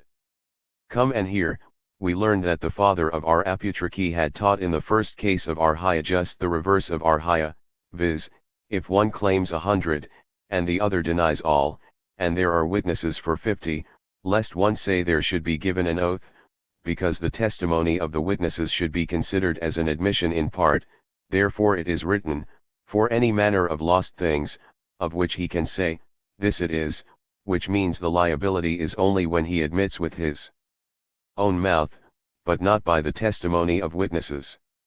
How can you contradict our Haya with a Boraitha? Our Haya is a Tana, who is authorized to differ with it. But is not the Boraitha supported by a verse of scripture? Our Haya may say that the question is needed for the law of an admission in part. And the Tana of the above Boraitha may say that this it is has one word which is superfluous. We therefore deduce from both of them, viz., that to an admission in part an oath is necessary, and that no oath is given when witnesses testify. There was a shepherd to whom cattle was given always in the presence of witnesses. It happened, however, one day, that it was given to him without witnesses, and he denied, and witnesses testified that he had eaten 2 of them. Said Arzera, if it is to agree with the first case of our Haya, he must take an oath, for the others. Said Abai to him, even should we agree, could then an oath be given to him? Is he not a robber? Rejoined Arzera, I mean to say, that an oath should be given to the plaintiff that he had delivered to him such, and he may collect the money. p7. But even if we do not agree with our Haya's decision, we should nevertheless give him a rabbinical oath, according to our Nahman's enactment concerning the following Mishnah, when one claims 100 and the other denies, he is free. Said our Nahman, he is free from a biblical oath, but he must take a rabbinical oath. Nay, that an oath which cannot be given to the defendant the plaintiff shall swear, etc., is also only an enactment of the sages, and an enactment to an enactment cannot be made. Why, said Abbe, he is a robber. Even if a shepherd only, an oath could not be given to him according to our Jehuda, who says, a shepherd who is not known to be trustworthy, is unfit as a witness. This presents no difficulty. If the shepherd keeps his own cattle, he is not fit for an oath, but if he keeps the cattle of others, he is fit, because if it would not be so, how could we confide the cattle to a shepherd? Is it not written, nor put a stumbling block before the blind? But we go with the rule, a man will not sin for others' benefit. Each of them swears, etc. What shall the oath contain? The part that he claims to have in it, and he swears that he has half of it, or he swears that he has not less than a half in it. Said Arhuna, he swears both. I have some claim in it, and not less than a half. But why not in an affirmative manner, I swear that a half belongs to me? Then he would contradict his claim that the whole garment belongs to him. And even in the negative manner, does he not contradict his claim? If he says, according to my knowledge, the whole is mine, but at all events I swear that at least no less than a half belongs to me. But, after all, as they both hold the garment and the oath is ordered to both equally, why the oath at all? Let them divide without an oath. Said Ar Yohanan, this oath is not biblically at all, it is only an enactment of the sages, for the purpose that one shall not take possession of his neighbor's property, claiming that it is his, or he has a share in it, therefore the oath. But if he is suspected in the case of money, why should he be trusted in an oath? P8. Nay, the theory of because we do not act upon. And a support to it we can find in the scripture, which ordered an oath in an admission in part, and if it would be customary that whoever is suspected in a case of money, should be also suspected of swearing falsely, why then the oath? This above support, however, can be dismissed thus, in the case of an admission in part, there is no suspicion at all. The defendant merely had not the whole amount in cash, but only a part of it, and he taught, I will admit now only the part I have in cash, and the remainder I will give afterwards. And it is as Rabbah stated before, p. 238.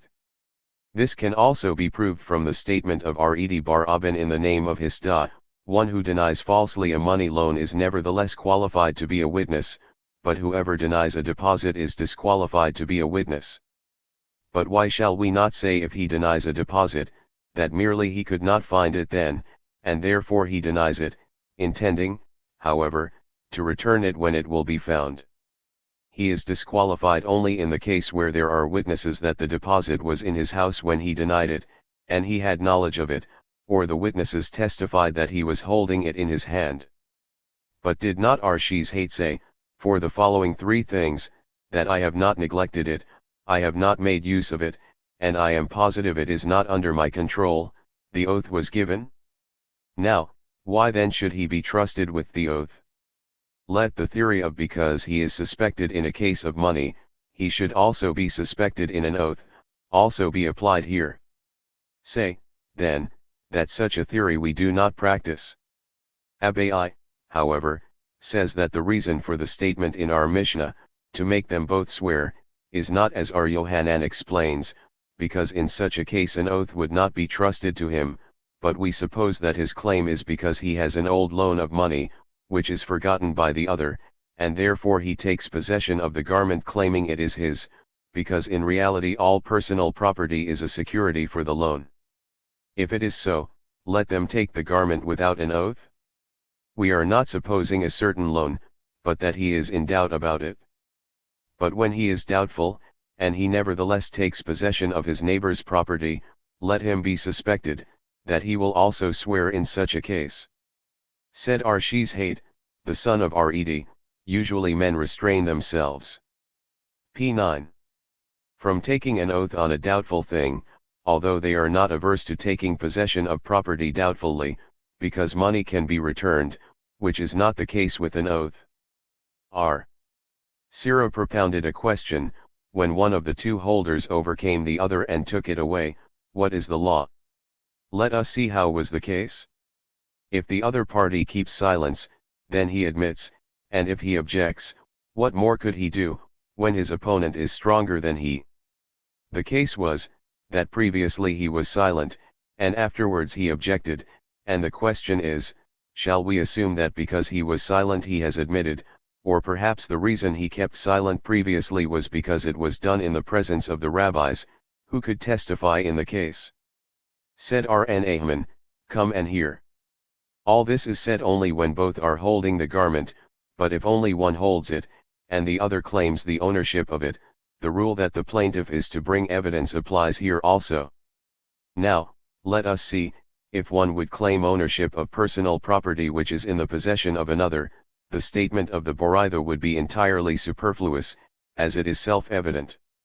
We must say, then, that the case was as Arzera stated it. Nay, this can be explained as follows: they appear before the court when one took possession of the whole garment, and the other put only his hand upon a small piece of it. In such a case an oath is necessary, even according to the theory of Symmachus, who says that doubtful money is to be divided without an oath. He would agree, however, in this case, because the laying of one's hand upon a piece of it counts for nothing. If the law were that of one overcome, and took possession in the presence of the court, and the court decided that it should be taken away from him, and in the meantime he had consecrated it, there is no question but that such an act at that time cannot be considered. But if the court would decide to leave it in his possession, should he have overcome the other, and he as yet not taking possession of it, consecrated it, what is the law?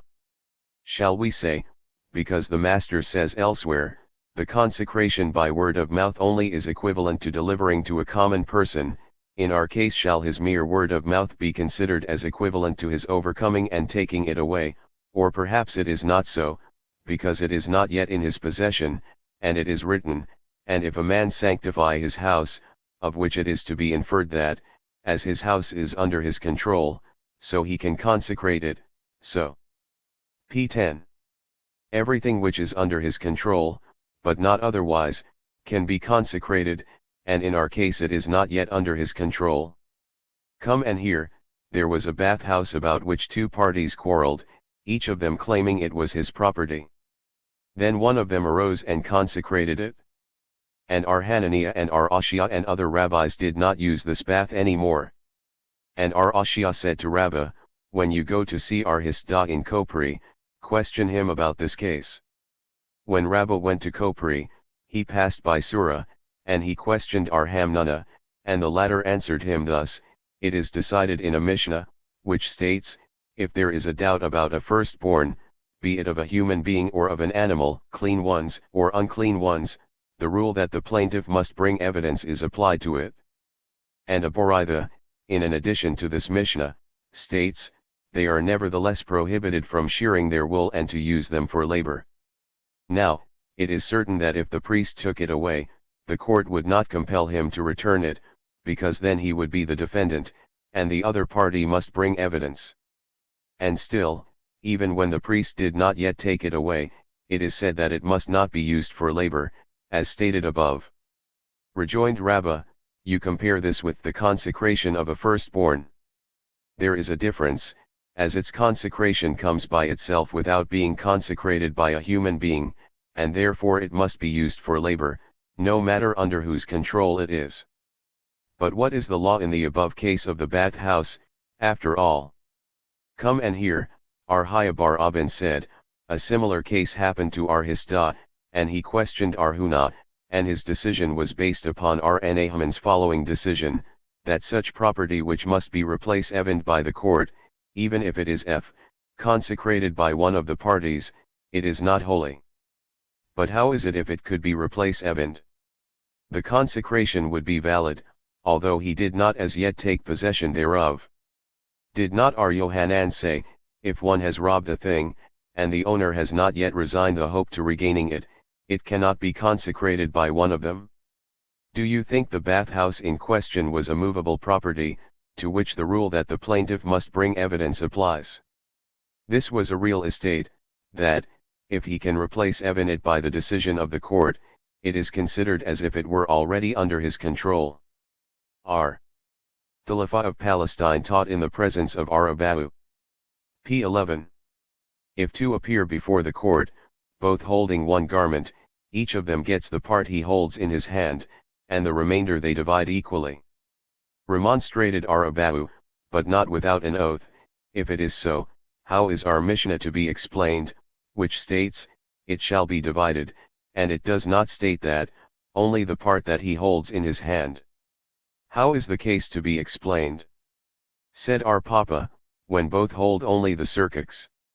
Said our Meshurshias, infer from this that a sudarium, which usually the buyer must take in his hand when he wishes to consummate his agreement, one is enough when he takes in his hand the size of 3 fingers square, as this piece which he holds is considered as if cut off, and the expression, and gave it to the other, is applied. Rabha said, the case in our Mishnah, even when the garment was covered with gold, it is nevertheless to be divided. Is this not self-evident? Rabha means to say that the gold cover was placed in the center of the garment. But even this is self-evident.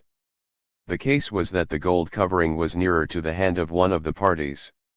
Lest one say, that the garment shall be divided so that the gold shall remain his share, he comes to teach us that the other party has the right to demand that the gold shall also be divided. The rabbis taught, when two hold a note, the lender claims, the note is not yet paid, but I dropped it, and it was found by the borrower, and the borrower says, the note is paid, and it is mine now. The note is still in force, if the signature is certified to by the court. So is the decree of Rabbi. Our Simeon ben Gamaliel, however, says, the value of it must be divided. If, however, the note falls into the hands of the judge, nobody can compel him to give it away. Our Jose, however, says, even then the note is in full force.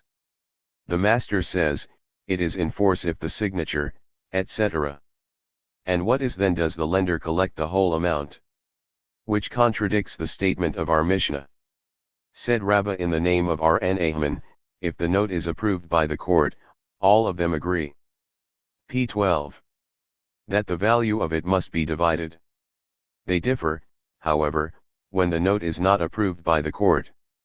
Rabbi holds that even when the borrower admits that it is his note, it must be nevertheless approved by the court. If they do so, the value is divided, but if they do not, it is not to be divided. Why so? Because the note would not have any value whatever. Who then makes it a valid note? The borrower, by the admission of his signature, but in the same time he claims that the note is paid. Our Simeon ben Gamaliel, however, is of the opinion that when the signature is admitted, it need not be approved by the court, and therefore it has a positive value, which must be divided. The text above says, if it falls in the hands of the judge, etc. Why? Is the judge not a human being as any other? Said Rabha, it means thus, if a stranger has found a note, on which the certification of the court is to be seen, much less when there is no certification by the court, neither of the parties mentioned in the note can make use of it, for fear that either was written by the borrower, and he has not received any money as yet, or perhaps it was paid. But our Jose holds that, so long as it is not marked that the note is paid, it is in force, and there is no fear that it is a paid note. R. Elazar said, R. Simeon ben Gamaliel and Rabbi differ when both parties hold the text of the note, or both hold the signatures of the witnesses or court, but when one holds the text and the other the signatures, each of them may keep what he holds. Our Yohanan, however, said, it makes no difference what they hold, it must always be divided. But is it not stated, each takes what he holds? The case was, when the certification of the court or signatures to the note were in the center of it. If it is so, what is there new in that he comes to tell us? The case was, that the signatures were nearer to one than to the other. Said our Aha of Diphthah to Rabbina, according to our Elazar, who says that one takes the text and one the signatures, for what purpose do the parties need it, to use it as a cover for a utensil? Rejoined Rabbina, it means its value, namely, the difference in value is to be appraised between the text and the signatures, and the explanation is thus: a note which is certified to by the court, and the date is stated, has more value, as such can be collected even from property that was mortgaged. p. 13. After the date of certification, which is not the case with a note in which the date of certification is not stated. In this case the one who holds the certification gets the amount, which is as mortgaged after the date of certification. And also the case in which it must be divided, also means its value, because if not so, how would you explain the case in our Mishnah, where the garment is to be divided? Should it be cut in pieces and damaged? Surely not, but it means the value of it should be divided, and the same is the case here. 1. Rami Bar Hama said, from the decision of our Mishnah, it is to be inferred that if one sees an article upon the ground, and tells his companion to pick it up for him, the latter acquires the title. For if it could be borne in mind that it is not so, the case of our Mishnah when both picked it up, for the purpose that they should get title to it, each half that belongs to one of them was also picked up by the other, and consequently both should not get title to it, and it should still be considered as it is still upon the ground, so that any other may take it out of their hands, and acquire title for himself. Infer from this, that so it is. Rabha, however, says, this is no support at all. It may be said that one cannot get title to a found thing through another, even when the other does not intend to keep it for himself. The case in the Mishnah, however, is different, because each of them intends to get title to it, and in the same time, when he gets title for himself, he acquires title to the other half for his companion. And a support to it is to be found in the following: if one commands his messenger he shall steal something, and he did so, the sender is free, but if they were partners and had stolen something together, both are liable. And why? Is it not because at the same time that he bears the guilt for himself, he bears it also for his neighbor? Infer from this, that so it is. The same said again, now that we are coming to the conclusion that we can use the theory of because, if a deaf and p. 14. Healthy man picked up a found article together, neither of them gets title to it, because, as the deaf man cannot get title for himself, the healthy one cannot get title to it. And lest one say, why should the healthy one be considered worse off than if he too were deaf? For in such a case when both are deaf, both get title to it. The reason is, that in such a case it is only an enactment of the sages, that they shall not come to blows, but here, when the healthy one does not acquire title, the deaf one will say, if the healthy one does not get title of it, how should I get title to it? If two are writing. R. Joseph said, R. Jehuda told me as follows, I have heard from Mar Samuel two things, in the case when one is writing and the other is leading. In one case he decided that he acquires title to it, and in the other that he does not, and I cannot recollect in which case it is and in which not. Let us see what was the case. Shall we assume that if one was riding on a found animal and somebody came and took it away from him, and in the same way was the case with the leader, that one was leading a found animal and somebody took it away from him, is it possible that Samuel could declare in the latter case or that the leader did not get title to it? Consequently, if Samuel declared in one case that he had not, it is riding only. And R. Jehuda would not doubt it? When, however, he was in doubt, it must be the following case, when one was a riding, and the other was the leader of the same animal, and in this case Samuel declared that one had acquired title to it and the other not, and his doubt was if the rider had the preference because he held the animal, or the leader because the animal was going by his leading. Said R. Joseph again, R. Jehuda told me, let us find out the meaning of Samuel from the following Mishnah: if one was sitting in a wagon of Kilaim and another was leading it, each of them gets the 40 stripes. R. Meir, however, sets free the sitting one. Samuel, however, changed the names and declared that the sages made him free, and this was because so the halakha prevails.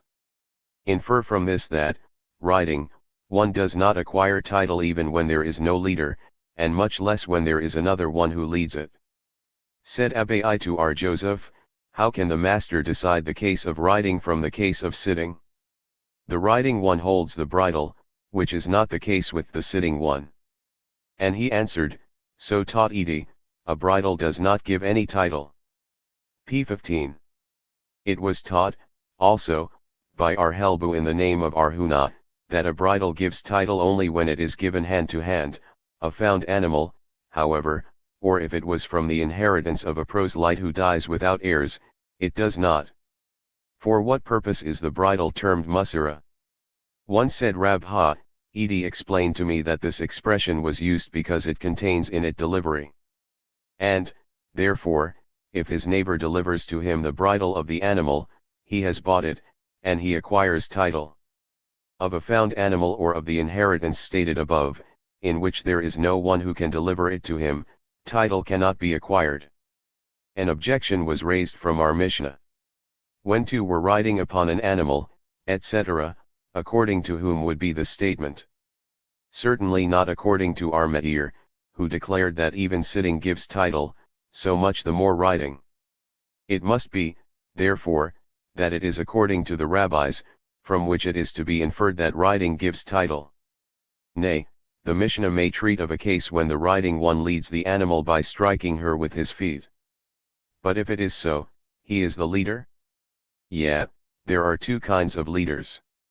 Lest one say, that the riding one has the preference, because he does both, holds and leads it, the Mishnah therefore comes to teach us that both are equal.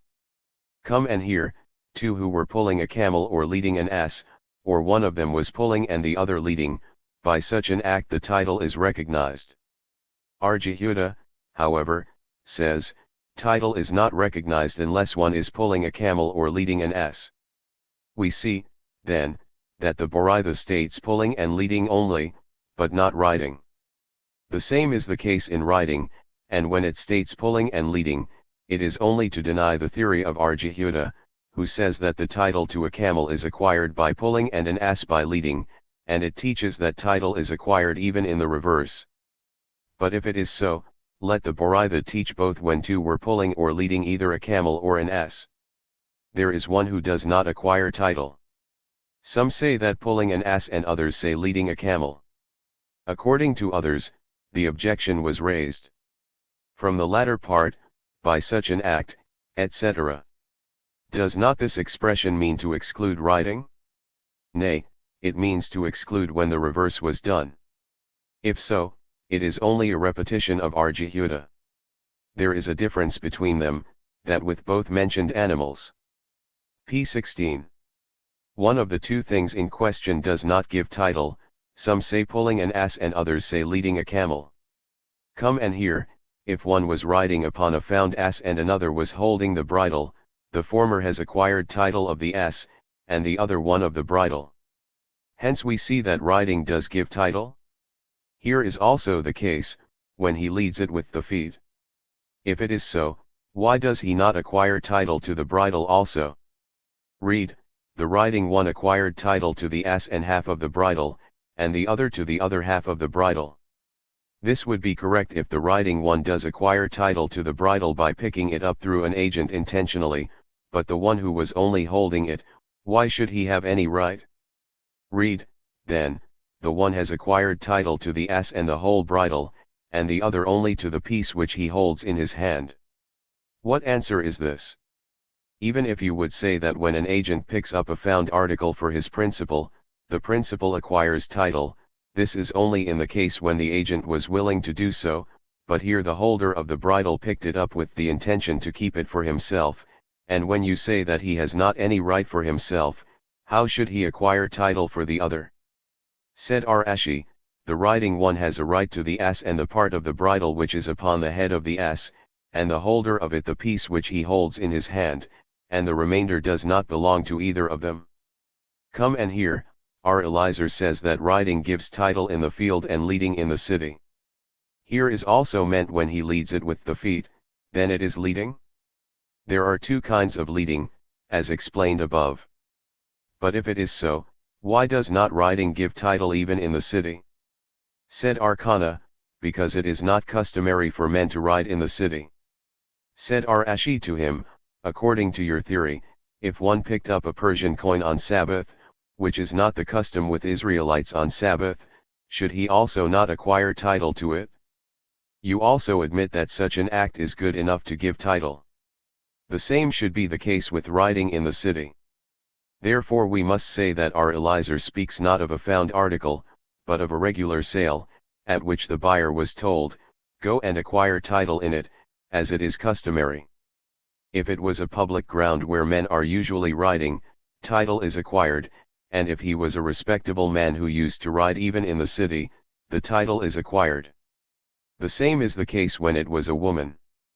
And title is acquired. R.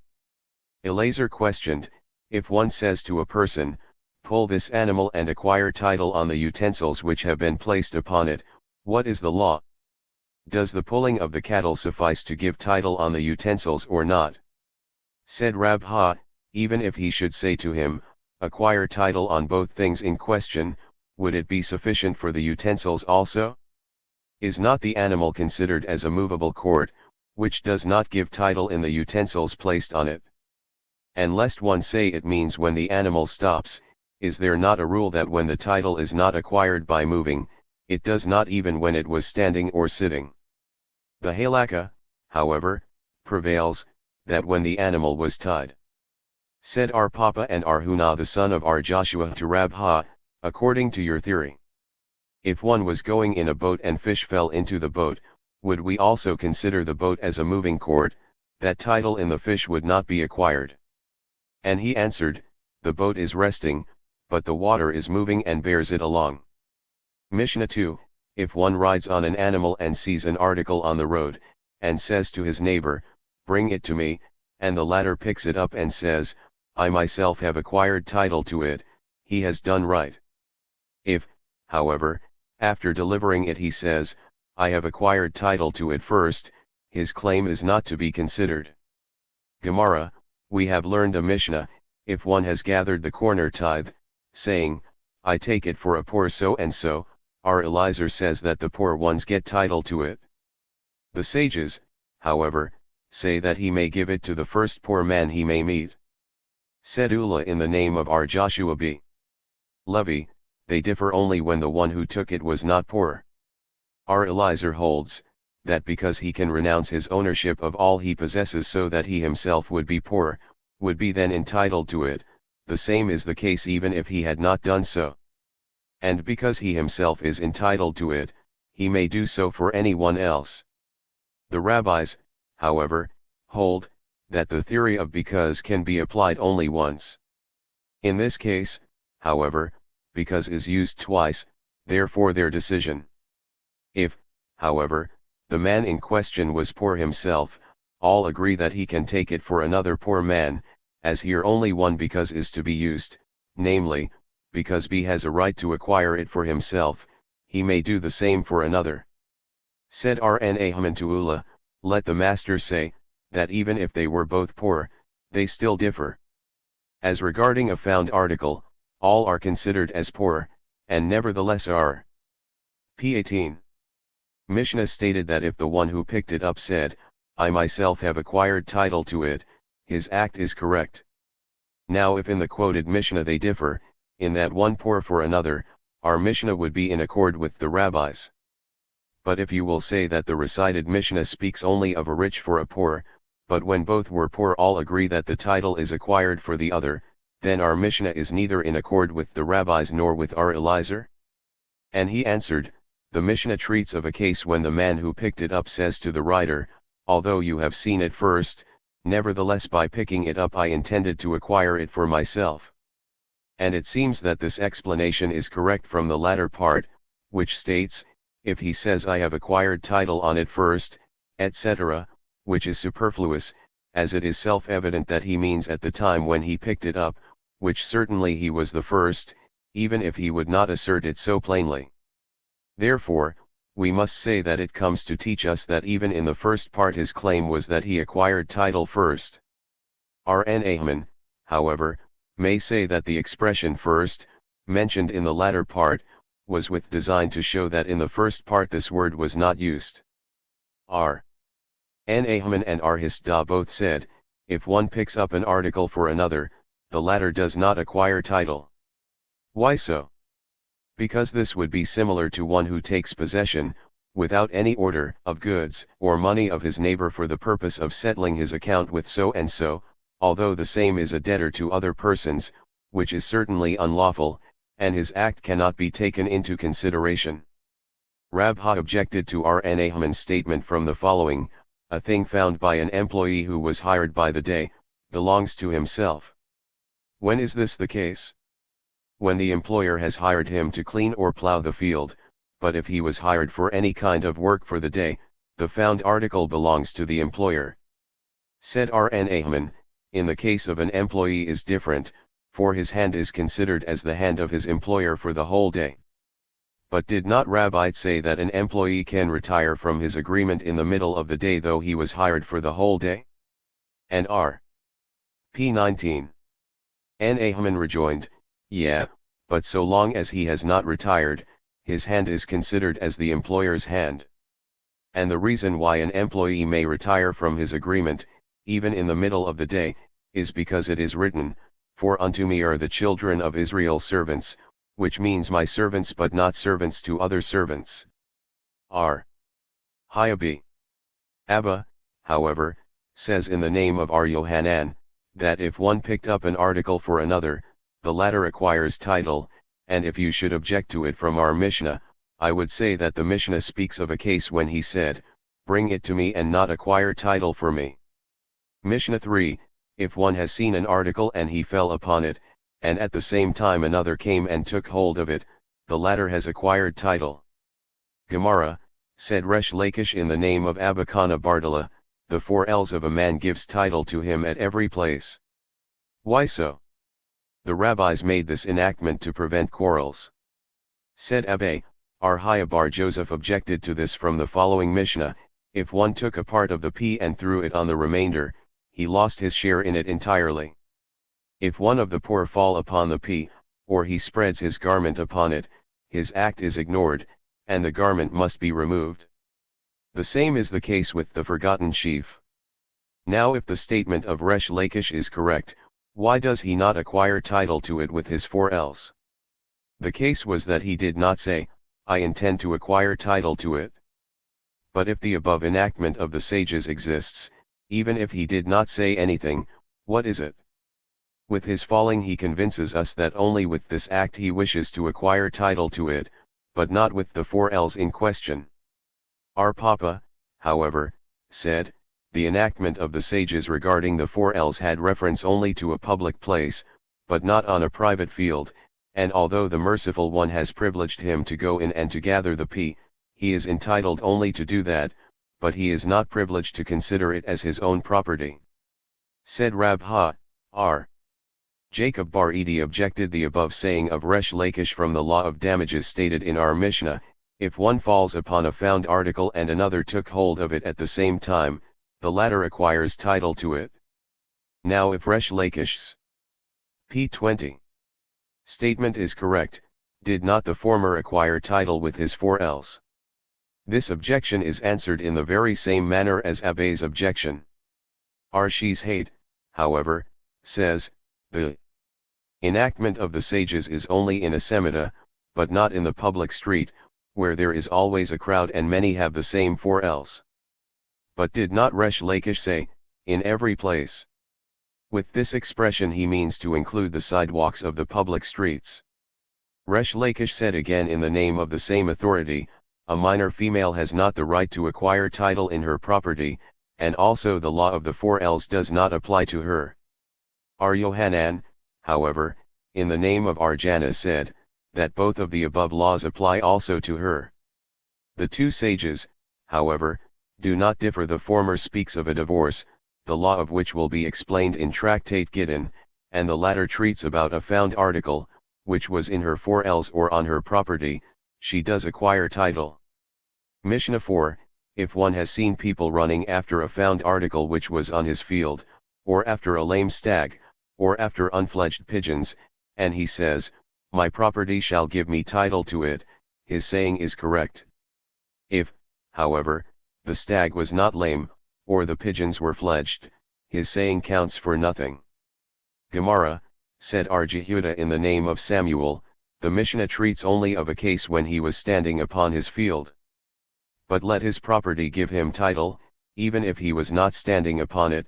Did not our Jose bar Hanana declare that the property of one gives title to him, even without his knowledge? Yeah, but this is said only of a closed yard in which things are preserved, but in an open field, in which things are not, the title is acquired only when he is standing upon it, but not otherwise, as we learned in the following Boraitha. If one was in the city and said, "It is known to me that my employees have forgotten a sheaf in my field," it shall not be considered a forgetfulness as mentioned in the scripture, lest one say it is not called forgotten, therefore it is written, "And thou forgettest a sheaf in the field." There it is considered a forgetfulness, but not if he has recollected it when he was already in the city. How shall the Boraitha be understood? It is said, first, lest one say it is not called forgetfulness, by which we see that the Boraitha would state that it is considered as forgotten, and afterwards is proved the contrary, that it is not considered as forgotten. p. 21. We must, therefore, say that when he was still in the field it first escaped his mind, and then the minds of his employees, but if he kept it in his mind, and the employees forgot it, it is not considered as forgetfulness. And why so? Because when he was standing upon it, his property gives him title to it, even if afterwards it escaped his mind. But when he was in the city, even if he was aware of it, and afterwards it escaped his mind, it is called forgetfulness, because he was not on his field, his property does not give him title. And so it is, as Ula and also Rabbi bar Hana explained our Mishnah, that the case was only when he was standing upon his field. R. Aha, however, objected to Ula's statement. There is a Mishnah. It happened that Rabban Gamaliel, with the elders, were sailing on a boat, and our Gamaliel said, "The tithe, which I am going to measure, should be delivered to Joshua, and the place where it is now is leased to him. Another tithe for the poor should be delivered to Akiba ben Joseph, he should take possession of it for the poor, and the place where it is now found is also leased to him." Now, were then our Joshua and our Akiba standing upon our Gamaliel's field, and, nevertheless, we see that they acquired title to it? And Ula answered him, this question fit coming from a man who never studied. When our Abba came to Surah, he told the students of the college that so said Ula, and so I objected. Said one of the students to him, "Our Gamaliel assigned to them movable property through real estate." Our Zera accepted this explanation. Our Abba did not. Said Rabha, our Abba is right in opposing it. Then was there not a sudarium through which usually title is acquired in consummating a sale? But as the grain, which was already tithe, would not be considered as our Gamaliel's property, and he had only the benefit of choosing the men whom he likes to give it, and such a benefit is not considered as money, that it shall be sold by sudarium, the same is not considered as money to acquire it through real estate. And to ownerless property every one can acquire title. And for this purpose, our Gamaliel leased his property to them, that it should belong to them for a certain time. So it is considered their property, and they acquire title to it. In the reality it is not as Rabha said, because the gifts that belong to the priest, it is written, "You shall give to him," and therefore title cannot be acquired through a sudarium, which is only an act of buying and selling. p. 22. But to assign movable things as real estate, it can be called a valid gift. R. Papa, however, said, in the above case of our Gamaliel the title was acquired through his property, and nevertheless there is no contradiction to Ula's theory, because in this case the things of tithe which were assigned to the two persons named were not ownerless, but belonged to our Gamaliel, and he transferred them through his property, and this suffices even if they were not standing on the property assigned to them. Said our Shimei to our Papa, let us see the case of a divorce, one where also a third person transfers it to her, and nevertheless, said Ula, the divorce is valid only when the woman is standing upon her property. In a case of divorce it is different, as the laws permit that it be delivered to her against her will. Arshes hate, the son of Red, opposed, is this not an a fortiori conclusion? Namely, a divorce which is permitted to be delivered to her against her will, nevertheless it is necessary that she should be standing upon her property, so much the more, a gift the title of which is acquired only by the acceptor's will, it should be necessary that he should stand upon property. Therefore said R.C., the theory of the a fortiori conclusion would not be applied here, as the reason why the property gives title is because her property is considered as her hand, and cannot be less in value than her messenger, who acquires title of a gift for her, even when she did not appoint him to do so, for the reason that it is self-evident she would not refuse to accept a gift. In the case of a divorce, however, which is not for her benefit, a messenger without her consent cannot accept for her in a matter which is supposed to be against her will, and there is a rule that a messenger cannot accept anything which is not beneficial to his principal. And the same is the case with her yard. If we have seen them running, etc. Said R. Jeremiah in the name of R. Yohanan, the case is, when the owner was running after them, and overtook them. He, however, propounded a question, what would the law be in the case of a gift, and R. Abba bar Kohana received the decision afterwards, that even if he had not overtaken them, he acquired title, because a third person transferred it to him. Rab Ha propounded a question, when one throws a purse of money through an open door, and it came out through another opening, what is the law? Has the owner of the house acquired title to it or not? Shall we say that, although the purse did not rest in the house, it is considered as if it had rested? Rejoined our Papa, according to others Ada bar Mathna or Rabbina, to Rab Ha, is it not a similar case as in our Mishnah, where it is said, when he sees them running, etc., where R. Jeremiah said in the name of R. Yohanan that he only acquires title when he ran after them and overtook them, and then he propounded the question, what is the law in the case of a gift, from whom afterwards R. Abba bar Kahana heard that by a gift he acquired title through his property even when without overtaking them. In the case of our Mishnah the animals were also only running through the field without resting there, and nevertheless it is said that the property gave title to him. The same is therefore even in our case. So Rab Ha rejoined, both these cases are different, as there, although the animals did not rest upon the field, still they ran upon it, and touching the ground may be considered as if they had rested upon it, which is not the case with the purse, which did not touch the ground at all. Mishnah 4, when a thing was found by the minor son or daughter of a man or by his man or maid servant, or by his wife, the found article belongs to him. When, however, it was found by his son or daughter of age, or by his Jewish man or maid servant, or by his divorced wife, although he had not yet paid the amount due according to her marriage contract, the found article belongs to the finder. Gemara, said Samuel, why did the rabbi say that the found article of a minor son belongs to his father? The reason is that, as soon as he finds it, he runs with it to his father without any delay. Shall we say that Samuel is of the opinion that a minor cannot acquire title for himself, according to biblical law? Did we not learn, when a man hires a workman to labor in his field, it is allowed for the son of the workman to gather the forgotten sheaves in the same field? When, however, the workman was working for a half or a third or a quarter of the products of the field, then his son is not allowed to gather.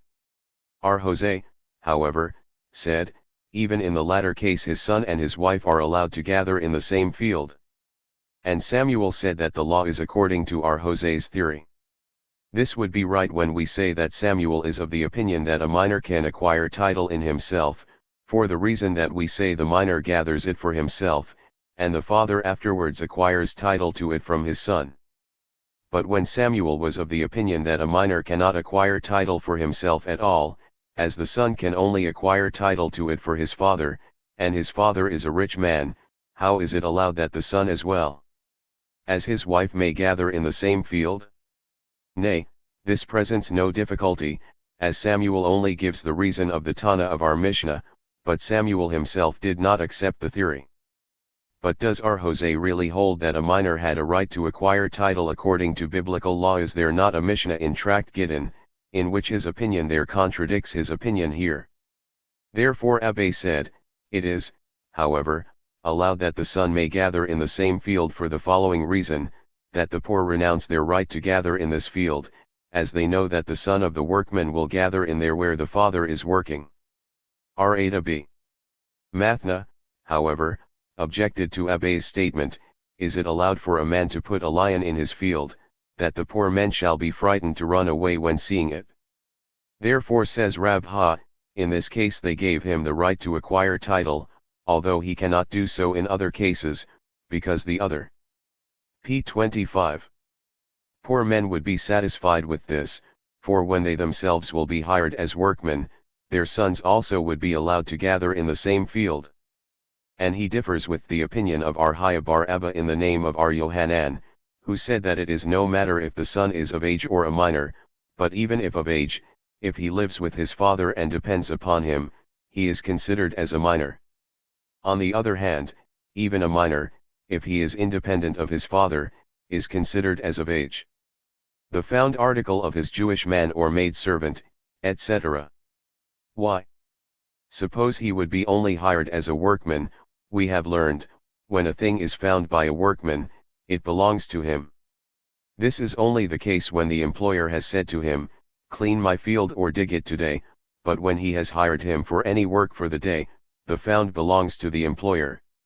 Said Arhaya bar Abba in the name of Yohanan, the Mishnah treats of a case where the servant was working at a labor similar to piercing pearls, and his employer did not want him to interrupt his ordinary work with any other work, not even to pick up a found article, and therefore it belonged to himself. Rabha said, the case here is that he picked up the found article without interrupting his work.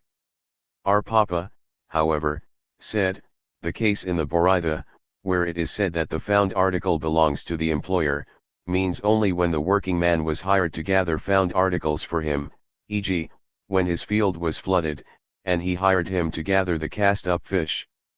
The found article of his wife, etc. If she was divorced, is it not self-evident? The case was where it was doubtful if the divorce reached her legally, and in such a case the husband is still bound to support her, lest one say that for that reason her found article belongs to him. It comes to teach us that the reason why her found article belongs to the husband is only to prevent animosity, which cannot apply here, as here there is already animosity. Mishnah v. When one has found a note which secures real estate, he shall not return it, because it can be collected by the court, but if not, he shall return it, as it cannot be collected. P. 26. So is the decree of our Meir. The sages, however, say, he must not return, as at any rate the case will come before the court and the money will be collected. Gemara, how is the case? Shall we assume that the debtor admits, even in the first case, why he shall not return to the lender, and if he does not admit, why shall he return it, even when there is no security? The note cannot be collected only from encumbered property, but from free property? The case is when the debtor admits, and the reason why it must not be returned is this: it is to be feared, perhaps, the note was written in Nisan, but he did not receive the money in question before Tishri. And if it will be returned to the lender, he will take possession of goods sold in the meantime against the law. If so, then why is it not to be feared in the case of all the notes which come before the court? In all the notes there is no weak point, but this note, because lost, has a weak point. R. Elazar said, they differ when the debtor does not admit. R. Meir holds that a note without security cannot be collected even from unencumbered property, and the rabbis hold that it can be collected, but when there is an admission, all agree it must be returned without any fear that perhaps it is paid, and his admission is a koinonia. R. Yohanan, however, said, they differ only when there is an admission, and the point of their difference is this: R. Meir holds that a note without security is collected from unencumbered property only, the rabbis, however, hold, that from encumbered property also. But in case there is no admission, according to all it must not be returned, because it is to be feared that the note is paid. There is a Boraitha in support of R. Yohanan objecting to R. Eleazar's statement in 1 point and to Samuel's in 2, when one has found a note, if there is security, although both admit it shall not be returned to one of the parties, if, however, there is no security, when the borrower admits, it shall be returned to the lender, but if there is no admission, it must not be returned to either of them. So is the decree of R. Meir, as he used to say that notes to which there are security can be collected even from encumbered property, but if there is no security, it can be collected only from free property. The sages, however, say any note can be collected even from encumbered property. Hence there is a contradiction to R. Eleazar's statement in 1 point, for he says, R. Meir holds that a note without security is not to be collected from any property, and he says, p. 27.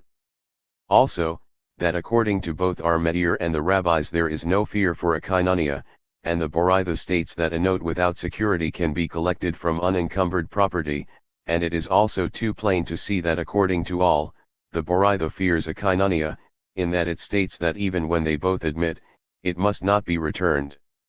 And there is a contradiction to Samuel in 2 points. The first one is the same as to R.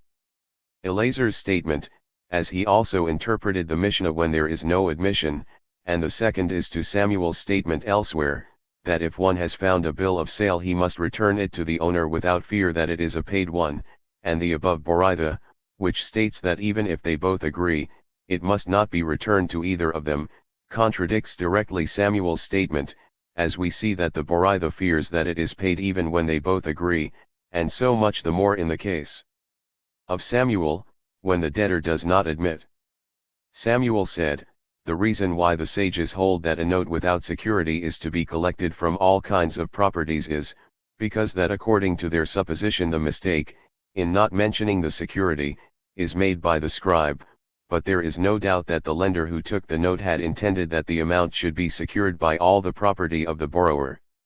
Said Rabha bar Itha to Red bar Abin, did Samuel indeed say so? Did he not declare elsewhere that the scribe must be advised by the owner regarding the increment to the field in case it is mortgaged, and will be taken away from him, and also that in such a case he shall have the right to collect his money from the best estate, and that all his estates are mortgaged to the sale, but he must not write such things without advice in the matter?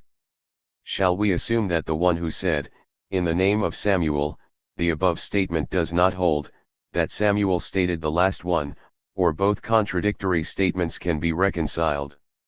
There is no difficulty in explaining. The first statement of Samuel is in case of a money loan, in which usually one who gives money is very careful in securing all. p. 28. The borrower's property, and if it was not so mentioned in the note it must be a mistake of the scribes, and the other one is by a regular sale, in which it can happen that one needs an estate only for a short time and he does not care if it will be taken away from him afterwards, as it happened that Aboa bar Ihi bought the best estate of his sister. Afterwards it was taken away by one of her creditors, and he complained before Mar Samuel. The latter questioned him, is it mentioned in the bill of sale that her property is security? And he answered no. Then Samuel said, you can go in peace. He questioned, did not the master say that the omission of security was only a mistake of the scribe? And the answer was, this is only in the case of notes on money loans, but in a case of a bill of sale, it can happen that the buyer needs the real estate only for a short time. Rabha said, if Reuben sold a field to Simeon with security, and the creditor of Reuben came and took it away, this is the law, that Reuben has a right to summon him before the court, and the creditor cannot say, I have nothing to do with you, because Reuben may claim that finally the debt will return to him for payment. According to others, the same is the case even if the field was sold without security, because Reuben may say, I dislike to have Simeon incensed against me. Rabha said again, if Reuben sold a field to Simeon without security, and before he took possession of it there were claims against it, he can retract, but not when the claims arose after he had taken possession, because the seller can say, you have bought a cat in a bag, and therefore you must keep it. What act of the buyer is considered sufficient as a hazaka? When he has improved the borders of the field. According to others, the same is the case even when the field was sold with security, because the seller can say to him, "Show me the warrant by which the field will be taken away from you, and I will repay the money to you," but not before. It was taught, if one sold a field and it was found that it was not his, Rabbi said, the money as well as the increase must be returned. Samuel, however, said, the money only. The schoolman asked Arhuna, when the increase in question was stated plainly in the bill of sale, what is the law? Shall we assume that Samuel's reason rested on the theory that the increase was not stated, then in our case the seller is obliged to return, or that Samuel's reason rested on the theory that in reality he did not p. 29. Possess any estate, and if the money paid would be returned with any increase, it would appear usurious. Arhuna answered, yea and nay, as he himself was in doubt. It was taught, however, by Rnahman in the name of Samuel, that the increase does not belong to him, even if it were in the bill of sale, for the reason just mentioned. Rabha objected to Rnahman from the following Mishnah: encumbered property is not liable either for the used fruits, for the increase of the estate, or for the support of the wife and daughters, for the benefit of humanity. Now, from the expression encumbered, it is to be inferred that free estate is liable even for the increase, and is this not the same case as when it was bought from one who did not possess any estate? Nay, a creditor may be meant. If it is so, how is the first part of the same Mishnah to be understood, that of the used fruit? If there is a creditor, has he the right to use the fruit at all? Did not Samuel say, the creditor has the right to collect from the field of its increase, but not of the fruits? We must, therefore, say that in this part the case of a robbery arises and, consequently, the latter part also treats of a robbery. Why, then? Is it not customary in a Mishnah that the first part should treat of one case and the other part of another? But is it not otherwise explained in the following Boraitha, what is meant by the expression for the increase of the estate? If one has robbed a field and it is to be taken away from him, the amount of the field is to be collected even from encumbered property, the increment, however, from unencumbered only. Now, how was the case? If we assume that it is from a robber, why should the robber get any benefit? It must, therefore, treat of a case where the robber had sold the field to another, and the other has increased its value, and nevertheless it is said that it must be paid for the increment also? Answered Rnahman, and without your objection, could, then, the Boraitha be taken as it reads? It must be corrected, also, that it treats of a creditor. The Gemara raised another objection from the further explanation of the above Boraitha: come and hear, what is meant by the expression of the used fruits, etc.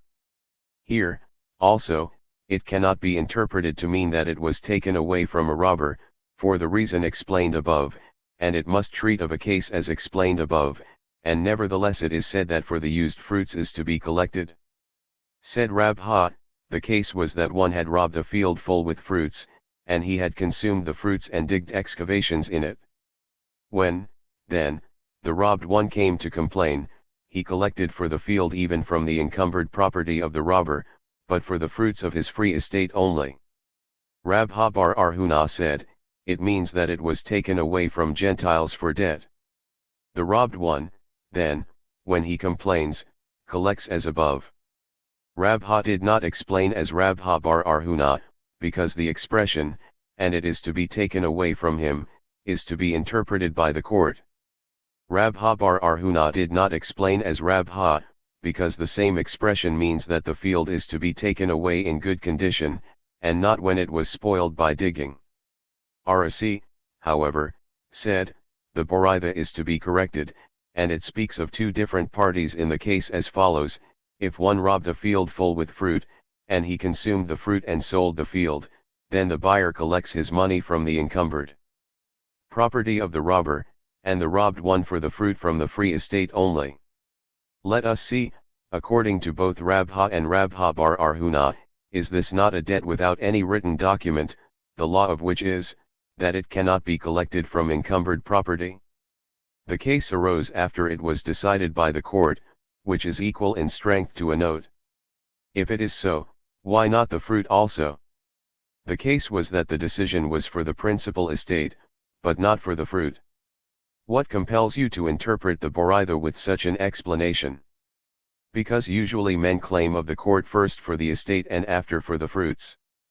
Did Samuel indeed say that the buyer does not collect for the increase? Did not Samuel say to Arhuna bar Shalath, "Be careful, in writing a bill of sale or a mortgage, to mention that it should be collected from the best estate, and the increase and the fruit"? Now, what case is referred to? If a creditor, has he then a right to the fruit?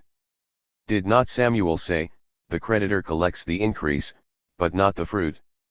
It must, therefore, be said that Samuel means to say that there is a suspicion that the seller is a robber? Said R. Joseph, Samuel speaks of a case where such was the condition, that he should be responsible also for the increase, with the same legal formality.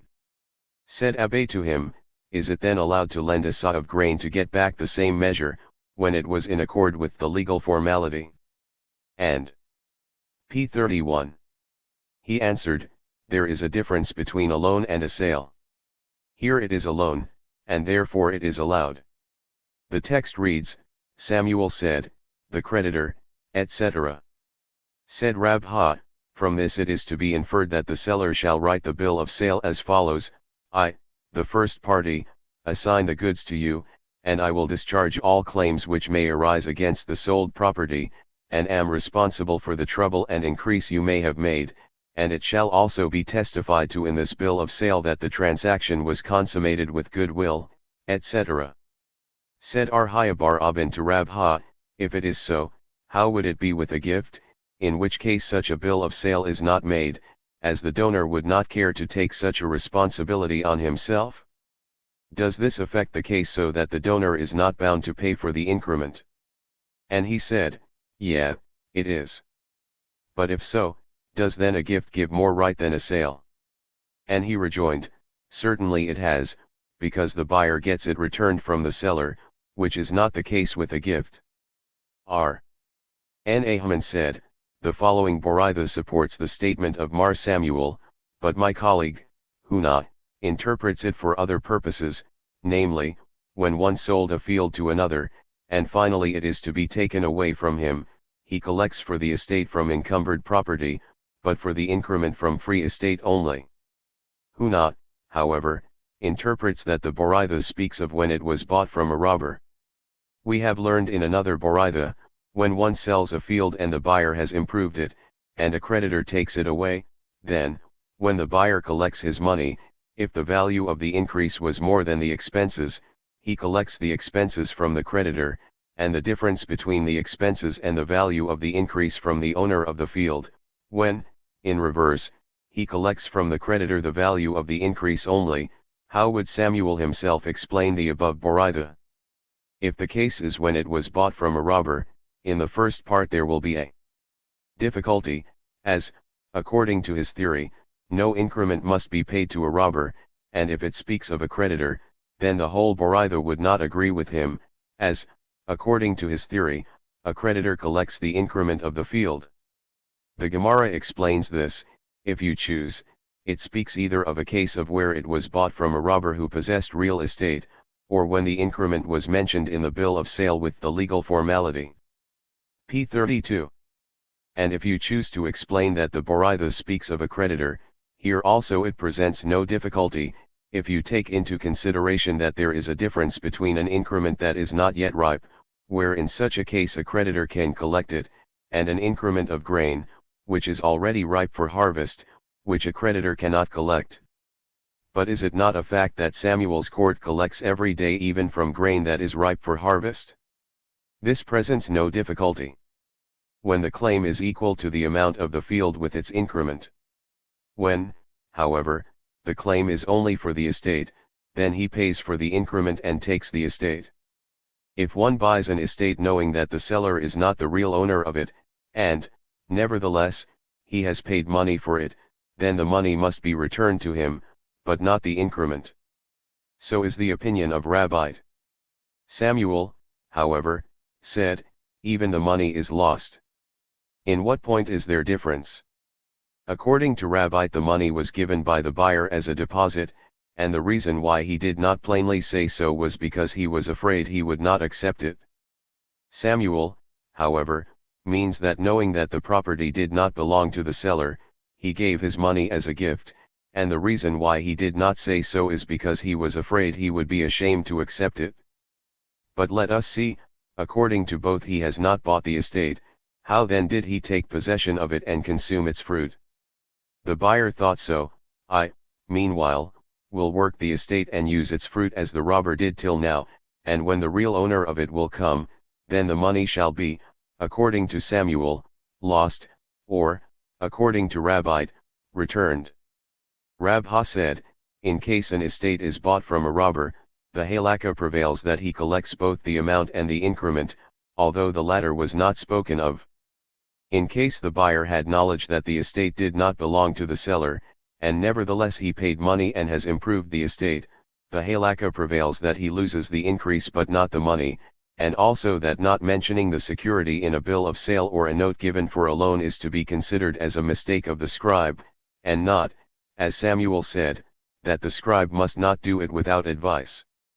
Samuel questioned Rabbi, if the robber, after he has sold it, bought it from the real owner, can he be substituted for the real owner, to take it away from his buyer?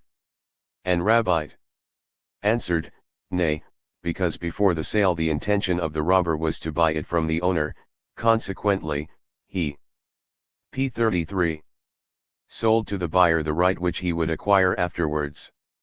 What is the reason for ascribing to him such an intention? Mar Sutra says, because it would be disagreeable for him to be called a robber. R. Ashi, however, says, it is agreeable to one that he shall remain an honest man. What is the difference between these two opinions? There is a difference in case the robber has given the robbed field as a gift, according to him who says that it is agreeable to remain an honest man, the same is the case also in a gift, but according to him who says that he would not like to be called a robber, with a gift it is different, as he could not be called a robber even if the gift would be taken away from the donor. It is self-evident that when he sold it again to another man or bequeathed it, or gave it as a gift, then certainly his intention was to remove the goods from his possession. He sold it first. The same is the case when he inherited this estate. After he sold it, he may rescind the sale by returning the money, as here cannot apply the supposition that he intended to remain an honest man, as the estate came to him not through his effort, but in case he took possession of the field afterward as a creditor of the robbed one, then it is to be seen whether the latter possesses other estates, and the creditor insisted on having this field, then it is to be inferred that it is to remain in the possession of the buyer, but if not, then his intention is not certain and the buyer cannot insist upon this estate, but when he received it after it was sold as a gift, then R. Aha and Rabbana differ. One maintains a gift is the same as an inheritance, the other, however, says that a gift is equal to a sale. For if he would not trouble himself to please the robbed one, he would not get this gift, and the intention to remain an honest man in the eyes of the buyer is applied here. At what time did he buy it from the robbed one, so that the above intention can be applied that the buyer can insist upon this sale? Arhuna said, when the robber bought it before he was summoned by the buyer to the court. Hayabar Rabbite said, before the judgment was in his hands. Our Papa said, the time did not expire until the days of the proclamation began. 1. p. 34. Rami Barhama opposed, saying, let us see what was the act by which the buyer acquired title to the estate, with the bill of sale? Is that not to be considered as a piece of broken clay vessel, as the estate was not his? Said Rabha to him, the theory of Rabbi's statement can be explained, that when the buyer said to him, I trust upon your word that you will see that the estate shall remain in my possession without any trouble, and for this satisfaction that his word was trusted, the intention mentioned above is to be applied here. Arshi's hate, however, objected from the following Boraitha, if one says, I sell to you my inheritance from my father, or what I will catch with my net, he says nothing. If, however, he said, I sell you what I will inherit from my father, who is dying, or what my net will catch this day, the transaction is valid. Hence we see that the sale of property which is not yet in possession is of no value. Answered Rami Bar Hama, here I see a great man with a wonderful objection. Rabha, however, answered, I see the great man, but I do not see the wonderful objection, as the two cases have no comparison at all. In the case of Rabite, the buyer said to him, I rely upon you, therefore he troubles himself to make his sale good so that he shall not be called a robber afterwards, but here the buyer cannot rely upon him.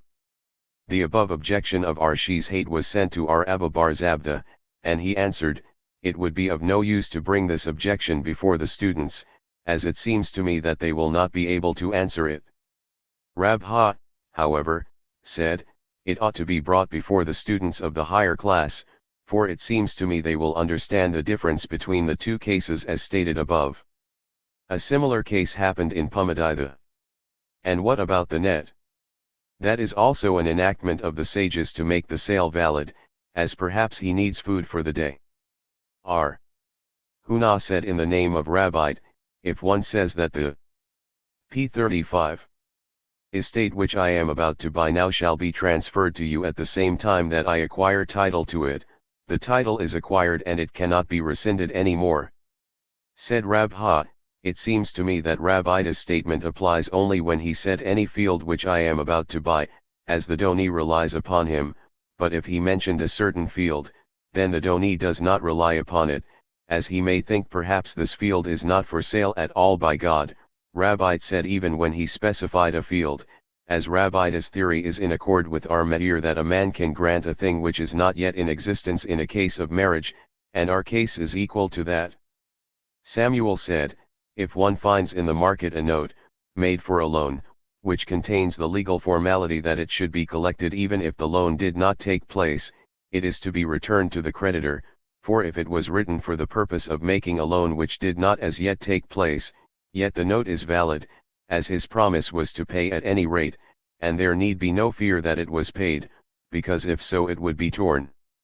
Said R.N. Ahman, when I was about 6 or 7 years old, my father was among the scribes of Mar Samuel's court, and they used to proclaim that a note of the above-mentioned kind, if found, should be returned to the creditor.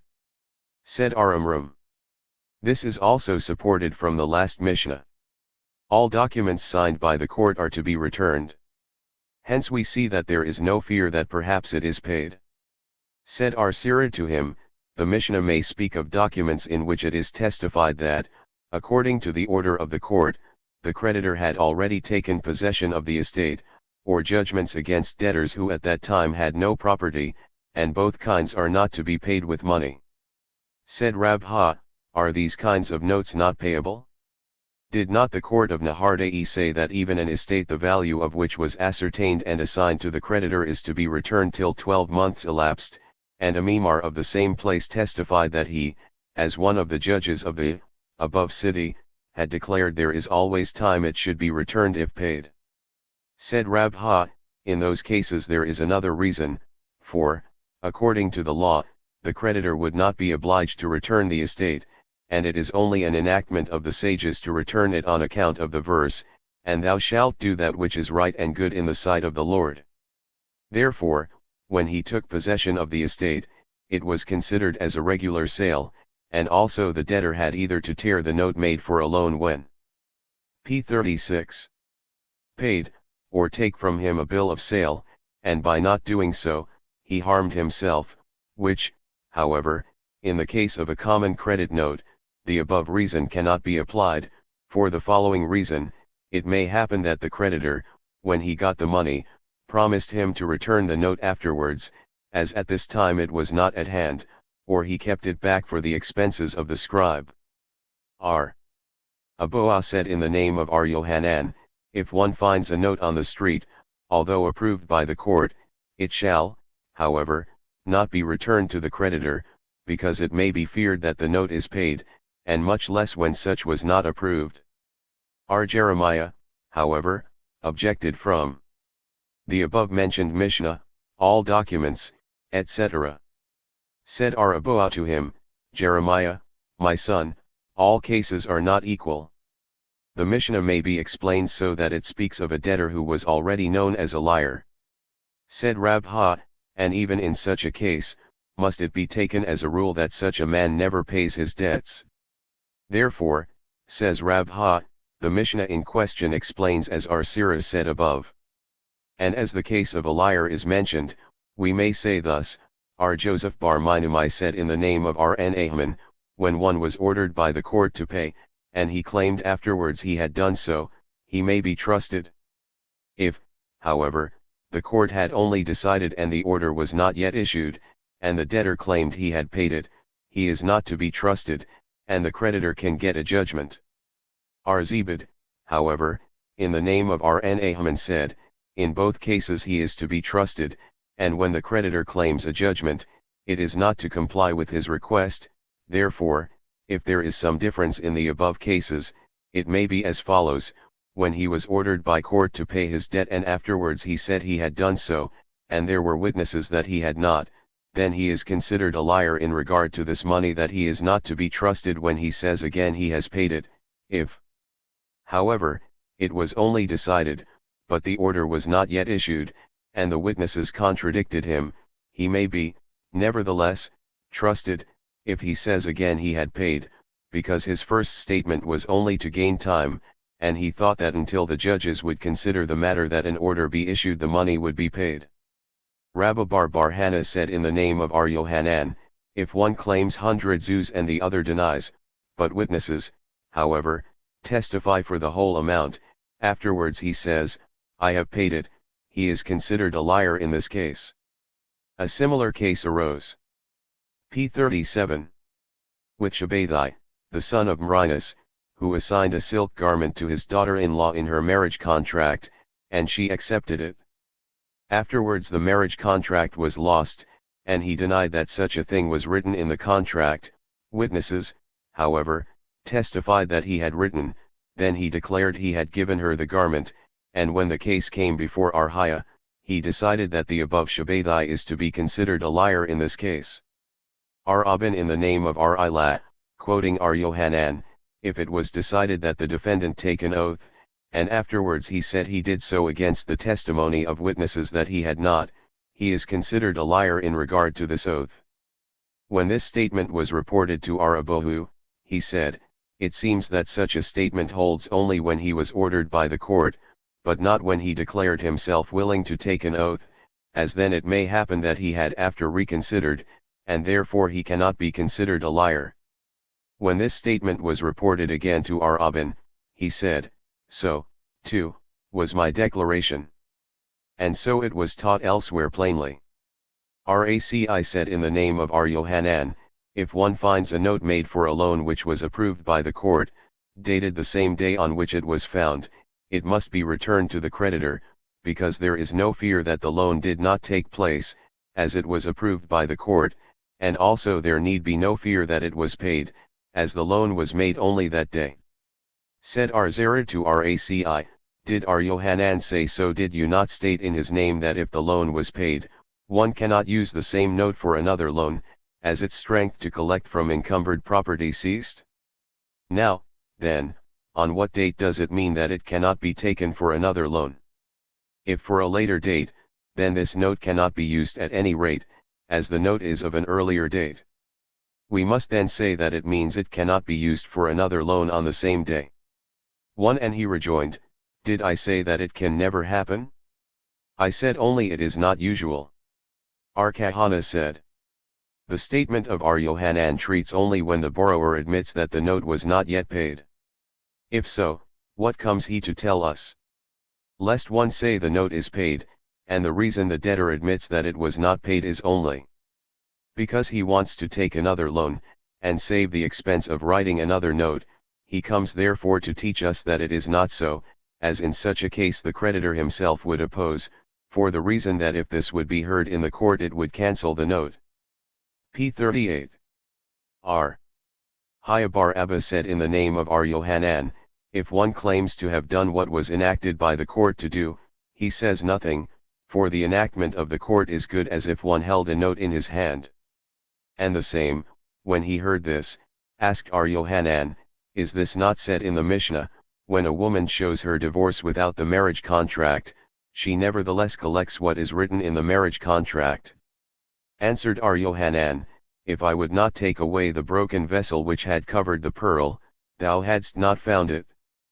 Said Abba, why, then, this Mishnah may treat of such places where it is not customary to write a marriage contract at all, and so the document of divorce is considered as if she had the contract in her hand, but where the above contract is customary, she cannot collect without it.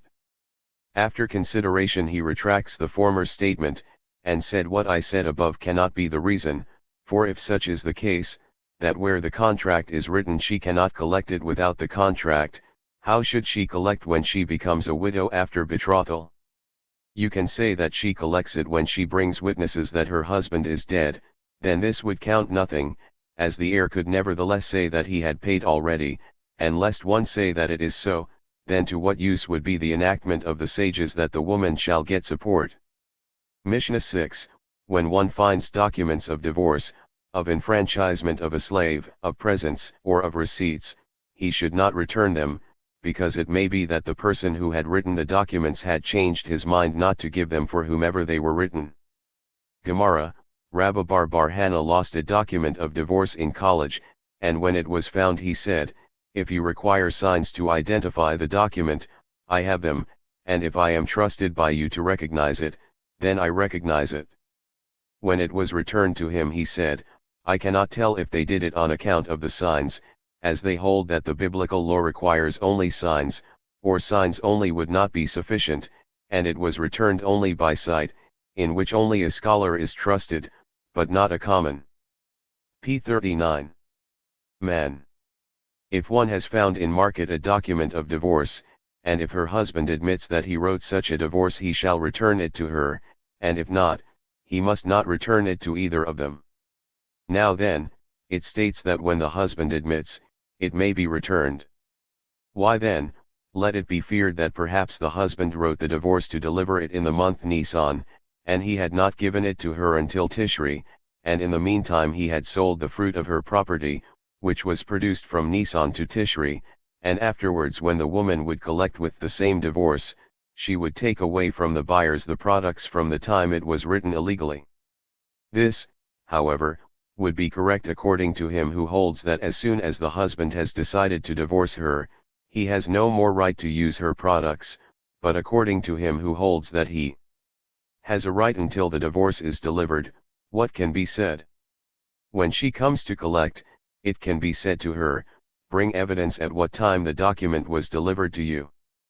But why should this be different from the note made for a loan stated above, where he must not return it, even when the debtor admits, for the same reason stated above by the divorce, let him there also return it to the creditor, and when he will come to collect, evidence shall be required at what date the note made for the loan was delivered to him.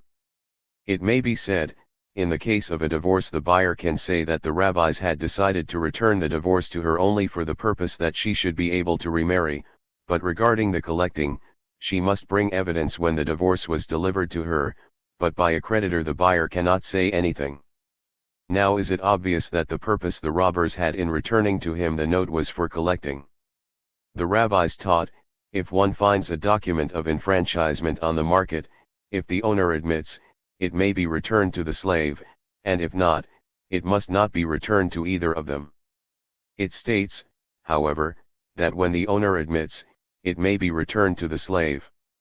Why should it not be feared here the same as above, that the document was written in Nisan and was not delivered to him until Tishri, and meanwhile the slave had bought property for himself, and the owner sold out, and when the slave came with his document of enfranchisement, which was written in Nisan, he will certainly collect it illegally.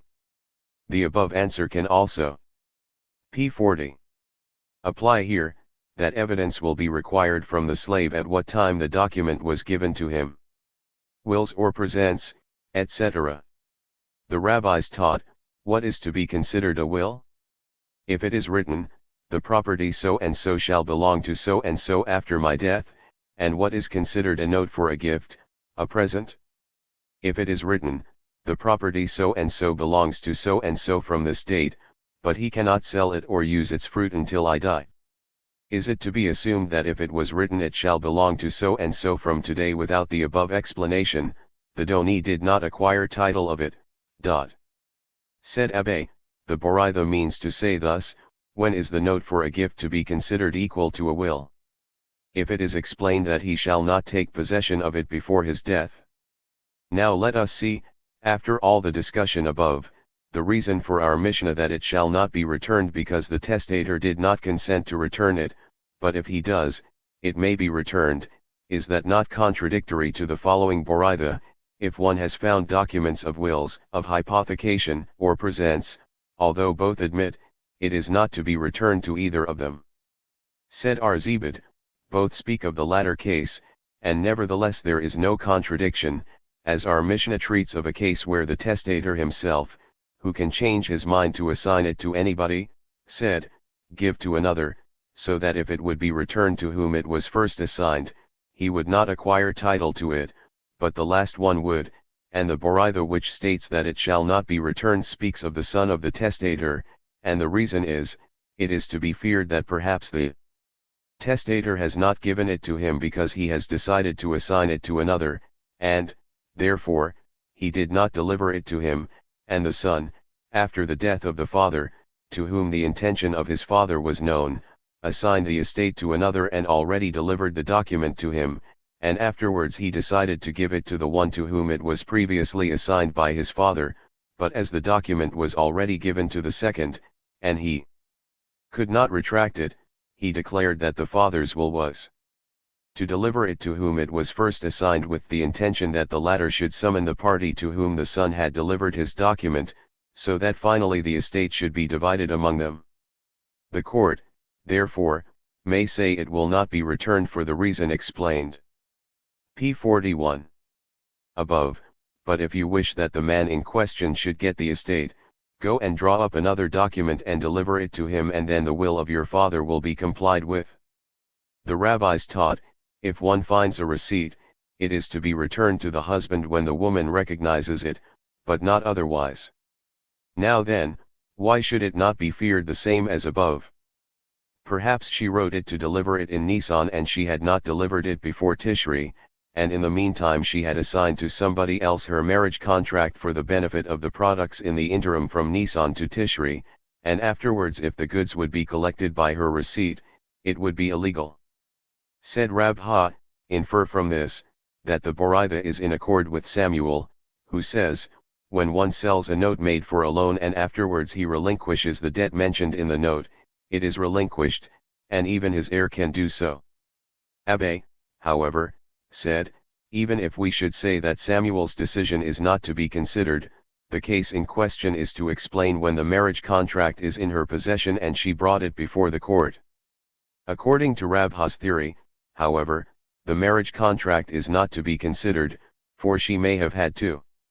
Abbe, however, rejoined, first, it is not to be feared that there may be two, and secondly, the collection on account of the receipt takes place from the date it was signed, no matter when it was delivered.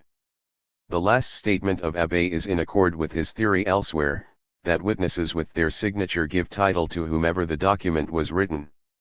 Mishnah 7, one who found documents in which was assigned by the court the property of the defendant in benefit for the plaintiff, or obligations of supporting documents of haliza or such where the annulment of a marriage of a female minor is expressed, documents of a claim and of arbitration, and other documents made by the court, are to be returned to whomever they belong. When one finds a note in a kaya or bag or a roll or a bunch of notes, it must be returned. What is to be considered a bunch? 3 bound together. Our Simeon ben Gamaliel says, when 3 notes of the same debtor and different creditors are found, they should be returned to the debtor, but if 3 different debtors from one creditor, then to the creditor. If one finds a note among his own notes and he does not know to whom it belongs, it shall be placed in court. P. 42. Until Elijah will come. If there is a sophonia, he shall act according to it. Gemara, what is meant, claiming documents? In the College of Babylon they used to explain it as documents of plaintiff and of the defendant. R. Jeremiah, however, said, documents of the arbiters taken by the parties. And all documents made by the court. There was found a divorce which was written in the city of Shavir, which was situated on the river Rakhth, and it was brought in the court of Arhuna. Said Arhuna, it is to be feared that there are 2 cities of such a name. Said Arhisda to Rabbah, look up this matter, for in the evening Arhuna will inquire about it of you. Rabbah did so, and found the quotation stated above in our Mishnah. Said Aramrum to Rabbah, how can you, master, decide the matter of a legal marriage from a money case? And he answered, Tardus. Did not the Mishnah state documents of Haliza, etc.? In the meantime the pillar of the college broke, and each of the above sages claimed that this happened as a punishment for the disgrace of his honor. A roll or a bunch of notes. The rabbis taught, what is called a roll. If there were no less than 3, and a bunch must contain the same number, but in this case they must be tied together. Shall we infer from this that such a knot is to be considered as a sign of identification? Said Arhiya, it treats of a case where the notes of the bunch were also rolled, one in the other. If it is so, then it is a roll. A roll means that each of the notes was rolled separately in it, and a bunch means they were rolled together. What shall be proclaimed, the number? Why, then, no less than 3, must he not proclaim it even when there were 2? As Rabbina said elsewhere, that if one finds a number of coins he must proclaim that he found money without mentioning the number and without explaining what kind of money, the same is the case here, he shall proclaim, I have found documents, without any explanation. R. Simeon ben Gamaliel, etc. If they belong to the creditors, how could they be together? But perhaps they were. P. 43. Lost by the creditors while going to register them. The case was when they were already registered. But perhaps they were lost from the hand of the register. It is not usual for one to leave his registered note with the register. When 3 borrowed from, etc. For if they were lost by debtors, how could they be found together? But perhaps they were lost on the way from the scribes. The case was when 3 different handwritings were found. Perhaps they were lost on the way to the registers. Usually the creditor registers the note, but not the borrower. If there is, etc. R. Jeremiah bar Abba said in the name of Rabbite, a sophonia that is in the hand of the creditor is invalid even when it was written by himself, as it may be that he prepared it in case the debtor would give him the money at a time when it would not be easy for him to make a receipt, and much less when it was written by a scribe, as it may be that he expected money from the debtor, and while waiting for it, it happened that the scribe called upon him. Does not our Mishnah, which states he shall do accordingly, contradict Rabbite? As our Safra said elsewhere, if it were found between torn notes, so also can be explained our Mishnah. An objection was raised. Come and hear, a sophonia in which was proved by witnesses, it is sufficient if the witnesses admit their signatures. Read, the witnesses must be questioned if they saw the payment. There is another objection, a sophonia which is proved by witnesses is valid. It means that the payment was approved by the court, and this explanation seems to be right, as the latter part states that if there are no witnesses it is invalid, and it cannot mean that no witnesses at all, as this would be self-evident. Hence it must be explained that when it was not approved by the court, it is considered as if there were no witnesses. In addition to the text mentioned above, we learn, if there were no witnesses, but it was in the hands of the depository, or it was placed below the signatures, it is valid, and the reasons are that a depository was trusted by the creditor, and below the signatures, because if it would not be paid, he would not permit them to spoil the note. Chapter 2. Laws relating to found articles, which may or may not be kept without proclamation, and how found articles shall be cared for, etc. Mishnah I.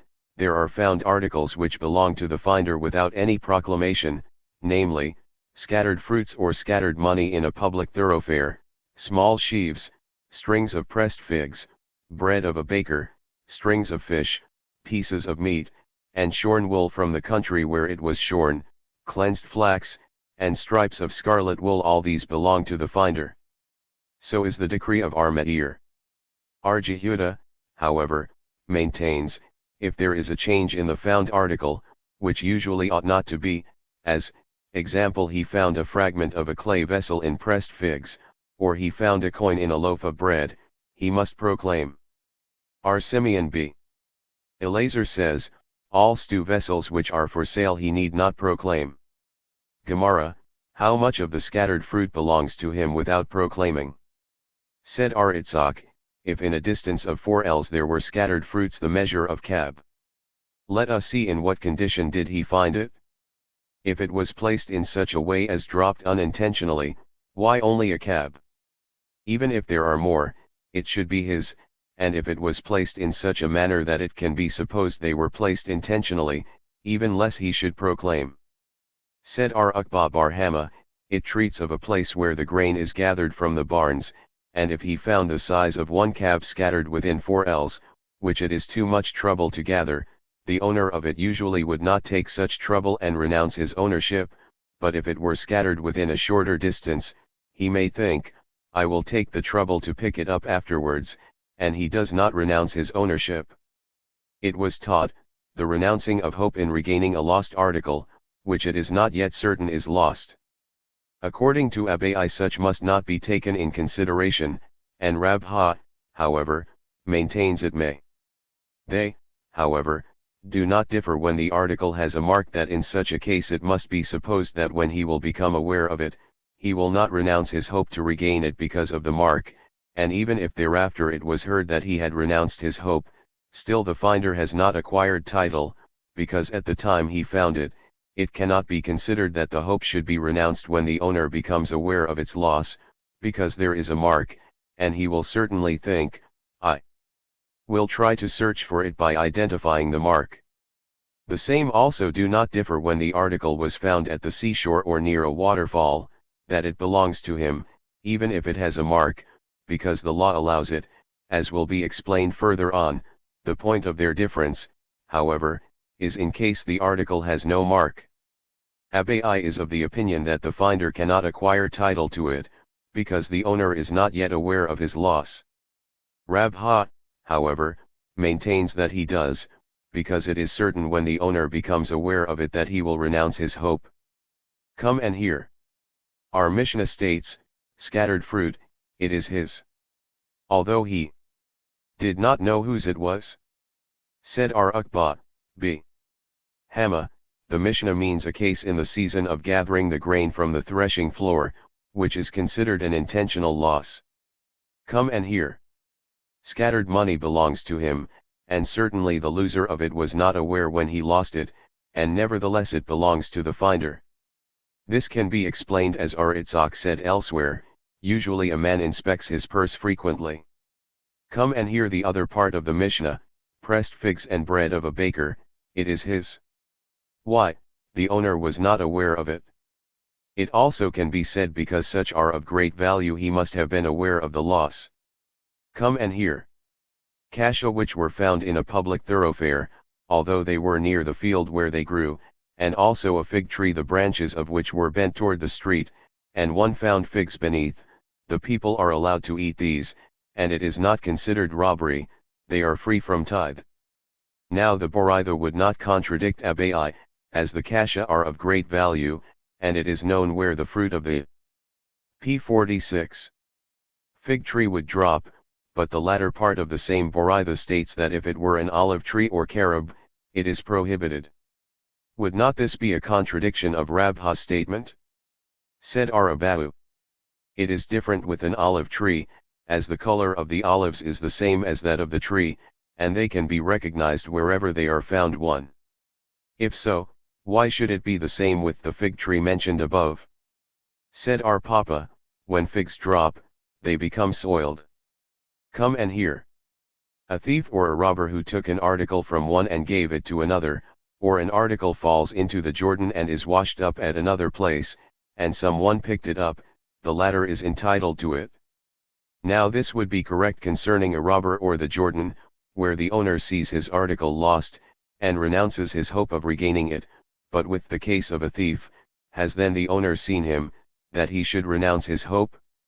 Our Papa interprets the Boraitha, saying that it treats of an armed robber, but is it not the same as a robber, which case has already been mentioned? It treats of two kinds of robbers. Come and hear, if the river has flooded one's beams, wood, or stones, and carried them away to another field, the latter may use them, because their owner has lost his hope. We see that the reason is because it was certain that the one had renounced his hope already, but when uncertain it is not to be used. The case was that the owners could have saved the articles. If so, how is the latter part of the same to be understood?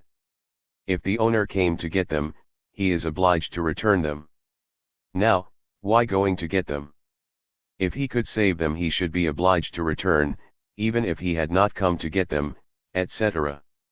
The case was that he could save them with great trouble. If he came to get them, we see that he had not renounced his hope, and if not, it is to be supposed that hope is renounced. Come and hear. How can a case be where one shall separate heave offering without the knowledge of its owner, and nevertheless the heave offering, p. 47, shall be valid?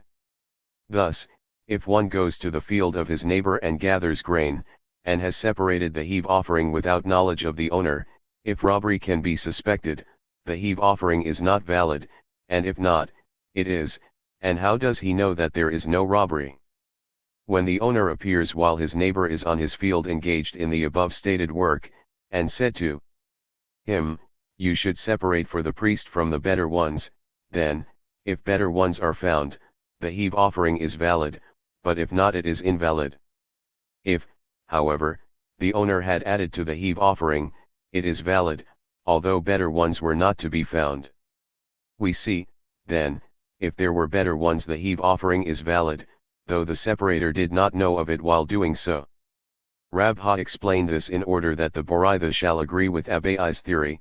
The owner, with his remark, appoints his neighbor to be his messenger.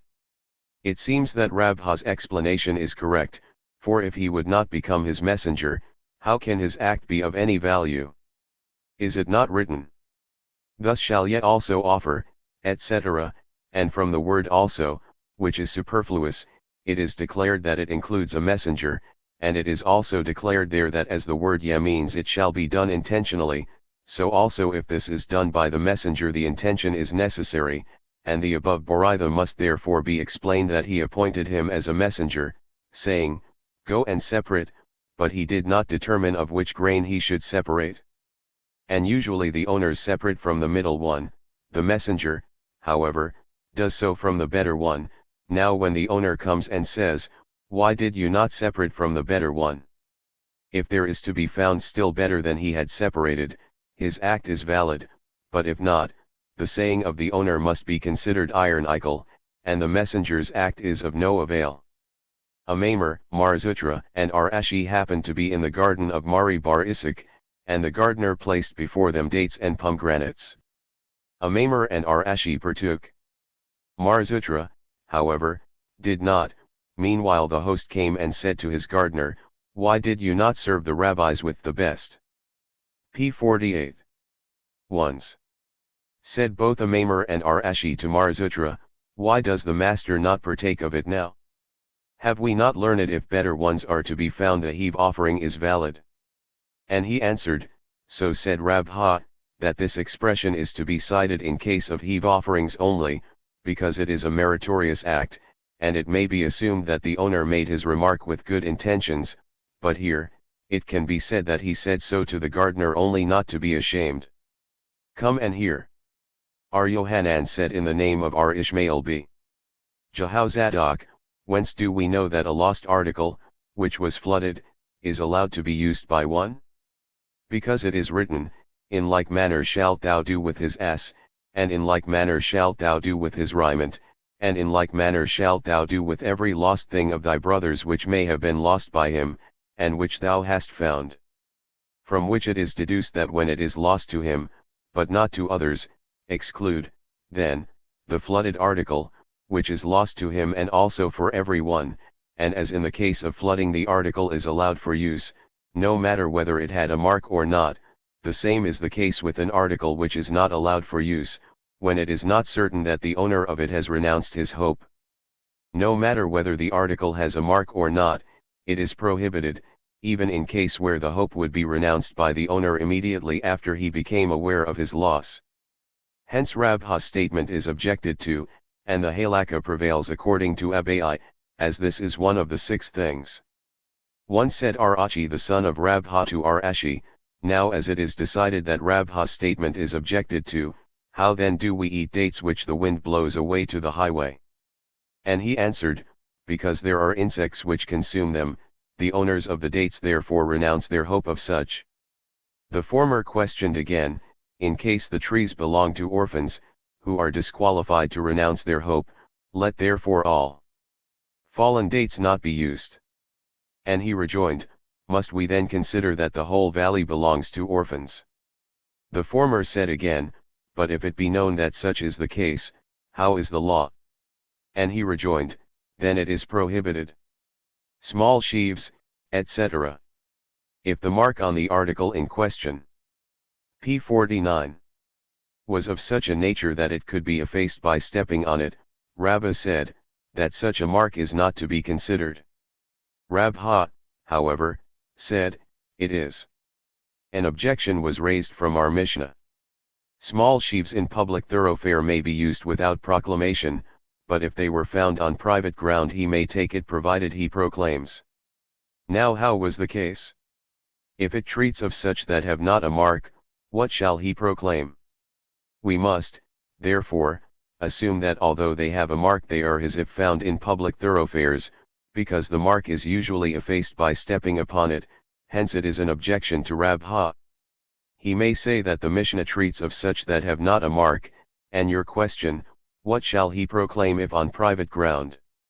Is to be answered that he shall proclaim the place where it was found, as it was taught that both sages mentioned above differ concerning the place. Rabha maintains that it is a mark, and Rabbah says it is not. 1. Said Arzibit in the name of Rabha, the rule concerning a lost article is this, as soon as the owner exclaims, woe, the damage I have had, he does not care to search for it any more. The same said again, in the name of the same authority. The halakha prevails that sheaves on public ground belong to the finder in all cases, however, in private thoroughfares, if it was found in such a manner indicating that it was dropped, it can be used, and if indicating that it was placed so intentionally, he may take it providing he proclaims, and in both cases it is only when it has no distinguishing mark, but if there were, no matter in which place, and how they were placed, he must proclaim. Strings of fish, etc. Why? Let the not be the required mark. It means, i.e., that it was found in the way as fishermen usually tie it, but let the number be the required mark. Such a number is used by all fishermen. R. Shishait was questioned whether a number is considered a distinguishing mark or not, and he answered, we have learned this in the following, if one found silver or copper vessels, a consideron of tin, or any other metal vessel, the finder need not return it, unless the owner of it identify it by a mark. p. 50. Or the exact weight of it. Now, as the weight is a mark, the same is the case with the size and number. And pieces of meat, etc. Why let the weight be a mark? When the weight was as customary with all butchers. But let the kind of the piece be a mark, example leg, or shoulder, etc. Have we not learned in the following Boraitha, if one found pieces of fish or a bitten fish, he must proclaim. Barrels of wine, oil, grain, dry figs, and olives are his. It treats of a case when there was a distinguishing mark in cutting it, as Rabba bar Arhuna used to cut it in the form of a triangle. It is so also to be inferred from the statement of bitten fish. The master says barrels of wine, etc., but have we not learned in a Mishnah further on, pitchers of wine or oil he must proclaim? Said Arzira in the name of Rabbi, the Mishnah treats of a case when the pitchers were sealed and marked. If it is so, then the Boraitha treats of a case when they were found open, must it not be considered an intentional loss? Said Arhushia, it treats of a case when it was covered with a cork, and not smeared with clay. One Abai, however, said, it may treat also of sealed ones, and nevertheless it does not contradict the Mishnah, as the Mishnah speaks of a case when the market for wine was not yet opened, and the barrel found was of one who had sealed it with a mark which could be recognized.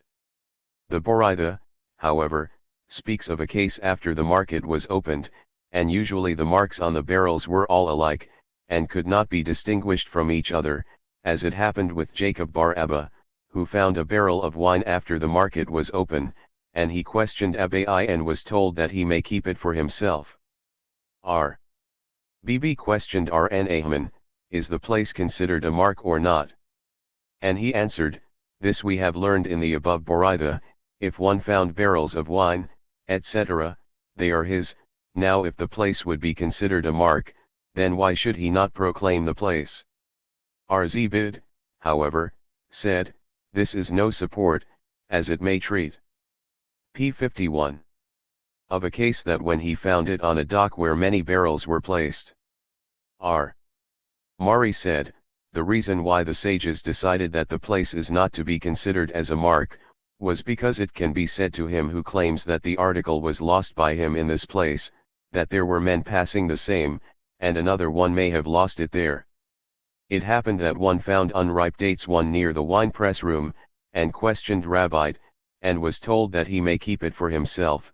The man, however, hesitating, and Rabbi said to him, you may give a part of it to my son, Hiya. Shall we assume that Rabbi holds that a place is not to be considered as a mark? Said Abba, Rabbi's reason was, it was seen on this article that the owner had renounced his hope in it, as it was already moldy. Simeon B. Elazar said, etc. What does he mean by the expression new vessels? Said Jehuda in the name of Samuel, by the word new he means that the eye was not acquainted with it. How was the case if the vessels had a mark? What is it if the eye was not yet acquainted with them, and if there was no mark? What use is it that the eye should be acquainted with them? It can be used to return it to a young scholar who claims that he recognized them by seeing. If the eye was acquainted with them, we do so, if not, we do not. As Jehuda said in the name of Samuel in the following three things.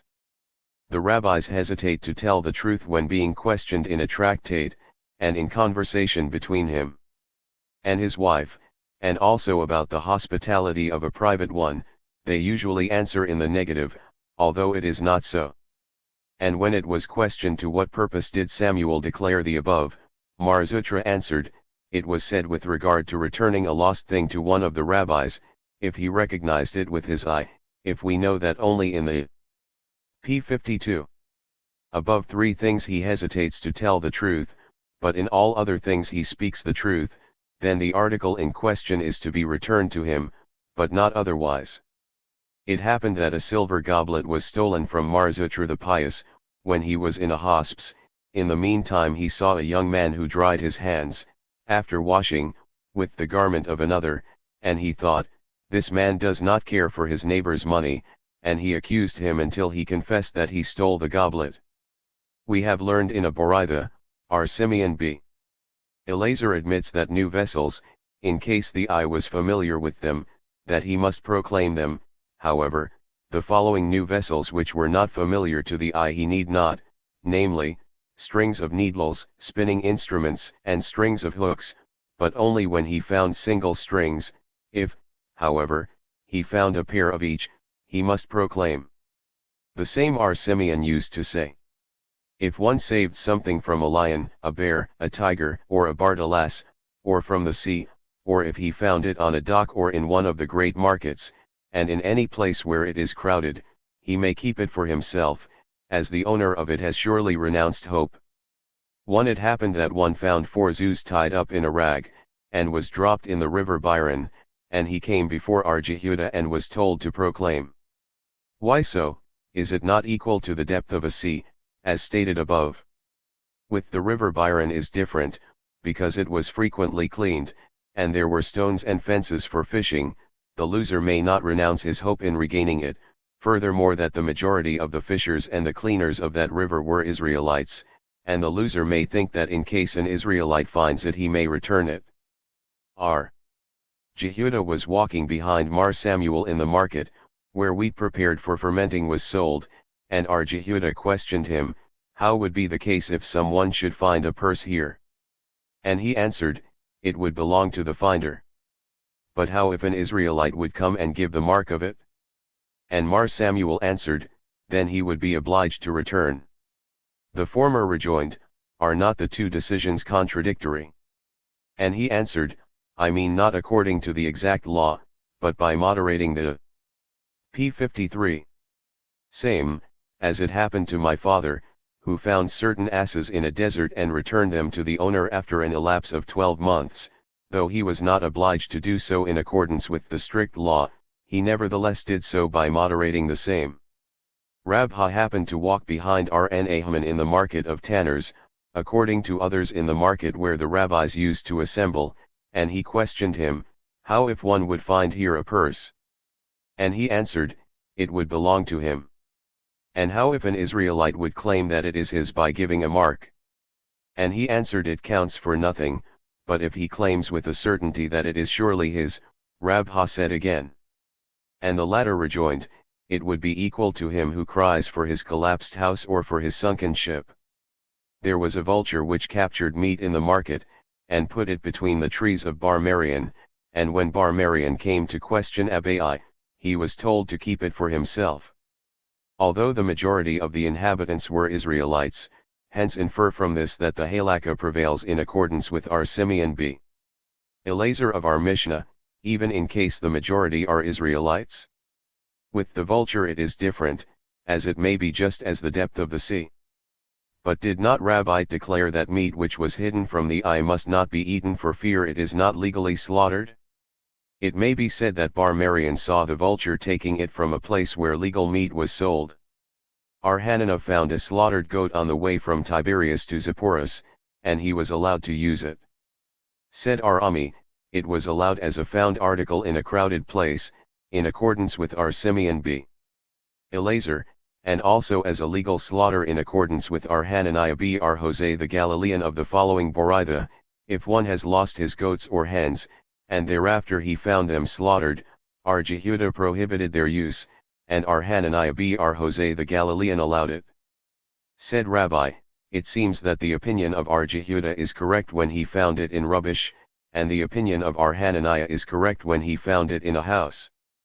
Infer from all this that if one finds an article in a crowded place it is his, even when the majority of the inhabitants are Israelites.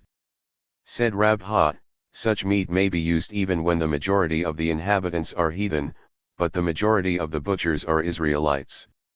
Our Ami found slaughtered pigeons on the way from Tiberias to Zipporus, and he questioned Arasi, according to others r.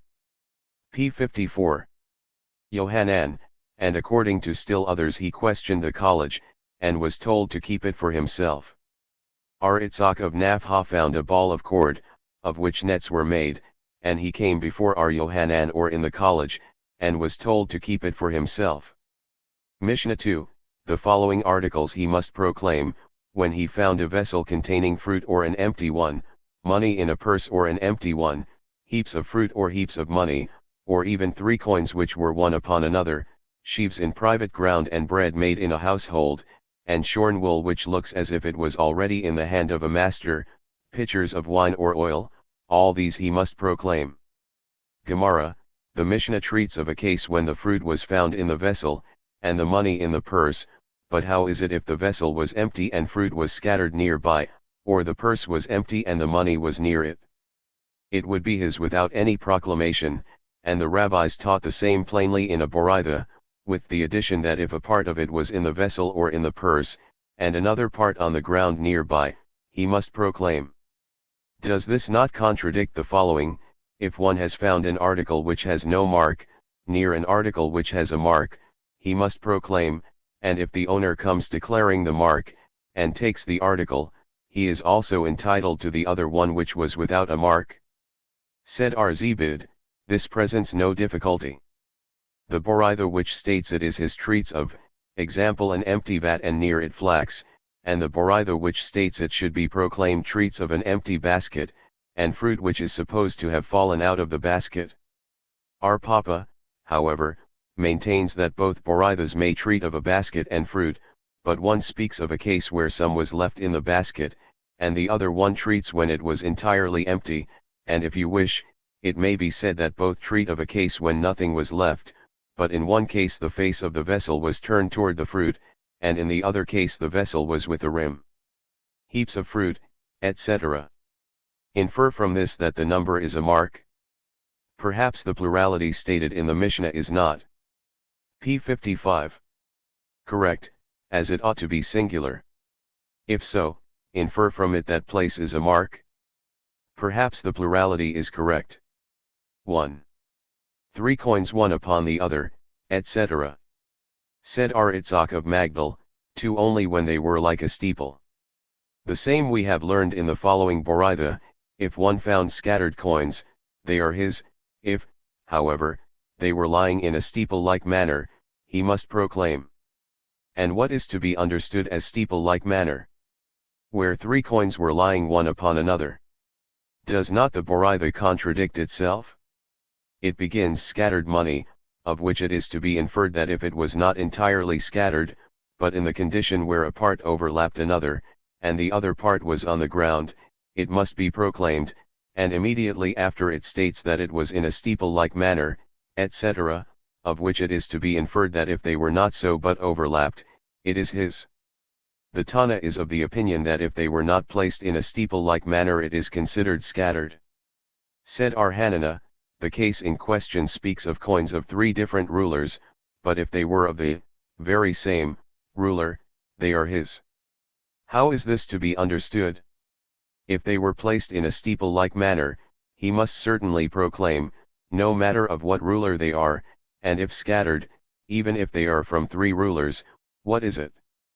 Therefore if the statement was made by Arhanana, it is as follows, the case is only when the 3 coins were placed as if they were of 3 rulers, viz., the larger one at the bottom, the middle one, which was a little smaller, upon it, and the third, a still smaller one, on the top, which indicates that someone placed it so intentionally, but if the coins were of one ruler and of one kind, that all were alike, even if they were one upon the other, it is his, as it may happen that they were lost by the owner in such a manner.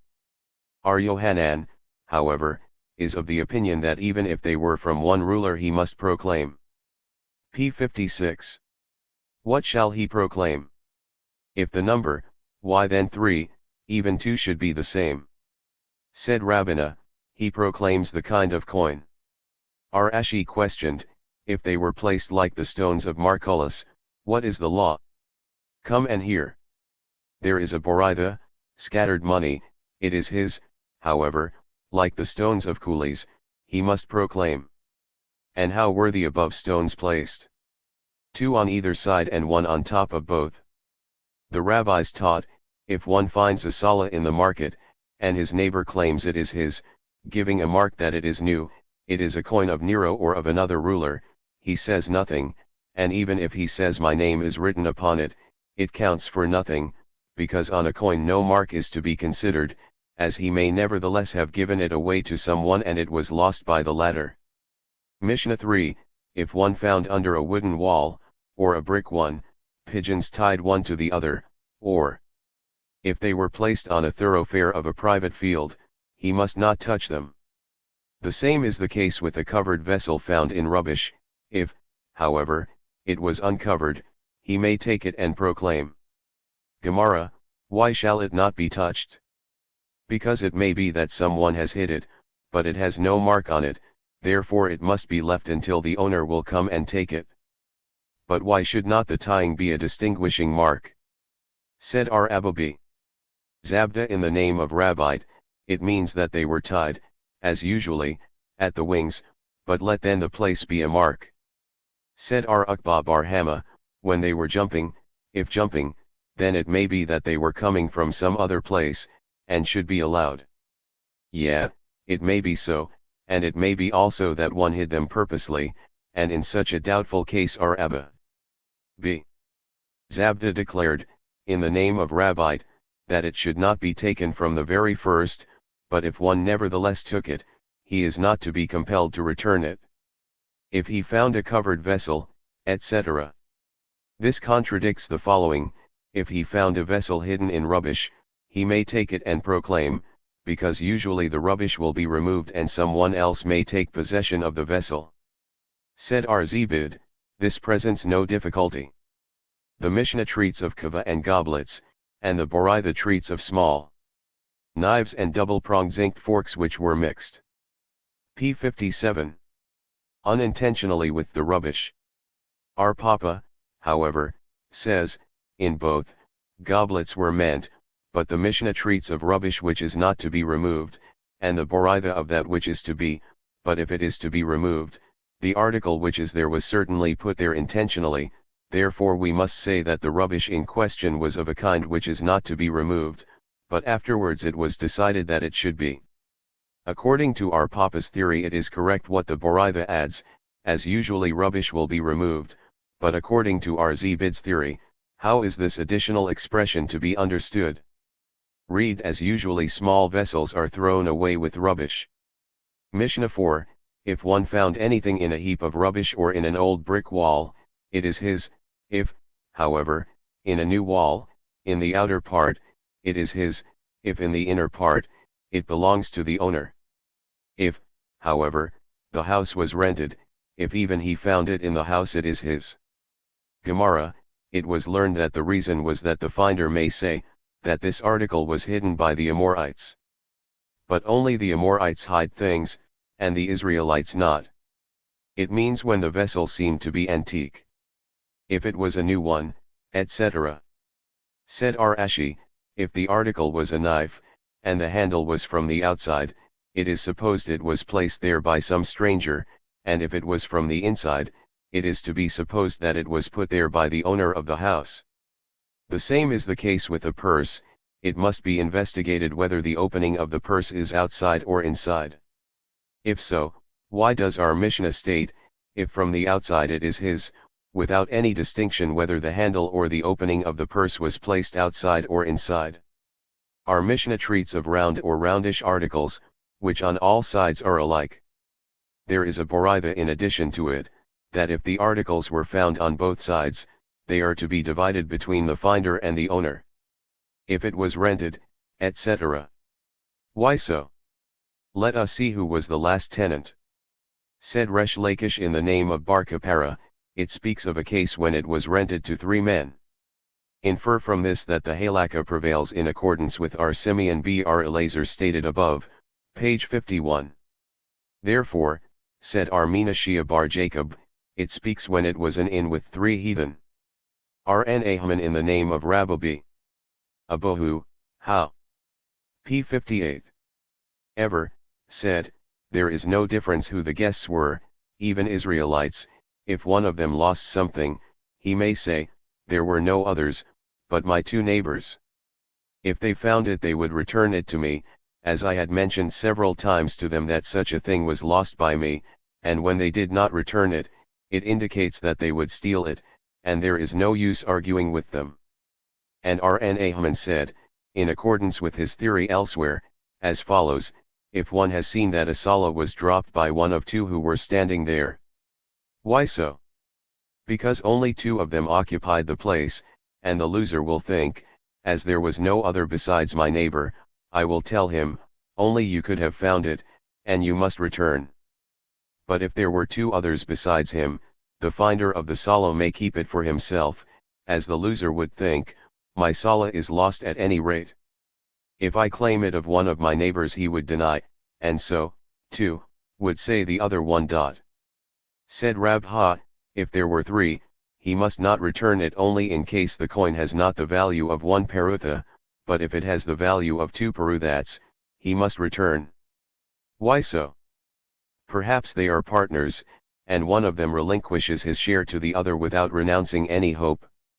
The same said again, if one has seen a solid dropped, and he took it before the owner renounced his hope, with the intention to rob it, he transgresses the 3 following commandments, nor rob him, thou shalt surely bring them back again, etc., and thou art not at liberty to withdraw thyself, and even if reconsidering, he returned it, it is considered a gift, the transgression, however, remains.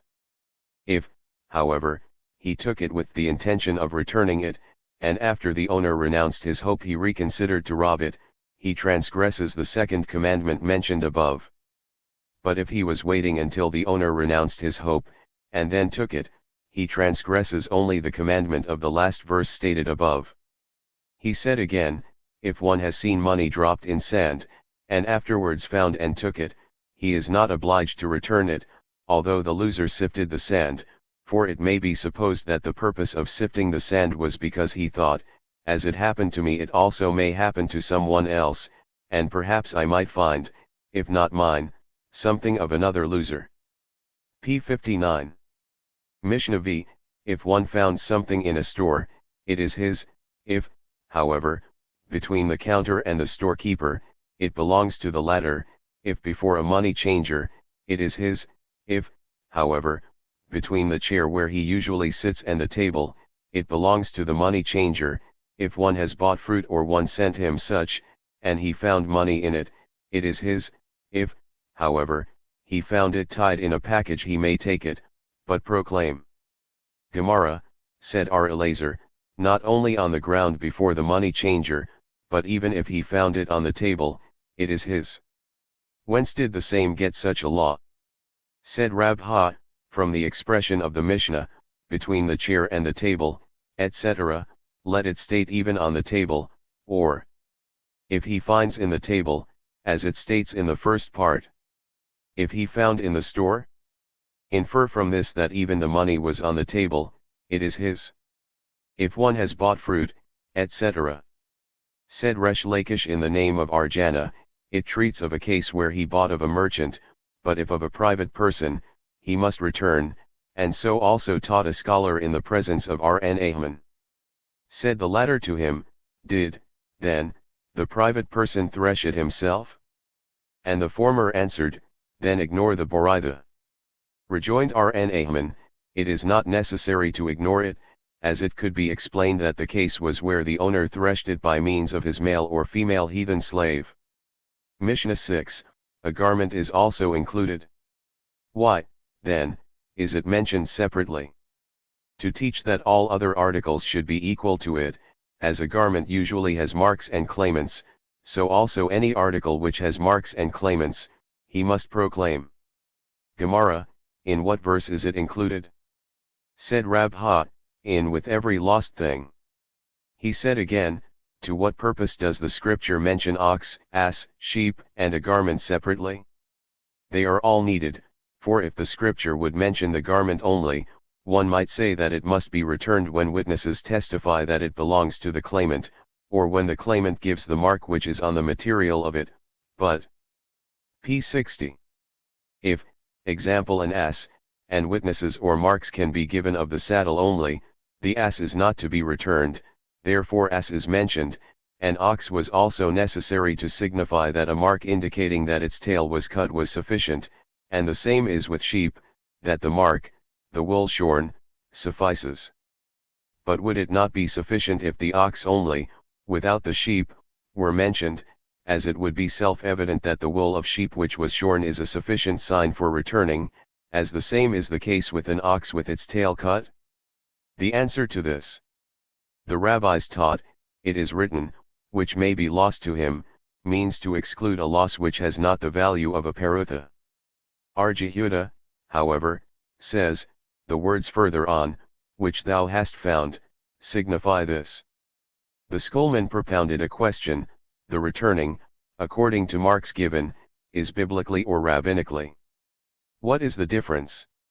Regarding the returning of a written divorce, by proclaiming the marks on it, if it is biblically, it must certainly be returned, If, however, rabbinically, it may be said that the sages made their enactment concerning money matters, but not concerning a biblical prohibition. Shall we assume that the Tannim of the following Boraitha differ in that case, namely, testimony of witnesses must not be accepted on suppositions? Elazar b. Mabe, however, said, it may. Should we not assume that the point of their difference is that the first Tana holds that signs are rabbinical, and Elazar holds that they are biblical? Said Rab Ha, all agree that signs are biblical, and the point in which they differ is, one holds that the suppositions of such a case by his comrade may be relied upon, and one holds it may not. He said again, the fact that we return lost articles according to signs given, proves that it is biblically, for if not, how could the sages make such an enactment in a case of doubtful money? Should we assume that the finder is pleased to return the article according to signs, only because if it should happen that he himself lost an article, the same would be done to him? Said our Safra to him, what do we care for the pleasure of the finder, when the loser p. 61 is not pleased? Is it, then, usual that one should desire to do good to himself in futuro with money which does not belong to him? Therefore said Rab Ha, 1. All the losers would be pleased by giving signs that the articles should be returned to them, as they know that witnesses are not always to be found, and, on the other hand, the signs on the articles are not known to everyone who would like to claim them, and only the loser, who knows the exact mark, will proclaim them and come in possession thereof. Finally said Rab Ha, that the marks in question are biblically is to be deduced from the following verse, and it shall remain with thee until thy brother inquire after it. Could, then, one bear in mind that it should be returned before it is inquired about? We must, therefore, say that the inquirer must be examined whether he is not a swindler, and by what means he can be identified if not by the exact marks, hence infer from this that they are biblically. He says again, if it is your decision that the marks in question are biblically. If there were two persons who gave the very same marks, it must be reserved. If there were marks and witnesses contradicting each other, the witnesses have the preference. If there were marks and marks from two parties, and there was a third one who brought one witness, the third one must not be taken in consideration, and the article must be kept in reserve. If there were witnesses testifying that the ownership of the article by this man was when it was woven, and other witnesses the ownership of another man when it was lost, the latter has the preference, as it may be that the first one sold it and it was lost by the buyer. If one party testifies to the length, and another p. 62 party to the width, the length has preference, as the width can be assumed by seeing the article when it was used. If one testifies to the length and the width, and another one testifies to the square, the former has the preference, the square and the weight, the latter has the preference. If the husband claims that the written divorce was dropped by him before it was delivered to his wife, and proclaims certain marks, and she claims it was dropped by her after she received it, she has the preference. However, the marks must be not in length and width, as she could see it before it was given to her, but a mark such as a hole in such and such letter of it. If the marks were the very same given by him and her concerning the length of the thread upon which the divorce was put, she has the preference. If both claim that it was in the kea, he has the preference, because it is well known to her that the entire contents of it he has placed there. Mishnah 7, until what time is he obliged to proclaim? Until his neighbors are aware of it, so is the decree of our Meir. Our Jehuda, however, says, all the 3 festivals, and after the latest festival 7 days, that the loser should be able to go home 3 days and return 3 days, and 1 day for the proclaiming of his loss. Gemara, a Boraitha in addition to the Mishnah, which states the neighbors of the lost article. How is it to be understood? Does it mean that the neighbors knew who lost the article? Let them go and return. Therefore it must be said that it means the neighbors of the place where the lost thing was found. R. Jehuda said, etc. There is a contradiction in the following, on the 3rd of March Eshvan they pray for rain. Our Gamaliel said, on the 7th of it, which is the 15th after the festival, for the purpose that the last of the inhabitants of Palestine shall have reached Euphrates. Said our Joseph, this presents no difficulty. The cited Boritha speaks of the first temple, of which it is written, Judah and Israel were numerous as the sand which is by the sea in multitude, then 15 days were needed. In the second temple, however, of which it is written, the whole congregation together was 42,000. P. 63. 360, etc., 7 days are sufficient. Said Abai to him, is it not written, so the priests and the Levites, etc., and the singers and the gatekeepers, in their cities? And as it was so, the reverse of your theory should be held. In the first temple, then the people were very numerous, and caravans were going to and fro, day and night. Not so much time was necessary as in the second temple, when caravans were not so frequently traveling and not in night time. Said Rabha, there is no difference between the first and second temple concerning a lost thing. The rabbis did not like to cause too much trouble to anyone. Said Rabbina, infer from this that the finder must proclaim the kind of the garment he has found, for if he has only to proclaim a lost article, 1 day would be added to the loser for searching for his garments, to see what was missing. Infer from this that so it is. Rabha, however, says, nothing is to be inferred from this. The rabbi did not like to cause too much trouble, as stated above. The rabbis taught, the first festival, the proclaimer must say, this is the first feast for my proclamation, and on the second he must say this is the second, and on the third he need say nothing. The rabbis taught. Formerly each finder used to proclaim on all 3 festivals, etc., as stated above. However, since the destruction of the temple, the sages enacted that it shall be proclaimed in the synagogues and houses of learning, and since oppressors have increased, it was ordered that the finder should notify his neighbors and friend, and he is quit. What is to be understood by the expression oppressors?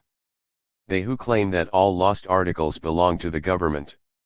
R. Ami happened to find a purse with dinars in the presence of a Roman, and he was afraid to take it. The Roman, however, said to him, you may take it for yourself, we are not Persians, who say that a lost article belongs to the government. The rabbis taught, a certain stone was in Jerusalem, and everyone who had lost anything would go there, and the same did the finders. The one used to proclaim, and the loser would give the marks of the article lost, and if correct, he took it, and this is what we have learned in Tract Tanith concerning Chauna, who said, go and see if the certain stone is covered by rain. P. 64. Mishnah 8, if one identifies the article, but not its marks, it must not be delivered to him, and if the claimant is known to be a swindler, even if he gives marks, as it is written, until thy brother inquire after it, which means until you shall investigate whether he is thy brother or a swindler. Gemara, it was taught, our Jehuda said, an article, but not the kind of it, must be proclaimed, as swindle is to be feared. R.N. Ahman, however, said, he proclaims also the kind of article, for if swindle is to be feared, there will be no end of the matter. An objection was raised from our Mishnah, which states, if he identifies the article without its marks, etc., this would be correct if an article but not the kind is proclaimed. Then the Mishnah comes to teach that even if he identified the article, it must nevertheless not be delivered until he gives the marks, but if, as you say, he proclaims the kind of article, is it not self-evident that without given marks it would not be returned? Said our Safra, it may be said that he proclaims the kind of article, and the claimant gives marks, but not the essential marks, it is not to be returned, and the Mishnah with the expression marks means the essential ones. And he who is known as a swindler, etc. The rabbis taught, formerly, if one lost an article he would give the marks and it was delivered to him. But since swindlers have increased, it was enacted that the claimant was obliged to bring witnesses that he was not a swindler, as it happened with the father of our Papa, who lost an ass and thereafter found it at some one's place. When the case came before Rabba bar Huna, he said to him, "Bring witnesses that you are not a swindler," and he did so, and Rabba questioned them, "Do you know that this man is a swindler?" And he answered, "Yeah." Said the claimant, "I am a swindler?" The witnesses rejoined, "We meant to say you are not," and Rabba decided that it be returned, because one would not bring witnesses who would testify against him. Mishnah 9, if the found article is of such a kind that it labors for its food, it shall be fed and labored with, and if of such a kind which does not labor and must be fed, it shall be sold, as it is written, and then thou shalt restore it, which means, deliberate how the restoration should be made. But what shall be done with the money? According to our Tarfon he may use it, and therefore if he loses it, he is responsible. According to our Akaba, however, it must not be used, and therefore if it is lost, he is not responsible. P65. Gemara, is it for eternity? Said Rn in the name of Samuel, it means until 12 months have elapsed. We have learned the same in the following Boraitha, each article which is subject to labor for its food, as, example a cow or an ass, he may keep it until 12 months have elapsed, and when this time has passed it may be appraised and the value of it deposited. Calves and colts he may keep 3 months, geese and hens 30 days, and after this time has elapsed it should be appraised, etc. Rn bar Itzhak, however, says, a hen should be kept 12 months, and the same is plainly stated in a Boraitha. And if of such a kind which does not labor, etc. The rabbis taught, it is written, thou shalt restore it to him, which means you must see that the restoration is made, viz., if you have found several calves, colts, geese, or hens, you must not sell one of them for the purpose of feeding the remainder, but sell all at once and deposit the money. But what shall be done with the money, etc.? We see that the sages mentioned in the Mishnah differ only in case where the money was used, but if it was not, and it was lost, all agree that he is free. Shall we assume that our Mishnah is an objection to our Joseph's statement, who said, that the bailee of a lost thing is equal to a bailee for hire? Our Joseph may say that when the article was stolen or lost, all agree that he is responsible, and the point of their difference is, it was lost through an accident for which only a borrower is responsible. According to our Tarfon, who permits the money to be used, he is considered a borrower, and is responsible, and according to our Akaba, who does not permit the use of it, he is not considered a borrower, and therefore not responsible for an accident. If so, to what purpose does our Akaba use the expression therefore? He did it because our Tarfon used the same expression, and with him it was necessary, as he meant to teach thus, as the use of the money was permitted, although he did not, he is nevertheless responsible, because he is considered a borrower. But does not our Tarfon say it was lost, which means even if not accidentally? As Rabbah said elsewhere, that where the expression it was stolen occurs, it means by an armed robber, and where the P66 expression lost occurs, it means accidentally, as, example the ship sunk in the sea, so also is to be explained here. Said our Jehuda in the name of Samuel, the halakha prevails in accordance with our Tarfon. Bid Rahba was in the possession of money belonging to orphans, and he questioned our Joseph whether he may use it, and he answered, so our Jehuda declared in the name of Samuel, that the halakha prevails in accordance with our Tarfon. Said Abai to him. But was it not taught in addition, our Helba in the name of Arhuna said that the case holds only with money obtained for a found article, he may use it for his trouble, but if the money was found, of which he had no trouble, it must not be used, and this money of the orphans which is in possession of the questioner came to him without any trouble. Our Joseph said to the questioner, go, people do not allow I shall permit you. 1. Mishnah X, if one found books, then he may read them once within 30 days, if he is unable to read, then he must unroll them once in 30 days. He is, however, not allowed to study in them for the first time, and, furthermore, no other one shall assist him. If the article was a garment, it must be shaken once within 30 days, and he may spread it out for its own sake, but not for his honor. Vessels of silver and copper may be used if for the sake of the articles, but not so often that they may become worn. If, however, the utensils are of gold or of glass, they must not be touched until Elijah will come. If, however, the article found was unfit for the finder to carry, he may leave it. Gemara, Samuel said, he who finds tefillin in market, he may appraise their value and use them immediately. Rabbina objected from our Mishnah, if one found books, he may unroll, etc., hence it is not mentioned that he may appraise and use them. Said Abai. With tefillin it is different, as they are always to be found for sale at the scribes, as, example Barhabu, written books, however, are very seldom articles which can be bought. The rabbis taught, one who borrows the holy scrolls of his neighbor, must not lend them to another, he may open and p. 67. Read in them provided he does not begin to study in them for the first time, and also he must not invite another to study with him. The same is the case if one deposits holy scrolls at his neighbor's, the bailee must unroll them once in 12 months, and in the meantime he may read in them, he must not, however, open them for the purpose of reading only. Symmachus, however, says, if they were new ones, he may air them once in a month, and if old, once in 12 months. R. Elazar b.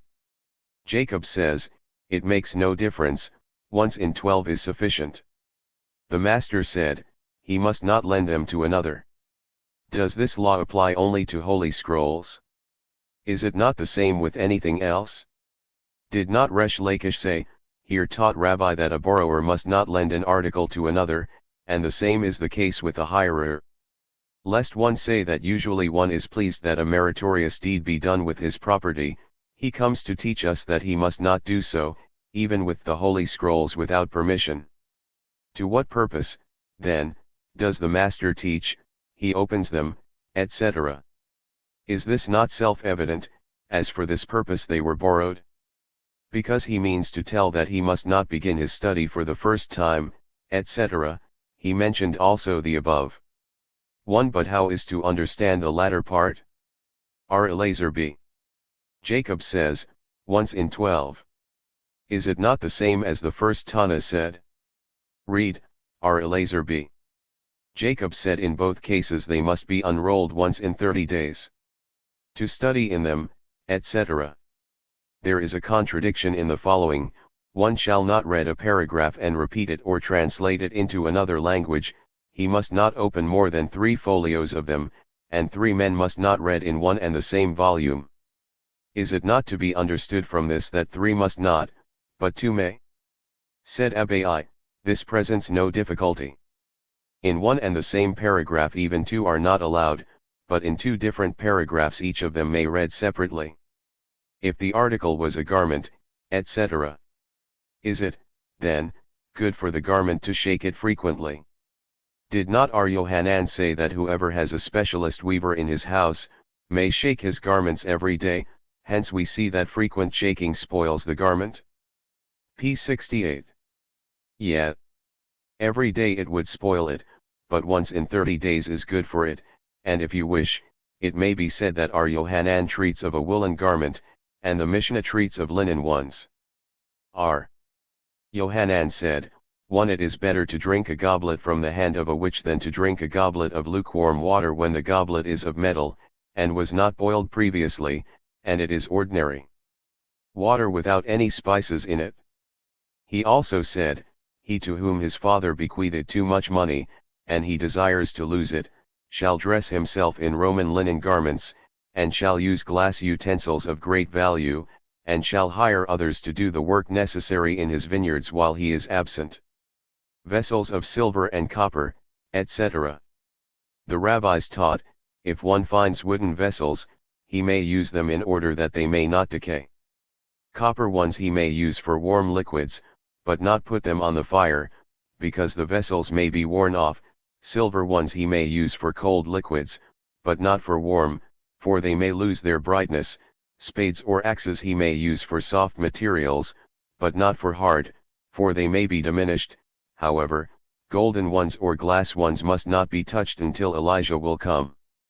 The same law applies also to deposited articles. If so, to what purpose was it deposited? Said Rab. Hama in the name of Arshi's hate, it was deposited for saving only, as, example, the owners had departed for the sea countries. If, however, the article found, he may leave it. Whence do we deduce it? From that which the rabbis taught, it is written, and withdraw thyself from them, which means that there are cases in which you may withdraw, and others in which you may not. How so?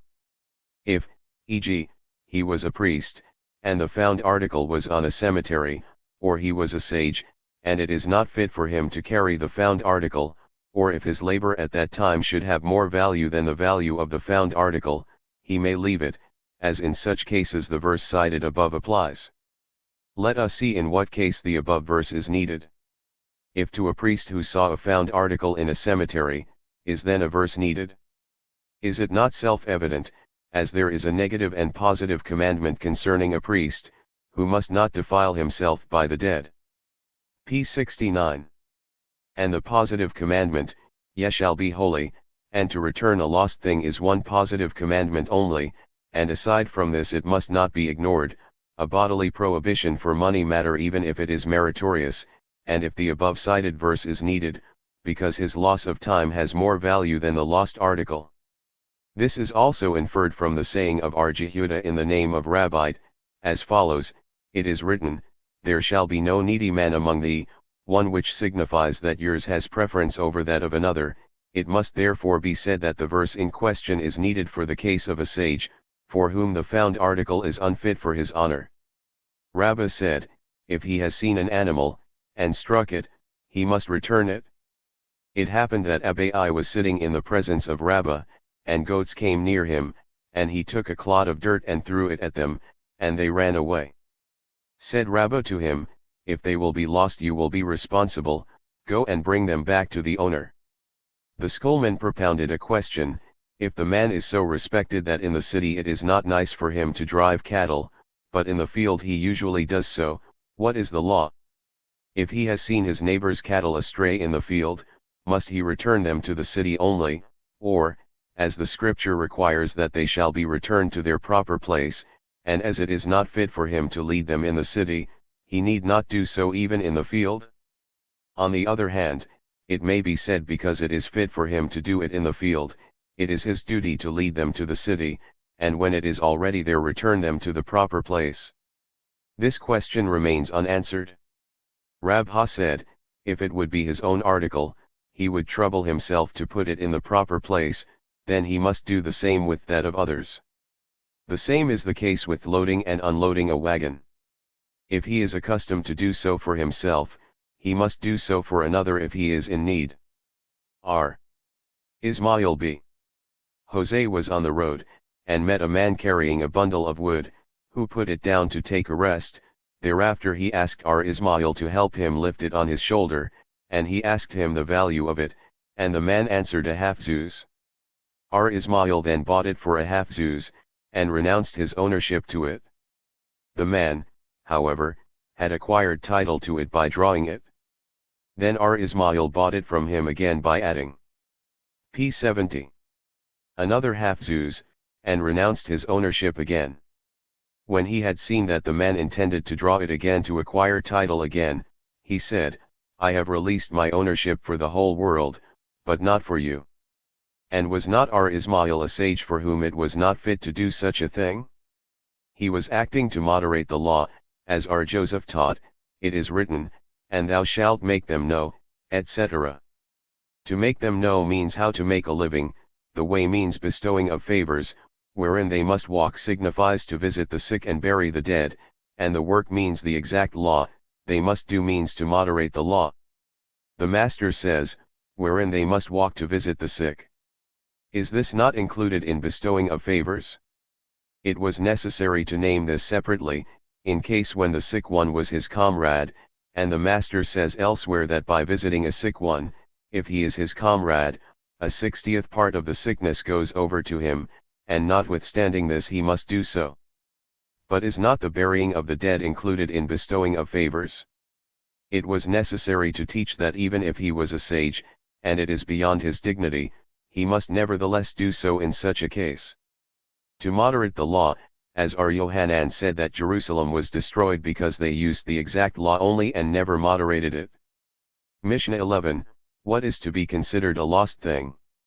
E.g., if he found an ass or a cow feeding in a public thoroughfare, it is not to be considered a loss. If, however, the packing material of the ass was turned over wrongly, or the cow was running between the vineyards, it is to be considered a loss which must be returned. If he has returned it, and it runs away again, even 4 or 5 times, he must return it, as it is written, "Thou shalt surely bring them back." If his loss of time was worth a sala, he must not say, "Give me a sala," but he may take the reward as a laborer would usually take for such work. If there were 3 persons, he may make the condition before them, but if there were not such 3 persons, before whom could he make such a condition? Hence his own time has preference. Gemara, how is the first part of the Mishnah to be understood, which states it is not to be considered a loss when it were lost to the owner? Why not? Said R. Jehuda, it means to. P. 71. Say, what the rule of a lost thing is which one is obliged to trouble himself. If the articles mentioned were fed in a public thoroughfare, it is not considered such that the finder need trouble himself, unless he finds them in such condition as mentioned in the Mishnah further on. But how is the second part to be understood, which states it is to be considered a loss, etc.? Does it mean for eternity? Said R. Jehuda, in the name of Rabbite, if he has seen them 3 days in succession at the same place. How was the case, if in night time even 1 hour is sufficient, and if in the daytime even more than 3 days should not be considered? The Mishnah treats of a case where he had seen them in the morning or at sunset. If only 3 days in succession, it may be supposed that it is only mishap, and they will come out soon, but if more, it is certainly a lost thing. We have learned the same in the following Boraitha, if one found a garment or an ox in the market, or a cow running in the vineyard, it is considered a loss, but if the articles mentioned were lying on the side of a partition, or the cow was fed between the vineyards, it is not considered a loss, unless he has seen them 3 days in succession. If one has seen that his neighbor's field is about to be overflowed, he may prevent it if it is within his power. Rabha said, it is written, with every lost thing, it means to add a loss of real estate. Said R. Hananiah to him, the following Boraitha should support you, if he has seen water going to overflow, he may prevent it by making a dam. And Rabha answered, this teaching may not support me, as it may be that it treats of a case when there were sheaves in the field. If it is so, what does the Boraitha teach us? Is it not included in the verse cited above? It may be said that there were sheaves which were still attached to the ground, and the use of the ground was yet necessary. Lest one say because they still need the support of the earth, it should be considered as the earth itself, it comes to teach us that this is not so. If he returned it, and it runs away again, etc. Said one of the scholars to Rabha, why so? The scripture reads Hashab, once, and then this Bibum, twice. And Rabha answered, the first word means even 100 times, and the second word is needed lest one say that he is only obliged to return to his house, but not to his garden or ruined building. P. 72. Hence the second word this Bibum. 1. How was the case? If the article would be saved in the garden or ruins, then it is self-evident that he must return it, and if it was not saved there, why should he return? It may be said that it is to be saved there, and it comes to teach us that the knowledge of the owner is not necessary, and this is in accordance with our Elazar, who said, in everything between man and man, the knowledge of the owner is needed, except concerning the return of a lost thing, in which the knowledge of the owner is not needed, and this is deduced from the superfluous word in the scripture mentioned above. The same is the case with the word which also reads shalach tai shalach. I would say shalach once, tai shalach twice. Shalach means even 100 times, and tai shalach signifies that even if the mother was needed for a meritorious purpose, it must be, nevertheless, sent away. The same scholar said again to him, it is written, hak each touch each, say the first word means one, and the second two. And Rabha answered, the first word means even 100 times, and the second means that not only the master must rebuke his pupil, but even the pupil must do so to his master. The same is the case with the word ozabtisab, which means you must give your assistance, even not in the presence of the owner, and the same means the word hokum tokim. But why does the scripture repeat the same concerning unloading and loading? It is needed. For if it would say the first case only, one might say that because a living thing is inflicted and damages also he must assist, but in the other case of loading, in which both things do not exist, it is not so, and if it would be mentioned in the last case loading, one might say that he must do so, because he has a right to charge for his loss of time, but in unloading, which must be done gratuitously, he is not obliged, therefore both are written. The same is with the repetition of moth yomot, which means that if it is impossible to kill him by the prescribed death, he may be killed in any manner. The same is with haki thuki, which means if you cannot smite it as prescribed, you must do so in any manner. The same is with hoshev toshiv, which means that even when the pledge was taken without permission of the court, it must nevertheless be returned. So also kobol tashbul, which means the same as above, so it is also pathawesh. Tiptish, which means that not only to the poor of your city you are obligated, but also to those of other cities, and also not hantitan, which means both great and small gifts. The same is hanek theanek, which means that you must do so even if thy house was not blessed through him. So also is with habet tabatanov, which means that not only to him who possesses nothing and p74 refuses donations, but even to him who possesses but does not want to use his property for his livelihood, you must also act the same. When the loss of time was the value of a salah, etc. How is this to be understood? Said Abai. The loss of time must be appraised according to his loss in his special trade. If there were 3 men, etc. Isser and Arsafra were partners in business. Subsequently Arsafra divided in presence of 2 witnesses. Finally he came before Rabba bar Arhuna, and was told to bring 3 men, or 2 of them, before whom he divided the goods, or even 2 witnesses that he has done so in presence of other 3 men, and he said to him, from what source do you take your decision? And he rejoined, from our Mishnah, which states, if there were 3 men, etc. Rejoined Arsafra, what comparison is this? The Mishnah treats of collecting money from one to give it to another, and therefore a beth din of 3 men was necessary, but in my case I took that which belongs to me only. Why do not 2 witnesses suffice? And my theory may be supported from a Mishnah elsewhere, which states that a widow may sell for her support the goods of her late husband, even not in the presence of a beth din. Said Abai to him, but was it not taught in addition to your Mishnah thus? R. Joseph bar Minyomi in the name of R. N. Haman said, it means, she does not need a court of special judges, but a beth din of 3 common men is nevertheless necessary.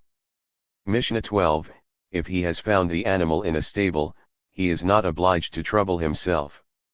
In a public thoroughfare, however, he is. If it was in a cemetery, he must not defile himself. If he was told by his father to defile himself, or not to return it, he must not listen to him. If he has unloaded, and reloaded, and again even 4 or 5 times, he is obliged to do so, as it is written, thou shalt surely help him. If, however, the owner went away and sat down, saying, you are obliged by scripture to assist me, do so if you want in my absence, he is not obliged to do anything, as it is written Ema. If, however, he was old or sick, he is free. The commandment. p75. of the scripture is for unloading, but not loading. R. Simeon, however, maintains loading also. R. Jose the Galilean said, if the animal was overburdened more than it could carry, there is no liability, as it is written, under his burden, which signifies under such a burden which it can bear. Gemara, Rabha said, the stable mentioned in the Mishnah means that it was of such a kind where the animal was not afraid to stay, and also was not locked in, and if it wanted to leave it could do so, and this is to be inferred from the expression, he is not obliged. It is only in case it is not afraid to stay there, and from the same is also to be inferred that the stable was not locked, as if it were so, would it be necessary to teach that he is not obliged? Is it not certain that when he finds it on the street, he is obliged to place it in such a stable? Should he then be obliged to take it out? Hence infer that such was the case. In a public thoroughfare, however, he is, etc. Said R. Itzhak, it means when the thoroughfare was placed 2,000 ells from the town, not otherwise, and from this is to be inferred that the stable in question, even if it was placed beyond the stated limit, there is no liability. In a cemetery, etc. The rabbis taught, whence do we deduce that he must not listen to his father in the above-mentioned cases? It is written, Ye shall fear every man his mother and his father, and my Sabbath ye shall keep, I am the Lord, which means that ye all are obliged to preserve my commandments, but were it not written here, and my Sabbath ye shall keep, you would say that he must listen to his father? Why? In case of a lost thing there is a positive and negative commandment, and honoring his father is a positive commandment only, and there is a rule that one positive commandment does not contradict a case wherein are a positive and a negative commandment. It was necessary lest one say because the honor of parents is equal to the honor of omnipotent, from an analogy of expression honor and, he shall listen to his father, which teach us that it is not so. But not loading, etc. How is this to be understood? Shall we assume not loading at all? Is it not written, thou shalt surely help him? Therefore we must explain that the Mishnah means thus, the commandment is p. 76. To unload without any compensation, but not loading without any. R. Simeon, however, says, the same applies to the latter, and this explanation is as the rabbis taught plainly, unloading without a compensation, and loading with. R. Simeon, however, says, both are equal. What is the reason of the rabbis? Because, if it would be according to R. Simeon, the scripture would be loading only, and the unloading would be deduced by drawing an a fortiori conclusion, as above, and R. Simeon may answer as said above. Rabha said, from the decision of both we learn that a living being must not be inflicted is so biblically, as even according to R. Simeon the above a fortiori conclusion is not to be drawn, because in the scripture loading or unloading is not clearly mentioned, but if it were, this a fortiori conclusion would be drawn, hence the infliction in question is so biblically, even in accordance with R. Simeon, but perhaps the same would be drawn not from the infliction, but from the damage, thus, in case of loading, wherein there is not any damage, he is obligated so much the more in case of unloading, wherein there is damage. Does, then, the scripture treat only of a case wherein there is no damage? How, then, is it if, example when the man is going to a fair and is prevented from reaching it by some occurrence, or if in the meantime all his goods are stolen? And one more support, that the infliction in question is so biblically, is to be found in the latter part.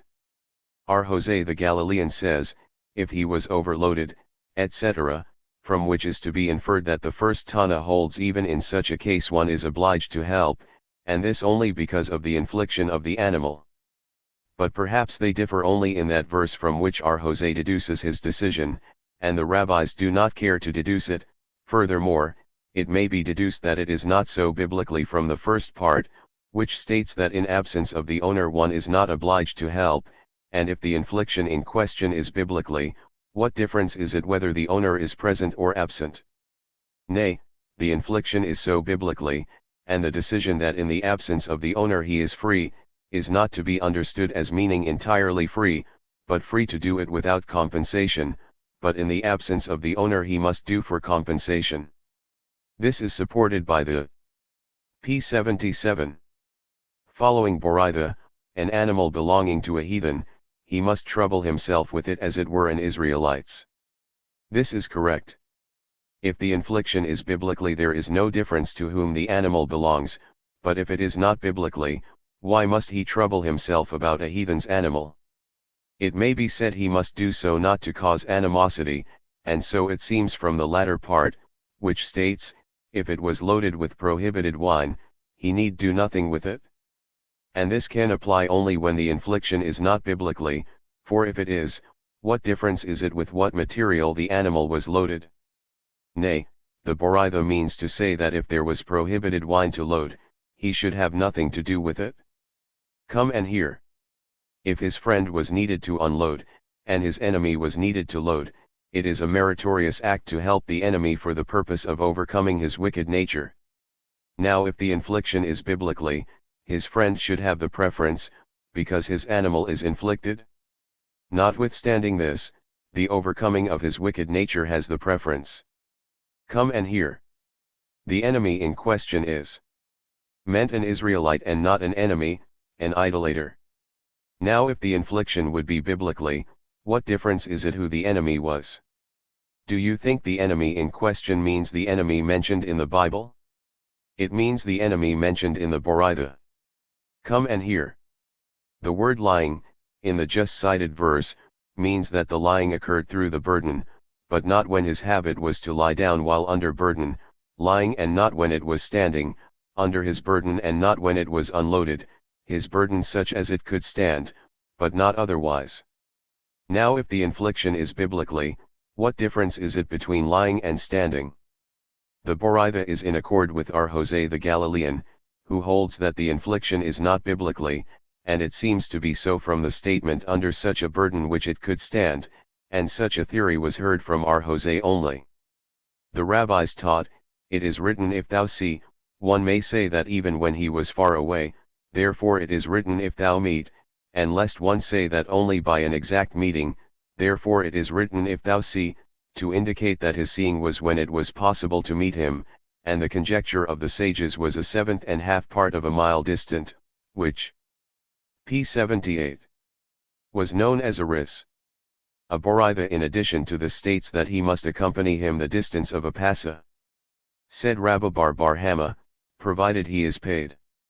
Mishnah 13, if one lost a thing as did his father before, his own has preference. The same is the case with his master. If, however, his father and his master have lost an article at the same time, his master has preference because his father brought him only into this world, while his master, who taught him wisdom, brings him into the world to come.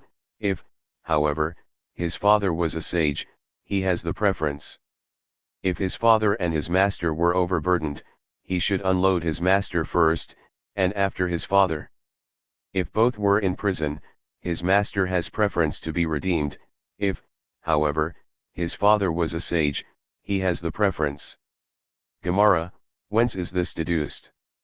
Said Arjehuda in the name of Rabbite, it is written no needy man among thee one, which means that yours has the preference always. The same said again in the name of the same authority, although the law is exactly so, he who always acts accordingly will finally need the support of others. If his father and his master were overloaded, etc. The rabbis taught, the master in question is meant one who has taught him the wisdom of Gemara, but not who taught him scripture. Exact Mishnayot, is the dictum of our Meir. Arjehuda says, he who taught him the greater part of his wisdom only is considered his master. Our Jose, however, maintains, that even if he enlightened his eyes in only one Mishnah, he is to be considered his master. Said Rabha, as example Rshora, who explained to me the word Zuma with the word listrum. 2 Samuel tore his garment at the death of one of the p. 79 rabbis who had explained to him only one expression in the Gemara. Said Ula, the Babylonian sages arise one before another, and tear their garments, for the death of one of their colleagues. However, concerning a lost thing of which the master has preference, they do not consider only the master of whom he had learned the greater part of his wisdom. R. Hisda questioned Arhuna, how is it with a disciple whom his master needed? And he answered, Hisda, I have not any need for you, you, however, need me for 40 years more. They both became angry, and did not visit each other any more. Hisda, however, fasted 40 days for the disgrace of Arhuna, and Arhuna did the same because he suspected that Hisda with his question meant him. It was taught, Itzakbi. Joseph in the name of Yohanan said, the halakha prevails in accordance with Jehuda. Ahabi Arhuna in the name of Shishhate said, the halakha prevails according to Hosea. Could Yohanan say so? Did he not say elsewhere that the halakha prevails in accordance with an anonymous Mishnah, and our Mishnah states his master, who taught him wisdom? By the word wisdom, i.e., the greater of his wisdom.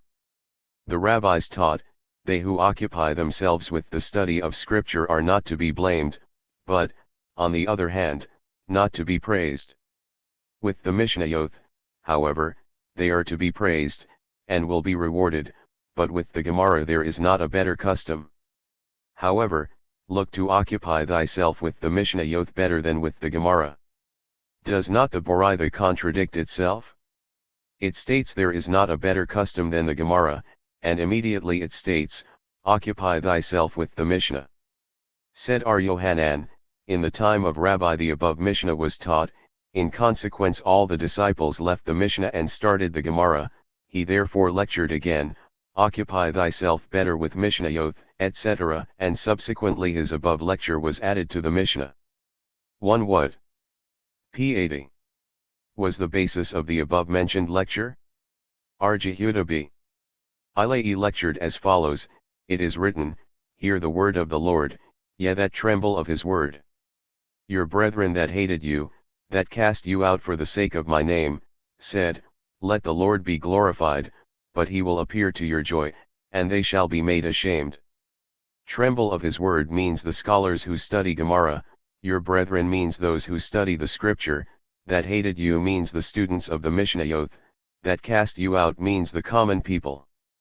But lest one say their hope has ceased, therefore it is written, he will appear to your joy, and may one say that Israel will be ashamed, therefore it is written, and they shall be ashamed, and Israel will rejoice. 1. Chapter 3.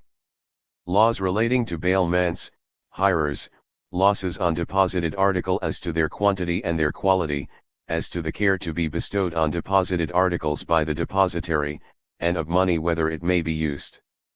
Mishnah I, if one has deposited an animal or vessel with his neighbor, and they were stolen or lost, and he paid, because he refused to take an oath, and thereafter the thief was found, who must pay the double amount, or in case he has slaughtered or sold, 4 and 5-fold, to whom shall he pay?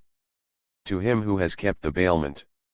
If, however, the bailee took an oath, because he refuses to pay, and the thief was found, he must pay the above-mentioned amount to the owner. Gemara, he has paid, because he refused, etc. Said Arhaya bar Abba in the name of Yohanan, the expression paid is not to be understood that he has done so already, but if he said, I will pay, it is to be considered paid. And there is a Baraita in accordance with his statement, viz., if one has hired a cow of his neighbor, and it was stolen, and the hirer said, I will pay rather than take an oath, and thereafter the thief was found, the double amount belongs to the hirer. R. Papa said, a gratuitous bailee, when he said, I have neglected my duty, acquires title of the double amount because he could be acquitted if he should claim it was stolen.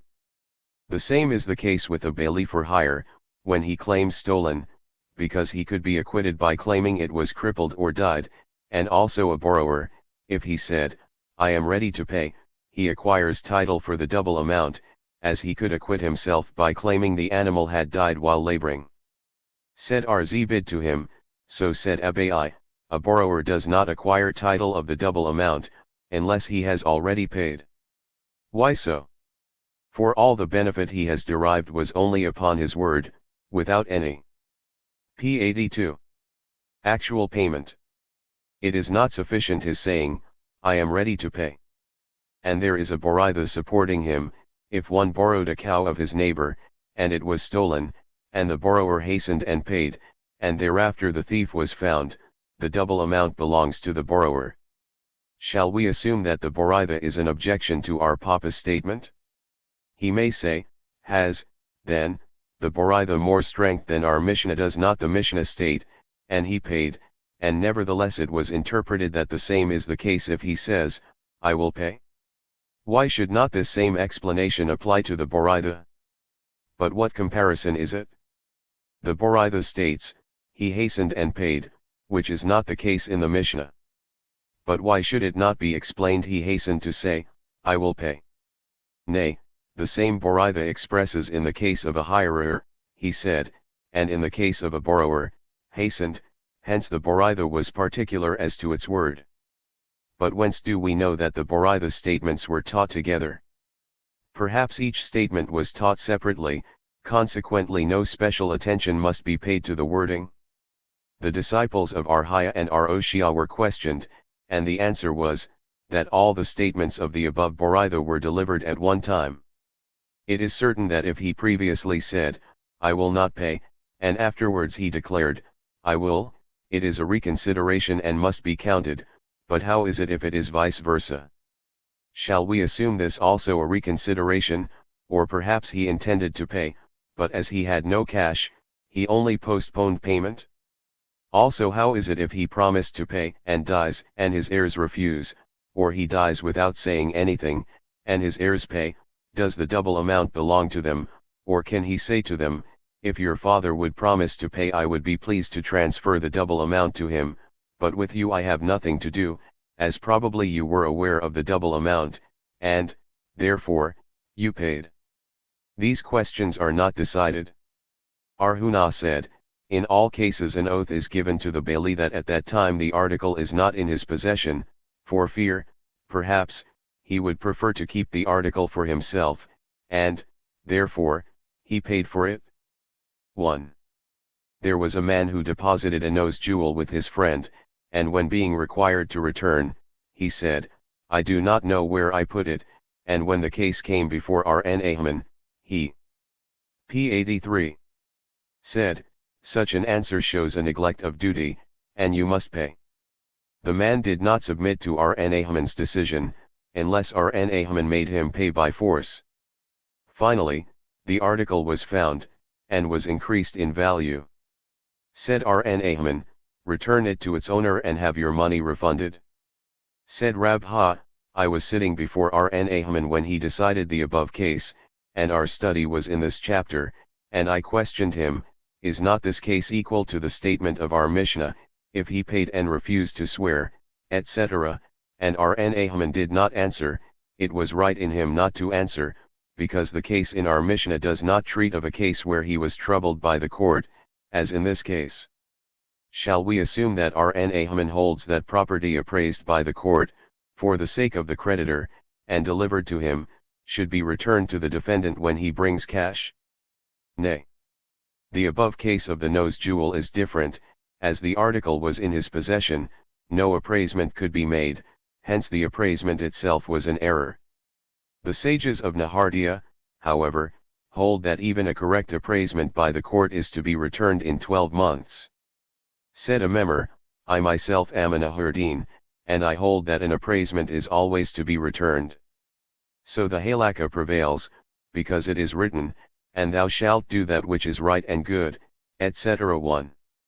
It is certain, when it was appraised for the sake of a creditor, and the latter appraised it for his own creditor, the returning may take place, because it may be said to the latter creditor, you cannot be entitled to any more privilege than this defendant. The reverse is the case when the creditor sold it, or gave it as a present, because the intention of the people was given to the estate but not to the value of it. The same is the case if it was appraised for a widow and she remarried, and the same is also when the estate was appraised for the sake of a creditor of a widow, and after she remarried and died her husband cannot require for returning, as he is considered a buyer, to whom the law prescribes no returning. P. 84. Shall take place, neither by nor to him. As R. Jose said, it was enacted in the city of Usha that if a woman sold her estate, called Mulgio 1 while her husband is yet alive and she dies, the husband may take it away from the hands of the buyer. If, however, the creditor took the estate for his debt without appraisement, but with the admission of his creditors, it may be returned or not. Raha and Rabbana differ. According to one it may not, because it was a correct sale, as the debtor had given it with his good will, and according to the other it may, because the sale is not to be considered a good one, as the debtor did it only because he was ashamed to go to court, but not with his good will. From what time may the creditor use the products of an appraised estate? According to Rabbah, as soon as the warrant reaches him, and according to Abai, from the time the warrant was signed by the court. Rabha, however, says, the warrant that the estate shall be sold for his debt does not suffice even when it is in the hands of the creditor, provided the time of heraldry had elapsed. Mishnah 2, if one has hired a cow and he loaned it to someone else, and it died a natural death, the hirer takes an oath that the death was natural, and the borrower must pay to the hirer. Said R. Jose, how could the hirer do business with the cow, which did not belong to him? Therefore the cow, or the value of it, must be returned to the owner. Gemara, said Redb. Abin to Abai, is not the oath the only reason for acquiring title? Let then the owner say, keep aloof from this case with your oath, and I will summon your borrower. It will be better for me to summon the borrower. And Abai answered, do you think that the oath is the only reason for the title? It is not so. The title is acquired with the death of the animal, the title of its value is acquired to the hirer, and the oath is only to please the owner. R. Zera said, it can happen that the hirer has a right to require several cows from the owner for one cow. How so? Said R. Aha of Dipta to Rabbana, let us see. It was only one animal which was going from borrowing to hiring, and vice versa. Why then should he furnish him with 4? Is it not sufficient he should furnish him with 2, one of them to remain the property of A and the other for the remaining labor days? And Rabbana answered, is then the animal yet alive, that it could be said so? The animal is dead, and there were 2 cases of hiring and 2 cases of borrowing, and he has a right to receive compensation for each case, also for each hiring of the labor days. Marbar Ashi, however, maintains, A is entitled to 2 cows only, one for both cases of hiring, and one for both cases of borrowing, as the cases under one name cannot be considered 2, because all this occurred with only one animal. It was taught, a bali who has transferred the bailment to another bali, according to Rabbi the first bali has the same responsibility as if he would take care of it himself. According to our Yohanan, the first one is responsible even for an accident. Said Abai, according to Rabbi's theory, not only a gratuitous bali who transferred to a bali for hire, who has increased the responsibility of it, is not responsible any more than the prescribed law of such a bali, but even if he was a bali for hire and he transferred it to a gratuitous bali, that the responsibility was decreased, the same is the case, because he transferred it to one who was able to take care of it, and according to our Yohanan's theory, not only a bali for hire who transferred it to a gratuitous bali, in which the responsibility was decreased, but p. 86.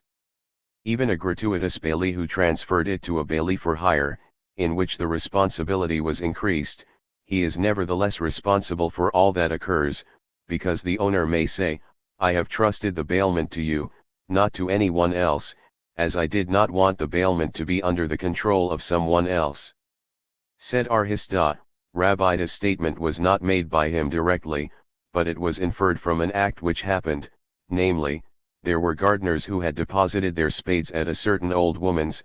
One day, however, one of them gave it for safekeeping to his comrade, and when the latter heard voices from a wedding procession and wanted to accompany it, he transferred the spade of the above to the old woman, and when he returned, he found it was stolen. When the case came before Rabbi, he acquitted him. Those who have heard this decision thought that it was because of the law that a bailee who transfers the bailment to another bailee is free. In reality, however, Rabbi acquitted him because the depositor himself used to deposit his articles with the same old woman, consequently he could not claim that he would not trust her with his bailment. Our Ami was sitting and declaring the just stated halakha, and our Abba Bar Mammel objected to his statement from our Mishnah, one hired a cow, etc. Now if the above statement is correct, why could not the owner of the animal claim, I did not want that my bailment should be under the control of another one? And he answered, the Mishnah treats of a case where the owner gave him permission to loan it to someone. If so, the owner has a right to the value of the cow. The owner told him, you can do so to whomever you like. Rami Bar Hama objected to this from Mishnah 7, in this chapter, which states that if he transferred them to his little children, etc., of which it is to be inferred that if he would transfer them to his big children, he would be free. Why so? The owner could claim, I do not want my bailment to be under another's control. Said Rabha, usually, when one deposits an article for safekeeping with anyone, he intends that he may ask his wife and children to take care of it, and the sages of Nahardia said, that it seems the cited Mishnah is rightly explained so, as it states, his little children, of which it is to be inferred that if he would give it to the care of the big ones, he would be free. However, the case is only with his children, not with strangers, for if he would transfer them to strangers, he would be responsible. P. 87. At any rate, for the reason that the bailee can claim that he did not want it in the control of another, as stated above. Rabha said, the halakha prevails, that a bailee who has transferred the bailment to another bailee of any kind is responsible. Why so? Because the owner may say, that you alone are trusted by me with an oath, but not the man to whom you have transferred it. It was taught, if the bailee has neglected his duty, and the animal was going out to the rushes and dies a natural death, Abai in the name of Rabbo makes him liable, and said, that any judge who would decide to the contrary is not worthy to be a judge, as not only according to him who holds that if an accident follows a neglect, there is a liability, he is responsible, but even according to him who holds that in such a case there is no liability, in this case he would admit that he is responsible. Why so? Because it may be said that the heir of the rushes killed it. Rabha, however, in the name of Rabbah said, he is free, and every judge who decides to the contrary is not worthy to be a judge, as not only according to him who holds that if an accident follows a neglect there is no liability, but even according to him who holds to the contrary, would admit that in this case he is free. Why so? Because there was a natural death, and there is no difference to the angel of death where his subject is placed. Rabha, however, admits that if it was stolen from the rushes, although it dies a natural death in the house of the thief, the bailee is nevertheless responsible. Why so? Because if it were alive, not he, but the thief, would possess it? Said Abai to Rabha, according to your theory, that there is no difference to angel of death where it is placed, the answer of our Ami to our Abba stated above, p. 86, that it treats of a case where the owner has permitted the hirer to borrow it, etc., would not be satisfactory, as also in their case a natural death occurred and he could claim that it is no difference to angel of death where it was placed. Rejoined Rabha, according to you the objection was, that the owner could claim, I do not want that my bailment should be under the control of another.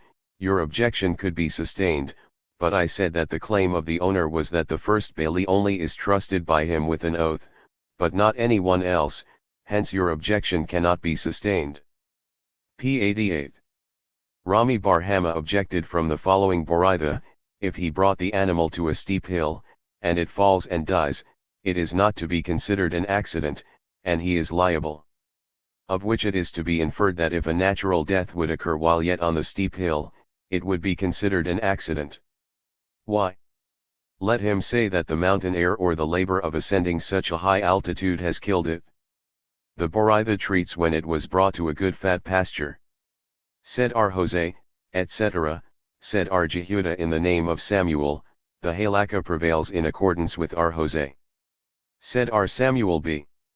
Jehuda to our Jehuda, you declared to us in the name of Samuel that Jose differs also with the first Mishnah, does the halakha prevail according to him against the first Mishnah also or not? And he answered, yeah, so it is. The same was taught in the name of our Elazar. Our Yohanan, however, said, our Jose agrees with the first Mishnah, in case he has already paid. Already paid? Did not our Hiyabi, our Abba declare in his name that even if he said, I am ready to pay, suffices? Say then, our Jose agrees with the first Mishnah in case the defendant declared already, he is ready to pay. Mishnah 3, if one said to two persons, I have robbed one of you the value of a manna but I do not know which of you, or the father of one of you deposited with me a manna, but I do not know whose father, he must pay a manna to each of them, as he himself admitted his debt. If two persons have deposited with one person 100 zuz and the other 200, and each of them claims that the 200 are his, the depository must pay to each of them 100, and the remaining 100 should be deposited until Elijah will come. Said our Jose, if so, what does the swindler lose? Therefore, the whole sum should be deposited. The same is the case with two utensils, one of them was worth 100 zuz and the other 1,000, and each of them claimed that the better one was his, then one of them must get the 101, and the other get 100 zuz in cash from the value of the utensils, and the remainder is deposited until Elijah will come. Our Jose, however, objected as said above, and maintained that both utensils should be deposited until Elijah will come. Gemara, we see then, from the beginning of the Mishnah, that doubtful money is to be collected, and we do not say leave the money with its present possessor, in accordance with the law. P. 89. Of occupancy. Is there not a contradiction in the second part, in case of a deposit, where the doubtful 100 zuz must be deposited? The answer was, do you want to contradict a case of a deposit with a case of robbery? A robber must be punished, but not a depositor.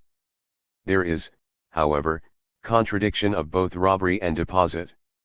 In case of a deposit it is stated in the first part, the father of one of you has deposited, etc. He must pay a manna to each of them.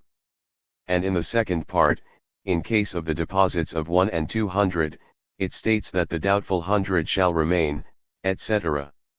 Said Rabha, the first part is to be compared to two men who have deposited separately, one in the absence of the other, 2 bundles, where it is the duty of the depository to be very particular with the bundles and to mark on each of them to whom it belongs. And the second part treats of a case where both persons deposited together the above sum, and it is to be compared as if they would put their monies in one bundle, in which case the depository may say, you yourself were not particular in separating the sum to whom it belongs, then shall I be more particular than you. The contradiction of a case of robbery to the other case of the same is as follows. There is a Mishnah, if one robbed one of 5 persons and does not know the one, and each of them claims, he was robbed, the robber may place the sum among them, etc., and depart, so is the decree of our Tarfon. We see, then, that we do not collect money in case of doubt because of the law of occupancy, and our Mishnah, however, states that the robber must pay a manna to each of them. Are you then certain that our Mishnah is in accordance with our Tarfon? Yeah.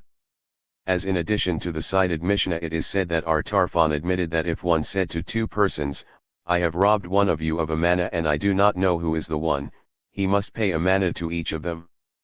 Nay. There is no contradiction. Our Tarfon speaks of a case when both persons summoned him, and our Mishnah treats of a case when the robber repents and would like to satisfy the heavenly will, and it seems that our Mishnah must be so explained, as A closes with the expression that he himself admitted his debt. Infer from this that so it is. The Master says, when both parties summon him.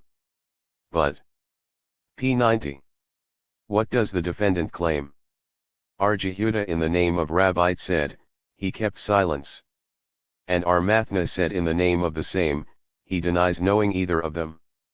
According to him who says he denies, if he keeps silent it would be counted as an admission, and according to him who says he kept silent, this silence is not counted as an admission, as he may declare, I kept silent before each of them because I thought, perhaps he is the one who deposited the greater sum. The master said, the robber may place the sum thus robbed and depart. And what shall be then? Shall the 5 take the sum? Did not our Abba B. Zabda declare in the name of Rabbi every doubt, etc. Said our Safra, the expression departed means this, he is to place the sum before the court in presence of the 5 men, saying, who of you is robbed shall bring evidence, and as they could not do so, he may depart with the money, one and it shall remain with him until evidence is brought. Said Abai to Rabha, did not our Akaba say that such a way would not keep him from transgression, but he must pay the sum robbed to each of them? Hence we see that on account of doubt money is to be collected, and not to leave the money with the possessor in accordance with the law of occupancy.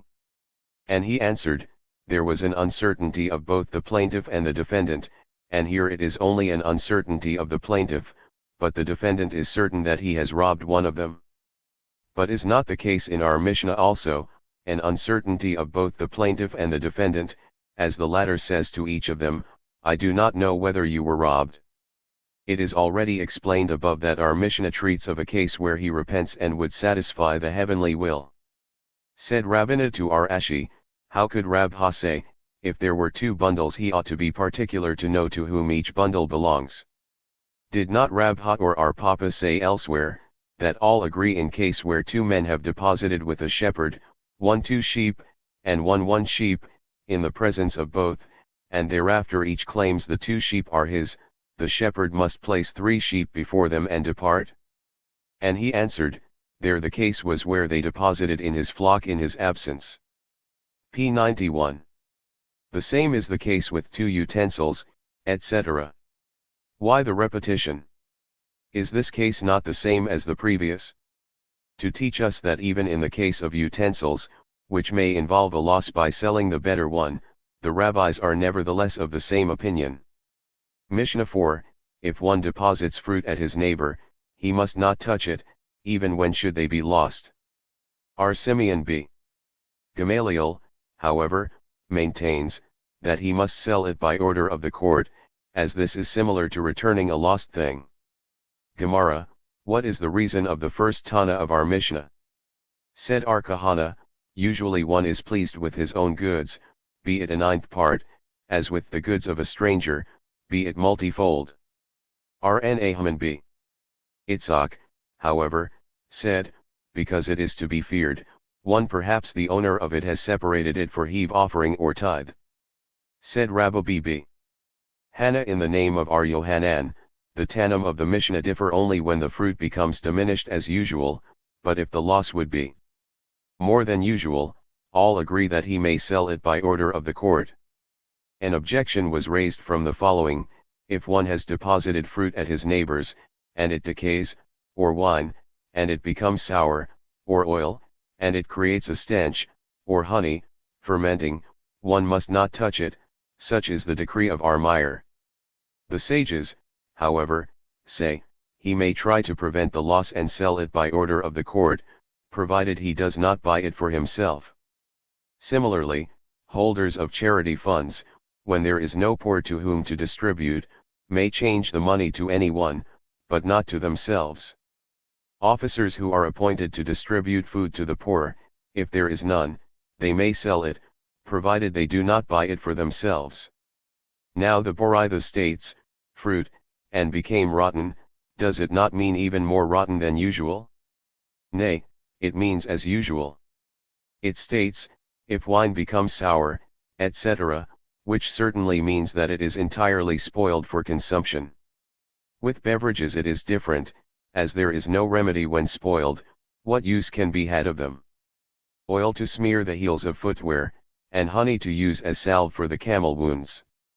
The Boraitha states, according to the sages he may try to p. 92. Prevent the loss. What should he do? Said our Ashi, he can save the pitchers which contain the spoiled articles, for if anything remains within, the pitchers may also become spoiled. What is the point of their difference? According to one, care should be taken only for a great loss, but not for a trivial loss, and according to the other, care must be taken even for a trivial loss. R. Simeon b. Gamaliel said, etc. It was taught, R. Ab. Jacob in the name of R. Yohanan said, the halakha prevails in accordance with R. Simeon. And Rabha in the name of R. Na Haman said, the halakha prevails in accordance with the sages. But did not R. Yohanan declare conclusively that when R. Simeon b. Gamaliel is mentioned in the Mishnah the halakha prevails in accordance with him? Why then the repetition? There are Amoraim who differ concerning R. Yohanan's decision. According to some of them the decision was conclusive, and according to others the decision was rendered not for all time. It was taught, if one becomes a prisoner, according to Rabbi his property must not be transferred to the nearest relative, and according to Samuel, it may. If there was a rumor that the man was dead, all agree it may be done, but if there is no rumor about his death, Rabbi maintains, it may not, because the relative may spoil his property, and Samuel maintains it may, because the master decided that when the owner of the property returns, the man who kept his property for him may be rewarded, as usually gardeners take a share for tilling the ground, he would not spoil it. An objection was raised from the following Boraitha. R. Eleazar said, it is written, my wrath shall wax hot, and I will slay you with the sword, etc. From this it is understood that their wives remained widows and their children orphans. For what purpose, then, does the verse add, and your wives shall be widows and your children fatherless? To indicate that their wives would wish to remarry, but would not be allowed, and their children would beg that the property of their father should be transferred to them, and it will not be granted. Said Rabha, it was taught that it may be transferred to them, but they may not sell it. Such a case happened in Nahardia, and Arshi's hate. p. 93. Did not allow the transfer of the property to his relative to be made, basing his decision upon the just quoted Boraitha.